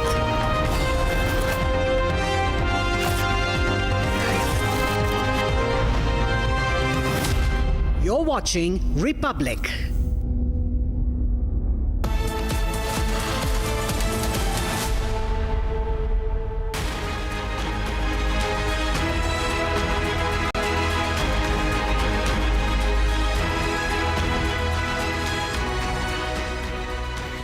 And that was the Finance Minister explaining the fine details of the budget 2024 to members of the press. And now we are back again once again in the studio, and we have with us Mr. Rajat Tandon from IVCA. Rajat, so 2 days ago the conversation was completely about jobs, but today your community, the investors, are pretty happy. And we were, a little while ago you said that you would even give 9 on 10 to the union budget. So what are the big takeaways for you today from Nirmala Sitharaman's budget 2024? Sure. Thank you, Sharmila. So, I would say the stage was set from yesterday when the economic survey kind of captured a lot of items in areas related to this asset class. Right, so certainly what we had discussed a week earlier about visibility to this asset class. And the angel tax is probably the number one. I would say that's a 10 on 10, certainly. There's no doubt, which has really got the community jubilant. And as far as we can see, there will be with the taxation on the LTCG part, there will be domestic participation as well into this asset class. As we've discussed earlier, nearly 85% of the revenues of the money invested still continues to be international. So there will be more pools of domestic capital created. So there will be more individuals in the country who will be benefiting by investing into this asset class, which will be creating employment. Certainly there's a focus which is common on the sunrise sector, and one of them being on space tech and agri. So that is clearly a plus one here for us as well. There are more structures which the government is looking at, the variable capital company structure, which gives an option of a fund to actually, function as a LLP or as a VCC. So clearly we see that the government is opening up to multiple options, including ease of doing business, as we hear, is going to get beneficial, and hopefully the PN3 is also addressed. That'll be our expectation. So like we said, they'll always mange more, but I think we are good to carry on with some work right now. Dil mange more, and you're giving a 9 or even a 10 on 10. But Nirupama, you don't seem to be so happy. You have some, access to grind. You are saying that certain things have not even been touched upon, like disinvestment. If you can illustrate that. Sure. I think I would give 7.5, so I'm not going to say it's a bad budget. I think it was fairly good, but I am a little disappointed about a couple of things. I think we already spoke about, how in terms of women, I think there was a little, you left a bit high and dry in that sense, and I think we wanted a little more. But from an economics point of view, I think there were 2 or 3 things which I didn't quite understand. One is no mention of disinvestment. Now, obviously, with duty cuts and the cut on gold, which I'm very happy about, I think it's a fantastic move, and I know the industry's been asking for it for a while. With those kind of cuts, with whatever changes have happened in your new regime taxation, but with the revenue gap, while during the press conference they did say, but disinvestment is more than just raising revenue. It is also a question of governance. Right? And without actually even mentioning no targets, no direction, not saying what they want to do, I think that's a huge lacuna as far as this is concerned. That is the first one. The second, I'm not entirely certain why they've asked public sector banks to develop their own credit almost rating kind of formula for MSMEs. I really don't know what the purpose of that is. I mean, you've got already agencies that are doing that, because this is now going to create some amount of problems for MSMEs. You see, because MSMEs have a certain rating that is according to your agencies, credit rating agencies, and if they're going to, if you want them to list, if you want them to kind of get capital from outside FDI, that's what the investors are going to be looking at. The bank then basing it on its own criteria, while I understand the sentiment that they look at something broader and wider than this, but I think credit rating agencies are already doing that. So I think that's a bit of an overkill. I don't quite get why that did that. Second, the third, again with respect to MSMEs, you see the MSME sector is fragmented in the sense the majority of them are either own account enterprises or small nano enterprises. And somewhere in the policy discourse around MSMEs, most of your policy interventions are targeted at the, you know, the larger end of small and the medium enterprises, but the micro, and even amongst the micro, your own account enterprises and the smaller nano businesses get left out. So whether it is in terms of your mudra, whether it is in terms of your credit guarantee funds, all of that, I think it's this section of your own account enterprises and your smaller nano businesses needs a lot more focus, which I think has been missing for quite a while, and I'm hoping this will be a start, and in the next 6 months before the next budget, some of these things will change. If you're talking about misses, maybe I'll add one miss, and maybe that's ask Rajat, as well. I was just coming to you about, you know, as she was mentioning a lot of misses. I would just like to add one note from you about your comment on people who are starting out now, because clearly the environment, the whole funding winter, the gloom and doom that we were talking about 2 years ago, that clearly has ebbed. And what is your sense of the entrepreneurial climate as we, conclude this budget discussion today? So, I mean, it's growth. So, what I look at now, we've talked about, startups. The country can now start discussing about, growth and scale up. And growth investments into scale-up entrepreneurs. We have seen a lot of successful startups coming into the funding world, and as the more startups or founders of startups who are coming into investments, they will need access to capital, and this access to capital can be made available for them, since they're the first-time fund managers, etc., through a lot of pools of domestic capital. And with that, this budget probably, the Honorable Finance Minister had announced an earlier budget about, pools of capital from insurance and pensions. If those can also be made available to this asset class, it'll really certainly help us in the long run. Well, thank you, Rajat Tandon and Nirupama, for being with us. It has been a very exciting day for us as for anywhere else. We have some very clear directions from the Finance Minister about where the economy is headed. It has been an inclusive budget. It has got reviews from one segment, though not everybody is happy. And clearly, the roadmap is now set. Thank you, viewers, for being with us on this budget special.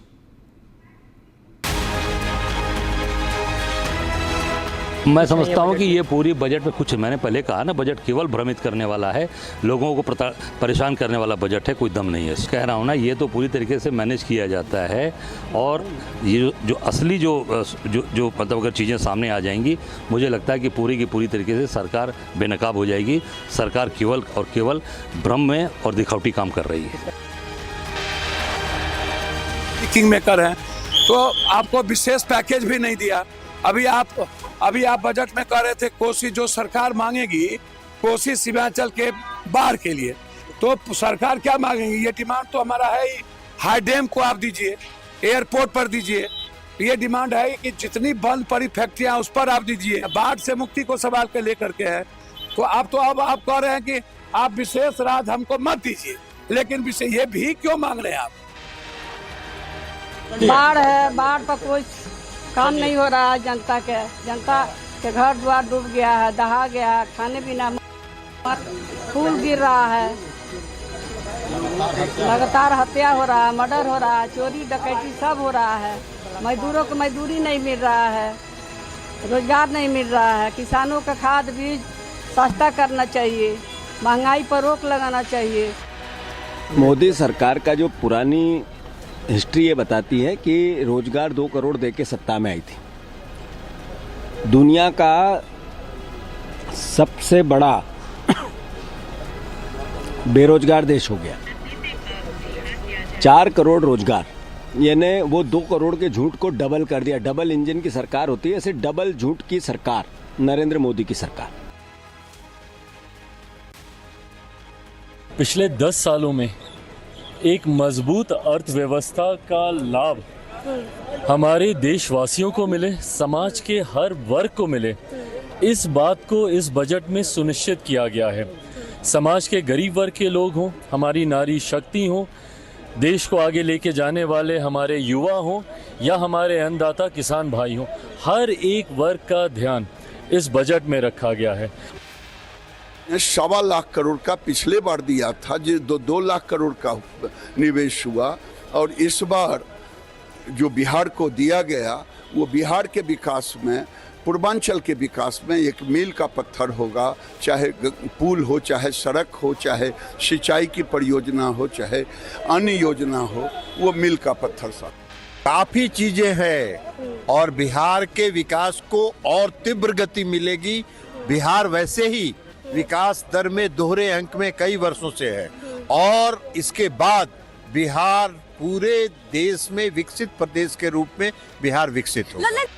Well, a special mention of Andhra Pradesh and Bihar does not mean that there is nothing in the budget for the rest of the country. The opposition should not politicize a budget as progressive as this one, as youth-focused as this one. It is their political compulsions to say the things they have said, but according to me, this is one of the most youth-oriented budgets the country has ever seen. NDA सरकार ने पिछले 10 साल में ये सुनिश्चित किया है कि गरीब और मध्यम वर्ग को लगातार टैक्स से राहत मिलती रहे। इस बजट में भी इनकम टैक्स में कटौती और स्टैंडर्ड डिडक्शन में वृद्धि का फैसला लिया गया है। टीडीएस के नियमों को भी सरल किया गया है।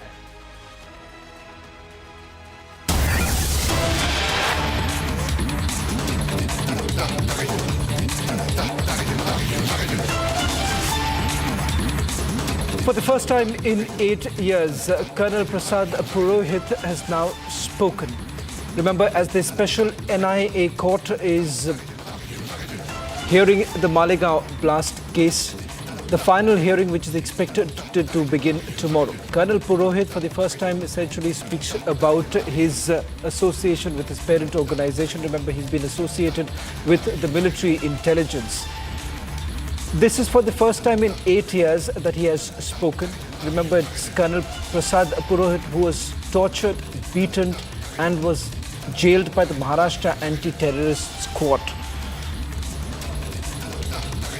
Let's listen in to what Colonel Prasad Purohit had to say. In court since ever since you got bail, in fact, in 2017, 21st of August, in fact. Being an army officer, I just have a question. Does your organization, an army officer, is that being supported by your primary organization? You know, your question is wrong. Okay, question is wrong. Why you ask army supporting me? It is supporting. Why don't you ask me what I have done to the army? Am I contributing? Why haven't you asked this? So as far the support is concerned, like remember one thing. It is our responsibility to work for the country and for the army. Okay? Organization takes care of you. Remember always. It is our duty to work for them, isn't it? And it is a family which takes care of all its people. You have faced a lot of torture as well in this very investigation as well, sir. Nothing more, yeah. As far as Kargil Divas is concerned, what is your message to the... Sacrifices make the country. Freebies don't. Okay. And stop asking this leftist-like questions. What our army is doing for you? Ask what I am doing for the army. Okay. I feel ashamed of myself that I am not able to put my 100%. Understand this, okay? You want to contribute more for the country? Not only me, you all should do. Okay. We all should do this. It's our land, it's our people, it's our soil. Remember this. Thank you, sir. We have seen you coming out here in court since ever since you got bail, in fact, in 2017, 21st of August, in fact. Being an army officer, I just have a question. Does your organization, an army officer, is that being supported by your primary organization? You know, your question is wrong. Okay, question is wrong. Why you ask army supporting me? It is supporting. Why don't you ask me what I have done to the army? Am I contributing? Why haven't you asked this? So as far the support is concerned, like remember one thing, it is our responsibility to work for the country and for the army. Okay. Organization takes care of you. Remember always, it is our duty to work for them, isn't it? And it is a family which takes care of all its people. You have faced a lot of torture as well in this very investigation as well, sir. Nothing more, yeah. As far as Kargil Divas is concerned, what is your message to the... Sacrifices make the country. Freebies don't. Okay. And stop asking this leftist-like questions. What our army is doing for you? Ask what I am doing for the army. Okay. I feel ashamed of myself that I am not able to put my 100%. Understand this, okay? You want to contribute more for the country? Not only me, you all should do. Okay. We all should do this. It's our land, it's our people, it's our soil. Remember this. Thank you, sir. Well, in fact, Runup, this is the first time that Colonel Purohit has spoken in the last 8 years. Just about a few days ago, in his final submission before the court, he's also made some sensational allegations, particularly with regards to the investigation that was carried out by Hemant Karkare, who was at the helm of affairs, and not to forget also Parambir Singh. It is quite significant as it comes to the final lap of this entire hearing. Absolutely. And even as we're going to play that fantastic reaction, Shravan, that Sandeep, our colleague, has got in Mumbai with Colonel Purohit, let's tell our viewers what this is really all about. This is about the Hindu terror theory that had been espoused, a saffron terror theory by the then UPA government. Whether it was Digvijay Singh, whether it was Shivraj Patil, who was at the forefront of it, we remember how this theory had come out then. We remember certain letters that had been written by an undersecretary at that time and a book that had been written by but I'm not going to go into that. What is Colonel Purohit really relevant for? Lieutenant Colonel Prasad Purohit had been in prison for 9 years. He spoke about torture that had been done to him, the beatings, the way his family had been threatened. In 2017, August, I remember when we were in the Supreme Court, we met Lieutenant Purohit, the person whom Sandeep is right now speaking to, and we tried to understand the case. Mr. Harish Salve, senior advocate of the Supreme Court, King's Counsel, was fighting the case for him. And finally, after a wait of 9 years, an innocent army officer was released.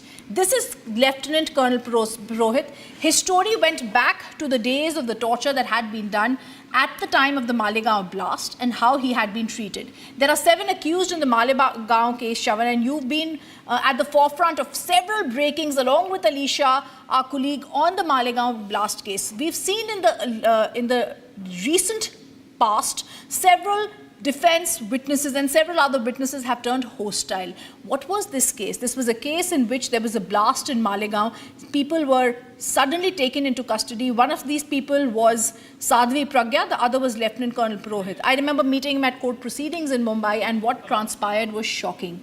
The kind of torture that he spoke about in a 23-page written statement to the court, he says he was told to name RSS and VHP leaders. This also included Yogi Adityanath. Viewers, before I go across to more details and Shravan tells you what the court order says, once again I'll request our director to play that interaction, that exclusive interaction with a man who was in prison for 9 years, with a man who was beaten, his private parts were kicked, he was he was hung on iron rods, he was beaten with hands. This also included the Thane Police Commissioner, then Parambir Singh, and other people of the ATS. I want to go across. After 8 years of having got bail, for the very first time, he gives out a sound bite.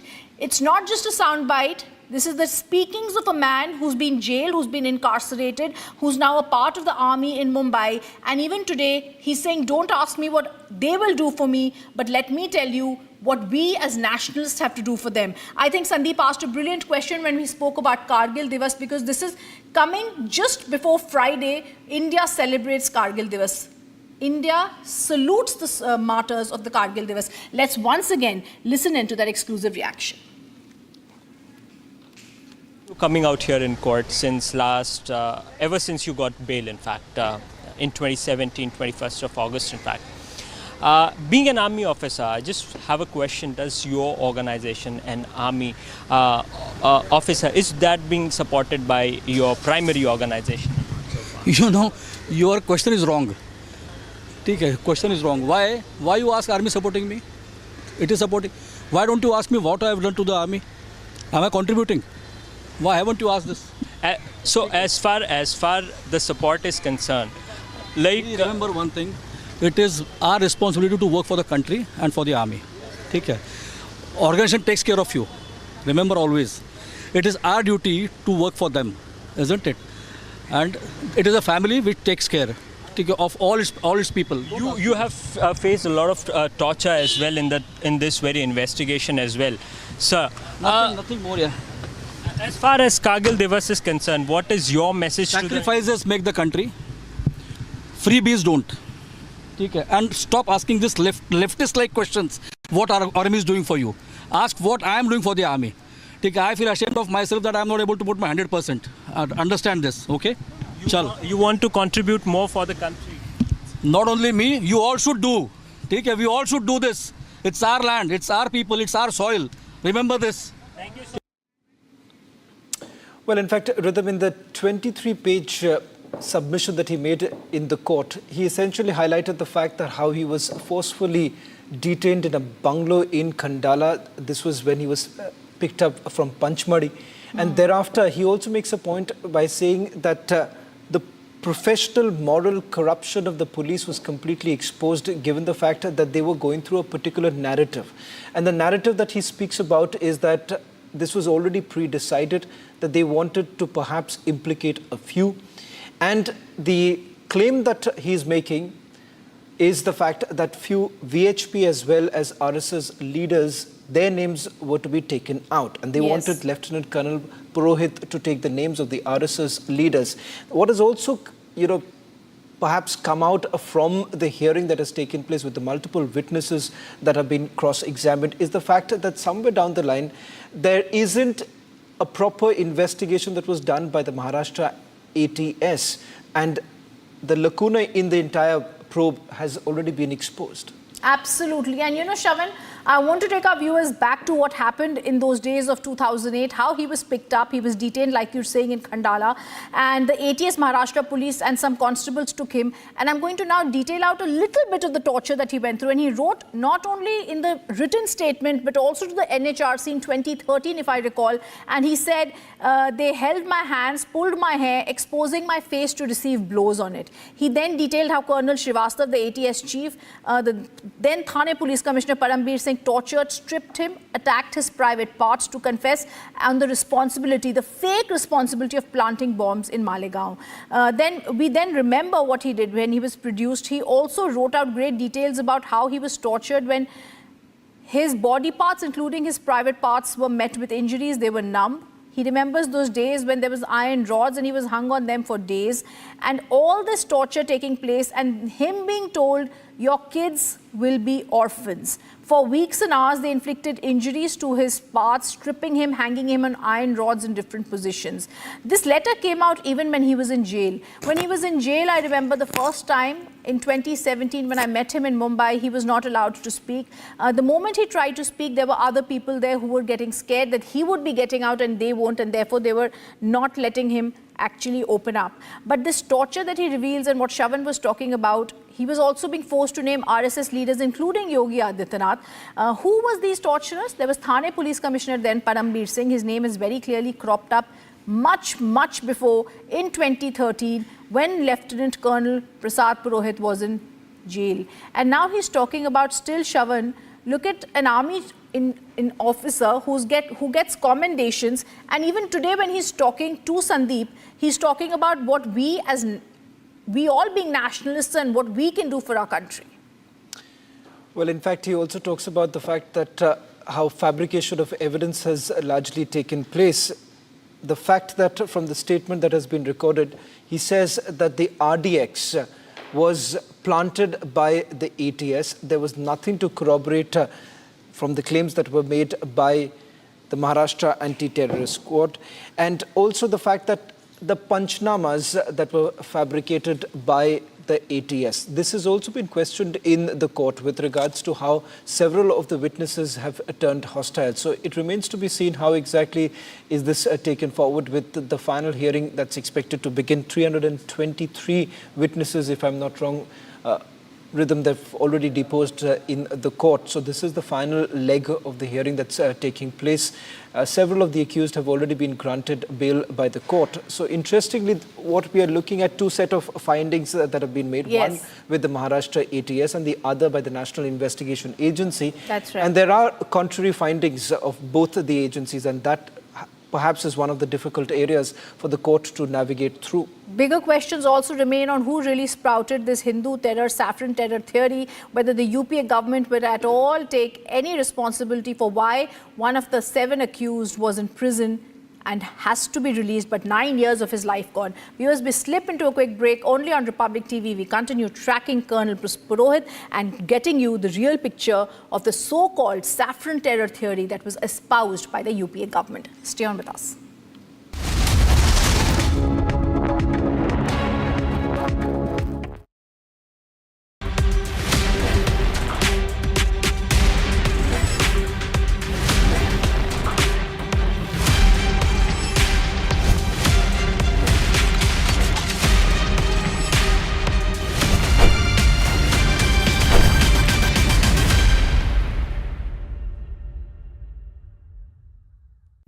Director Cheadle, the American people are watching, and they're wondering if there are any questions you can answer honestly today. So, Director Cheadle, I have a series of questions, very specific questions. I want very specific answers. Most of my questions are going to demand a yes or no answer. Do you understand? I do. Okay, my first question. Both sides of the aisle today have asked for your resignation. Would you like to use my 5 minutes to draft your resignation letter, yes or no? No, thank you. Was this a colossal failure? It was a failure. Yes or no? Was it a colossal failure is the question, yes or no? I have admitted this is a terrible This is a yes or no series of questions. Was this a colossal failure, yes or no? Yes. Was this tragedy preventable, yes or no? Yes.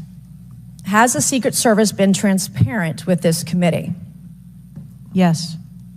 Would you say the fact that we had to issue a subpoena to get you to show up today as being transparent, yes or no? I have always been yes or no. You didn't want to talk answer to the question. committee. We had to issue a subpoena to get you to show up today. That is not transparent, by the way. You stated earlier, Secret Service is not political. Is that correct? Yes. Okay. Would you say leaking your opening statement to Punchbowl News, Politico's Playbook, and Washington Post several hours before you sent it to this committee as being political, yes or no? I have no idea how my statement got out. Well, that's bullshit. So, Mr. Chairman, I would like to ask unanimous consent to enter into the record articles by Punchbowl News, Political Playbook, Washington Post, all done at 5:24 a.m., 6:12 a.m., 6:34 a.m., a solid 3 to 4 hours before this committee got your statement. Without objection, so ordered. Okay. Is the Secret Service fully cooperating with our committee? Yes. Okay, you say you're fully cooperating with this committee. On July 15th, this committee sent you a list of demands of information that we wanted.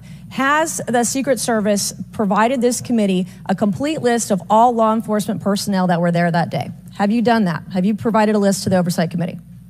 Yes or no? I will have to get back to you on that. That is a no. Have you provided all audio and video recordings in your possession to this committee, as we asked on July 15th? Yes or no? I would have to get back to you. That is a no. You're full of shit today. You're just being completely dishonest. Mr. Chairman, Mr. Chairman, I want to. Come on. We have to maintain decorum in this committee, no matter how upset we get. Have you provided any and all memos to this committee that we've asked you on July 15th? Have you provided all memorandums within the Secret Service? I would have to get back to you on that. That is a no. You are being dishonest or lying.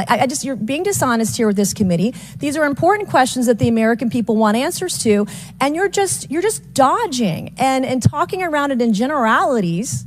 And we had to subpoena you to be here, and you won't even answer the questions. We have asked you repeatedly to answer our questions. This isn't hard. These are not hard questions. Have you provided us all communications from the Secret Service related to that day and that rally? Have you provided this committee? We've asked for this information on July 15th. Have you provided any of this information that this committee has asked of the Secret Service? Any of it?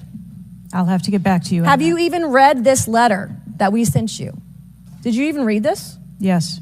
Okay. And you have said you don't know, you have no idea. Well, the answer is no. We haven't gotten a single document or piece of information or data from you or your agency in related to the rally that we have asked you for. So was this attempted assassination of Donald Trump a failure of training or execution or both? I think that those are answers that we need to Training, examine. execution, or both? Which one?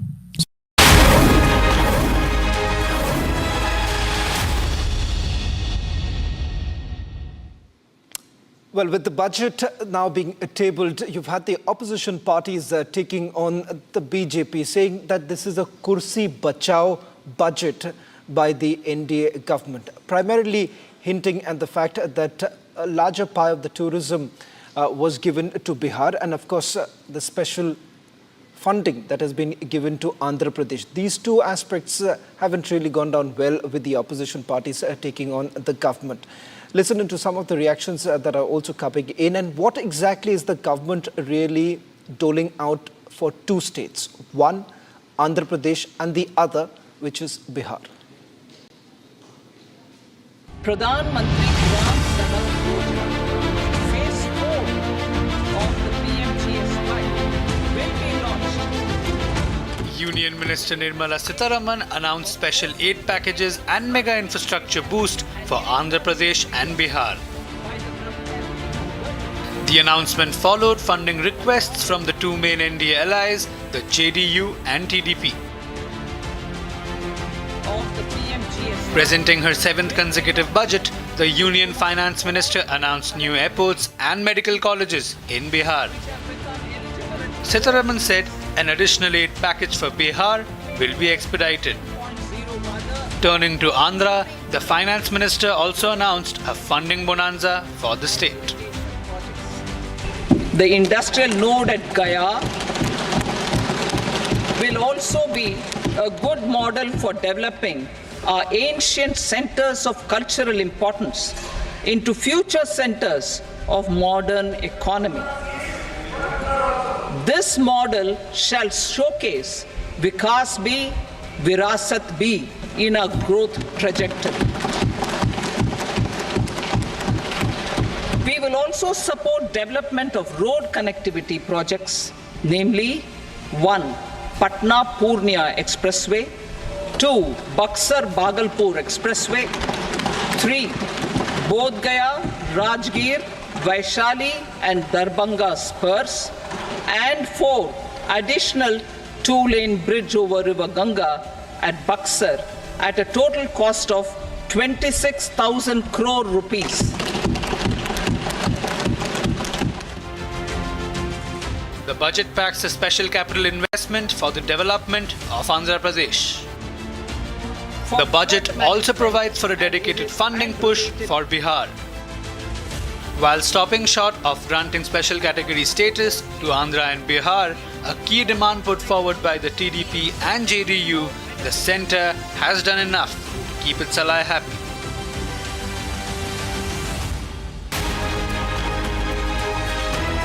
देश के विकास के लिए भारत के पूर्वी क्षेत्र का संपूर्ण विकास पूर्वोदय के विजन द्वारा हमारे इस अभियान को नई गति, नई ऊर्जा मिलेगी।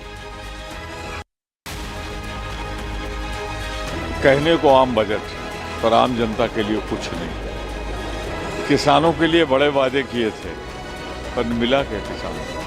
ना न्यूनतम समर्थन मूल्य का जिक्र आया। देखो, बजट दिल्ली के कागजों में उनको ठीक लगता होगा, लेकिन ग्रामीण पृष्ठभूमि पे ठीक नहीं है।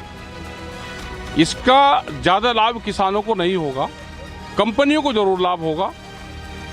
जो ऑर्गेनिक और नेचुरल फार्मिंग की बात करिए, वो भी कोई न कोई एनजीओ, कंपनी, कोई संस्था वो इसको लेगी और वो कहेगी कि हम इतने किसानों को खेती करने सिखाएंगे organic.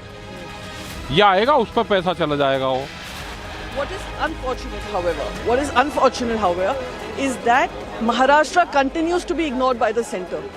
Maharashtra has become a state where you keep sucking in money from, a cash-rich state where you keep taking money from, but do not give in money for its infrastructure needs and its development. क्या वहाँ के किसान के लिए कुछ बड़े फैसले हैं? किसान की फसल की पैदावार, उसकी कीमत के लिए क्या कोई इंतजाम है? कहने को तो याद होगा आप सबको कि पिछली बार कहा था कि मंडी और एग्रीकल्चर इंफ्रास्ट्रक्चर के लिए स्ट्रेंथन करने के लिए लाखों करोड़ रुपए हैं। मोदी सरकार का जो पुरानी हिस्ट्री ये बताती है कि रोजगार 2 करोड़ देके सत्ता में आई थी। दुनिया का सबसे बड़ा बेरोजगार देश हो गया। 4 करोड़ रोजगार, यानी वो 2 करोड़ के झूठ को डबल कर दिया। डबल इंजन की सरकार होती है, ऐसे डबल झूठ की सरकार नरेंद्र मोदी की सरकार। कहा गया कि 4 जाति हैं, गरीब, युवा, महिला और किसान। ये लोगों के ऊपर अभी समझ में आएगा दरअसल उनके लिए क्या किया गया है। बिहार के लिए जो हुआ है, बिहार का होने के नाते बहुत अच्छा लगा, लेकिन बाकी आपने तेलंगाना के लिए क्या किया, पंजाब के लिए क्या किया, और जैसा आपने कहा बंगाल के लिए क्या किया, बहुत सारी बातें हैं जिस पे अब कल से उछल के बातें होंगी। कहीं ना कहीं न्यूट्रिशन मिशन इस मौजूदा सरकार में आप चीज़ें तो लेके आते हैं, लेकिन आप उनको परस्यू नहीं करते हैं, विच इज़ वेरी सैड। मैं समझती हूँ किचन का ध्यान नहीं रखा गया है, क्योंकि सरकार महंगाई के बारे में कोई स्टेप्स लेना ही नहीं चाह रही है। और जहाँ तक हम देखेंगे तो जो परचेजिंग पावर है जो रूरल एरियाज़ में है वो लगातार घटती जा रही है, इसके ऊपर भी कोई ध्यान नहीं दिया गया है। This budget has more or less copied the Congress Constitution, Congress Manifesto. And main important thing is about the Yuva Nidhi, which Rahul Gandhi ji has in the Bharat Jodo Nyaya Yatra, he has evolved it, and he promised that through the apprenticeship for the first year of the youngsters who are completing. Finance Minister Nirmala Sitharaman's highlighted the centre's focus on youth and women development in her 7th budget. Now, some of the key aspects that have been covered by the government is primarily with regards to job creation, and also the Prime Minister saying that this is laying the foundation of what he calls Viksit Bharat.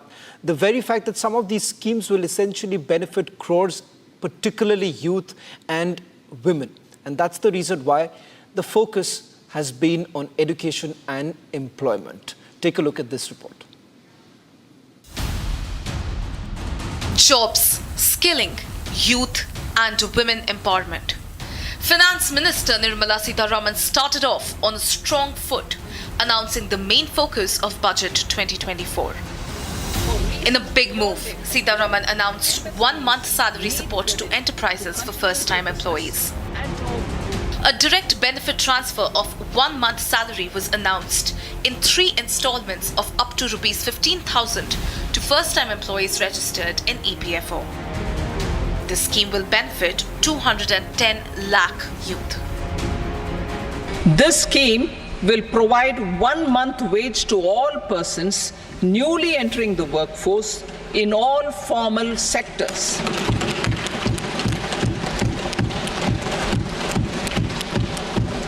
Direct benefit transfer of 1 month's salary in 3 installments to first-time employees, as registered in the EPFO, will be up to 15,000 rupees.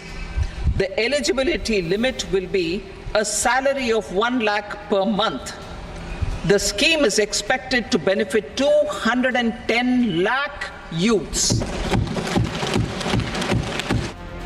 The Finance Minister also announced government's package for skilling and collaboration. 20 lakh youth will be skilled over a 5-year period. Financial support up to 10 lakh rupees has been announced for youth who have not been eligible for any benefit under the government schemes. An internship scheme will also benefit 1 crore youths over a period of 5 years. The internship will be provided in the top 500 companies. Additionally, the budget gave a big impetus to women development. Participation of women in the workforce. We will facilitate higher participation of women in the workforce through setting up of working women hostels in collaboration with industry and establishing creches. In addition, the partnership will seek to organize women-specific skilling programs and promotion of market access for women SHG enterprises. More than 3 lakh crore announced for schemes benefiting women and girls.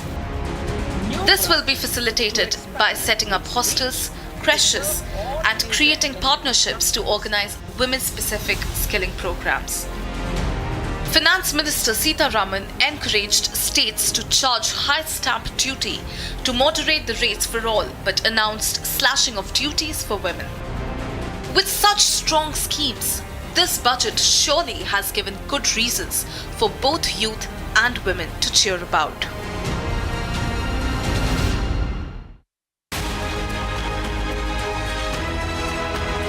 On the Amritsar-Kolkata Industrial Corridor, we will support development of an industrial node at Gaya. This corridor will catalyze industrial development of the eastern region.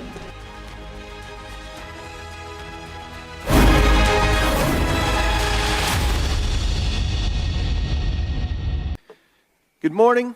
Today's hearing is for the American people who are seeking answers about the attempted assassination of President Trump. A little over a week ago, Americans watched in horror as a shooter attempted to assassinate President Donald J. Trump at a campaign rally in Butler, Pennsylvania. The gunman nearly succeeded. The bullet that struck President Trump's head was less than an inch from taking his life. President Trump survived, but one rallygoer, Corey Comparator, tragically did not. 2 others were seriously injured. It was a horrifying moment in American history. The horror was exceeded only by the bravery of the law enforcement agents who threw themselves in harm's way when shots were fired. The bravery of a crowd unwavering in its refusal to panic, and the bravery of a bloody President Trump refusing to run. While we give overwhelming thanks to the individual Secret Service agents who did their jobs under immense pressure, this tragedy was preventable. The Secret Service's protective mission is to protect U.S. and visiting world leaders and safeguard U.S. elections through protection of candidates and nominees. The Secret Service has a zero-fail mission, but it failed on July 13th and in the days leading up to the rally. The Secret Service has thousands of employees and a significant budget, but it has now become the face of incompetence. The committee has a long track record of providing oversight of the Secret Service. Our predecessors, both Jason Chaffetz and Elijah Cummings, among others, worked together to issue warnings and recommendations to address obvious shortcomings in the agency's makeup and operations. Unfortunately, those warnings and recommendations have gone unheeded. A former president and current candidate for president was shot in the head by a sniper within 500 feet of the podium. This is unacceptable. And we are concerned the Secret Service lacks the proper management to keep protectees safe from bad actors. Americans demand answers, but they have not been getting them from the Secret Service. We are instead learning about new facts about the events surrounding the attempted assassination every day from whistleblowers and leaks. Americans demand accountability, but no one is yet to be fired for this historic failure. Today's witness, Secret Service Director Kimberly Cheadle, is here under subpoena to answer questions about how the agency failed President Trump and the victims who attended the rally in Butler, Pennsylvania. It is my firm belief, Director Cheadle, that you should resign. However, in complete defiance, Director Cheadle has maintained she will not tender her resignation. Therefore, she will answer questions today from members of this committee seeking to provide clarity to the American people about how these events were allowed to transpire. We will ask these questions because the Secret Service and its parent agency, the Department of Homeland Security, have been unwilling to provide answers to the American people. DHS has sought to push this hearing to a different time.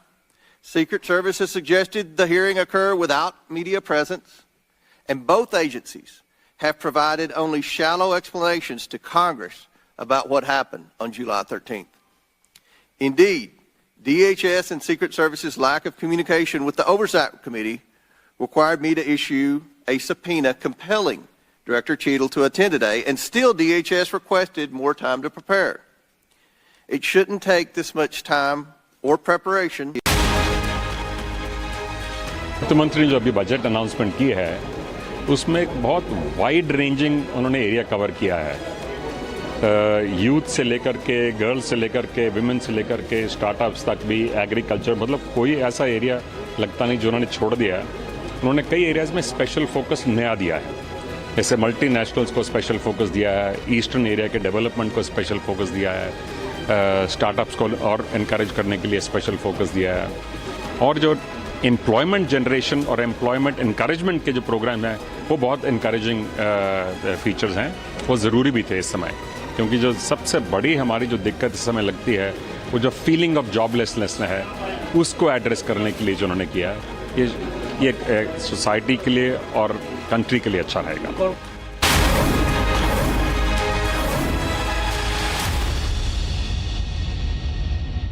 Thank you, Mr. Chairman. Well, I hope the American people do appreciate the incredible daily risks Secret Service agents take on our behalf. You mentioned there are 36 regular clients you've got that you protect constantly, but I was participating in the NATO summit just 2 weeks ago. We had 32 heads of government and heads of state, plus visiting heads of state and heads of government. Presumably, you provided protection for all of them. That is correct. Just saying. Help us understand, however, I will stipulate that there's an ongoing investigation. You don't want to go into too much detail on that until you've been able to ascertain all the facts and analyze what they mean. You can understand, however, the anxiety we and the American public have about how could this happen and how can we ensure it can't recur. Now, there are some things my friends on one particular side of the aisle don't really want to talk about, like AR-15s and access to them by a 20-year-old, or anybody for that matter. Presumably, Director Cheadle, the ubiquity of weapons, guns in America, especially assault weapons or semi-automatic weapons, that's helped your job and the mission of your agencies, right? It's made it less complicated. Isn't that true? I'm sorry, I'm not understanding your question. Real simple. More guns, especially dangerous ones, have made your job protecting people easier. Is that not right? I think from every Director Cheadle, this is simple English. More guns, do they make your job more complicated or less complicated in protecting these 36 clients and visiting heads of state and heads of government that come to Washington? I think the Secret Service needs to take into account. I didn't ask that. That they're in. I'm sorry. I asked a simple question, which deserves a simple answer. The ubiquity of guns, dangerous weapons in America, like AR-15s, has that made your job, that is to say the mission of the Secret Service, easier or more difficult? I think the threat environment for protecting our Secret Service protectees is always difficult, and that's dynamic, and it's always evolving. We stipulate it's always difficult. Again, this is a simple one. Does the ubiquity of guns make your job easier or more difficult today? I understand the Second Amendment rights of individuals. I didn't ask that question. I'm not questioning the Second Amendment. I'm asking a simple analysis, Director Cheadle. And I can tell you, you're not making my job easier in terms of assessing your qualification for continuing on as director. Please answer the question. You're the head of the Secret Service.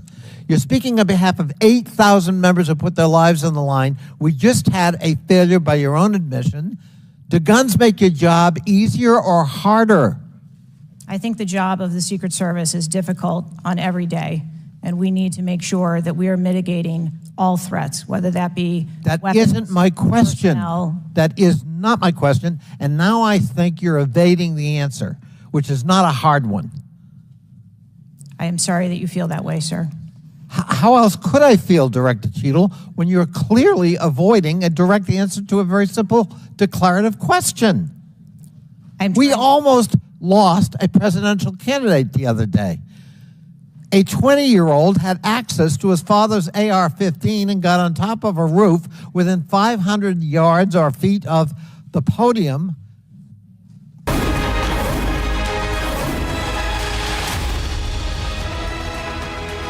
Very importantly, a comprehensive paper on the next generation reforms to look at all the factor costs.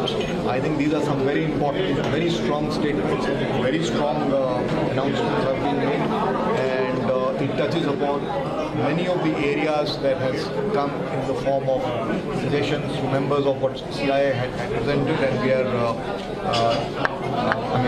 it's a very positive message for the industry and for all stakeholders in the economy.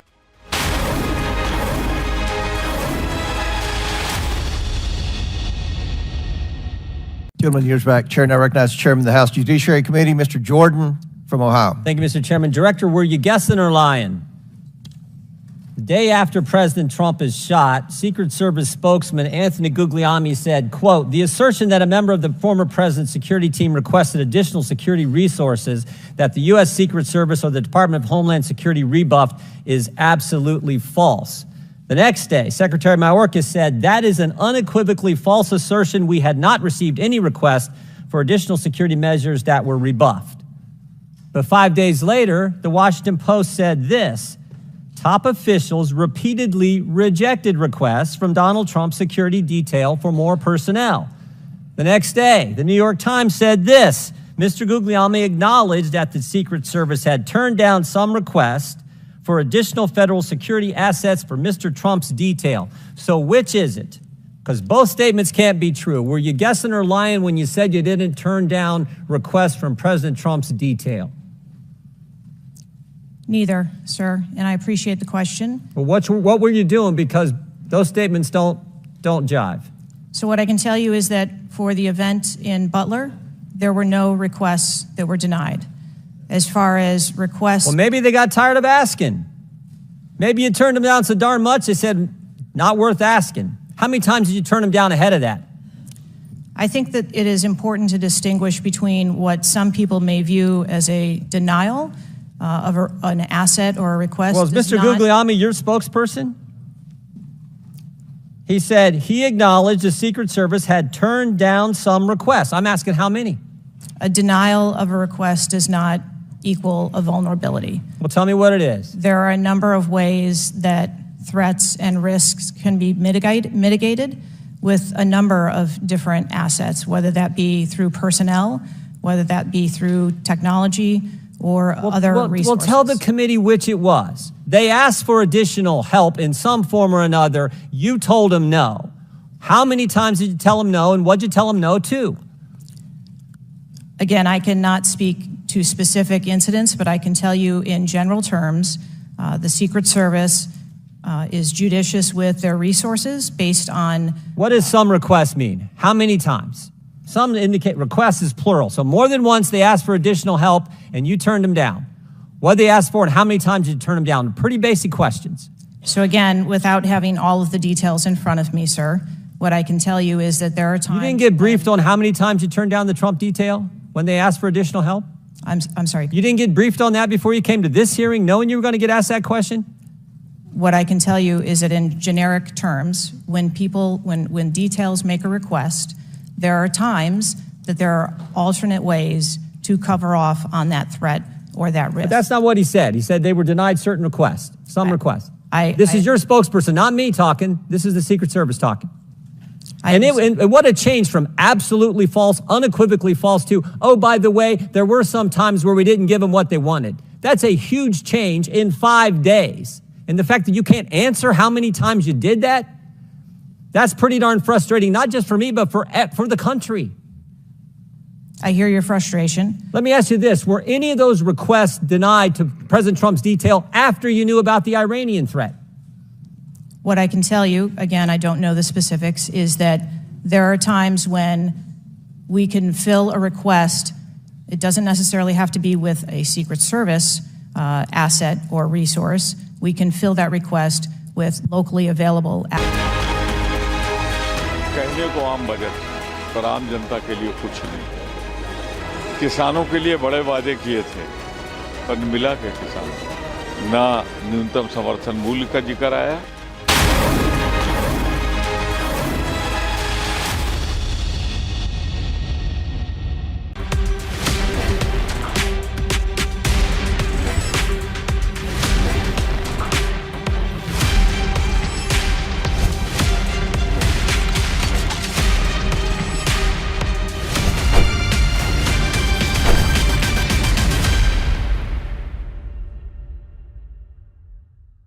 Begin our 5 minutes questions, and I will begin. Just for the record, the Secret Service has an annual budget of around $3.1 billion, and I believe around 8,000 employees. Is that correct? Yes, sir. Obviously, there were many security failures on the day of the attempted assassination and leading up to that day. Let's start with the building that the shooter used to shoot President Trump from. At any point Saturday, did the Secret Service have an agent on top of that roof? Sir, I'm sure, as you can imagine, that we are just 9 days out from this incident, and there's still an ongoing investigation. And so I want to make sure that any information that we are providing to you is factual. You can't, okay. Why did the Secret Service not, can you answer why the Secret Service didn't place a single agent on the roof? We are still looking into the advanced process and the decisions that were made. Okay. Wasn't that building within the perimeter that should be secured? Do we agree with that? The building was outside of the perimeter on the day of the visit. But again, that is one of the things that during the investigation we want to take a look at and determine whether or not other decisions should have been made. One of the things that you said, I believe in an interview, that there wasn't an agent on the roof because it was a sloped roof. Is that normal, and do you fear that immediately creates an opportunity for future would-be assassins to look for a slanted roof? I mean, this is a huge question that every American has. Why wasn't a Secret Service agent on the roof? And there have been reports that agents were supposed to be on the roof, but it was hot that day and they didn't want to be on the roof. Can you answer any of those questions, Director? So I appreciate you asking me that question, Chairman. I should have been more clear in my answer when I spoke about where we place personnel in that interview. What I can tell you is that there was a plan in place to provide overwatch, and we are still looking into responsibilities and who was going to provide overwatch. But the Secret Service in general, not speaking specifically to this incident, when we are providing overwatch, whether that be through counter snipers or other technology, prefer to have sterile rooftops. Did the Secret Service use any drones for surveillance that day? So again, I'm not going to get into specifics of that day in itself, but there are times during a security plan that the Secret Service does deploy an asset like a drone. There were reports that the shooter used a drone just a few hours before the rally start time. Is that accurate? I have heard those same reports, and again, am waiting for the final report. Do you know, if you can't answer the question, that's your answer. But can you answer this? Do you know, I'm not asking yes or no, but do you know if the shooter used a drone before the shooting? That information has been passed to us from the FBI. How many Secret Service agents were assigned to President Trump on the day of the rally? Again, I'm not going to get into the specifics of the numbers of personnel that we had there, but we feel that there was a sufficient number of agents assigned. There are reports that several agents assigned to the rally on July 13th were temporary agents, agents not normally assigned to President Trump. Is that accurate? What I can tell you is that the agents that were assigned to former President Trump are Secret Service agents that provide close protection to him, and that was what was actual on that day. How many temporary agents were there that day? Quite frequently, sir, during campaign events, the Secret Service utilizes agents from HSI or the Department of Homeland Security. You don't know to how many? supplement you can't answer? our plan. Have the investigators reconstructed the shooter's precise movements over the past days, weeks? From Asia's largest news headquarters, setting the agenda for Bharat.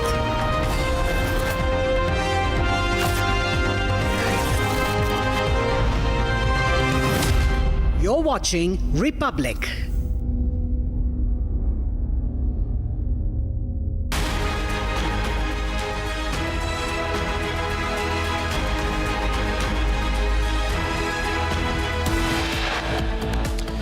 Big announcement by Finance Minister. Tax slabs under new regime changed standard deduction, hike taxpayers to save 17,500 rupees. The deficit is estimated at 4.9% of the GDP, and we aim to reach the deficit below 4.5% next year. Fiscal deficit down to 4.9%. Centre aims for fiscal deficit below 4.5% in 2025.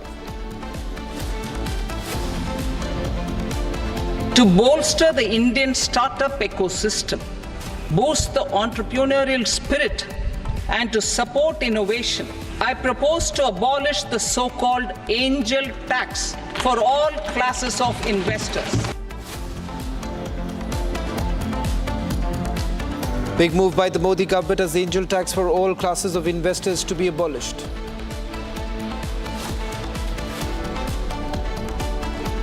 Formulate a plan, Purvodaya, for the all-round development of the eastern region of the country, covering Bihar, Jharkhand, West Bengal, Odisha, and Andhra Pradesh. New airports, medical colleges, and sports infrastructure in Bihar will be constructed. Budget bonanza for Bihar and Andhra as Nirmala Sitharaman announces airport, medical colleges in Bihar and special financial support for Andhra Pradesh.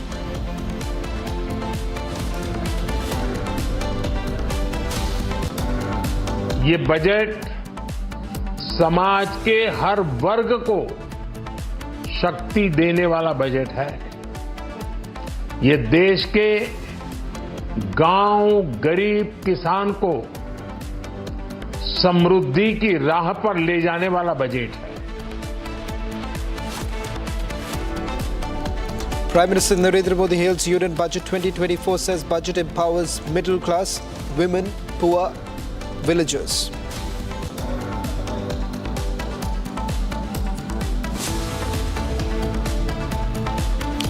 Lieutenant Colonel Prasad Purohit speaks for the first time in 8 years.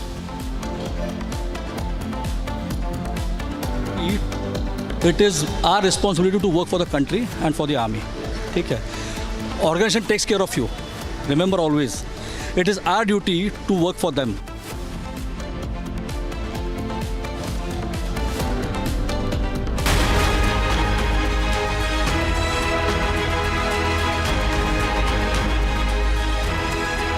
3.0's budget has already been tabled. What are the key takeaways as far as this budget really goes? There has been a strong emphasis on job creation. Remember, this was already an indication coming in from the economic survey that largely the bigger concern at this stage is whether at all the government would be able to create jobs, and would the onus really lie with the private sector.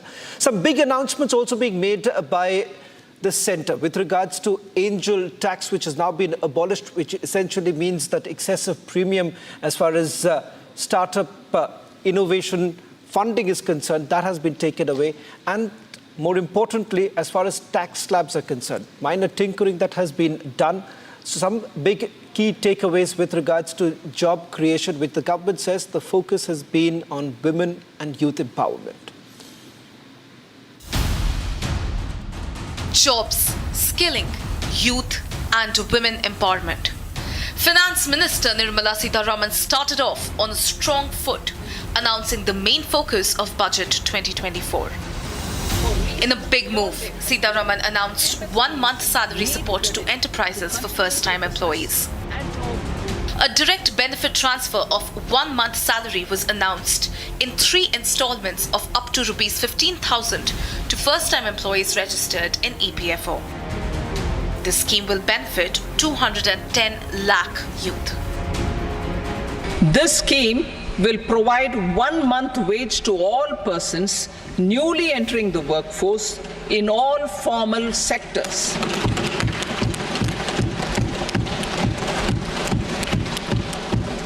Direct benefit transfer of 1 month's salary in 3 installments to first-time employees as registered in the EPFO will be up to 15,000 rupees. The eligibility limit will be a salary of 1 lakh per month. The scheme is expected to benefit 210 lakh youths. The Finance Minister also announced government's package for skilling and collaboration. 20 lakh youth will be skilled over a 5-year period. Financial support up to 10 lakh rupees has been announced for youth who have not been eligible for any benefit under the government schemes. An internship scheme will also benefit 1 crore youths over a period of 5 years. The internship will be provided in the top 500 companies. Additionally, the budget gave a big impetus to women development. Participation of women in the workforce. We will facilitate higher participation of women in the workforce through setting up of working women hostels in collaboration with industry and establishing creches. In addition, the partnership will seek to organize women-specific skilling programs and promotion of market access for women SHG enterprises. More than 3 lakh crore announced for schemes benefiting women and girls. This will be facilitated by setting up hostels, creches, and creating partnerships to organize women-specific skilling programs. Finance Minister Sitharaman encouraged states to charge high stamp duty to moderate the rates for all, but announced slashing of duties for women.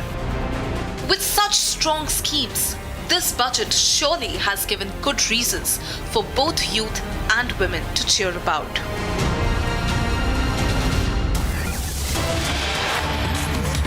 In fact, we have 2 bits of breaking updates coming in, one from Karnataka, one from the national capital. In fact, okay. First up, we have the update from Karnataka.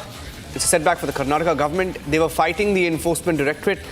They even filed an FIR. An official of the Karnataka government went to the police, filed an FIR, filed a complaint. It was translated into an FIR, claiming that he was under pressure from the enforcement directorate to name few ministers, including the minister who was arrested.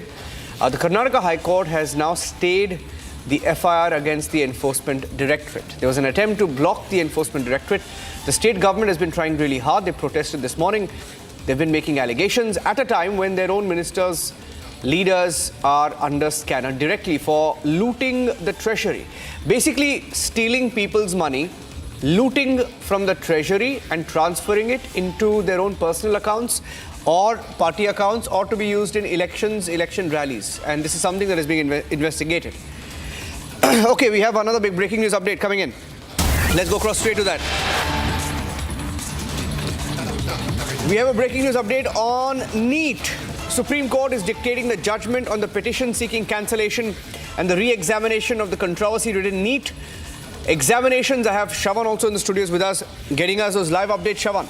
Well, in fact, Chief Justice of India is dictating the order right now, and the Supreme Court says that there is no material to show that the results of the Neet undergraduate were vitiated entirely, and there was a systemic breach in its sanctity. This is with regards to the demand that was essentially made by a select few students that there should be a re-Neet. Now, the Supreme Court, it appears that has already passed an order, and this is with regards to whether at all there is going to be a re-examination. It turns out that the big news coming in, and this is what the Supreme Court says, that Neet undergraduate 2024 paper was just leaked in Hazaribagh and Patna, which is not disputed. After the investigation, it was handed over to the CBI. The CBI has filed its status report.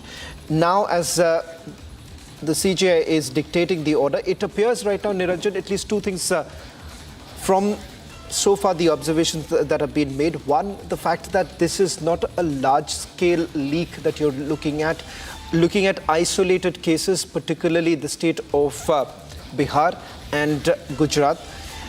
And also the fact that they are now looking at the order has been passed. There is no re-examination. Let me bring in our legal editor, Rhythm. Rhythm, just walk us through the details that you're picking up. It's clear now there will be no re-examination.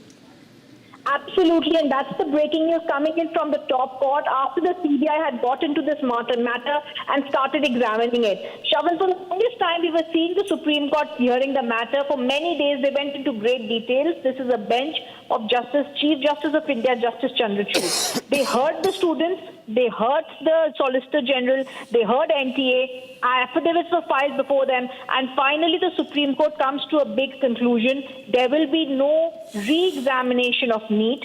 They have said it was in certain pockets where there seems to have, for which they are giving out details, but the Supreme Court is now saying there will be no Neet re-examination. They are saying there were certain tainted students, they cannot be differentiated, they have to be differentiated from the untainted ones. There was no systematic leak of the question paper which shows that the sanctity of the exam was not right. They also say there is absence of material to lead to any conclusion that the exam result was vitiated and there was a systematic breach of it.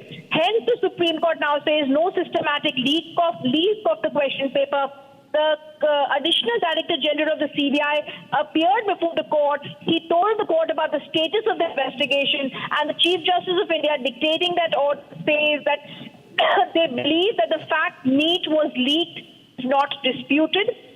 But the CBI has filed its status report, and there will be no re-examination because the Supreme Court says that we do believe that the sanctity of exam has not been breached. There was no systematic breach in the Neet UG 2024 examination. This is not the first day, but after a few days of hearing, the CJI has come to this conclusion. They've asked several questions to the NDA on how they can rule out the possibility of the paper being sent to various locations. Finally, the Supreme Court, I'm reading out the order they are dictating, have said, we are of the view ordering the cancellation of the entire exam is neither justified on application of principles propounded by the court, nor is it necessary. And that is now the breaking news coming from the top court. There will be no need for re-examination. Getting in some more observations of the court. Stay with me, Rhythm. I'm reading out the observations of the Supreme Court on the Neet verdict. The court has said, in view of the facts available before it, it would not be right to conduct the examination again. There will be no re-examination of Neet. Chief Justice of India adding that they are of the view, that is, the Supreme Court is of the view that ordering cancellation of the entire exam is neither justified on application of settled principles propounded by the court on the basis of material on record. It's now done. Final, there will be no Neet re-examination. Talking about also the entire process, saying that data on record is not indicative of a systemic leak of the question paper, which would indicate a disruption of the sanctity of the examination.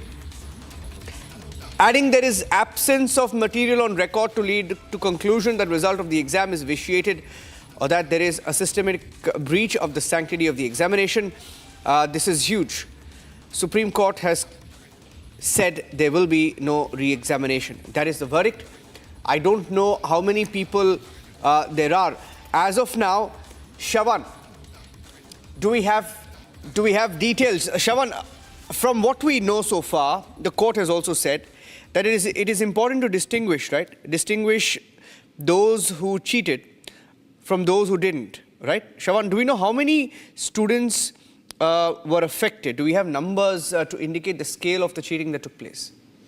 Well, in fact, if you go by the investigation that has been carried out, this is after the Supreme Court had basically highlighted the faults on the part of the National Testing Agency and largely looking into some of the complaints that were filed by the students, particularly of an FIR that was registered in the state of Bihar.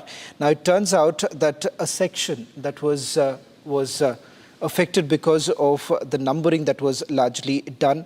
What we are given to understand is that the court is saying that over 24 lakh students would be affected if a re-examination is done. And that is the reason why they are saying that they are mindful of the fact that it will have a direct impact. And that's the reason why they are saying that it only has an isolated impact. The fact that these reports came in only from two states, one in Bihar and the other coming in from the state of Gujarat. But more importantly, why in Jharkhand and Bihar is only because of the investigation that has been carried out, and a status report has been submitted before the Supreme Court, in which they have pointed out the fact that there have been isolated cases of a paper leak. And that perhaps is the rationale behind the Supreme Court now saying that there is absolutely no need for a re-examination to be carried out, or else it would have had a direct impact over 24 lakh students who have appeared for the examination. Well, Shravan, well, the good news for those who were worried about what would happen to Neet, there will be no re-examination. There will be no re-examination. The court has also said that there is absence of material on record to lead to conclusion that the result of the examination is vitiated or that there is a systemic breach of the sanctity of the examination. There is no systemic breach, but there were many questions that were raised on the process itself, on the fact that leakages happened or kept happening over a period of time. All right, tracking the story closely, let's move on and get you some more headlines from the budget 2024 presented this morning. ये budget समाज के हर वर्ग को शक्ति देने वाला budget है। ये देश के गांव, गरीब किसान को समृद्धि की राह पर ले जाने वाला बजट है। पिछले 10 वर्षों में 25 करोड़ लोग गरीबी से बाहर निकले। ये जो न्यू मिडिल क्लास बना है, ये बजट उनके सशक्तिकरण की निरंतरता का बजट है। नई स्केल मिलेगी। ये मिडिल क्लास को नई ताकत देने वाला बजट है।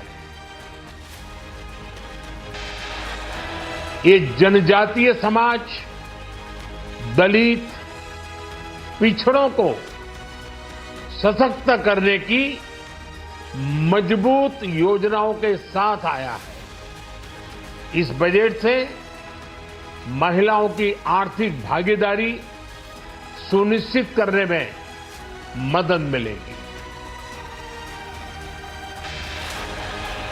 रोजगार और स्वरोजगार के अभूतपूर्व अवसर बढ़े, ये हमारी सरकार की पहचान रही है। आज का बजट इसे और सुदृढ़ करता है।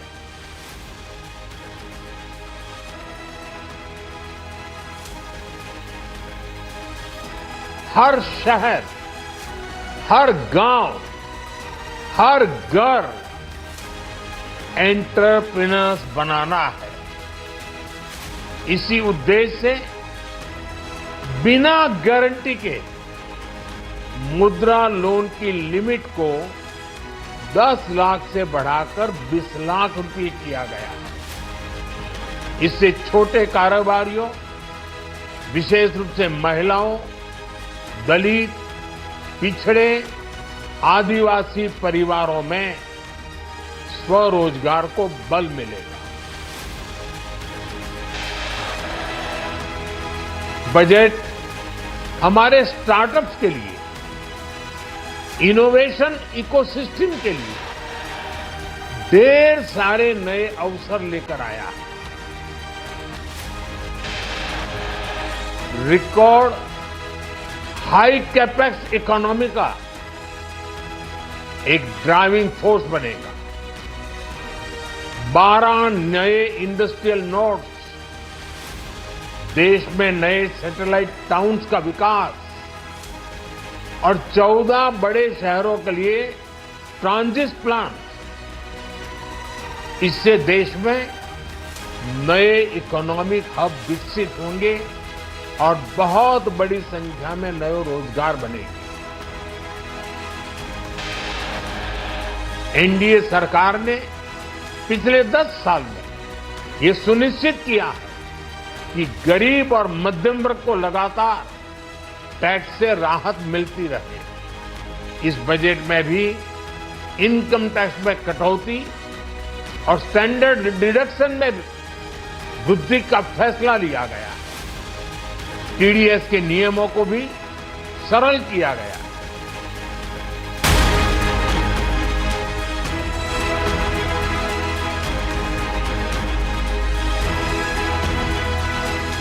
And continuing with post-budget reactions, I am now joined by Hardeep Puri. Mr. Puri, Arnab here. How are you, sir? I'm very well. I'm always very happy to hear your vibrant and strong voice. Thank you, sir. Thank you for saying that. Thank you for saying that. This is the first budget of Modi 3.0. You know, a political question to start with. You know, Andhra, Bihar have taken away a lion's share in the budget. And that approach has been questioned. Others are saying that Maharashtra, for example, you've not been fair to Maharashtra. Are you also resorting to alliance appeasement politics? Not at all. First of all, Arnab, you know I have a claim to your affection. I would not say, I cannot agree that a lion's share has been taken away by these two states. Not correct. All the central schemes are equally available to all the states of the union. So it just so happened that there was a mention in the context of something that we are doing for the eastern states. For instance, in the eastern states, Bihar is not the only eastern state. You've got Orissa also, you've got other eastern states also. So when we talk about Purvodaya, that's it. In the case of Bihar, you are correct. There was a lot of devastation caused on account of the floods. The floods which are, where the origin of the problem may lie outside the state of Bihar, in the state of, in Nepal. So there is some assistance that we have given. Equally for both these states, if we are talking in terms of getting them some assistance, that we will facilitate them getting resources from the multilateral funding institutions, etc. That's very different from the, we are doing things for every state. And for anyone to turn around, we have not done for X or Y. You know, what they were hoping for prior to the budget was to say, Andhra and Bihar are alliance partners, they will soon leave, nothing will happen.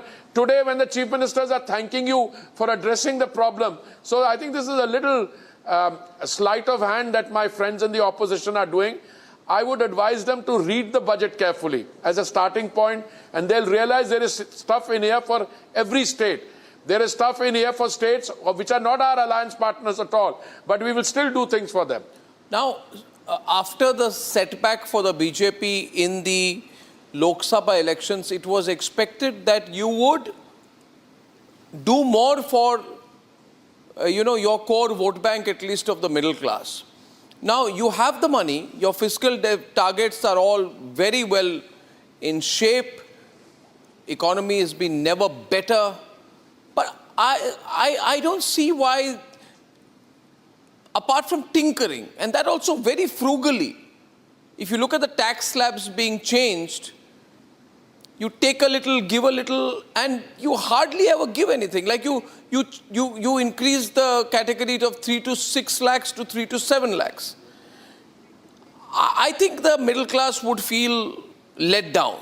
After all, they have been shouldering, they have been very compliant, and if the middle class moves away from the BJP, to put it bluntly, to continue to follow your fiscal policies, you need to be in power. And for that, would it be wrong to woo back your core vote bank of the middle class a little bit? This fiscal hawkish approach may be fiscally good. Maybe the FDIs will like you, but voters may not like it. No, I'm not sure if the results of June 2024 can be called a setback for the BJP. Whether you look at this in the global context or in the Indian context. I mean, here we have an opposition party full of josh. If you take their numbers in the 3 elections put together, 2014, 19 and 24, it doesn't reach 200. Okay? And if you look at the global, I was looking at the picture of the G7 summit, and when I saw the Honorable Prime Minister there, and I looked at all the other G7 leaders, and I thought to myself, which one of these can get a second term? Forget about a third term. So it's not, you could say relatively yes. If we were expecting over 300, we got 292 in a pre-poll alliance with our alliance partners. You can say yes, it's a little different, but it's not a setback. We have the safety in number. Insofar as the middle class is concerned, before every budget I hear, 7 lakh ke limit, it should be made 15 lakhs or so and so. Please look at the thing. The 3 to 6 lakhs has become 3 to 7. The 6 to 9 has become 7 to 10. And then 12 to 15 has become. So we've increased it everywhere. But also look at the fact that the middle class is getting another 1 crore Pradhan Mantri Awas Yojana. The middle class which consumes energy, petrol and diesel, we are the only country in the world which has brought that down. The rates of capital gains have been brought down from something like 20% to about 12% or so. And okay, now there may be indexing issue, but on the other hand, you also gain from the reduction from 20 to 12%. So I think if I were to look at the budget, I don't think the budget is there for, rural development gets 2.66 lakh crores, women-centered development, women-led development gets 3 lakh crores, 4.1 crore people, youngsters, jobs in 5 years. So the middle class has to be looked at in that context. Yes, I am a product of the middle class. I will always remain middle class. So if you give tax burden, but I think an individual gets up to 17,500 rupees as relief. You can argue that's not more, but maybe in the coming years we'll get more relief. But Mr. Puri, you mentioned, for example, the flood-affected states, Bihar, Assam, Sikkim, Uttarakhand and Himachal, right? Only one of these is an opposition-ruled state. And that will be questioned as to whether the political and economic rationale behind the policy decision is political. Why, for example, is this relief package not extended to equally flood-prone states like Kerala, like Tamil Nadu, or Karnataka? If you have to look at flood-affected states, I am not in a position to say where floods will come from or not come. We are looking at eastern states here, and you're looking at Himachal also, you're looking at others. So I don't think that argument can be stretched. If you have to look for arguments which the opposition will make, I'll help you make those arguments. No, I'm not saying that. I'm saying that. We didn't get this. I'm saying that. I'm saying you have a big election coming up. The Congress party came to power on the back of economic profligacy between UPA 1 and UPA 2. I'm not saying you should be economically profligate, but I would have expected the politician to come up and say that Jharkhand, Haryana, Maharashtra do matter. So, are you taking this fiscal hawkishness a bit too far? Haryana and Maharashtra matter, we should give a special sop to them because they're coming for election. No, I'm not saying. I'm saying that has been the trend. Don't you need to win the election? Oh, we will win the election. By the way, we are one party which is always learning from its mistakes. And Arnab, I am reasonably confident that the mistakes that we made in 2024, whatever they be, they may come sometimes when parties grow too quickly, there are other fault lines. But insofar as Maharashtra is concerned, please look at what we have done for Maharashtra or for other states. I am very happy in the next time, once this budget pe charcha end, I'll sit down with you, I'll give you figures of the value of central schemes for each of the states. And it is not, it's just that some of this has been mentioned now in the context. And if Mr. Rahul Gandhi is speaking on it, ask him, was he or was he not a signatory, his party is signatory to the States Reorganization Act of 2012. They were obliged to do certain things. Some of those things are happening in that context. When there are floods in Bihar and there is a problem which arises outside Bihar and it's in Nepal, we'll help them. Equally, we'll help these two states, not by providing money, but to helping them access funds from multilateral financial institutions. So I think all in all, it's a very positive budget. And if you don't have a budget like this, and if you go for economic profligacy, then you cannot hold your own for foreign direct investment at a time of global uncertainty and turbulence. Well, Mr. Puri, thank you very much for taking all those questions. Contrary and contrarian views, always an absolute pleasure talking to you. See you soon, sir. Thank you. Thank you, Arnab. Thank you. Bye. Bye.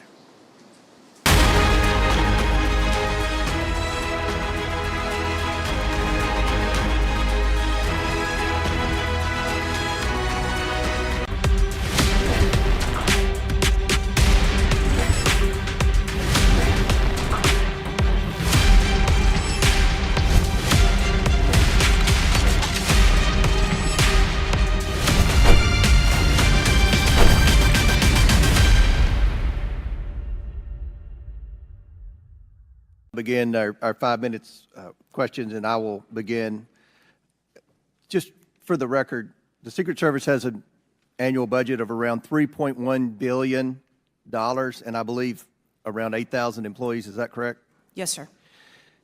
Obviously, there were many security failures on the day of the attempted assassination and leading up to that day. Let's start with the building that the shooter used to shoot President Trump from. At any point Saturday, did the Secret Service have an agent on top of that roof? Sir, I'm sure, as you can imagine, that we are just 9 days out from this incident, and there's still an ongoing investigation. And so I want to make sure that any information that we are providing to you is factual. You can't, okay. Why did the Secret Service not, can you answer why the Secret Service didn't place a single agent on the roof? We are still looking into the advanced process and the decisions that were made. Okay. Wasn't that building within the perimeter that should be secured? Do we agree with that? The building was outside of the perimeter on the day of the visit. But again, that is one of the things that during the investigation we want to take a look at and determine whether or not other decisions should have been made.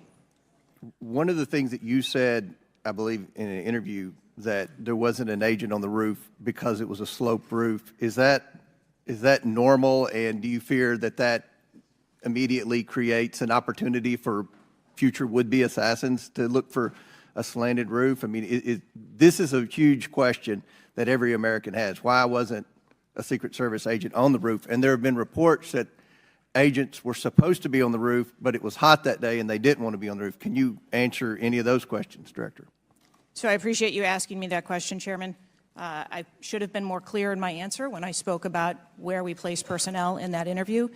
What I can tell you is that there was a plan in place to provide overwatch, and we are still looking into responsibilities and who was going to provide overwatch.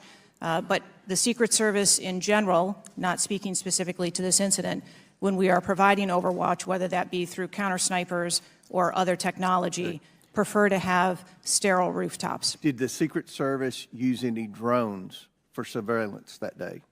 So again, I'm not going to get into specifics of that day in itself, but there are times during a security plan that the Secret Service does deploy an asset like a drone. There were reports that the shooter used a drone just a few hours before the rally start time. Is that accurate?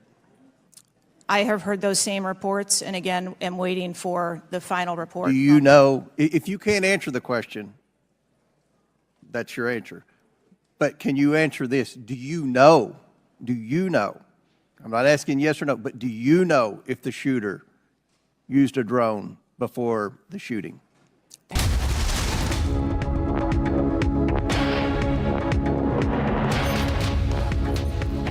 Welcome back. The big breaking story this minute, apart from Budget 2024, is that the Supreme Court has delivered its verdict on NEET re-examination, ruling out a re-examination. There will be no re-NEET. Let me go across to Prakash, joining us live from Patna. Prakash, Supreme Court has ruled that there is no material to show a systemic breach in NEET examination.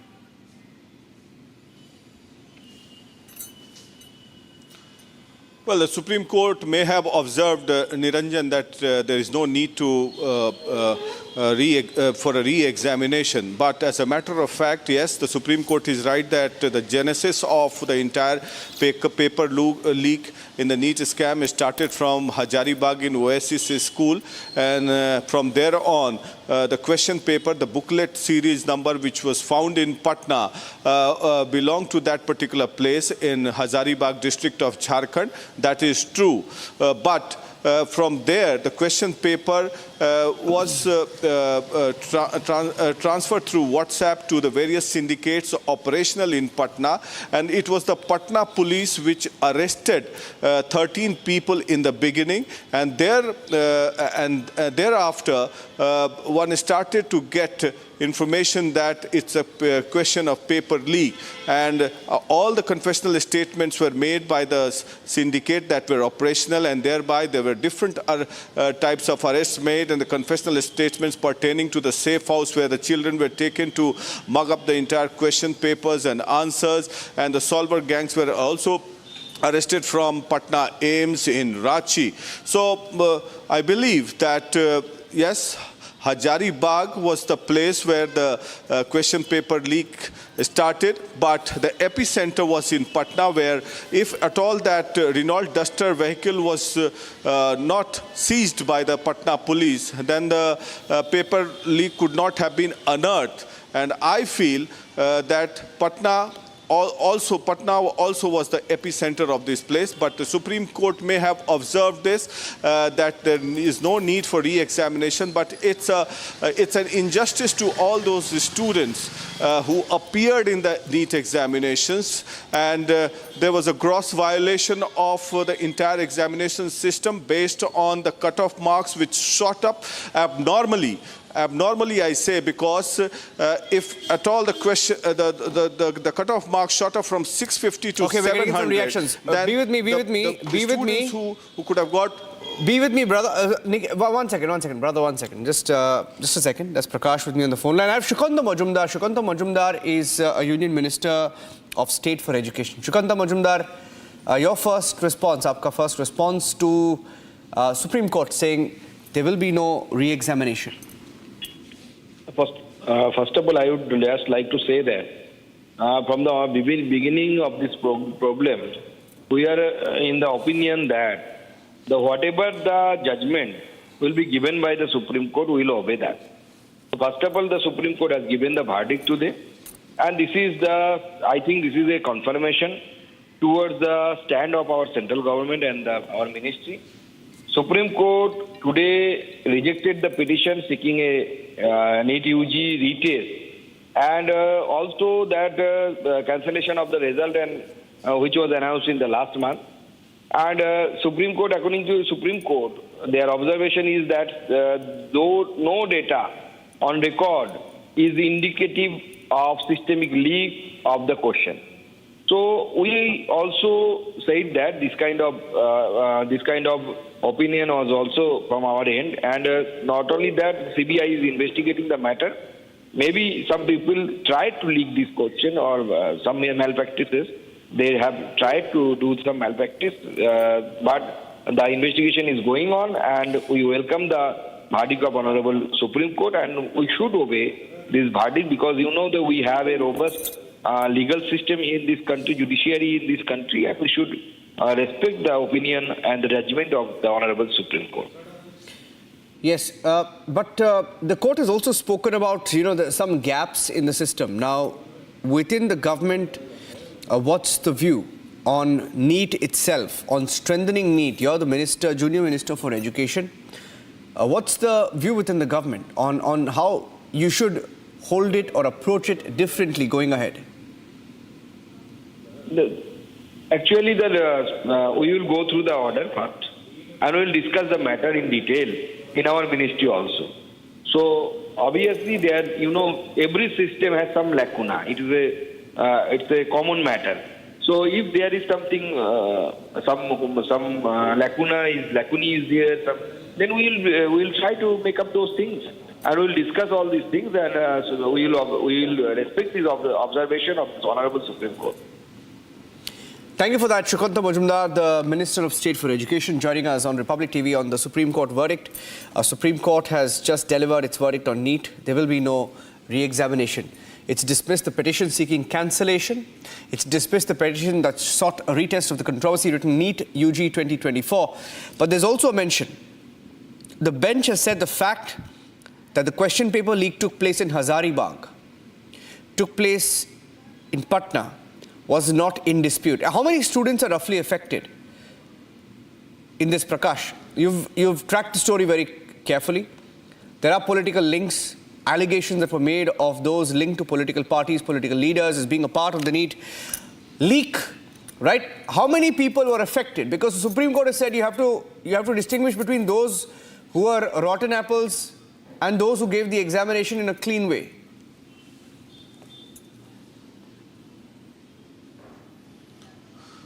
Well, Niranjan, we honor the judgment of the Honorable Supreme Court, but humbly we should submit that if at all the Supreme Court have observed that the question paper leak took place in Hazaribagh, and that means that the Supreme Court is saying that it's a partial paper leak. If it's a partial paper leak or a full paper leak, it's a paper leak. Supreme Court does observe that it's a paper leak. Now, in this era of technology, one wonders how many people were affected. We will be unable to gauge out how many people were affected because it's an era of technology. If you click one button in WhatsApp, the entire question paper can get it sent across to the entire globe. So the Solberg gangs were there, and it's a huge syndicate that is operational all over the country. It's not fixated to one place when it comes to paper leak. And in the previously also there was multiple paper leaks that has taken place, and it's a syndicate that is operational. Huge money is involved into all this, and it's a pan-India gang that is operational. Patna was one center. But the paper leak originated from Hazaribagh, but the initial arrests on 5th of May this year took place in Patna. Imagine, the paper leak originated from Hazaribagh, which is around 300 kilometers from Patna, but the arrests were made in Patna. And 13 people were arrested. And had that Renault Duster vehicle not been arrested seized on the 5th of May, and those 4 people were not arrested, along with the photocopy documents of the admit cards were not recovered. Based on that, the police reached that particular school, the DAV BSCB, and then they got hold of the student who was appearing in the examination system. And when they interrogated the principal, and the student then confessed to having received a particular question paper, and they have also confessed that they were taken to a specific school to mug up the entire question paper and answers, then the entire case would not have been busted. So it's a case of paper leak. And be it a partial paper leak or a full paper leak, one doesn't know the magnitude of it. But yes, having said that, what I have observed closely was that because there is a huge gap when it comes to the cutoff marks in the last year and the cutoff marks this year. Now, there's a case of demand and supply in this entire case. The demand and supply remains the same as it was last year. Then how could the cutoff marks shoot up? The cutoff marks shot up because of the paper leak and because the questions did reach out to the student, and the students were able to solve those questions. And that is why the question paper, the cutoff marks shot up. And now, the meritorious student who could not get hold of the question papers, or rather who could not buy the question papers through the syndicates that were operational, they are the sufferers. Suppose if a student who would have got 650 marks and was expecting a government medical college, is not able to get a government medical college, because from 650 to 700, there are a lot of students. Out of 720, there's a lot of students in that 50-mark slot. And remember, it is India, around 22 to 23 lakh students appear in the MBBS examination, which is conducted by the NTA. And in that 50 marks, there are a lot of students. And the sufferers are those who prepared it on their own. You cannot imagine the magnitude, Niranjan. I've seen students from different rural hinterlands staying in lodges, parents, poor people, sacrificing their lives and making the students study. So it's a difficult proposition, I must say, but we'll have to honor the judgment of the Supreme Court because it's the highest authority in India. The law, we have to abide by the law. But yes, I'm convinced that if it's a paper leak, it has to be a full paper leak, partial paper leak, or full paper leak. It's a paper leak, and you cannot imagine the scale or the magnitude of technology which would have affected either the meritorious student or benefited the non-meritorious student. Yeah. Back to you. Thank you for that. Thank you for those details and your inputs. Prakash has been tracking the story since the story broke in Hazaribagh and Patna. There have been, these two cities have been the epicenters of the Neet leak story since it broke. Okay, getting you some reactions, shifting our focus from Neet to the budget 2024 presented by Finance Minister Nirmala Sitharaman this morning. Here are some responses that came in to the budget.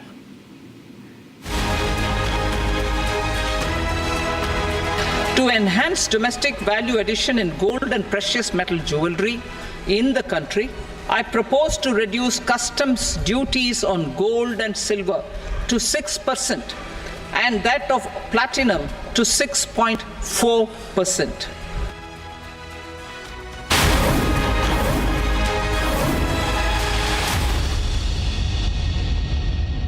Mr. Chairman.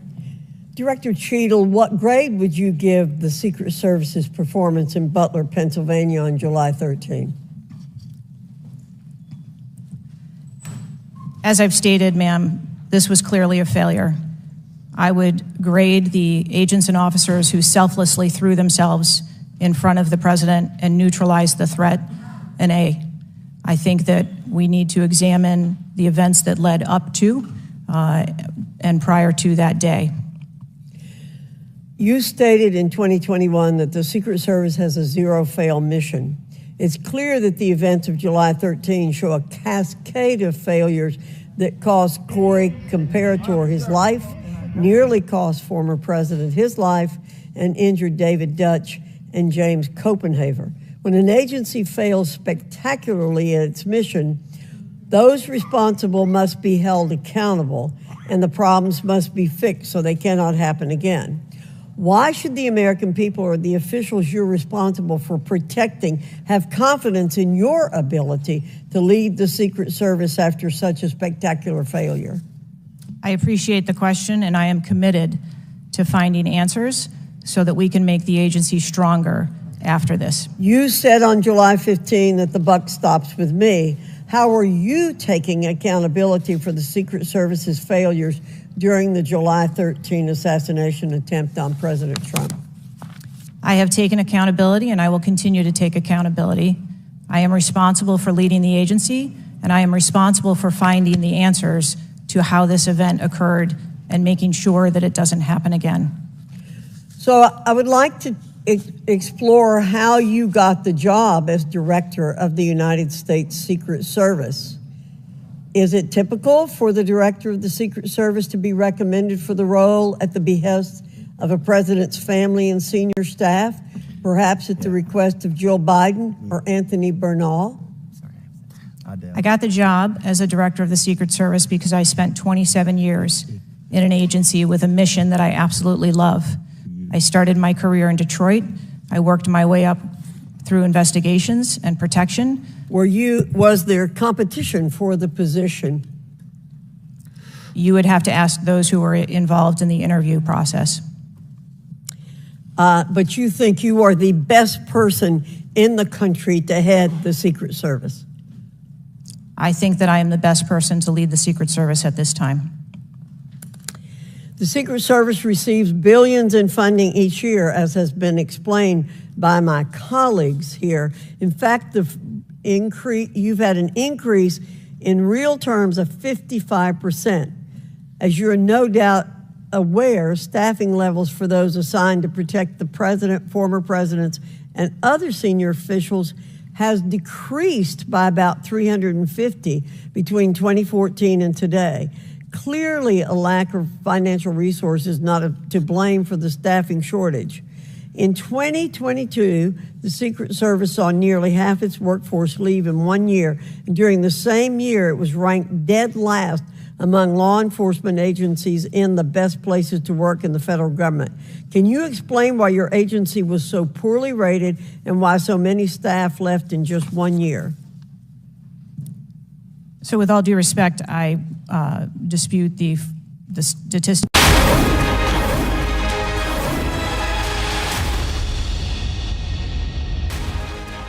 कहने को आम budget पर आम जनता के लिए कुछ नहीं। किसानों के लिए बड़े वादे किए थे पर मिला क्या किसानों को? ना न्यूनतम समर्थन मूल्य का जिक्र आया। दिल्ली के कागजों में उनको ठीक लगता होगा, लेकिन ग्रामीण पृष्ठभूमि पे ठीक नहीं है। इसका ज़्यादा लाभ किसानों को नहीं होगा, कंपनियों को जरूर लाभ होगा। जो ऑर्गेनिक और नेचुरल फार्मिंग की बात करिए, वो भी कोई न कोई एनजीओ, कंपनी, कोई संस्था वो इसको लेगी और वो कहेगी कि हम इतने किसानों को खेती करने सिखाएंगे ऑर्गेनिक। ये आएगा, उस पर पैसा चला जाएगा वो। What is unfortunate, however, is that Maharashtra continues to be ignored by the center. Maharashtra has become a state where you keep sucking in money from, a cash-rich state where you keep taking money from, but do not give it money for its infrastructure needs and its development. क्या वहाँ के किसान के लिए कुछ बड़े फैसले हैं? किसान की फसल की पैदावार, उसकी कीमत के लिए क्या कोई इंतजाम है? कहने को तो याद होगा आप सबको कि पिछली बार कहा था कि मंडी और एग्रीकल्चर इंफ्रास्ट्रक्चर के लिए स्ट्रेंथन करने के लिए लाखों करोड़ रुपए हैं।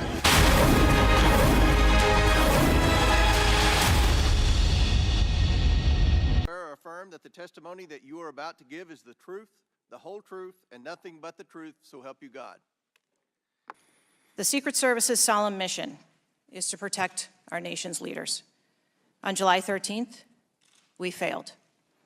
As a director of the United States Secret Service, I take full responsibility for any security lapse of our agency.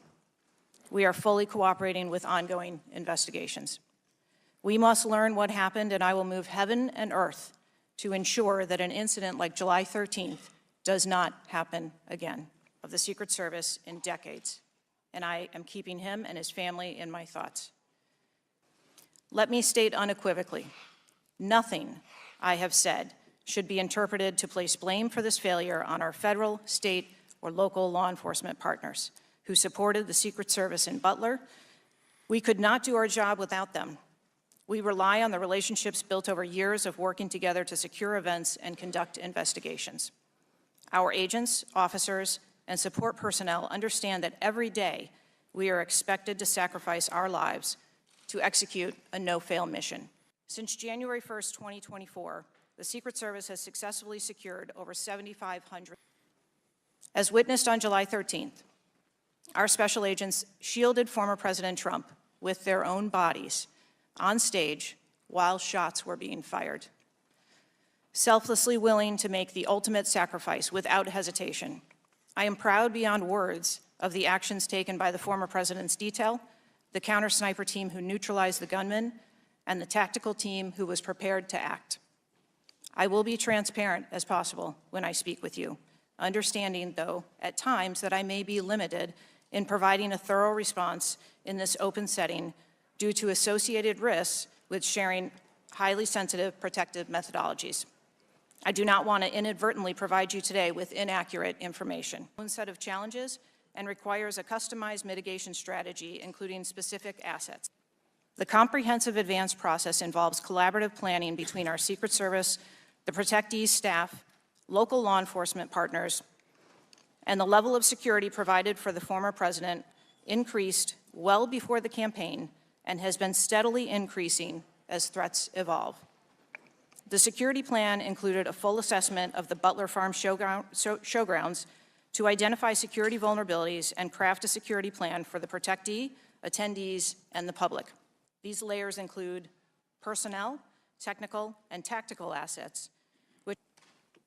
Immediately following the assassination attempt, I directed the activation of my crisis center. I assembled my executive team to begin surging more protective resources to the former president and to ensure the wellness of our people post-incident, all while securing an active crime scene. I immediately ordered a reevaluation of the Republican National Convention security plan, and I increased the security investigation within our agency. I have instructed my team that all necessary resources will be dedicated to investigating these matters. We will not rest until we have explored every option, and we will leave no stone unturned. But I want to be clear, I am not waiting for these investigations to be completed prior to making changes. I know this because I have spent 29 years in this agency. I came up through. It is now more important than ever for the men and women of the Secret Service to remain resilient and to focus on what is necessary to carry out our critical mission. Our agency needs to be adequately resourced.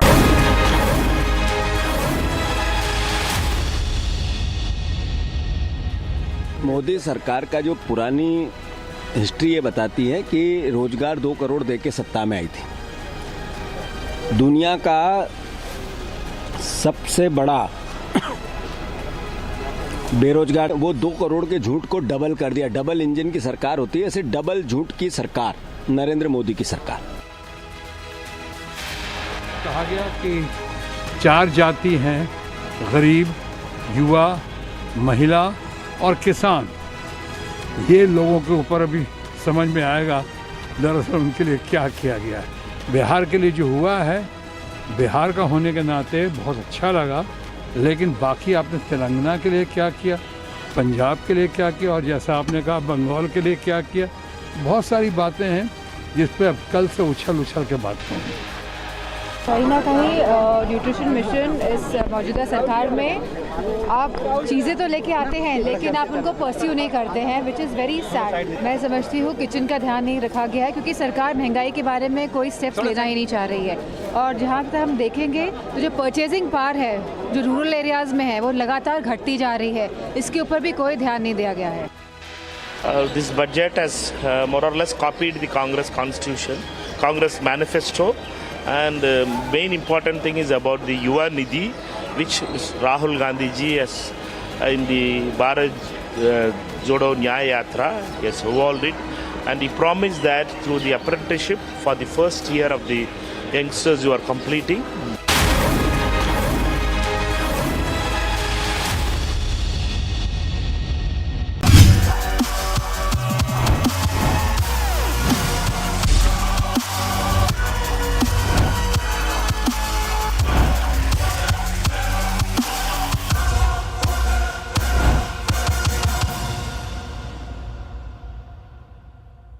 Director Cheadle, the American people are watching and they're wondering if there are any questions you can answer honestly today.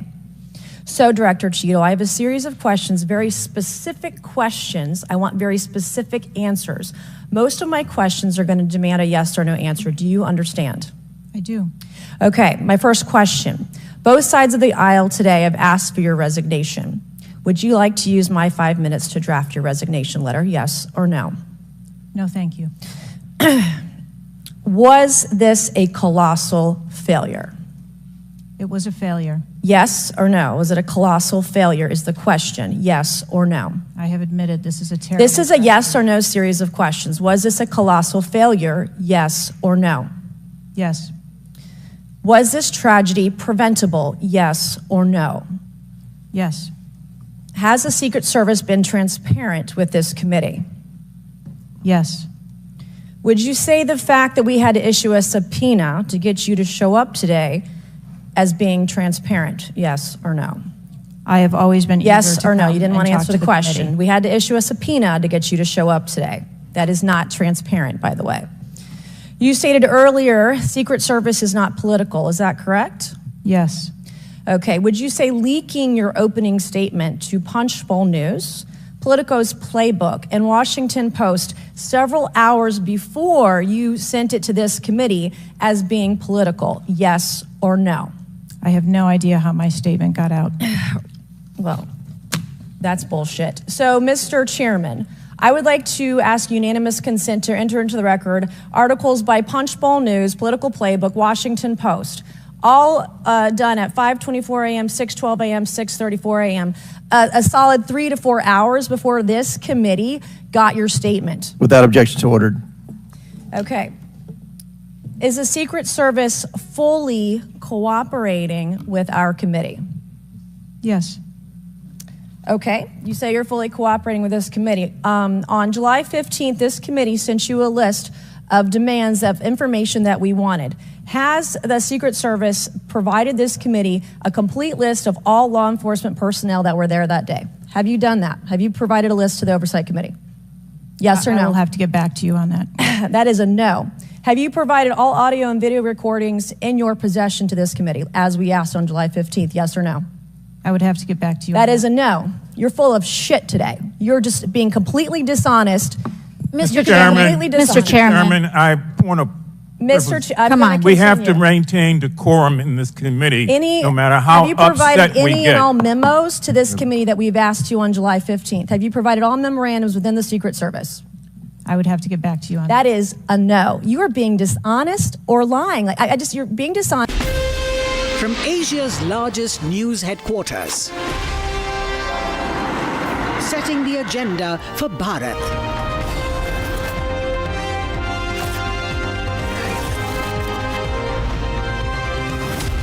You're watching Republic.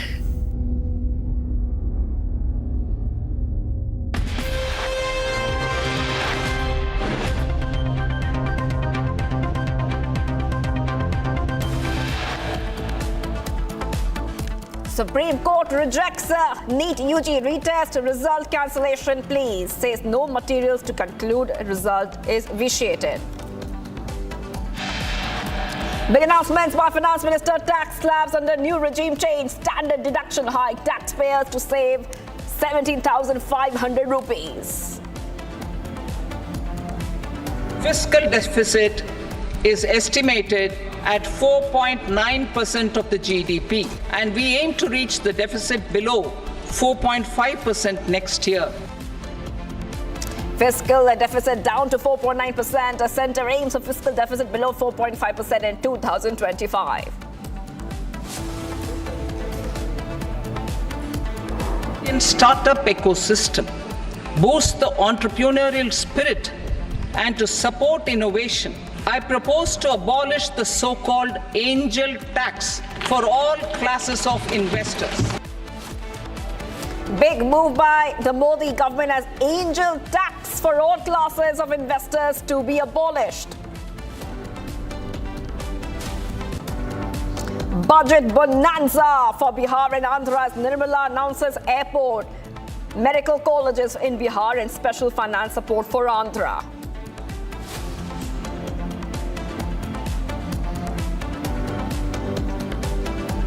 Budget समाज के हर वर्ग को शक्ति देने वाला budget है। ये देश के गांव, गरीब किसान को समृद्धि की राह पर ले जाने वाला बजट है।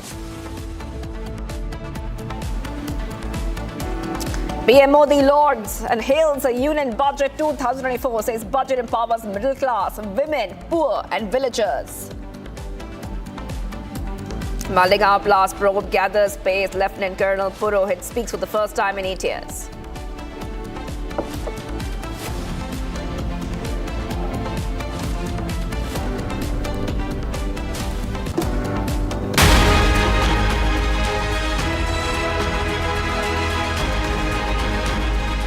And viewers, a much-awaited budget was announced today by the Finance Minister Nirmala Sitharaman. And what we saw, viewers, was a lot of expectations which were fulfilled. And this is coming in as laying a special focus on addressing the fiscal and funding requests of its allies, the JDU and the TDP, Union Minister, Finance Minister Nirmala Sitharaman has announced mega packages for Bihar and Andhra Pradesh in her 7th union budget. Now, we have a look at this report to understand what has happened and what are the key highlights of Nirmala Sitharaman's budget. Take a look. The standard deduction for salaried employees is proposed to be increased from 50,000 to 75,000 rupees. A salaried employee in the new tax regime stands to save up to 17,500 rupees in income tax. Tax savings, student loans, MSME growth. The Union Finance Minister today revealed a budget for all, an inclusive one.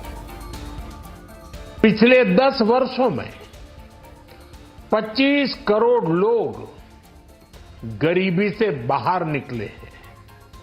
ये जो new middle class बना है, ये budget उनके सशक्तिकरण की निरंतरता का बजट है। देखिए, मध्यम वर्गीय परिवार में टैक्स के बारे में सबसे बड़ी छूट आज उपलब्ध हुई है और ये लंबे वर्ष समय से ये मांग चली आ रही थी। 3 लाख तक के प्रत्यक्ष कर यानी इनकम टैक्स में कोई भी टैक्स नहीं लगेगा। इसके साथ साथ अन्य जो स्लैब भी दिए गए हैं वे काफी राहत भरे हैं। In a bid to bolster education, employment and skill development, the Union budget for 2024 to 25 announced by Finance Minister today allocated a significant rupees 1.4 lakh crore towards these crucial sectors. Termed as a middle-class budget, the fiscal plan aims to empower the youth and enhance their employability through a series of targeted initiatives. Key highlights include the introduction of support loans up to rupees 10 lakh for students pursuing education in domestic institutions aimed at easing financial burdens. Additionally, e-vouchers with a 3% interest subvention will be provided to benefit 1 lakh students annually, further facilitating access to quality education.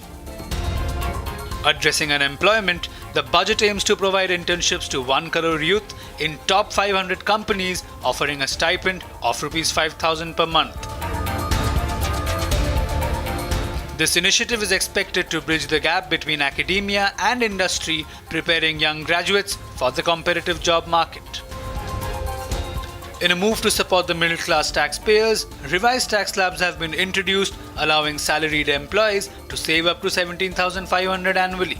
This revision is said to provide the much-needed relief amid the rising living costs. As we had seen in the economic survey, the participation from all around in the economy, which is required, the partnership which was talked in the economy